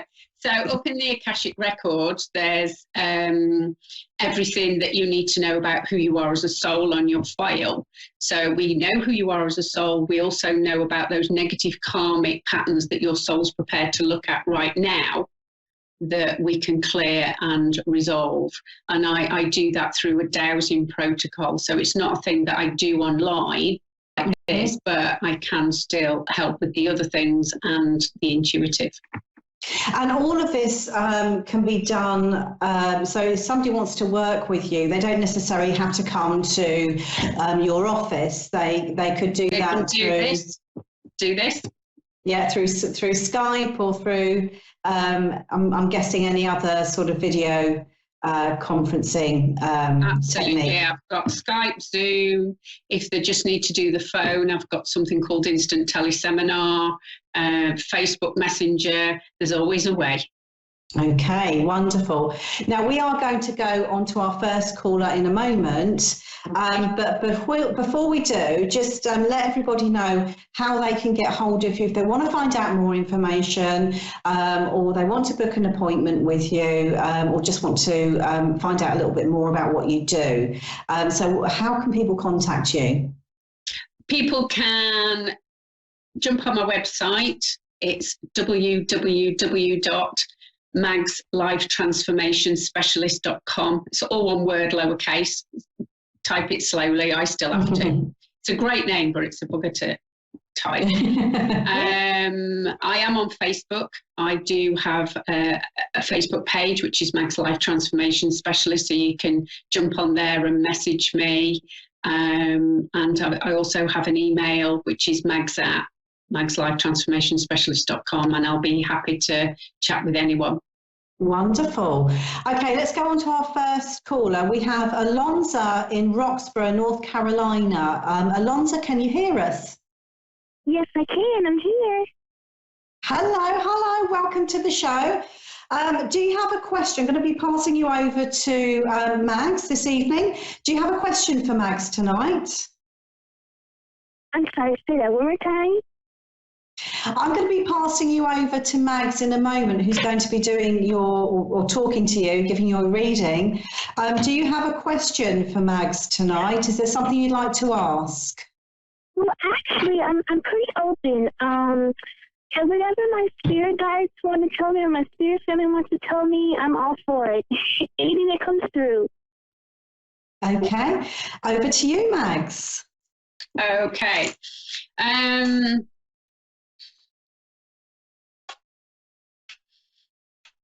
So you said you're in a pretty good place at the minute, and you just want anything that comes through. Is that right? I was just making sure I heard you right, Alonza.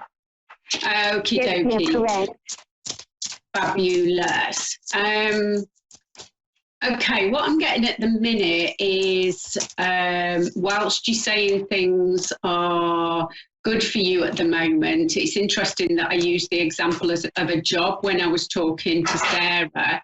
I'm getting that there is a potential of things to change around your work. Are you aware of that? Yes, ma'am. I'm actually looking for opportunities right now, honestly, dealing with work. Okay, so it is the right thing to start to do that. It's the right thing to move where you're working, because although what I'm getting is, although it's okay, it's kind of lost its shine. There's not as much challenge for you. You seem to be kind of drifting a little bit. It's lost its zing for you. Does that make sense? Yes, ma'am. Cool. And so the point here is follow your intuition and your knowing, so that you can change your job. Because if you leave it, see, the issue is it's okay, and it's like, well, am I leaving something that's okay? It is okay, but you need more than that. And if you stay and it's just okay, it will not be okay in a short while. Does that make sense? Yes, ma'am. Because you'll get more discontent, but also there's things going to be changing in that work situation. And I would say in the next couple of months, things are going to be changing around there, and you'd have wished you'd have moved. So yes, go for it. Right. Thank you so much. That makes so much sense. Cool. Okay, is there anything else you would like to ask before we finish? Alonza? Let's see. What about my past grandmother? Is there anything that comes through from her?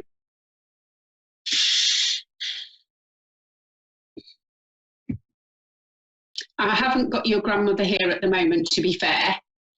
Okay. For anyone on the other side, it doesn't matter at all.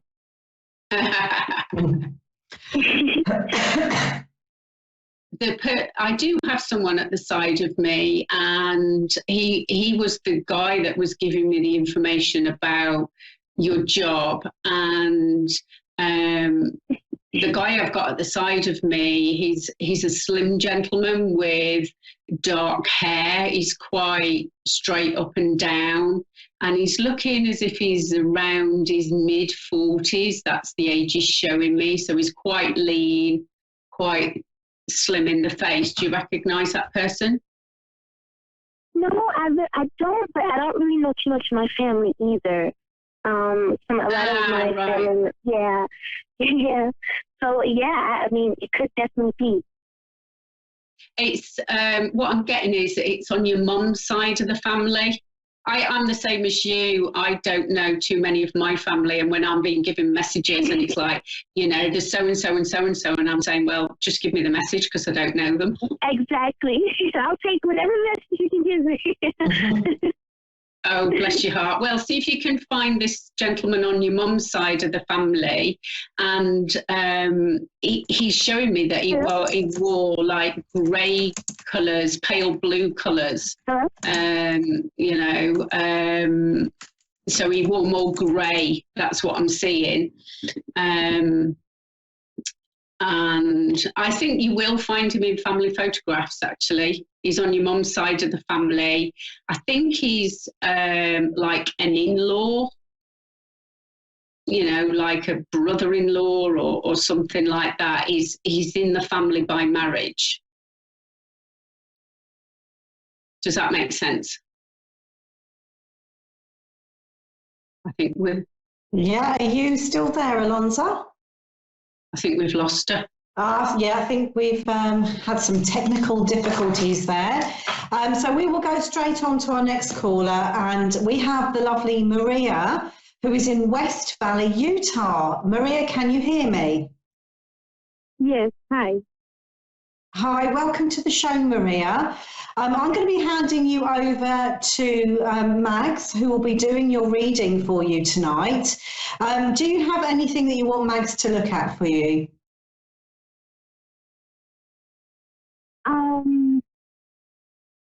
I mean, just anything in general, like, just, I don't know what to ask. Okay, so let's just see if Mags can sort of pick up anything. Perhaps maybe there's some questions arising from what Mags can pick up for you. Is that okay, Maria? Yeah, just... Hi, Maria. In general, hi. Okay, so let's see what we're getting here for you then. What I'm getting is that there's one area of your life that's not quite working for you, and I think it's around your home. I'm seeing your living room, so it's like where you're living, your home circumstances. Does that make sense? What do you mean by that? It's where you're... So at the minute, there's stuff going on around your home that's not working for you. There's something going on there that's not right for you. Yes, that's right. Does that make sense? Okay. Yes, it makes sense. Yeah. Yeah. So what Spirit was showing me, they were showing me your living room, and they were making me feel uncomfortable. So there's something around your home that's making you feel uncomfortable, and it's something that you need to sort out because you've kind of left it.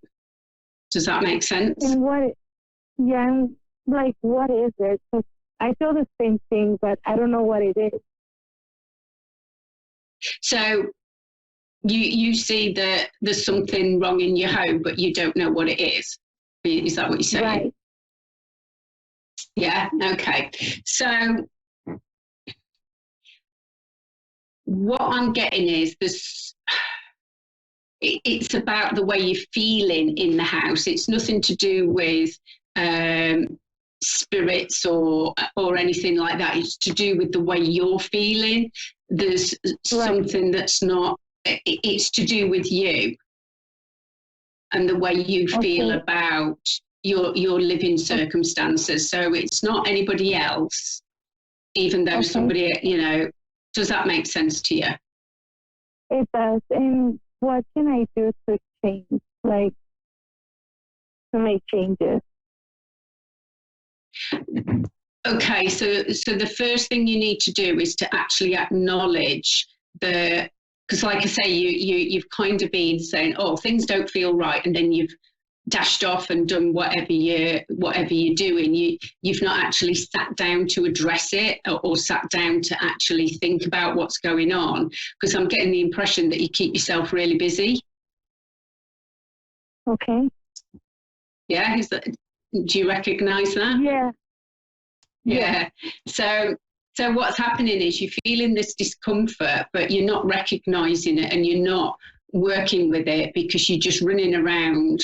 So what you need to do is, what I would advise and what would help you is, if you get a pen and paper, or if you've got a journal, sit down and just write.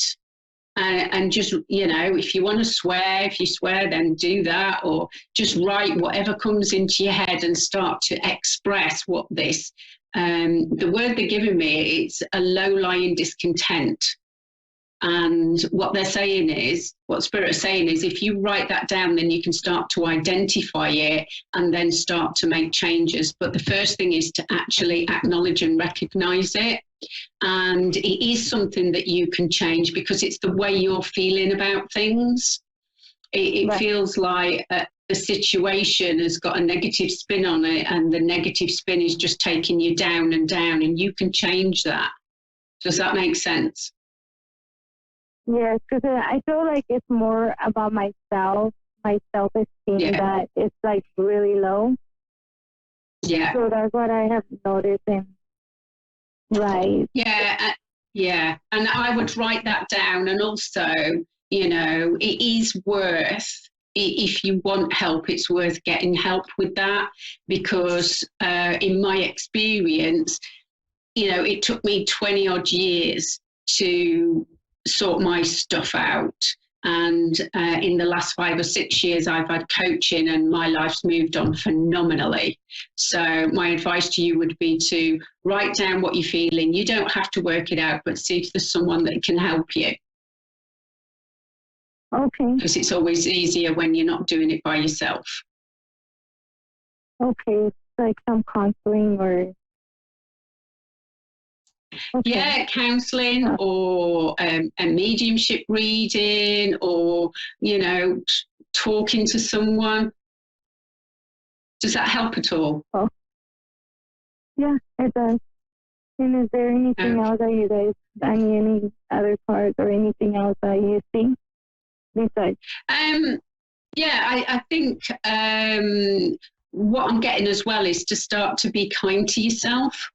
Because you can be quite critical of yourself, is what I'm being told, and that doesn't help. A great book, the first book that I worked with that led me to becoming a Louise Hay Heal Your Life teacher, was her book, Heal Your Life. You Can Heal Your Life. And that's got exercises and things in, and there is a workbook where you can actually follow that through. So that's a cheap way of doing it if you want to work by yourself. And you can go all the way up to, having coaching to have somebody help you with it, but it's your choice how you feel. Does that help? It does. Cool. How, let me ask you a question. How motivated do you feel to actually do what I've asked or what I've suggested? How much? How motivated? How I'm going to get on with it, or is it like, yeah, all right, I'll give it a go? I mean, it's gonna help, because I've been trying to do this for some time, because I noticed all of this, and I know that I have to make changes, and it has to start with me. Bless your heart, indeed. Start with Louisa's book, and if you need help, you know how to get hold of either of us. But, well done you for asking. That's the first step. Okay. Thank you so much, Maria. We are going to have to leave it there. It's almost at the end of our show. So I'm going to thank Mags as well for coming on to the show. Once again, Mags, just remind everybody of how they can get hold of you should they want to get in contact. Okay, my email is magslifetransformationalspecialist.com, or my website is www.magslifetransformationspecialist.com, or find me on Facebook. Okay, thank you so much. And again, if you want a private reading with me, you can contact me on modern-mystic.co.uk, or go onto any of the Facebook pages. I do regular live sessions, free live sessions, plus many, many interesting articles as well. So Facebook pages are Mystic Sarah and Modern Mystic. So I'm going to leave it there. Enjoy the new moon, which is coming up tomorrow. Going to be a powerful one. And I shall see you the same time next week. Goodbye for now.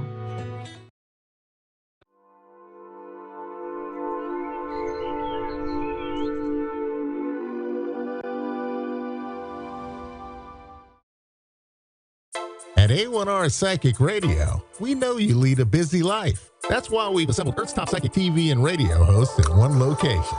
Psychics, mediums, astrologers, tarot practitioners. Your premium encounter with our hosts is free when it's done on the air or on our TV station, Moonstruck TV. Our hosts are all light workers with hearts of gold. Our audience is global. It's no wonder we're live with free readings 3 times a week. That's right, all psychic and medium readings, along with astrology and tarot advice, 100% free. And with A1R, you can know we critically screen all of our hosts. They're all 100% of the light, no scammers. Join us Tuesday, Wednesday, and Thursday for a truly mind-blowing experience. You're always welcome here. We love our listeners. Anyone can ask anything. Love, life, career, family, and more. It's your reading. Ask your question. Our hosts truly care and can't wait to help you. Earth's top psychics host shows on A1R Psychic Radio. Why? Because the audience is first, and they know it. With love, we welcome you. This is A1R Psychic Radio.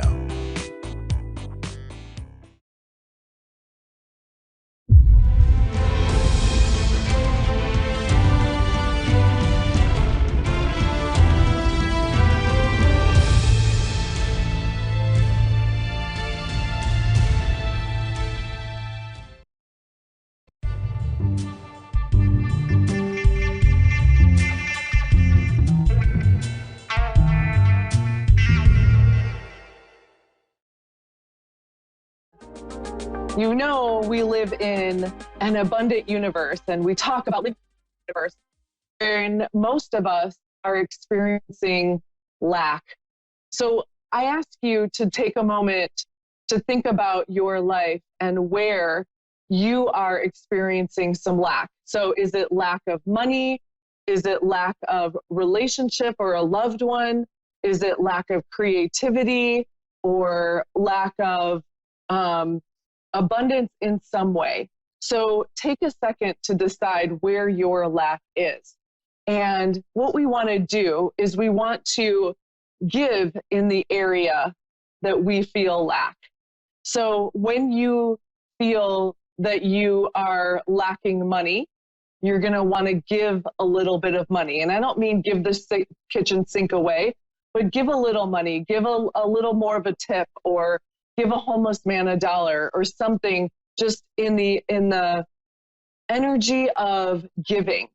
If you feel lack of love, give love. If you feel lack of creativity, give somebody else a creative. So I remember one time I have coaches. Have 3 to 5 of them a week, and it was right around this time of the year, I think, when people were getting busy, and all of a sudden we were all like, oh, I can't make it, and oh my gosh, I just suddenly was like, what's going on? And a part of me was like, everyone's just busy, but then I was thinking, oh my gosh, do they not love me? What's going on? Maybe I'm, I don't know what's happening. Why are all my calls falling away? So I just decided in that moment, I wrote up a text and I wrote every single one of my friends a text telling them how much I love them and how much I appreciate them. And I have to tell you, within 5 minutes, my phone blew up with so much love and so much affection. And it just really lit me up. So when you are feeling lack anywhere in your life, you want to give in that area. So we live in an abundant universe, and where you are experiencing lack is where a lot of times we slink back, right? So my experience with my friends, we all were sort of busy and everyone was canceling calls. There's a part of me that wanted to stay and go, well, then forget it. Like, then we're just not friends. Or, you know, like there's this thing, you know, it was like, just slink away, right? And I was like, no, I'm going to step in and I'm going to do this. And whatever happens, happens. So I want to tell you a little story about a man who has a check for $10,000. He goes to the bank and he says, I want to cash this check. And the teller says, well, you've got to sign your name on the back of the check. And he goes, whoa, wait a minute. You want me to sign my name on the back of the check and then give you the check? Well, what if you don't give me the money? And she was like, well, it's banking policy. I have to give you the money. And he was like, I don't know. And they went back and forth and back and forth. And she finally said, you know what, sir, I can't help you. You have to sign the check before I'm going to give you the money. And so he left and he went down to the next bank.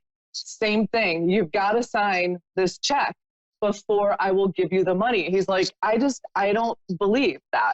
I'm afraid you're not going to give me the money. So he goes to the next bank. Same thing. She's like, listen, it's banking policy that you sign the back of the check before I can give you the money. And they went back and forth. And the teller just got so frustrated with him. And she picked up a blow-up baseball bat and just hit him over the head with the baseball bat. And he signed the back of the check. He was so startled. He signed the back of the check and he got his $10,000. And money in hand, he goes back to the first bank and he goes, see, I got my money.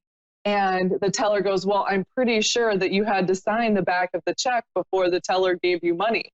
And he goes, yeah, but they didn't they explained it to me a little different than the rest of you. And so I love that story because we have to do first before we can receive. So a lot of times, another story, I had a credit card, a huge credit card bill coming, bigger than I've ever really had. And I didn't have the money to pay for that credit card. And I had, maybe I had $600 in the account, and the credit card, it was thousands. And I didn't know how I was going to get that money. So there's a part of me freaking out, but there's a part of me that was like, how can I work this? Because I know this. I know the universe is abundant. And I had $600 in my account, and I've been a percentage tither. I tithe 10% of my income. And I'm looking at it going, I needed to tithe like $400, and that would leave me with $200, which would not get me anywhere near the amount of money I needed for my credit card bill. But I just decided, no, I'm going to tithe my 10%, and I'm just going to trust that this works. So I tithe my $400, and literally, I believe it was within that evening, I got a message from a friend online saying, what's this dream building stuff you're doing?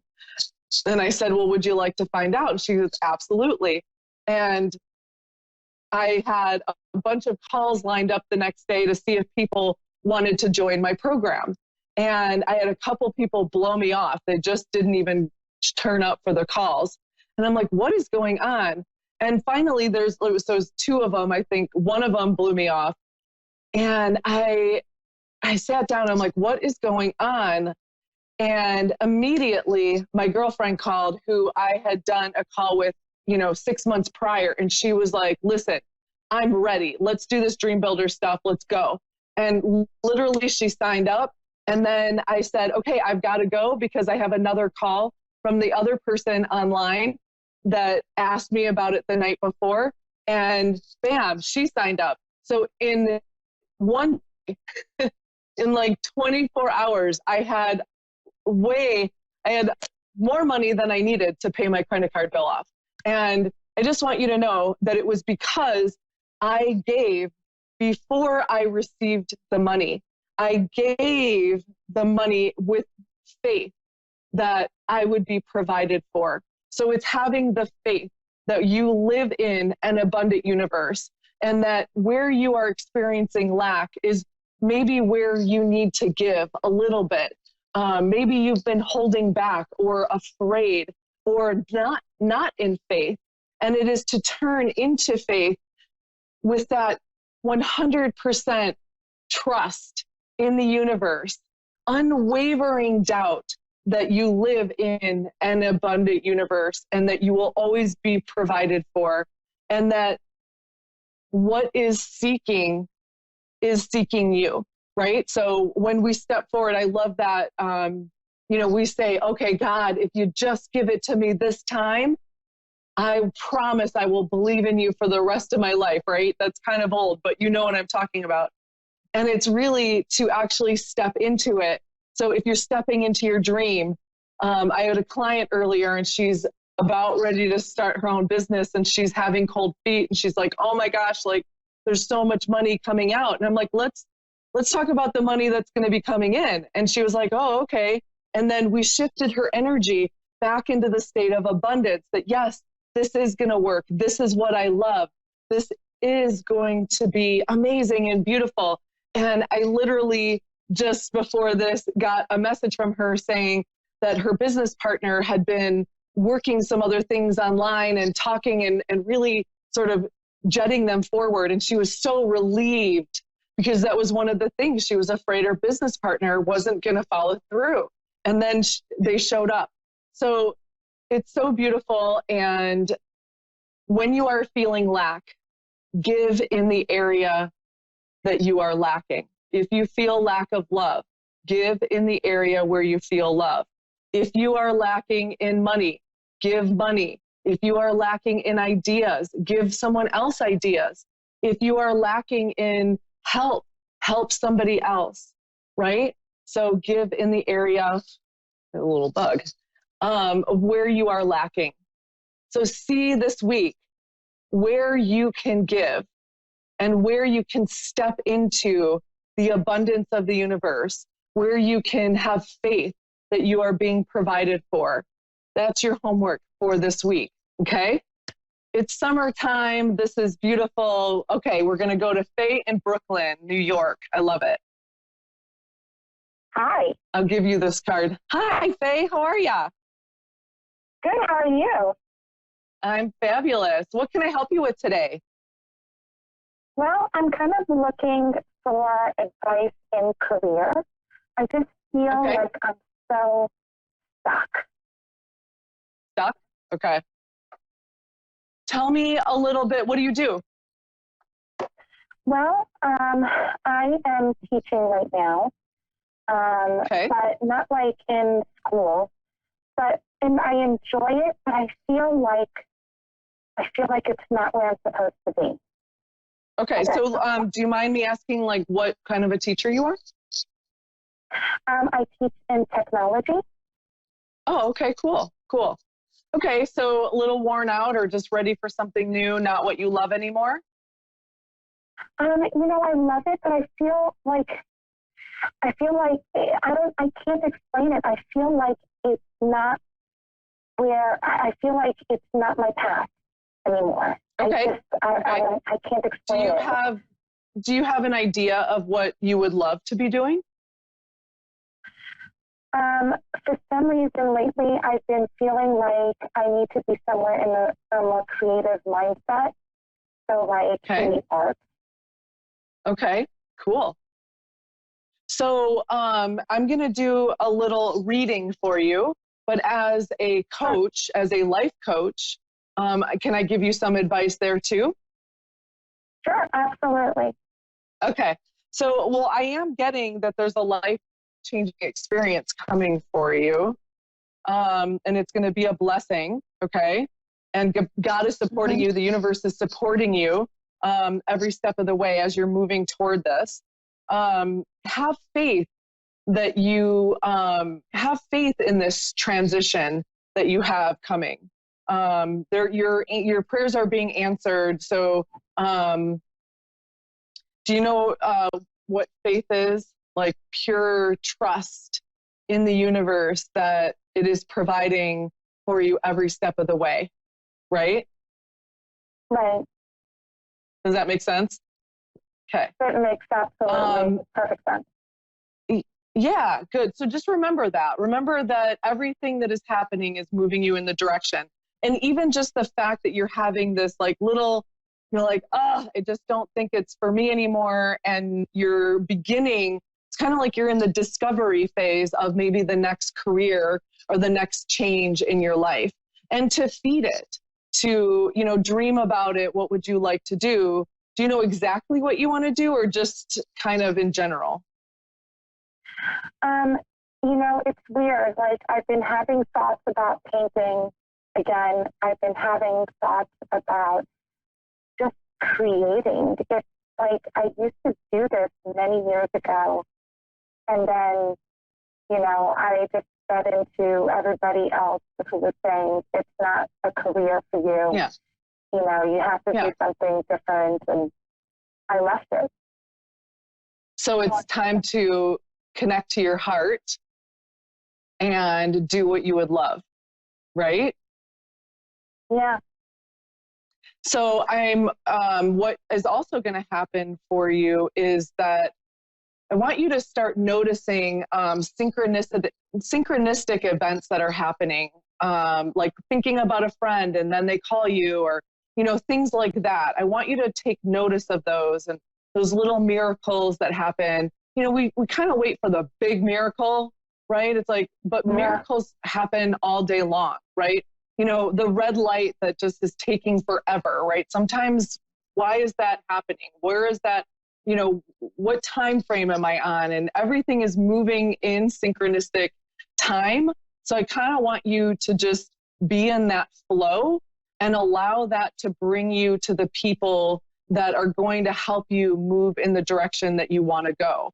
And when you become aware of the synchronicity and the miracles that are happening on a daily basis, like the sun shining on your skin, just acknowledge that as a miracle.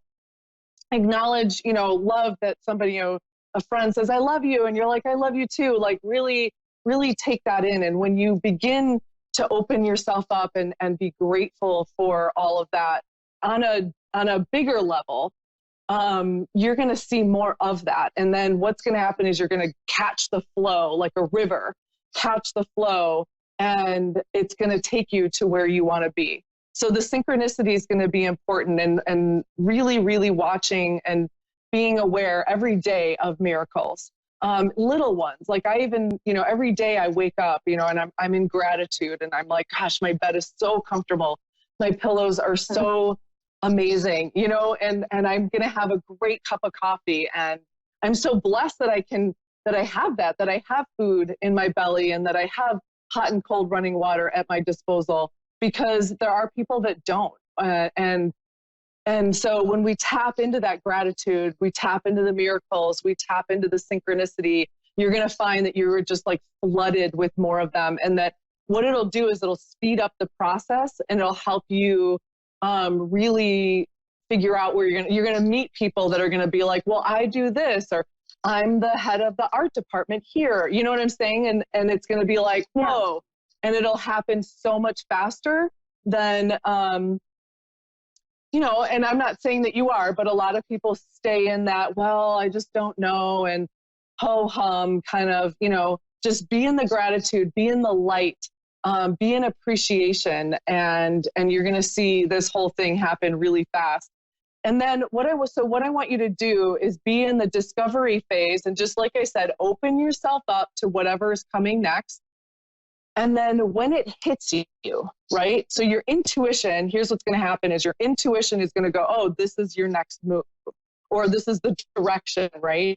Because didn't you have like I've got to go back to art, right? There was like a moment when it kind of happened again, right? Mm-hmm.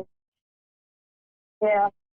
So it's a flash. Your intuition is a flash. It's like, yes, you need to do this. And then the ego sets in and goes, well, you're not going to make enough money. Are you going to be able to support yourself? Is this really the direction I want to go? Am I going to, do you know what I mean? So wait for that flash. Absolutely. And hold on to that.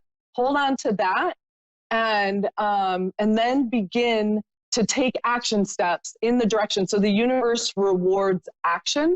So we can think positive thoughts all day long, but it's not going to actually move you. So when you meet that person in synchronicity, on the train or whatever, when you meet that person, follow through with it. When you, whatever it might come, follow through. The action is what is going to move you in that direction. Does that make sense? It makes perfect sense. Thank you. Yeah, you're so welcome. We only have another second, so I'm trying to think. Let me just give you a little bit. Yeah, you're good. And easy does it. Thank you. The universe wants you to just be in health, happiness, and abundance, and you'll find your way to wherever you want to go, okay? Yes, thank you so much. Yeah, you're so welcome. Good luck. Thank you. Take care. Yes, thanks. You too. Take care. And my name is Rebecca Urich. This is the High Frequency Channel. You are tuning in for transformation. And right after the show, join me live. Actually, give me about 5 minutes at 9:05. I am going to go live with 3 readings on my Facebook page, the High Frequency Channel. So give me a couple minutes and join me there for some free readings. And that would be 6:05 West Coast time. I'd love to have you there. You are fabulous. Have a beautiful day. Namaste.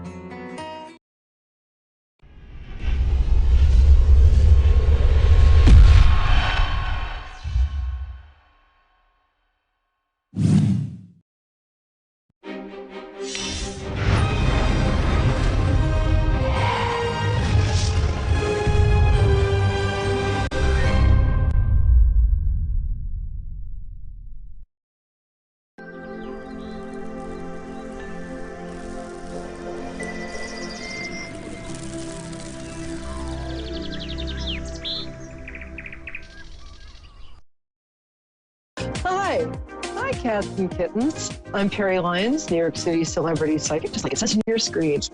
And I had a great day. How are you guys? Happy summer. I hope your summer is going great. I had a day just doing what us psychics do, sitting around, seeing the unseen, knowing the unknowable, having a donut, usual. And I hope you are on vacation. I hope you're having a great summer. It's a very special night tonight for all of us.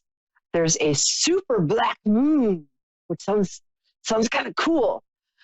You've heard of blue moons. That's when there are 2 full moons in 1 month. A black moon is when there are 2 new moons. When the moon, we can't see the moon in 1 month. It's very unusual. And a super moon, super duper moon, is when the moon is very close to the Earth in its orbit. So it's a super black moon. And let me tell you what a super black moon means in your life. It means new moons are always a great time to begin something new, to set fresh intentions. So especially right now, because Mercury is leaving retrograde where it's been for the last month. So if you've had text messages that aren't going through, or even worse, going through the wrong people, or you've had transportation difficulties, that ends now for the next few months. But the super new moon, super black new moon, is terrific for setting intentions. So at 11:11 p.m. tonight, when the new moon really starts, is just to make a couple of strong intentions tonight. Like I'm starting a new diet. So I'll let you know how that goes. It's a good time to quit smoking. It's a good time to change the way you communicate with people or make a strong intention about how you do that. If you want to learn to communicate better or you want to be heard more, it's a good time to do that. And so set your alarm clock for around 11:11. And when it goes off, take the next 15 minutes or so and just kind of take a deep breath and say out loud, "Hello, universe. I am making a strong intention to eat better, stop smoking, or have better communication with people at work, or receive a lot of money." So, and let me know how that goes. Okay. Now, as we do every week, we're going to do the psychic weather forecast using really seriously randomly selected tarot cards, which I have right here. We can do 3. Okay, the first one. Oh, this is a good time to, for instance, present a new idea to your boss. Or if you're a freelancer, it's a really good time. Let me put this over here. Ta-da! It's a really good time to it's a time when you can present something to authority, as the guy in the card is doing. Oh, we've got Sunshine in Boston, Massachusetts. So hi, Sunshine. This is going to be 2 more cards. Thanks for your patience. I love Boston. All right, no worries. Thank you. Hi, thanks, love. One of my great idols, Amanda Palmer, is a Boston girl. So anyway, if you get a chance to see Amanda's new show or buy her record, There Will Be No Intermission. Highly recommend it. So it's a great time to take new projects to authority. Or if you're an artist looking for a gallery or anything like that, great time to do it. This week also, you might receive news of, this is sometimes a pregnancy card, or you might be in line for a raise. This is the Page of Pentacles. The other thing this can mean is a child around you who's very grounded. He might be also earth sign, Virgo, or she, or them, Virgo, Capricorn, or Taurus. So this child might be pulling your focus in a good way, but it's always anything to do with pentacles always is sort of lucky and usually presages something really good. Oh, and the last card, this is a perfect super black full new moon card. And the Fool card, he's about to start a new project. It does look as though he's about to step off a cliff, but that's actually a metaphor. It's always a step up and the beginning of a new journey in your life, whatever that means to you. Starting a new project, it's a perfect time for it. And this card supports that. So as the German poet and philosopher Goethe once said, whatever you can do or dream you can do, begin it. Boldness has genius and power and magic within it. Cool. Okay, now we're on to Sunshine. Sunshine on my shoulders. Okay, maybe not my shoulders. Hi, Sunshine. How are you? Good. How are you? Good. That is a beautiful name. Life-giving and bright and just very cheery. And I like to ask before we start, you're welcome. Before we start, I like to ask people to just tell me their birthday because it's a way of connecting to you. So what day is your birthday, my love? Sure. January 14th. Oh, cool. Capricorns. Awesome. We love Capricorns right here. Yeah. Okay. Did you want a specific question or would you like me to do like a deep dive? Well, I was kind of generally wondering about my future. There's been a lot of confusion as next steps, where to go. Anything at all that you think would be helpful in my journey. Okay, great. Well, you sound quite young. So did you just get out of college or is that? No, I haven't been back to school yet. I've been trying to figure out what I want to do in life. I have a young daughter, so just trying to figure it all out. Oh, congratulations. Well, the first thing I'm getting from my, if you don't mind me using the word guides, from my guides, is that A, you're really smart, and B, thank you.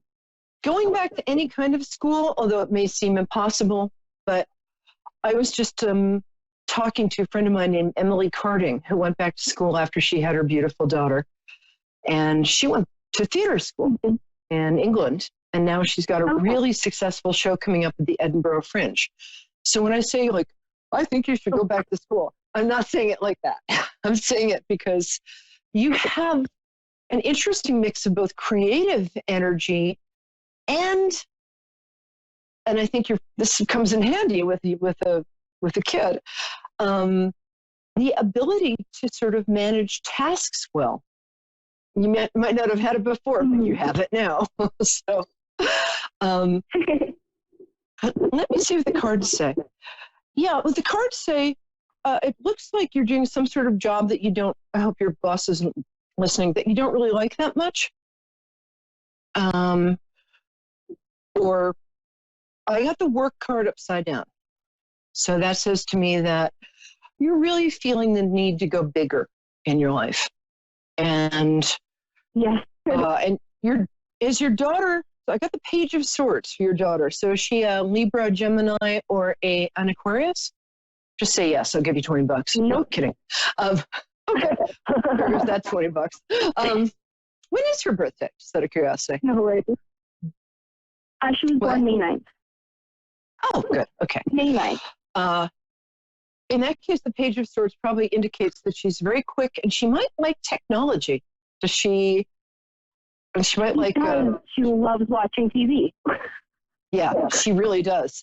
But there's a reason for that. She's actually very creative. And if you find her singing or dancing, stop her immediately and make her become an accountant. But no, kidding. But I think she has. But she's a very sunny child, speaking of sunshine. She sure is. Yeah. I mean, she's the kind of kid that I don't know how you walk down a street with all the people coming up to you and going, "Oh, she's so radiant and gorgeous and adorable." And, you probably have to get sunglasses on. Overwhelming amount of attention. Overwhelming. I think she's got some Leo in her chart, so that would make sense. So anyway, back to you. It does look like, I do feel that you have a strong creative streak. Am I right about that? I mean, by creative, I don't necessarily just mean, yeah. Good. I love art. I love music. Singing's my passion. That's what I would love to do with my life to heal the world, is sing. Well, I'm not going to say you can't. I mean, 20 years ago, when I was sort of a kid, I was in New York and I decided I wanted to be a professional singer. And within a year, I was singing at town hall. So you never know what you can do until you do it. Right. And as I said, it's a good time to, if you want to do some sort of, oh, wow, it looks like a lot of structures in your world just sort of got taken away from you. Is that true?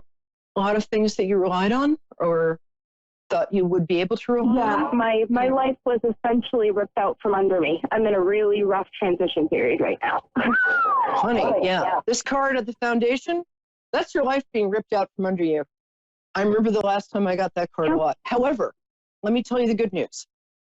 The good news is, I'm so glad to see this card. I can't even tell you. The good news is this is what's coming up for you. Ignore the bad manicure. When you get the Wheel of Fortune card, it essentially means, wow, your luck has sucked. and it's about to take a big unexpected turn for the better. And I can tell you during the period that I got the Tower card. What? I just got chills when you said that.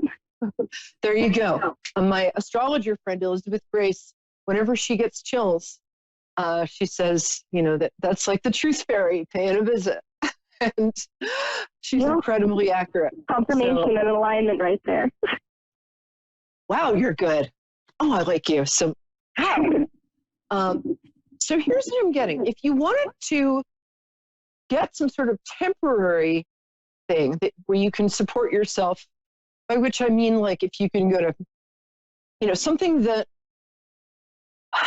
some sort of vocational school, and obviously you're much better than that. Not that there's anything wrong with that, but something that you can learn quickly that you can do while you're learning about the business, and it is a business, babe, of singing and songwriting, which you can also do, which is interesting. So I would think about I'm because you're very good with people, and you also have a very good sense of color, and you have a very good sense of, well, you're really good with people. So if you wanted to do something like spend a year and just go to like hair school or something, become a colorist, you can make stupid money doing that. And while you're Funny doing you that, say that. I've been actually heard about our school since I was 15. Oh, there you go. Well, my job is to be active. However, I think you've got a good voice.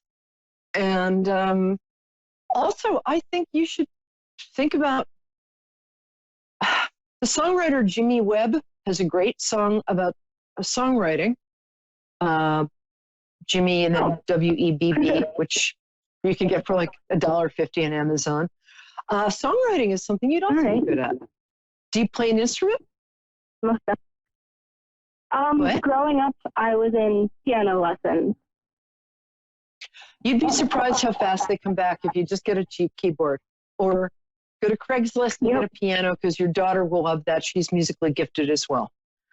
That's interesting. The women in your family on your mom's side tend to be musically gifted. I don't think any of them have really explored it to the full, but there's a lot of creativity. Maybe a little past in the ancestor line, but I'm very sorry that you've been through such a rough year, but I can tell you with real assurance, right now, this is where you are. You're looking at your dreams and you're looking at like, okay, what's practical? What can I live with doing that will give me some security, but without my giving up my dreams? Because what they're saying is within a year, you'll have built up enough resources. Meanwhile, you can download an app to practice singing.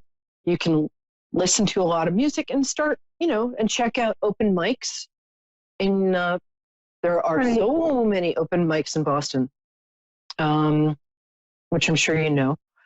But just the best thing for you to do is get some experience. And I think singing is a great way to go. There's also singing. There's commercial singing. What? I've since I was 4 years old that I wanted to sing. I've always loved music. It's been my healing, in effect. Yeah, you're made of music, basically. That I am. And it's what heals me. It's what I live for. I'm going to say pay attention to that. And Joseph Campbell once said, follow your bliss. And I found that the things in life that make us happiest and light us up are we can make money doing that. Like me. I have a lot of faith in you. And your daughter is delightful. So how old is she now? 4? 3? What? She's 3 months. Oh, sorry. I meant 4 months. That's what I meant. No. Well, you're going to notice that she's very bright as well as being absolutely gorgeous. Oh my God. She got huge eyes. She's got like little cute baby eyes and this big flappy lashes. Yeah. Yep. She got long lashes. Cool. God. Well, and then I'm going to move on to Melissa in Cedar Grove, but I want to wind up with you by saying, A, the worst is over. Okay? It really is. I guarantee. B, tonight at 11:11, there's a big super new moon. And if you want to set a little alarm so you wake up at 11 p.m. and just make a strong intention to attract money and financial success, and also to wake up the next day sort of knowing exactly what you want to do, because you do have a plan. It's just that you've had confidence taken away from you in the last year and a half, that you're having trouble trusting yourself. But I trust you. You can trust you. You're spot on. You're very intuitive. Thank you. And thank you. So check out the open mics, get that Jimmy Webb book, get a piano, do this, do that. But honor your gift because you really have one. Okay. Thank you so much. Good? And what was your name again?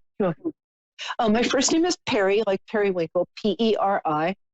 My last name is Lyons, like lions, tigers, and bears, but with a Y. So periwinkle, Perry Lyons.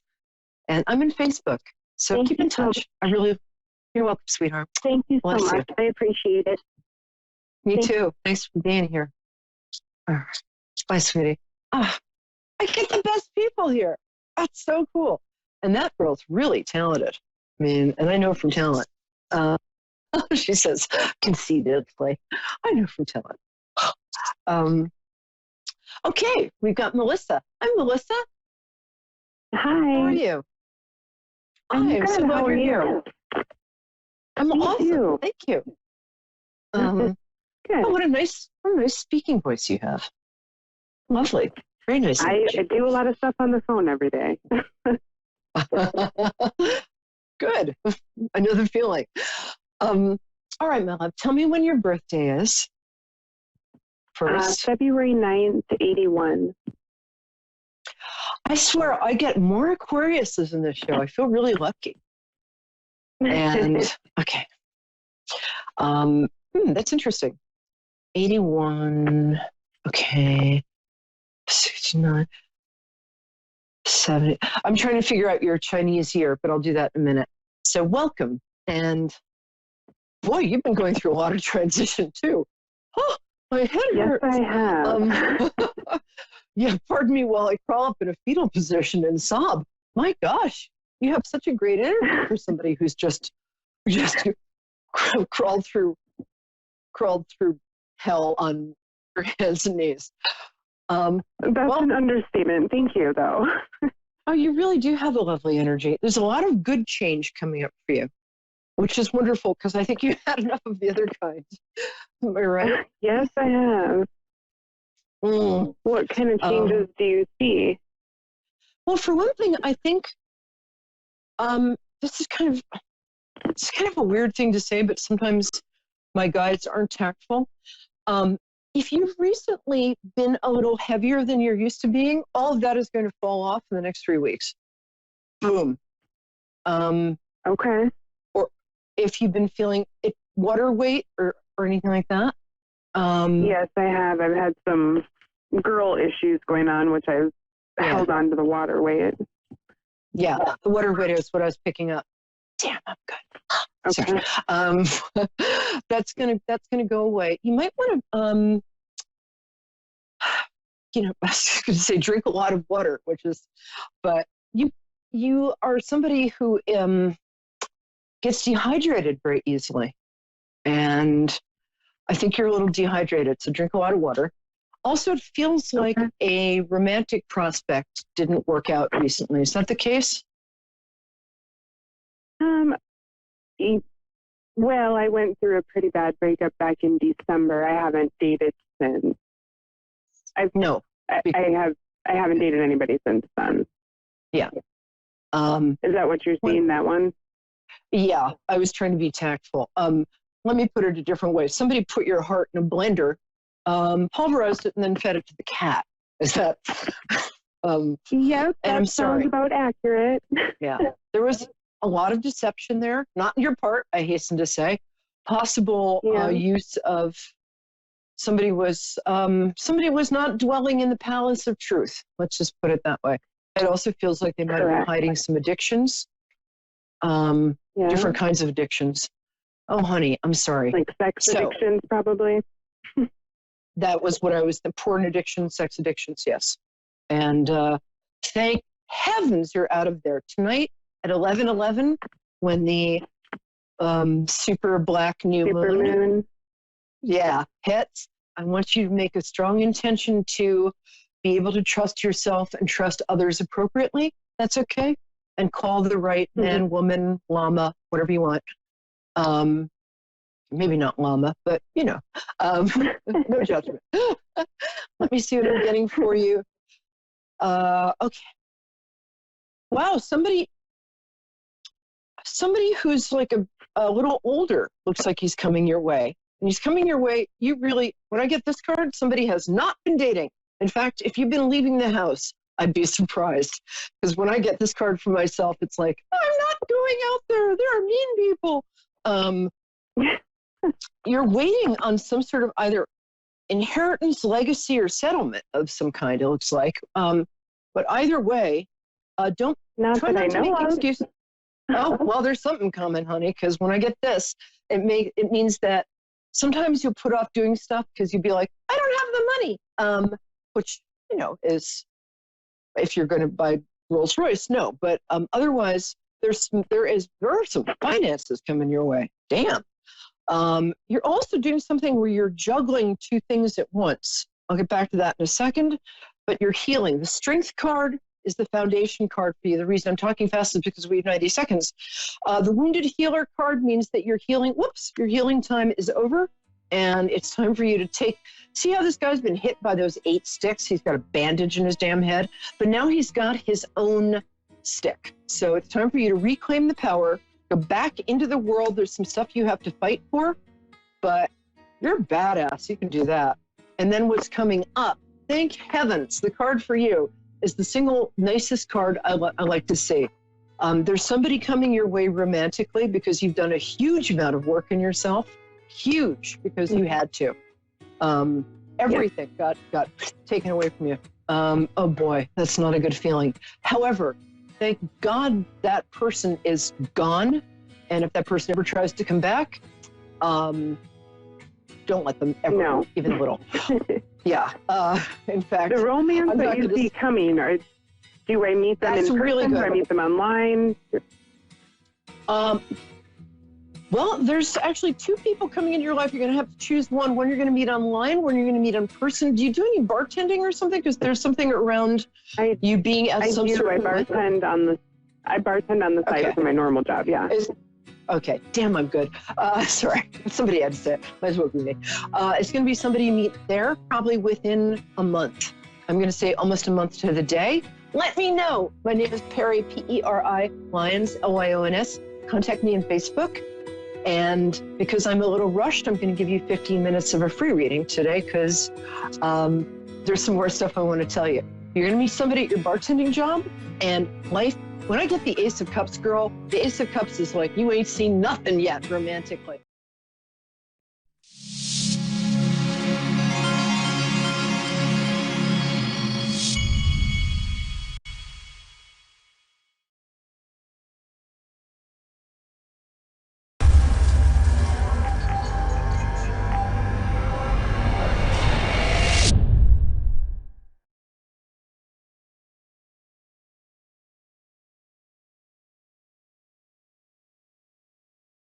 I'm Faye, and thanks for watching Moonstruck. And now, back to A1R on the air, Psychic Talk Radio, now on Moonstruck TV, enlightening television.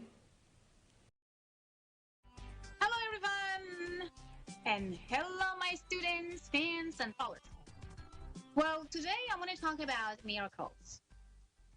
I know that many of us not really believe in miracles, or when we are talking about unknown energies, universe, and how we can attract things to ourselves, there's always some sort of question mark from people, especially negative people, that ask you, how could it be possible? How can you attract things to yourself? How can you do this and how can you do that? Well, my answer to those people that is starting to question mark universe and the quantum of energies and miracles and unknown energies is, when you ask, you receive. If you are not asking, you are not receiving. Very simple. You have to ask and you have to receive. How you have to receive? Listen to this one. If you believe what you ask, then you are going to receive. Sometimes you see that, oh yeah, well, yeah, I'm actually believe in this attractions, miracles, unknown energies, but nothing happened to me. I would say why? I would tell you why. Because you are not believing in what you are asking. because you can't see yourself as a wealthy person. You can't see yourself as a famous person. You can see yourself as a healthy person, and you can see yourself wherever you want to be because you're not believing that is going to happen. The first very important law is that you have to believe in yourself and your thought, and you have to believe what you are asking. If you are not believing, there's no attractions of energies that come into you. The only things that come into you is doubt, never gonna happen, negative people, toxic energies, and even more. Because you put yourself in the doubt situation. Stop doubting. Start acting. How? Start believe in yourself and believe in what you want, and then stop question marking where, how, and with whom I would get this and I will go there. That's not your business. That is universe business. It sounds like you are going to the restaurant, very luxurious, very nice, very gorgeous restaurant, and there is a lot of people around. If you are not ordered the food is not coming to your table. But when the guy or the girl come and ask you what you want, and you tell exactly what you want, then you are not asking the cook, what did he exactly done? How much ingredients or whatever you actually used to make this kind of meat to me, or this type of the food or whatever. You are not asking. That's what exactly you have to stop. How, where, and when. All you had to do, and you have to, is just start believing in yourself and start asking to receive. So back to studio, and you are guys listening to A1R. And this is Fiona, Persian Medium. I am Heather. And by the way, happy Wednesday. So I had a caller. Let's just see. Well, hello, Jojo. How are you doing? I'm okay, honey. How are you?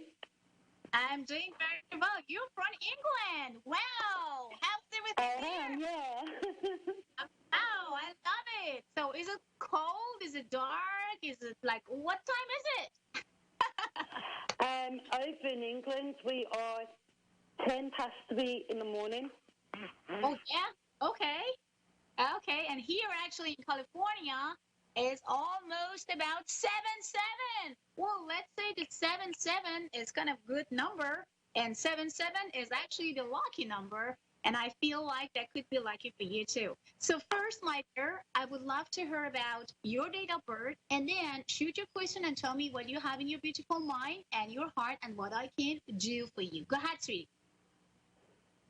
My date of birth is 27/11/65. Okay. What was the next question you asked me? Next question is about what do you exactly you want to know about your time and what you have in your beautiful mind and your beautiful heart. Please go for it. I want to know if my little baby's okay, because I lost her a long time ago, many years ago, and people were telling me that I was silly because I wanted to talk to her. Basically, a lot of that on my father, because I think a lot about my dad as well. How old was she? How old was she when you lost her? She was 8 months old. Okay. And the reason that you lost her and the reason that she passed? She had heart problems, and she passed through a viral bronchiolitis. Well, the good news and the connection that I figured right now is about to tell you that she's in a good place, because when I trying to focus on her and her energies right now, I see her around water, an ocean, place with the ocean. Yes, place with the ocean, like an ocean view. She's living around ocean. She's close to the water. And I feel that that water is too blue, kind of like blue-green, kind of type of water. So that type of feeling telling me that she is right now in the place that she always wished to go as a trip, or some places that she always loved to go. So it sounds like ocean and ocean view, the place that she's living, and the best place ever that you can imagine. That means she's in a good place. Number two, she got her dream come true because she's exactly in that place that she always wanted to be. And number three, she's not alone. It sounds like one of the family members or someone that was very connected to you and dear to you is around her as well. So she's not alone. Oh my. Cool. She's also that is really cool. Wow. Yeah. Also telling you about yard or some plant. I don't know what she's trying to tell me, but it's all about a plant, a green plant. It could be a backyard. It could be a summertime. She's trying to tell me about something good, something as a nice memory about summer or some of those summers that you guys had. It sounds like that she's trying to tell you about, like, she always reminds herself about that. So you got it? So there is the balance of backyard, green plants, and timing. And it's all about remember that summer. That is the message that I'm receiving from her right now. And she's saying that she's not in pain. She's happy and she feels very good. She's connected to you and telling you about your health. What is going on with your health? Sounds like that she is worried for you. Sounds like that she wants you to calm down and relax. She's around you and she's never left you. She always listening and can hear you very well. So that's why I wanted you to just relax every night before you go to bedtime. I wanted you to relax and concentrate and feel her. By feeling her and connecting, she will come to your dream and will answer to one of your questions that you have for a long time. She's talking about a young gentleman. I don't know whom is this, but I have to tell you, she's telling you that don't worry about him. Or let that person to not be worried about him. He's going to be all right. So somehow... He's going to be okay. Yes. That is exactly what she's telling me right now. I feel, I sense, and I can't even smell this beautiful lady. And I feel that she has some special perfume, maybe smell that she was really been in love with. And I can feel that smell so good. And I wanted you to just wear that type of the perfume or something that she wore. Or maybe you used when you was around her, when she was alive. So try to use the same. Wow. My favourite perfume. Little bugger.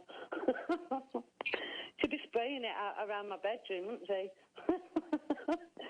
She loved it. And she wanted you to continue and do it because she is always going to be around when you do. It sounds to me you're fresh and you make the all energies around and surround you to feel good about her and you when she was alive. She misses you. She thanked you for everything you did for her. She appreciated you for whatever you do for that young man. I don't know who he is, but... And she's telling you, you should never give up because I'm always going to be around and surround you. I understand. Yeah. I miss her too. I miss her quite a lot. She misses you too. But she's around you. That's the only good news. I mean, listen. She knows where you are. She knows what you're doing. She knows what type of perfume and spray and whatsoever you are using around. That means that she's around you. That means that you feel her every single night and day. And what are you waiting for? Talk to her. Communicate with her. Ask her to I got told that I was silly. I went to see somebody, and they told me that I was silly, that my daughter would never be around me because once they'd gone, they'd gone. And I said, no way. Absolutely. You know, she did something for me. Wow. That she did something for me that was really special. She did me a picture on my mirror in my bathroom, and every other day I used to write back to her. I used to put a love heart on and write back to her, I know I love you too. You know, but then people were coming in my property and telling me that I was silly and that, and it waylaid me a little bit. But I really wanted to hear you say to me that I'm not silly. I know that she's around me, so that's really puts a different light on everything, doesn't it?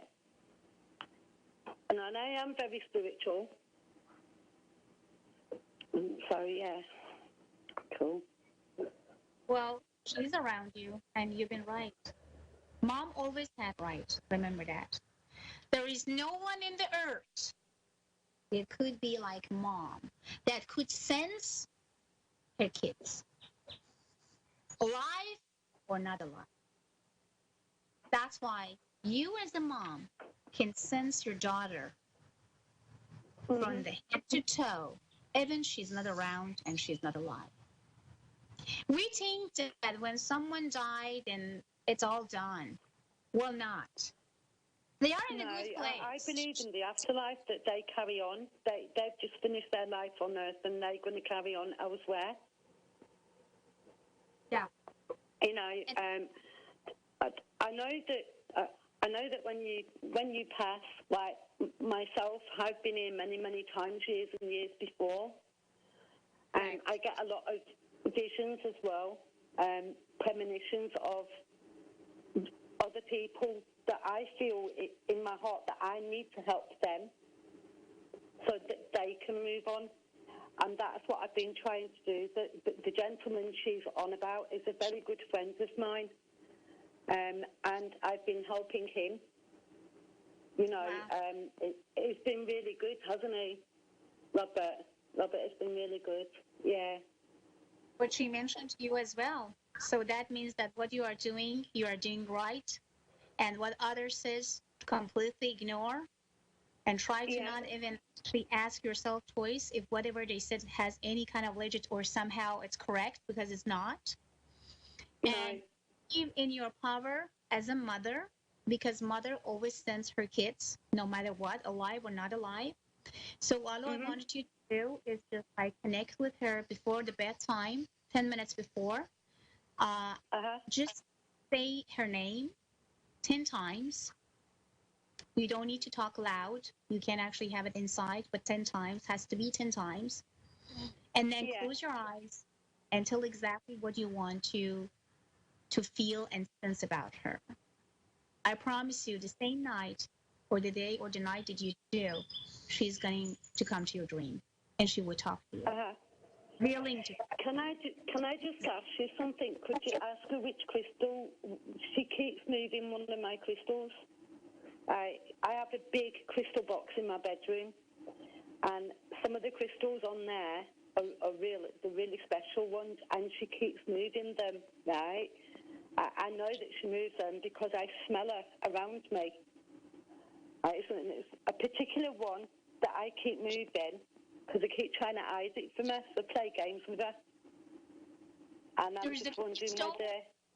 There is the crystal that has some color on, and it's telling me about when the light and the sun standing on top of that crystal, you can see the purple and light blue color in that crystal.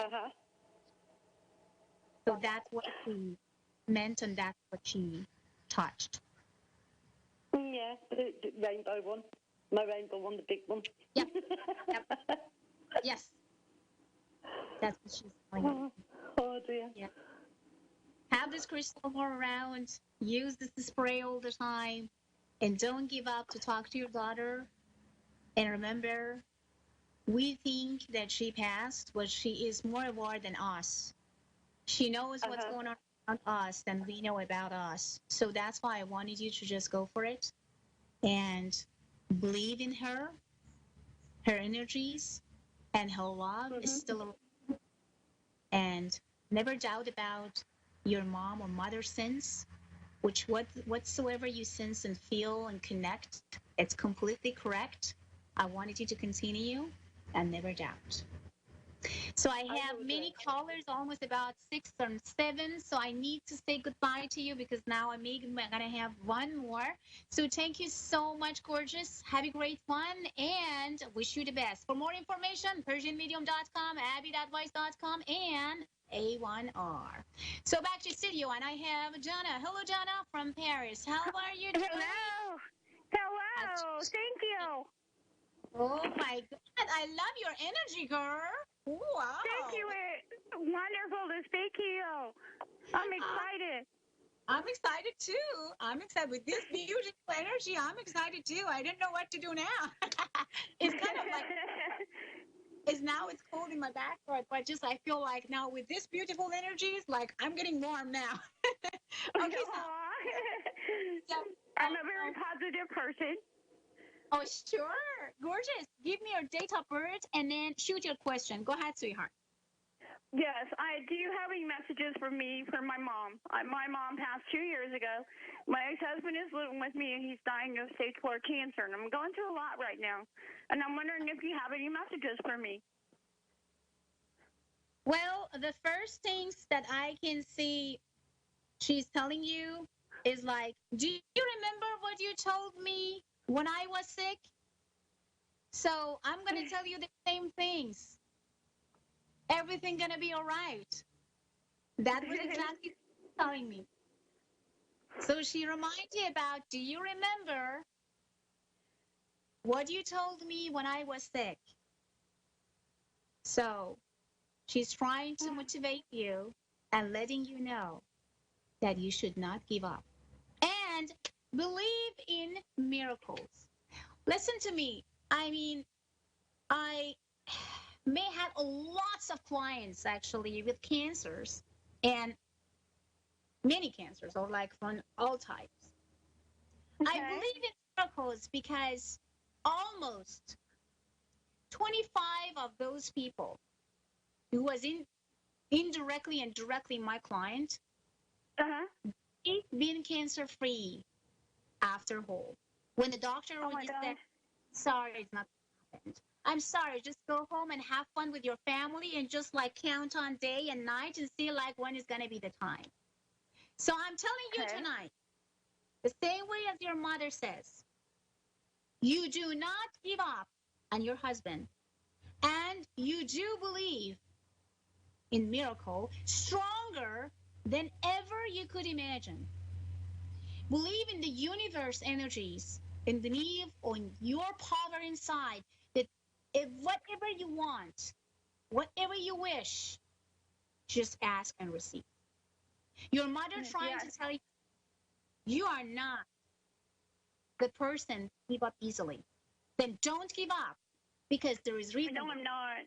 He's my ex-husband, and I don't want to see him die on me. And I'm wondering what messages my mother has for me. I mean, it's really, I haven't talked to my mother for a while, so I'm wondering what she's got for me in store. What messages has my mom got for me? She is telling you, change your look again or do something with yourself. It sounds that you forgot about yourself a long time. It sounds like you just don't know what to do. Do something with your hair. Do something, and that is exactly what your mom says. Be silly. Be happy. Do something with my hair. That's what your mom says. Yes. And she, okay. So, I know it's telling you to be silly again and have fun and laugh and try to cry when you feel that you have to cry.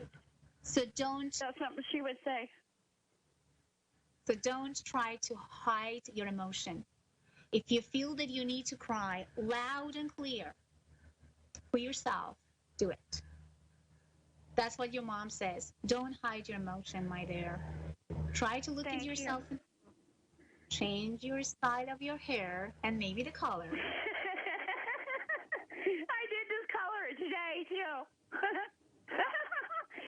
Well, you're awesome.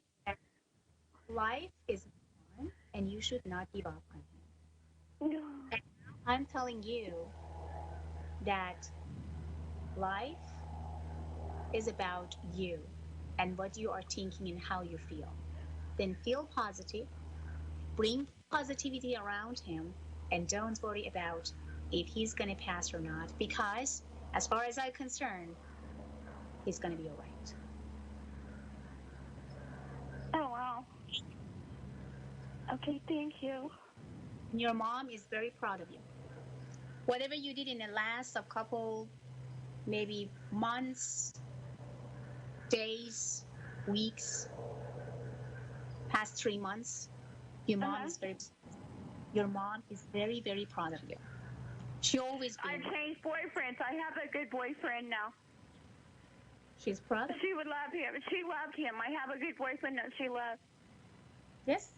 And that's what she's telling you. I'm proud of you that you moved on. I'm proud of you that you're helping him right now. Even when you found a new boyfriend and you're still there for him, she's proud of you because you have a beautiful, kind heart. And you always want to give this beauty of kindness to people, no matter what, who they are and where they are. So continue to be nice. Continue to be this angel. This is what your mom wants. And don't forget this. Try to have fun. This is what your mom wants. Have fun. Be silly and just have fun. That's all you need to do. No, I love you. Thank you. You're very welcome, gorgeous. So I may have just about maybe 60 or 90 seconds or maybe less than 1 minute. I have to maybe say goodbye. Oh, no, I still have some minutes. Oh, stay with me, baby. So now, last word you want to tell to your mom? If I am your mom and I stand in front of you, last word, what are you going to tell her? Come on. I want her to know I love her and how much I miss her and how much I'm dealing with life down here without her. And I really need her to stay with me in my life because I love her. She loves you back, and she's proud of you, and she's around you.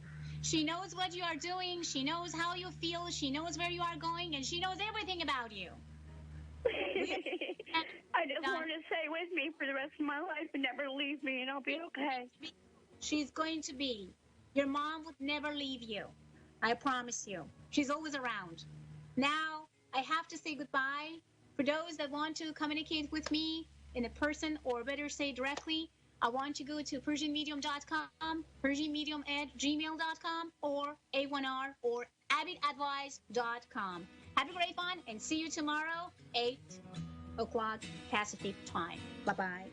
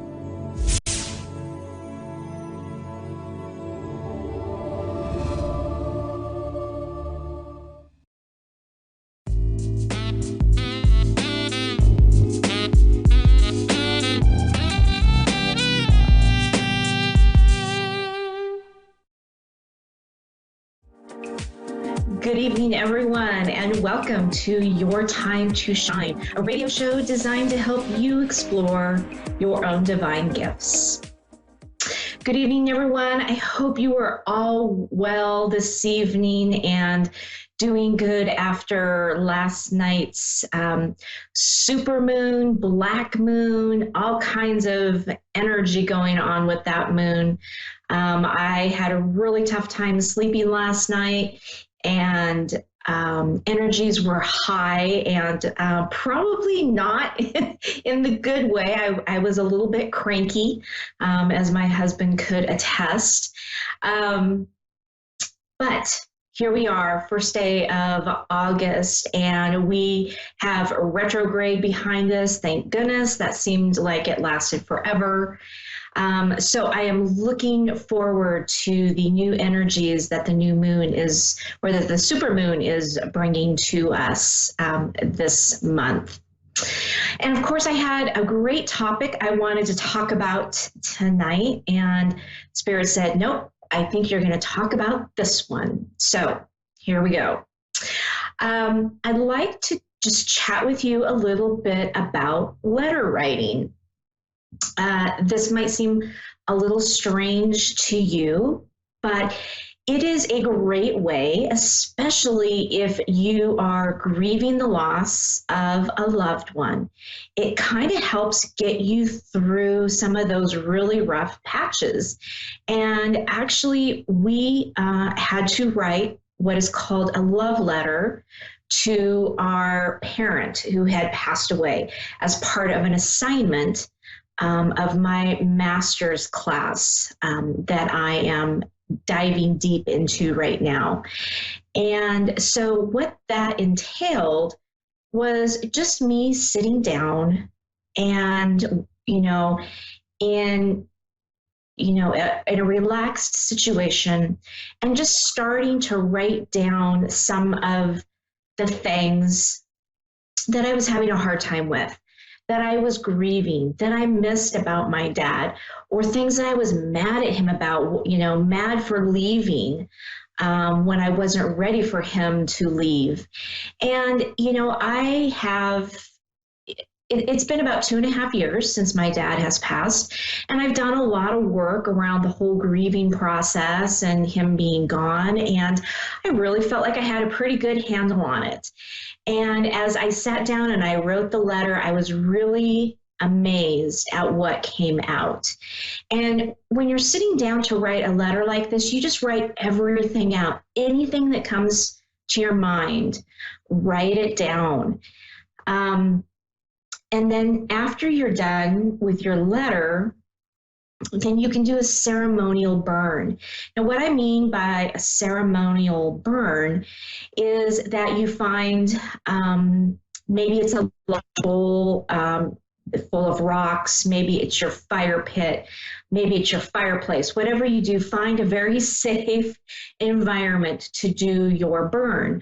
I usually like to write my letters on tissue paper, so then that way I can put it in a ceramic bowl and light it and let it burn. And it burns very quickly, very easily, and it doesn't smoke up the house like regular paper would. So what you do is you take it and you put your paper in a bowl or in a safe place, and you light it. And then you just sit there in quiet, in contemplation, and you let it release. You let it release from the letter, you let it release from yourself. And there's something very spiritual about watching it burn. That the fire is very is very intense energetically. That's what it gives, the fire underneath us for our determination. And to watch it and watch the smoke, because a lot of times our loved ones will come in and they'll start using the smoke as a way to communicate with us. You might see a heart. You might see a letter. It's really interesting in what you can see in the smoke. And this is really evident when you use tissue paper. I found it more with the tissue paper, something about the substance of it. The smoke is lighter and it has a tendency to dance more through the atmosphere than just burning regular paper. But you can use regular paper too. So once that is, once the paper has burned and it's released into ashes, then it begins what is called a renewal in your soul, in your being. Now you can write this letter as many times as you need to.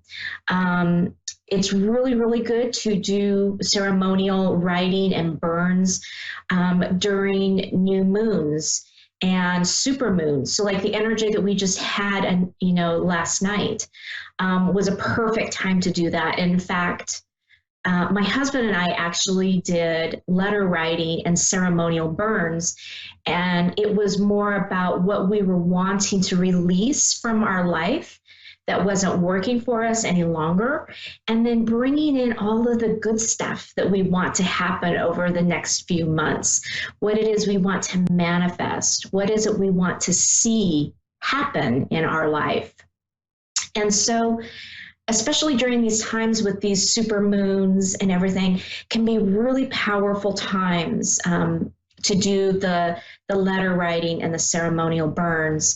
Also, you can do them during the solstice, during the summer solstice and the winter solstice. Those are very typical times to do those types of letters, releasing what no longer serves you and bringing in what you want to see to come into your life. So try that. But the ceremonial burn and the letter writing for grieving a loved one is really powerful. It's a way for us to express ourselves and to get it out of our bodies, to get it out of our system so that we can move on and we can move past and we can move through those feelings with greater ease. And just being able to release that energy so that it doesn't carry in our bodies and cause illness for us. Because as you know, any anger, any sadness, anything like that that's kept pent up in our bodies can actually start physical signs of illness. So you want to be able to get that out and release it. And, don't worry if you don't know what you're going to write. Just put your pen to paper and start with a thought. And once you start with a thought and you go from there, it will just come naturally and you'll be amazed at what comes through. But don't keep that paper. Make sure that you burn it, you shred it, you do something in a manner that means something to you in order for you to release the energies from that and to release it from you. That's the most important thing. So I hope that helps. The very best in your letter writing. I have been actually doing this quite a bit, and it's really been amazing what has come forth to me in the process of doing that. And as you do it more, you get better and better at it, and you get more relaxed at it. And then when that happens, things just flow naturally. So good luck with that. Right now, we are going to go to the call lines. And we have Cynthia in Schererville, Indiana. Good evening, Hello. Cynthia. Hello. Hi. Hi. How are you this evening? Hello? Hello? Yes, I'm still here. Oh, okay. And, how are you this evening? What can we help you with? I'm not sure.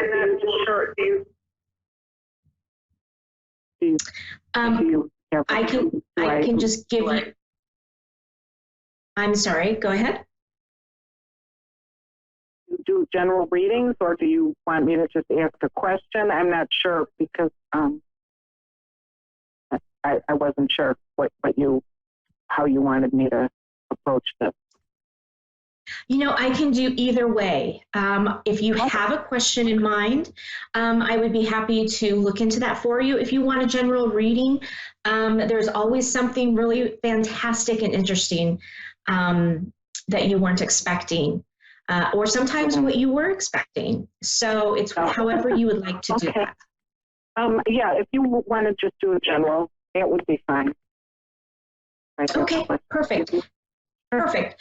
Let me take a couple of minutes here and just kind of tune in and see what your loved ones are wanting you to know. And so there's going to be just a little bit of silence here as I tune in, but I'll be right back with you. Okay. Okay.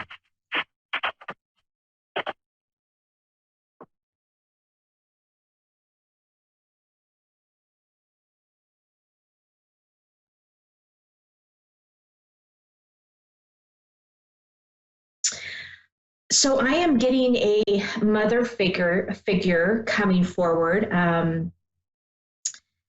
This person, she either is a mother, possibly an aunt, that has passed away. Is your mother still living? No. Okay.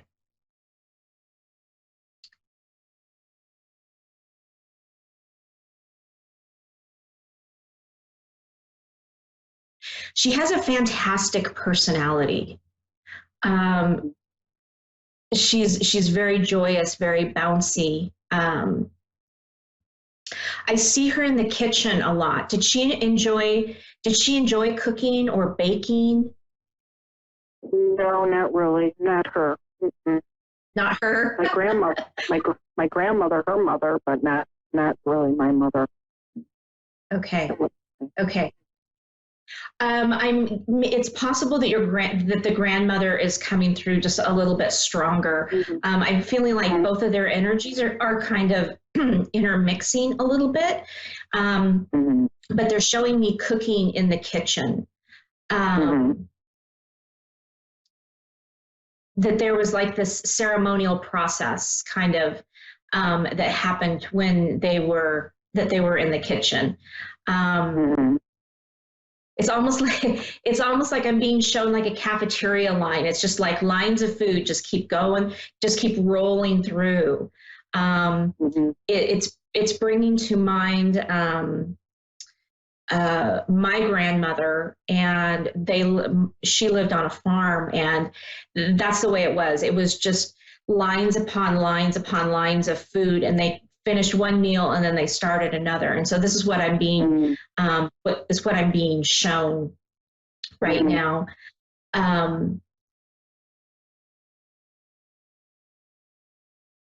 She's bringing that awareness that the lines and lines of food coming through, and she's showing me that it's a representation of almost what you are going through right now.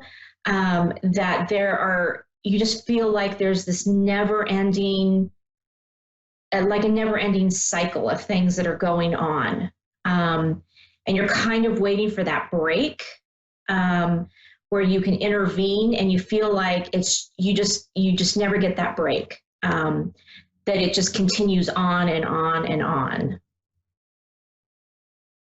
Are you looking at a job change? No, not really. No. Okay.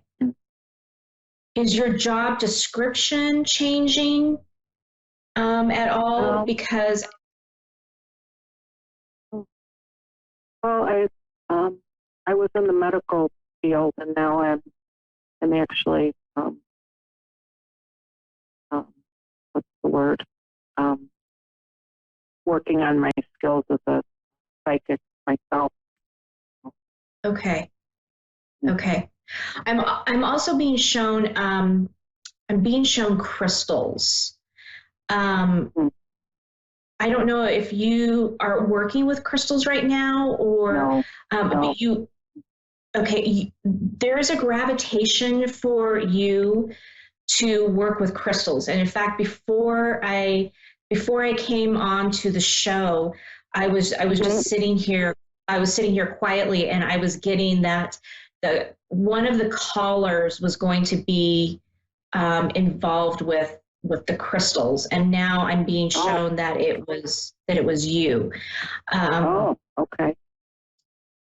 So you have some healing abilities, and I'm being shown that the crystals can add to that. Even if you get, like, there's a deck of cards, like, I'm not tarot cards, but like angel card reading cards. There's a deck out there that's specifically for crystals. And so I'm being shown that you should bring that into your practice, even into your own personal daily practice, because this is going to give you some guidance and some insight to some things that you need to know. Do you have any idea, like, what kind of healing abilities they have? I mean, are you getting anything on that? Curious.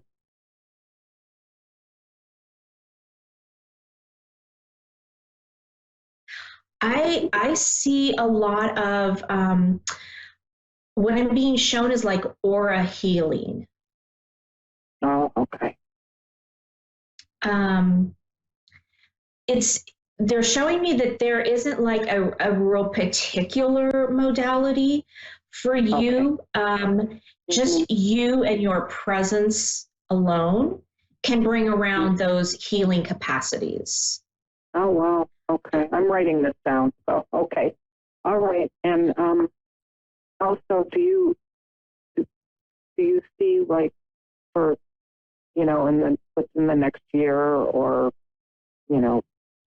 I don't know how far, like, into the future you can see, but do you see, like, anything happening with me as far as, like, because I left the medical profession, and do you see, like, me, like, expanding with a healing, business or anything like that, or, anytime soon?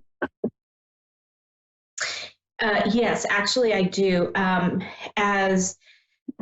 They're actually showing me that you're a medium. You're more than just a psychic. So when people say that someone is psychic, psychics can kind of they perceive the energies, whereas mediums, they are actually they're the channels. They're brought visions. They are brought emotions through smelling, tasting. They hear things. Sometimes they can actually hear spirit voices.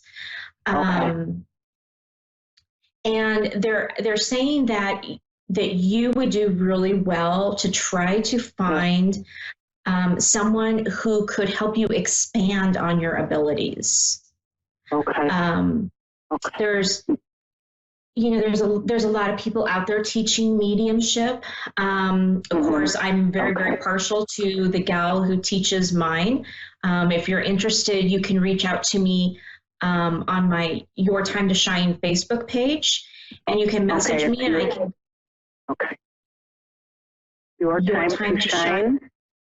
Okay. Okay. Oh, wonderful. And I can give you some names to get in touch with. But they're saying that right now you are getting a lot more information than you even realize. They're asking me to ask you, do you do you talk to yourself in your head? Do you have conversations? Do you answer yourself in your head? Yes, I do. Yes. Yeah. I was just laughing yesterday because I was in the kitchen and I was talking to myself, and I thought, oh my God, but I have a daughter and a husband that live here with me, and I thought if they would even just see me right now talking to myself, they would think that I was crazy. Yeah, I do. That's how I receive information. That's one of the hardest abilities to really put your finger on, because you never really know if it's spirit talking to you or if it's your own self talking. Yeah. I always thought it was myself, that it was myself. Yeah. Yeah. Oh my gosh. Yeah, it's not. It's not. So they're just saying that you really have an amazing gift, and if you could find someone to really help you hone in on those gifts, that you can just be really amazing at this. I mean, it's really fantastic. Okay. Oh wow, I'm getting tingling all over my body just listening to you. Yeah. Oh wow. Okay. Yep. Well, thank you so much for an very uplifting message and reading. Thank you. And I have your time to share, and I definitely will message you. And if you would be, willing to share names with me, I would really appreciate that. So I'll message you, soon. Thank you so much. Absolutely. And that's your time to shine. Oh, to shine. Okay, that's right. Okay, I need to put my glasses on here. I can't even read my own writing. This is terrible. Oh my goodness. Okay. I'm too excited now after talking to you. It's like I gotta get grounded here again. Okay. All right. Well, Cynthia, thank you so much for your time and calling in, and have a wonderful night. You too. Thank you. Bye. Bye. All right. Next, we have Heba in California, Laguna Hills. Hi. Hi, good evening. Good evening. Thank you for doing this. You are so welcome. What can we help you with tonight? I don't know if we can start with something general. Whatever you have for me, I will be more than happy to listen to. Okay, perfect. So let me tune in here for just a moment, see what your loved ones have to say, and there'll be just a little bit of silence here as I tune in, and I'll be right back. Okay? Perfect. Thank you. Mm-hmm.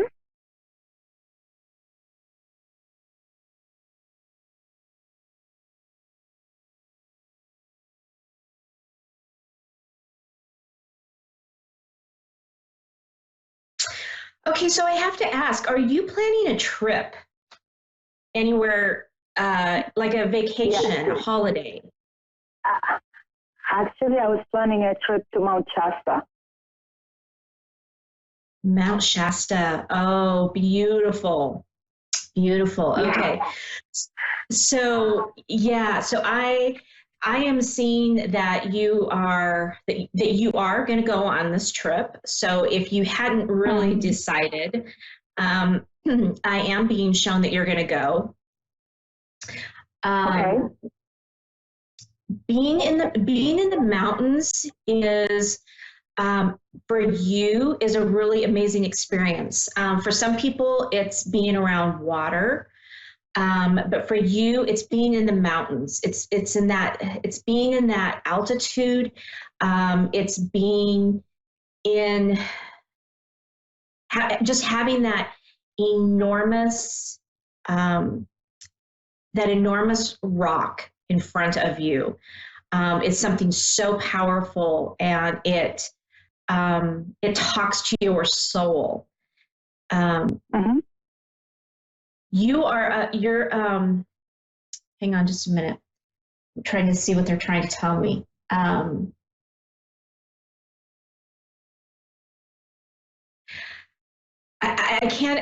having trouble understanding what they're saying, but it's like you're an earth child.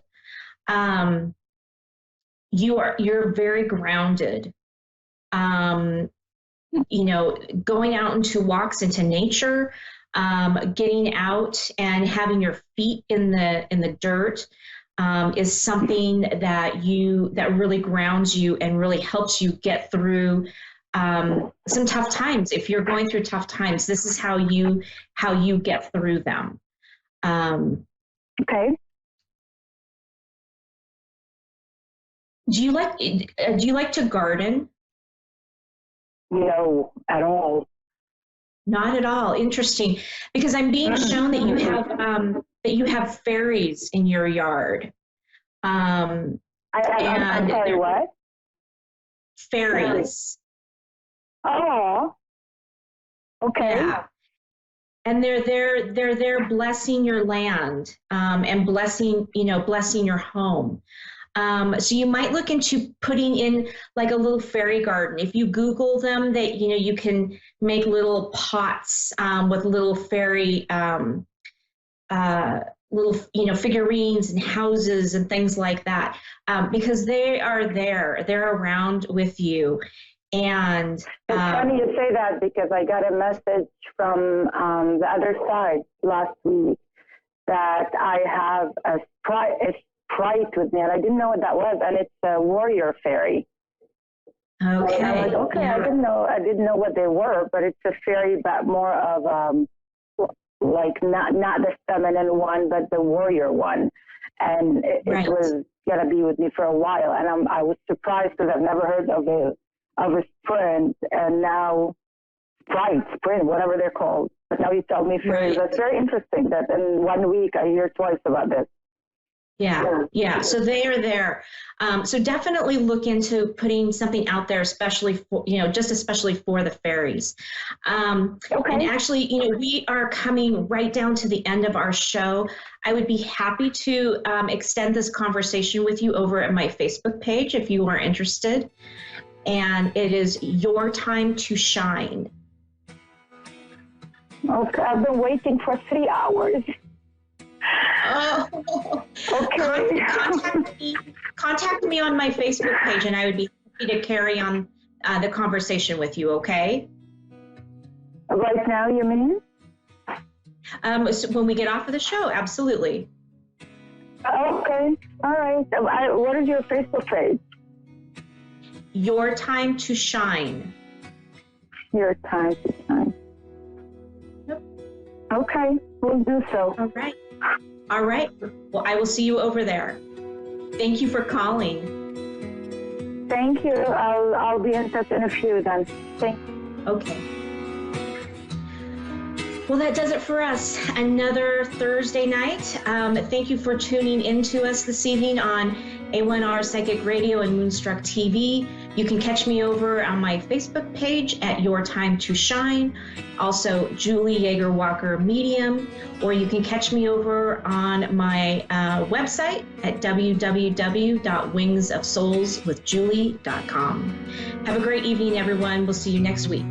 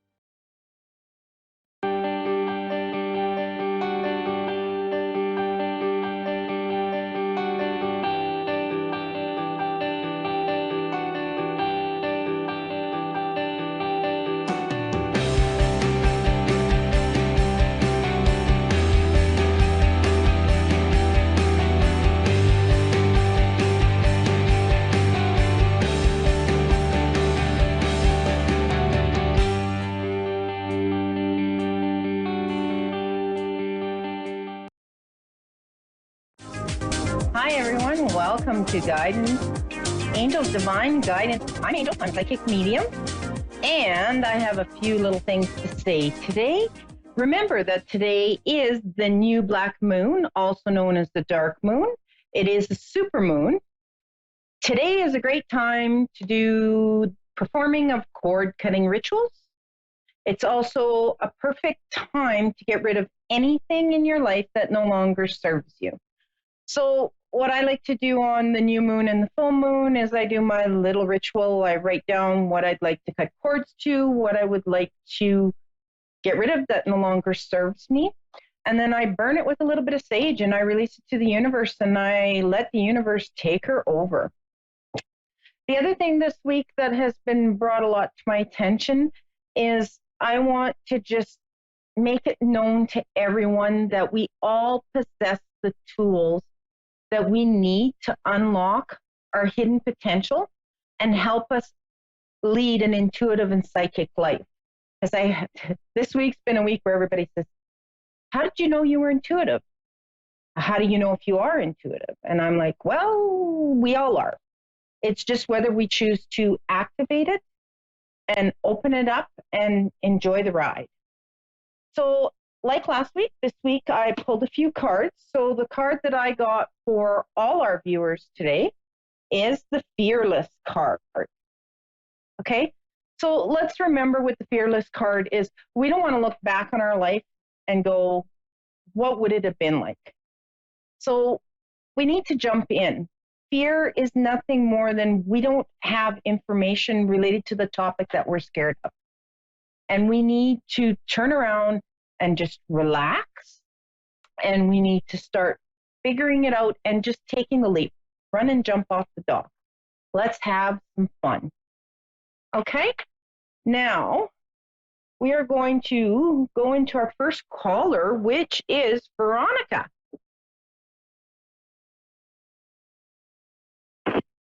Hello? Hi, Veronica. How are you? I'm fine. How are you? I'm doing great. Now, today I was pulling cards, and your card is the Compassion card. Now, the Compassion card is not just about unconditional love towards others. It's also unconditional love towards ourselves. I get a sense for you, Veronica, that you're kind of hard on yourself. Yes. Yeah. Okay. So, okay, I'm just going to get into here. Okay. You need to get a little more easier on yourself. Okay. You're making choices and decisions based on the information that you have at hand. So you got to give yourself a little leeway because none of us are perfect. There's no such thing as 110%. Does that make sense? Yes. Okay. Did you have any particular questions that you wanted to ask me tonight, or did you want me to just dive in? Just dive in, please. Okay, so let's see. Okay, Veronica, I'm just going to get in. Oh, I love your energy. You're a very wonderful person. You have a very big heart. Thank you. Okay? Yes. You give the shirt off your back to perfect strangers, which sometimes kind of leads where you get taken advantage of. Yes. So you need to keep that in mind, that not everybody is at the same place that you are, if that makes sense. It does. Okay. You're very intuitive. You've always followed your gut, and you've always gone for what you've wanted, no matter what anybody has said. Correct. Correct? Okay. Let's see. Have you had a little bit of health issues here in the last 6 months? Yeah. Yes. Okay. Know that you're coming to the end of that issue, like that it's going to start resolving itself. Awesome. Okay. You just need to start taking a little more you time. I feel like you're a very busy person. You're constantly doing for others and putting yourself last, need I say? Yes. Yeah. So you need to start learning the word no. Okay? Okay. And it's okay to say no, and it's okay to take time out for you. Just remember that if you don't do this for yourself, you're not going to be able to help other people. because you are going to fall sick, and you're going to be in a position where you won't be able to help people. So you need to take care of yourself to be able to help others. Okay. Does that make sense for you? Very, very much so. Yeah. Okay. Who has or had the heart problem in your family? Other than myself, my dad. Okay.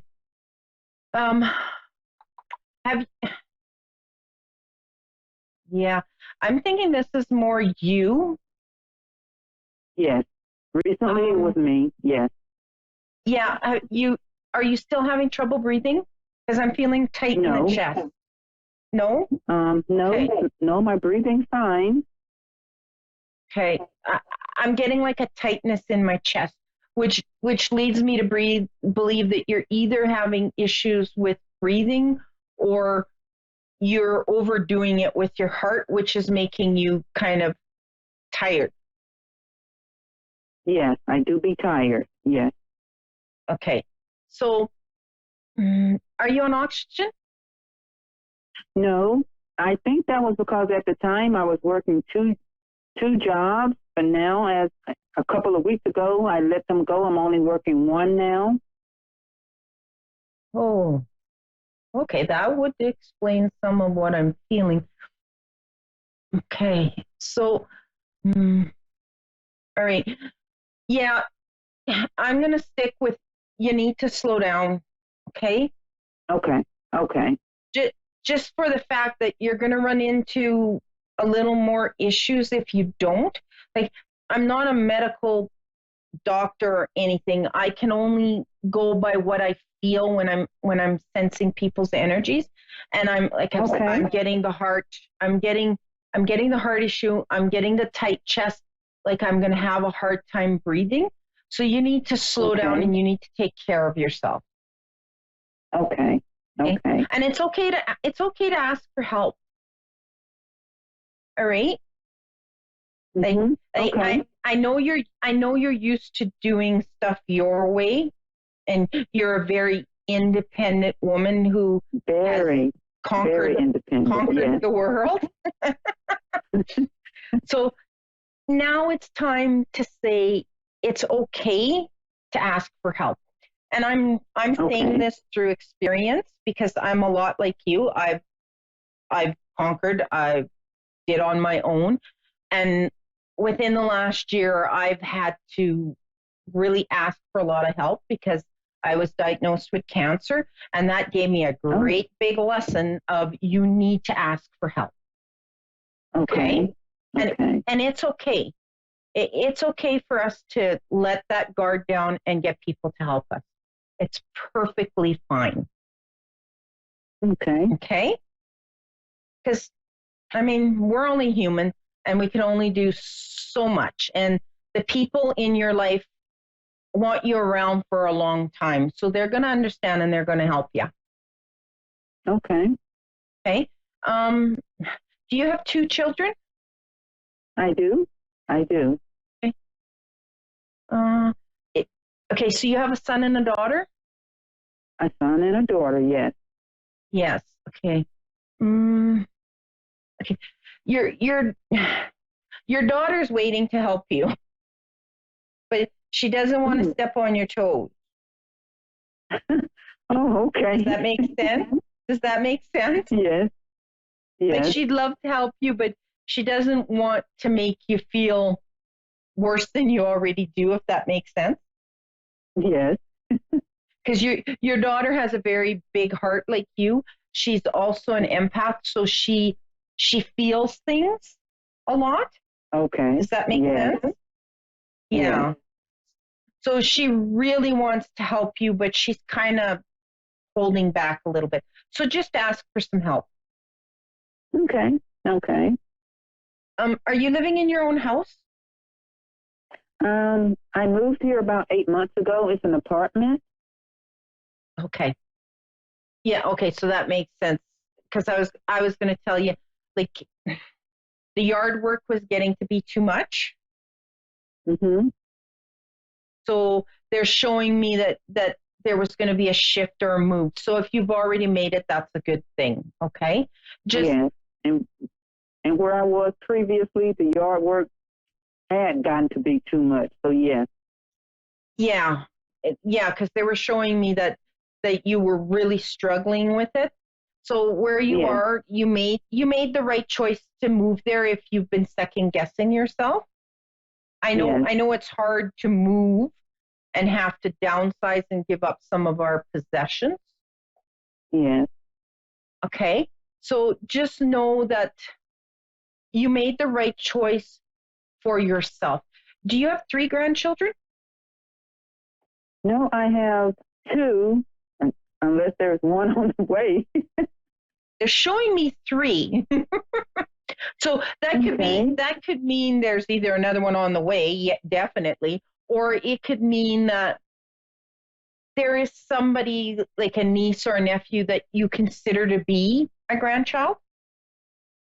Okay. Okay. Now I have 2, but my daughter miscarried a month ago. Was it a boy?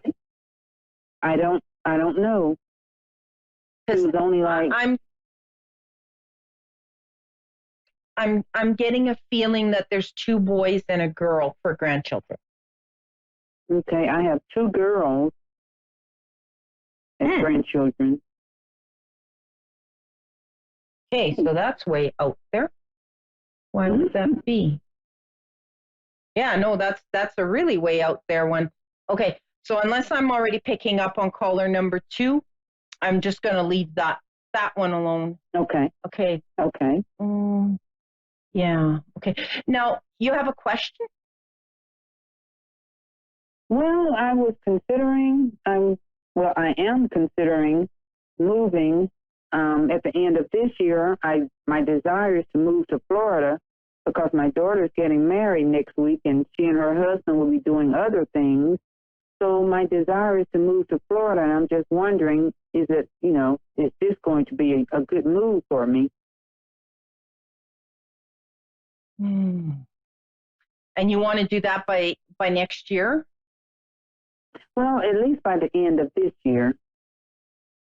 The next year would be fine too. There's really not a rush. I think I'm not going to say don't do the move, but I'm getting right now you need to stay where you are because you're going to need a little bit of extra help. Okay. Okay. And you need to just kind of settle and make sure you get the health issue under wraps. Okay. Okay. Because if you're in the middle of getting your health issue under wraps and then you're moving and then you have to switch doctors, that's just going to prolong your health care, if that makes sense. Okay. Okay. Okay. Other than that, I would just hold off on that move to Florida. Okay. Just maybe by the end of next year. But I'm like they're strongly telling me you should be staying put for now. Okay. Okay. You need to get the health under control. Okay. Okay. Does that make sense? It does. It does. Okay. Now, do you have any further questions before I move on to my next caller? Do you feel anything in the business area for me, my own business, or do you feel anything as far as relationship-wise? Okay. Business-wise, again, they're really sitting around your health issues right now, and you really need to concentrate on that. Okay, will do. Before you move on, you really need to concentrate on that. Now, they do show that there is a male coming. I don't know if the number 2 means anything to you. No. No? Okay, so that could be that this male figure could be coming through to your life in, say, 2 weeks, 2 months, 2 years. Okay. It could be the second of a month. It's just watch your twos, okay? And it's going to be, you won't be expecting when he's going to come into your life. You might be sitting at the doctor's office. It'll be kind of a situation like that where he's going to cross your path. Oh, okay. Okay. Or you could be just, you're going on a trip this summer. Well, this fall, I should say. Were you thinking of going away? I was thinking about going back home for my mom's birthday. Okay. In October. You will be doing that. You might meet him on the trip on the way home. Oh, okay. Okay. So it's going to be in a situation, something like that, and it's going to be something that you're not expecting. Okay. Okay. Because you kind of got your mind on what you're looking for, but it's sort of not going to fit into that. Okay. Okay. So be open. Okay. He is coming. All right. Okay. Thank you so much. Okay. No, thank you for calling in. Okay. And you can keep in contact with me. Just go to my website and we can keep chatting. Okay. Thank you. All right. Okay. And we'll go on to caller number 2. Denise? Yeah. Hi. Hello. Dennis? Yeah. Hello. Hi. How are you today? I'm okay, thank you. You're okay? All right. So today I was picking cards before for my callers.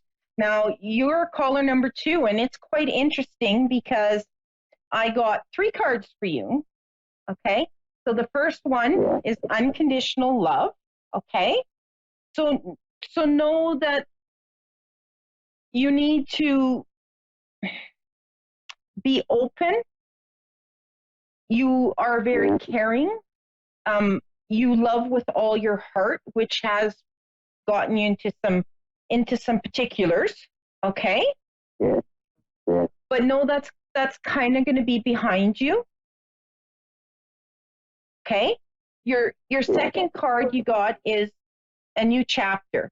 So you've got a shift, a change coming up in your life, which could be in romance, it could be in business, it could be in finance. It's just, you have a big shift coming. Okay? Yeah. All right. The third card we got was Walk Your Truth. Now, I sense that you swallow a lot of stuff. You really don't say what's on your mind. Is that correct? Yeah. Yeah. You need to start speaking your truth and not worry what other people are going to think. Okay? Because they have 2 pains. One to get mad and one to get unmad. Mm-hmm.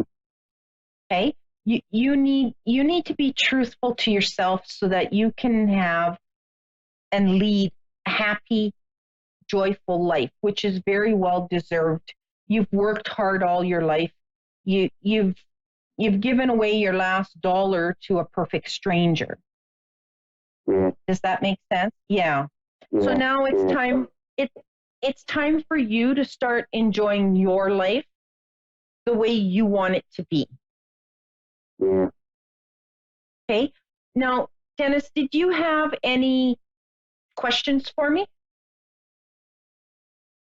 There's only one that's always been bugging me. It's my voice ever cheated on me. Can you answer those? Could you repeat that, please? I had a hard time hearing you. Yeah, I said, has my wife ever cheated on me? Can you answer those?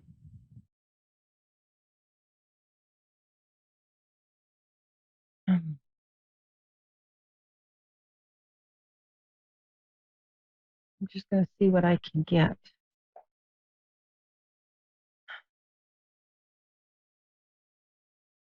You know, on that one, okay,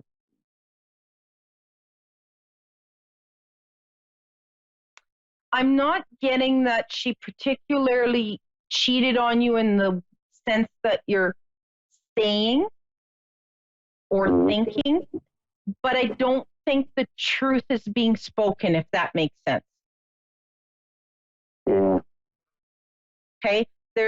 I'm getting the feeling that she's not telling the whole story. Yeah. So what's that mean? Okay? Yeah. So that comes with part of the shift and you needing to speak your truth. So you basically got to put the cards on the table with her. Oh, yeah, but she just denies everything. Well, if my hubby was here, he'd tell you, most women are that way. And then we have a little discussion about that one. Yes. As long as I know she hasn't treated you in that way, sexually, then I'm all right with it.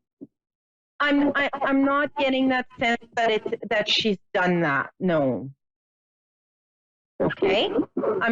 I'm getting more that the whole truth isn't out. Like she's not telling you the whole truth.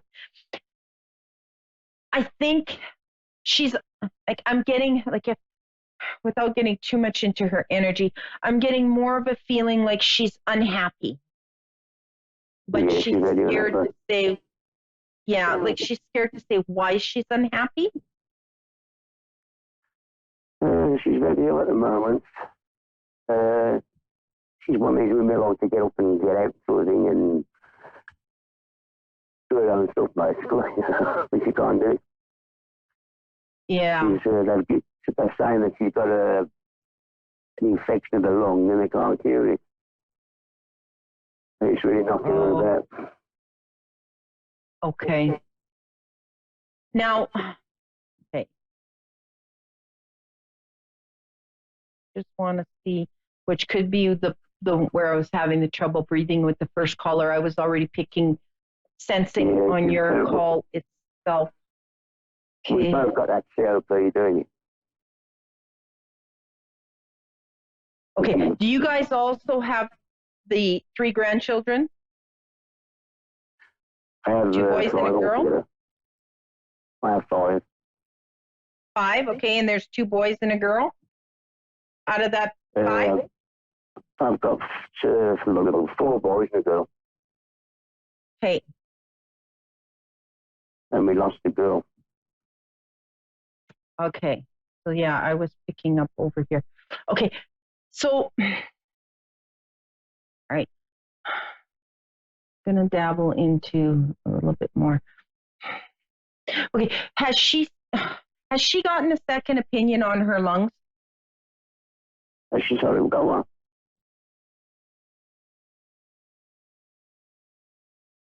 I'm getting. Are you still there? Yeah. Okay. I'm getting that maybe she should be getting a second opinion on the lung infection. What do you mean it's not as bad as they're saying? Yes. Okay. I'll tell her that. Okay. Just because I'm just getting the feeling that there's something a little more there. Okay? The whole truth isn't out. We're saying she's worse than what we think. Well, I don't think she's worse. I just think that they might be missing something. Okay. Okay? And I think if it's found, it might speed up the recovery.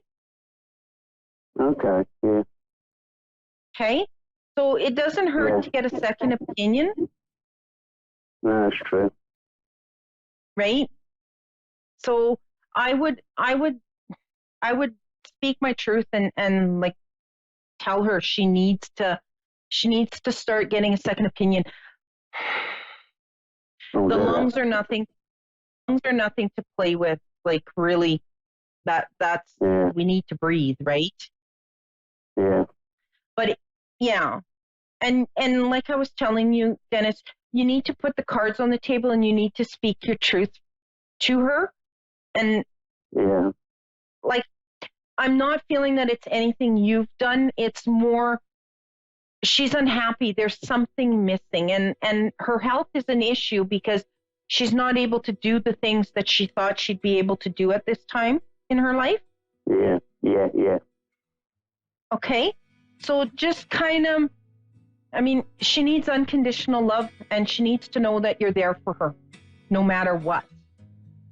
Yeah. Okay? Yeah, I should. Yeah, because I think she's getting more of the feeling that she's going to be all alone. No, she's not. Yeah. I mean, I know. You tell me what you told me earlier. Lifted a great weight now off my shoulders, and now I can express myself to her now. Yeah. Whereas So before, it's more I she couldn't needs. before because I thought that she in the past life she'd done it. No, I'm not picking that up. I'm picking up more that she's not happy. That it's like she's going to be missing something in her life, okay? So it's like she's going to get sick and it's going to be like everybody's going to walk out on her and she's going to be all by herself. She needs the unconditional love and needs to know that you're going to be there for her. I'll tell her that, yeah. No matter what, okay? Yeah.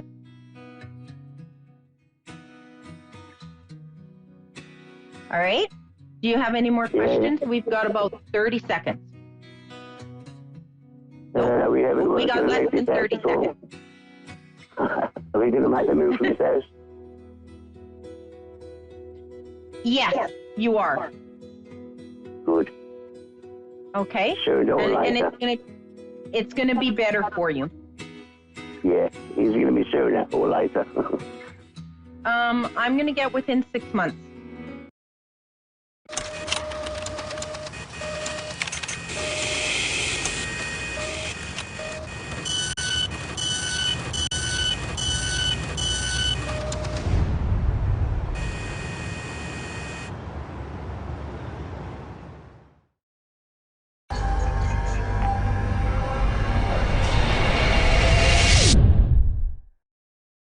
Hi, I'm Jenny, and thanks for watching Moonstruck. And now back to A1R on the air, Psychic Talk Radio now on Moonstruck TV and Lightning Television. I'm so excited to have you guys all here. My name is Christina Watts. I'm known as the Divine Medium. If you guys don't know me and you're new, what we do on this show is we talk about spiritual stuff, and I'm a type of teacher in heaven, and I came to Earth in 2009 to kind of give the knowledge that I know from heaven. And I got a lot of followers on Facebook right now that are watching live. So if you are on Facebook, you can join Christina K, C-A-Y, Watts, live on Facebook, and throw me some of your questions there. And we'll, after this show off iHeartRadio and iHeart1 and Moonstruck TV, we are going to go and continue live on Facebook for a little bit and finish off these questions. Now, our first question of the night is from Johanna Carrion. She asks, when we daze out, quote unquote, like we are eating and just stop and stare, that someone has to say, hello, Earth to Johanna, why does this happen? Well, sometimes our soul tends to go off, kind of like when you're sleeping, your body is in relax mode and it's sleeping and your soul's off doing all kinds of things. So you don't have to necessarily wait around for the body to wake up. So your soul's off doing stuff. So sometimes this happens when you're in your waking state and you're driving and all of a sudden you get from one point to another and you're like, how the heck did I get here? So it works the same exact way. Okay, next one's from Ray Lukács. I'm hoping I'm saying that name right. Since planets don't really move backwards in their orbits, why is everyone blaming their problems on retrograde? Okay, so I did a whole blog on my website, thedivinemedium.com, on retrograde to kind of give people kind of a heads up, how's this work and what to expect. So if I told you that a train moving faster past a slower moving train, and the slower one appears to be moving backwards. But of course, that is not at all true. They are both moving forward, but the slower train just appears like it's moving backwards. Retrograde planet works the same exact way. By essentially a faster moving planet is passing a slower moving planet, creating the illusion that a slower planet is moving backwards or retrograding, quote unquote. For this illusion to appear in this way, it takes a lot of energy to pull it off, okay? This isn't something that just whim, bam, bam, it happens. Energy that throws the alignment of energy in connection, bonding with spirit and physical causes upon realms of all types, our physical or spiritual, everything. So it takes a lot of work to pull this off, okay? If you look at a clock and it suddenly starts going backwards, you would think you're going cuckoo. A planet moving in retrograde motion is just like the clock. In doing so, the retrograde energy is asking you and asking your mind to kind of align and adjust to the temporary flux in the messages communicating with energy, okay? So when you see this kind of illusion happening, your mind kind of has to adjust to what's actually happening, okay? It's like putting the mind into another time zone. So just think of getting off a plane and you have jet lag and you're trying to adjust to a new time zone. It's the same kind of energy effect. Electronics get cattywampus, your emotions get cattywampus, and everything in space affects us. You can't go a day and think, oh, I'm just going to keep living the same energy over and over again. It's not going to happen. You know when you look at those weird puzzles and you have to kind of fixate your eyes on the puzzle and then it creates the picture past your eyes, you have to kind of fixate your eyes. Retrograde is kind of the same way. You kind of have to fixate your eyes to see the full picture, okay? Okay, our next question comes from Melissa Ream. What has been your favorite life so far? Well, that's a doozy. I've had many lives, and I'm probably going to say the Mary Magdalene life was probably one of my top favorites.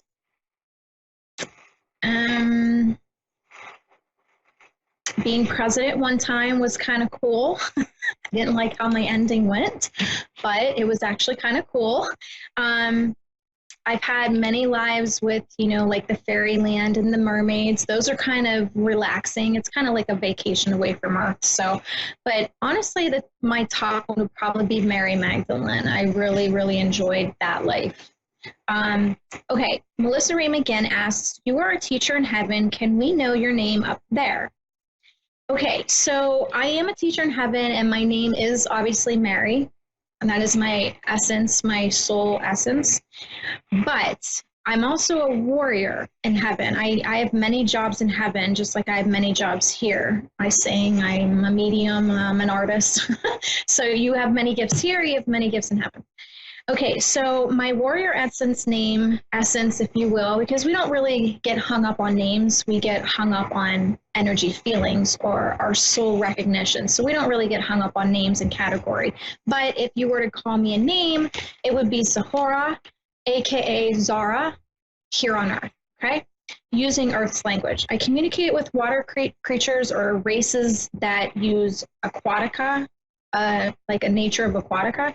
And I also do with ridding and removing dark from beings that seek to, these beings that I deal with seek to plague and corrupt people and places. And I use a Jesus's blood angelic armor that I place over these areas and these people to kind of demolish what's going on around them, to kind of remove the energy, and I'm assisting and protecting the angels with it while I'm here. However, I am restricted by the body to kind of be free in the spirit sense to be able to do what I really can do in heaven. So I'm kind of a little bit restricted, so I do have to count on them for things. So, okay, next question. I don't want to skip anybody here. Mary Maltese Giuseppe, when do you think the Vatican became dark? It must not have started that way, right? Sad to say, Mary, yes. Its main goal was to kind of corrupt and control. I know that there was really good, amazing people that, you know, wanted to start this whole thing to enlighten and kind of be like peace workers, but then you have the other aspect of people that want to control it. When the second you start taking out books of the Bible, you no longer have something pure and with good intent, okay? Jessica Popish, what happens to another person's soul contract when someone who was to be a part of it commits suicide? Okay, so this is a really good question, Jessica, but nothing happens by chance. All these paths that are taken are documented, are planned out, are agreed upon, and consented. The biggest thing here is you want to finish out you want to do everything possible, as hard as it is here, to finish out your life. You do not want to waste the time and not finish it out, because if you finish it out too early, then you're not getting the full effect of learning. There's a difference between reading a book and actually jumping into the story and living it out. You have to live it out. You can't just vicariously read about it. Okay, so I want to kind of use an example for this. I have my notes here. I'm kind of keeping my my ADHD in control today. But so a son wants to be with his mother. His mother dies. He is overstricken with grief, and he just wants to be with her. So he commits suicide. The son does get to see his mother. God is so great and loving in his ways that he understands the hardships of being here on earth.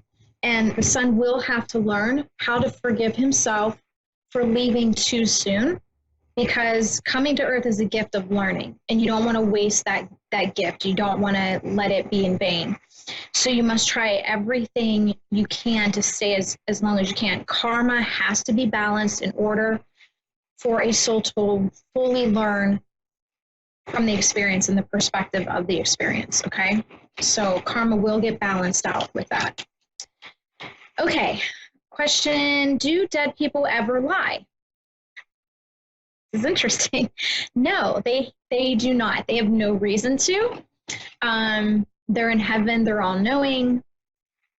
So communication is all telepathic. So if it's all telepathic, everybody kind of knows what everybody's thinking. So there's no sense in lying, and there's no sense in lying to me because I communicate telepathically. And I not only communicate telepathically, I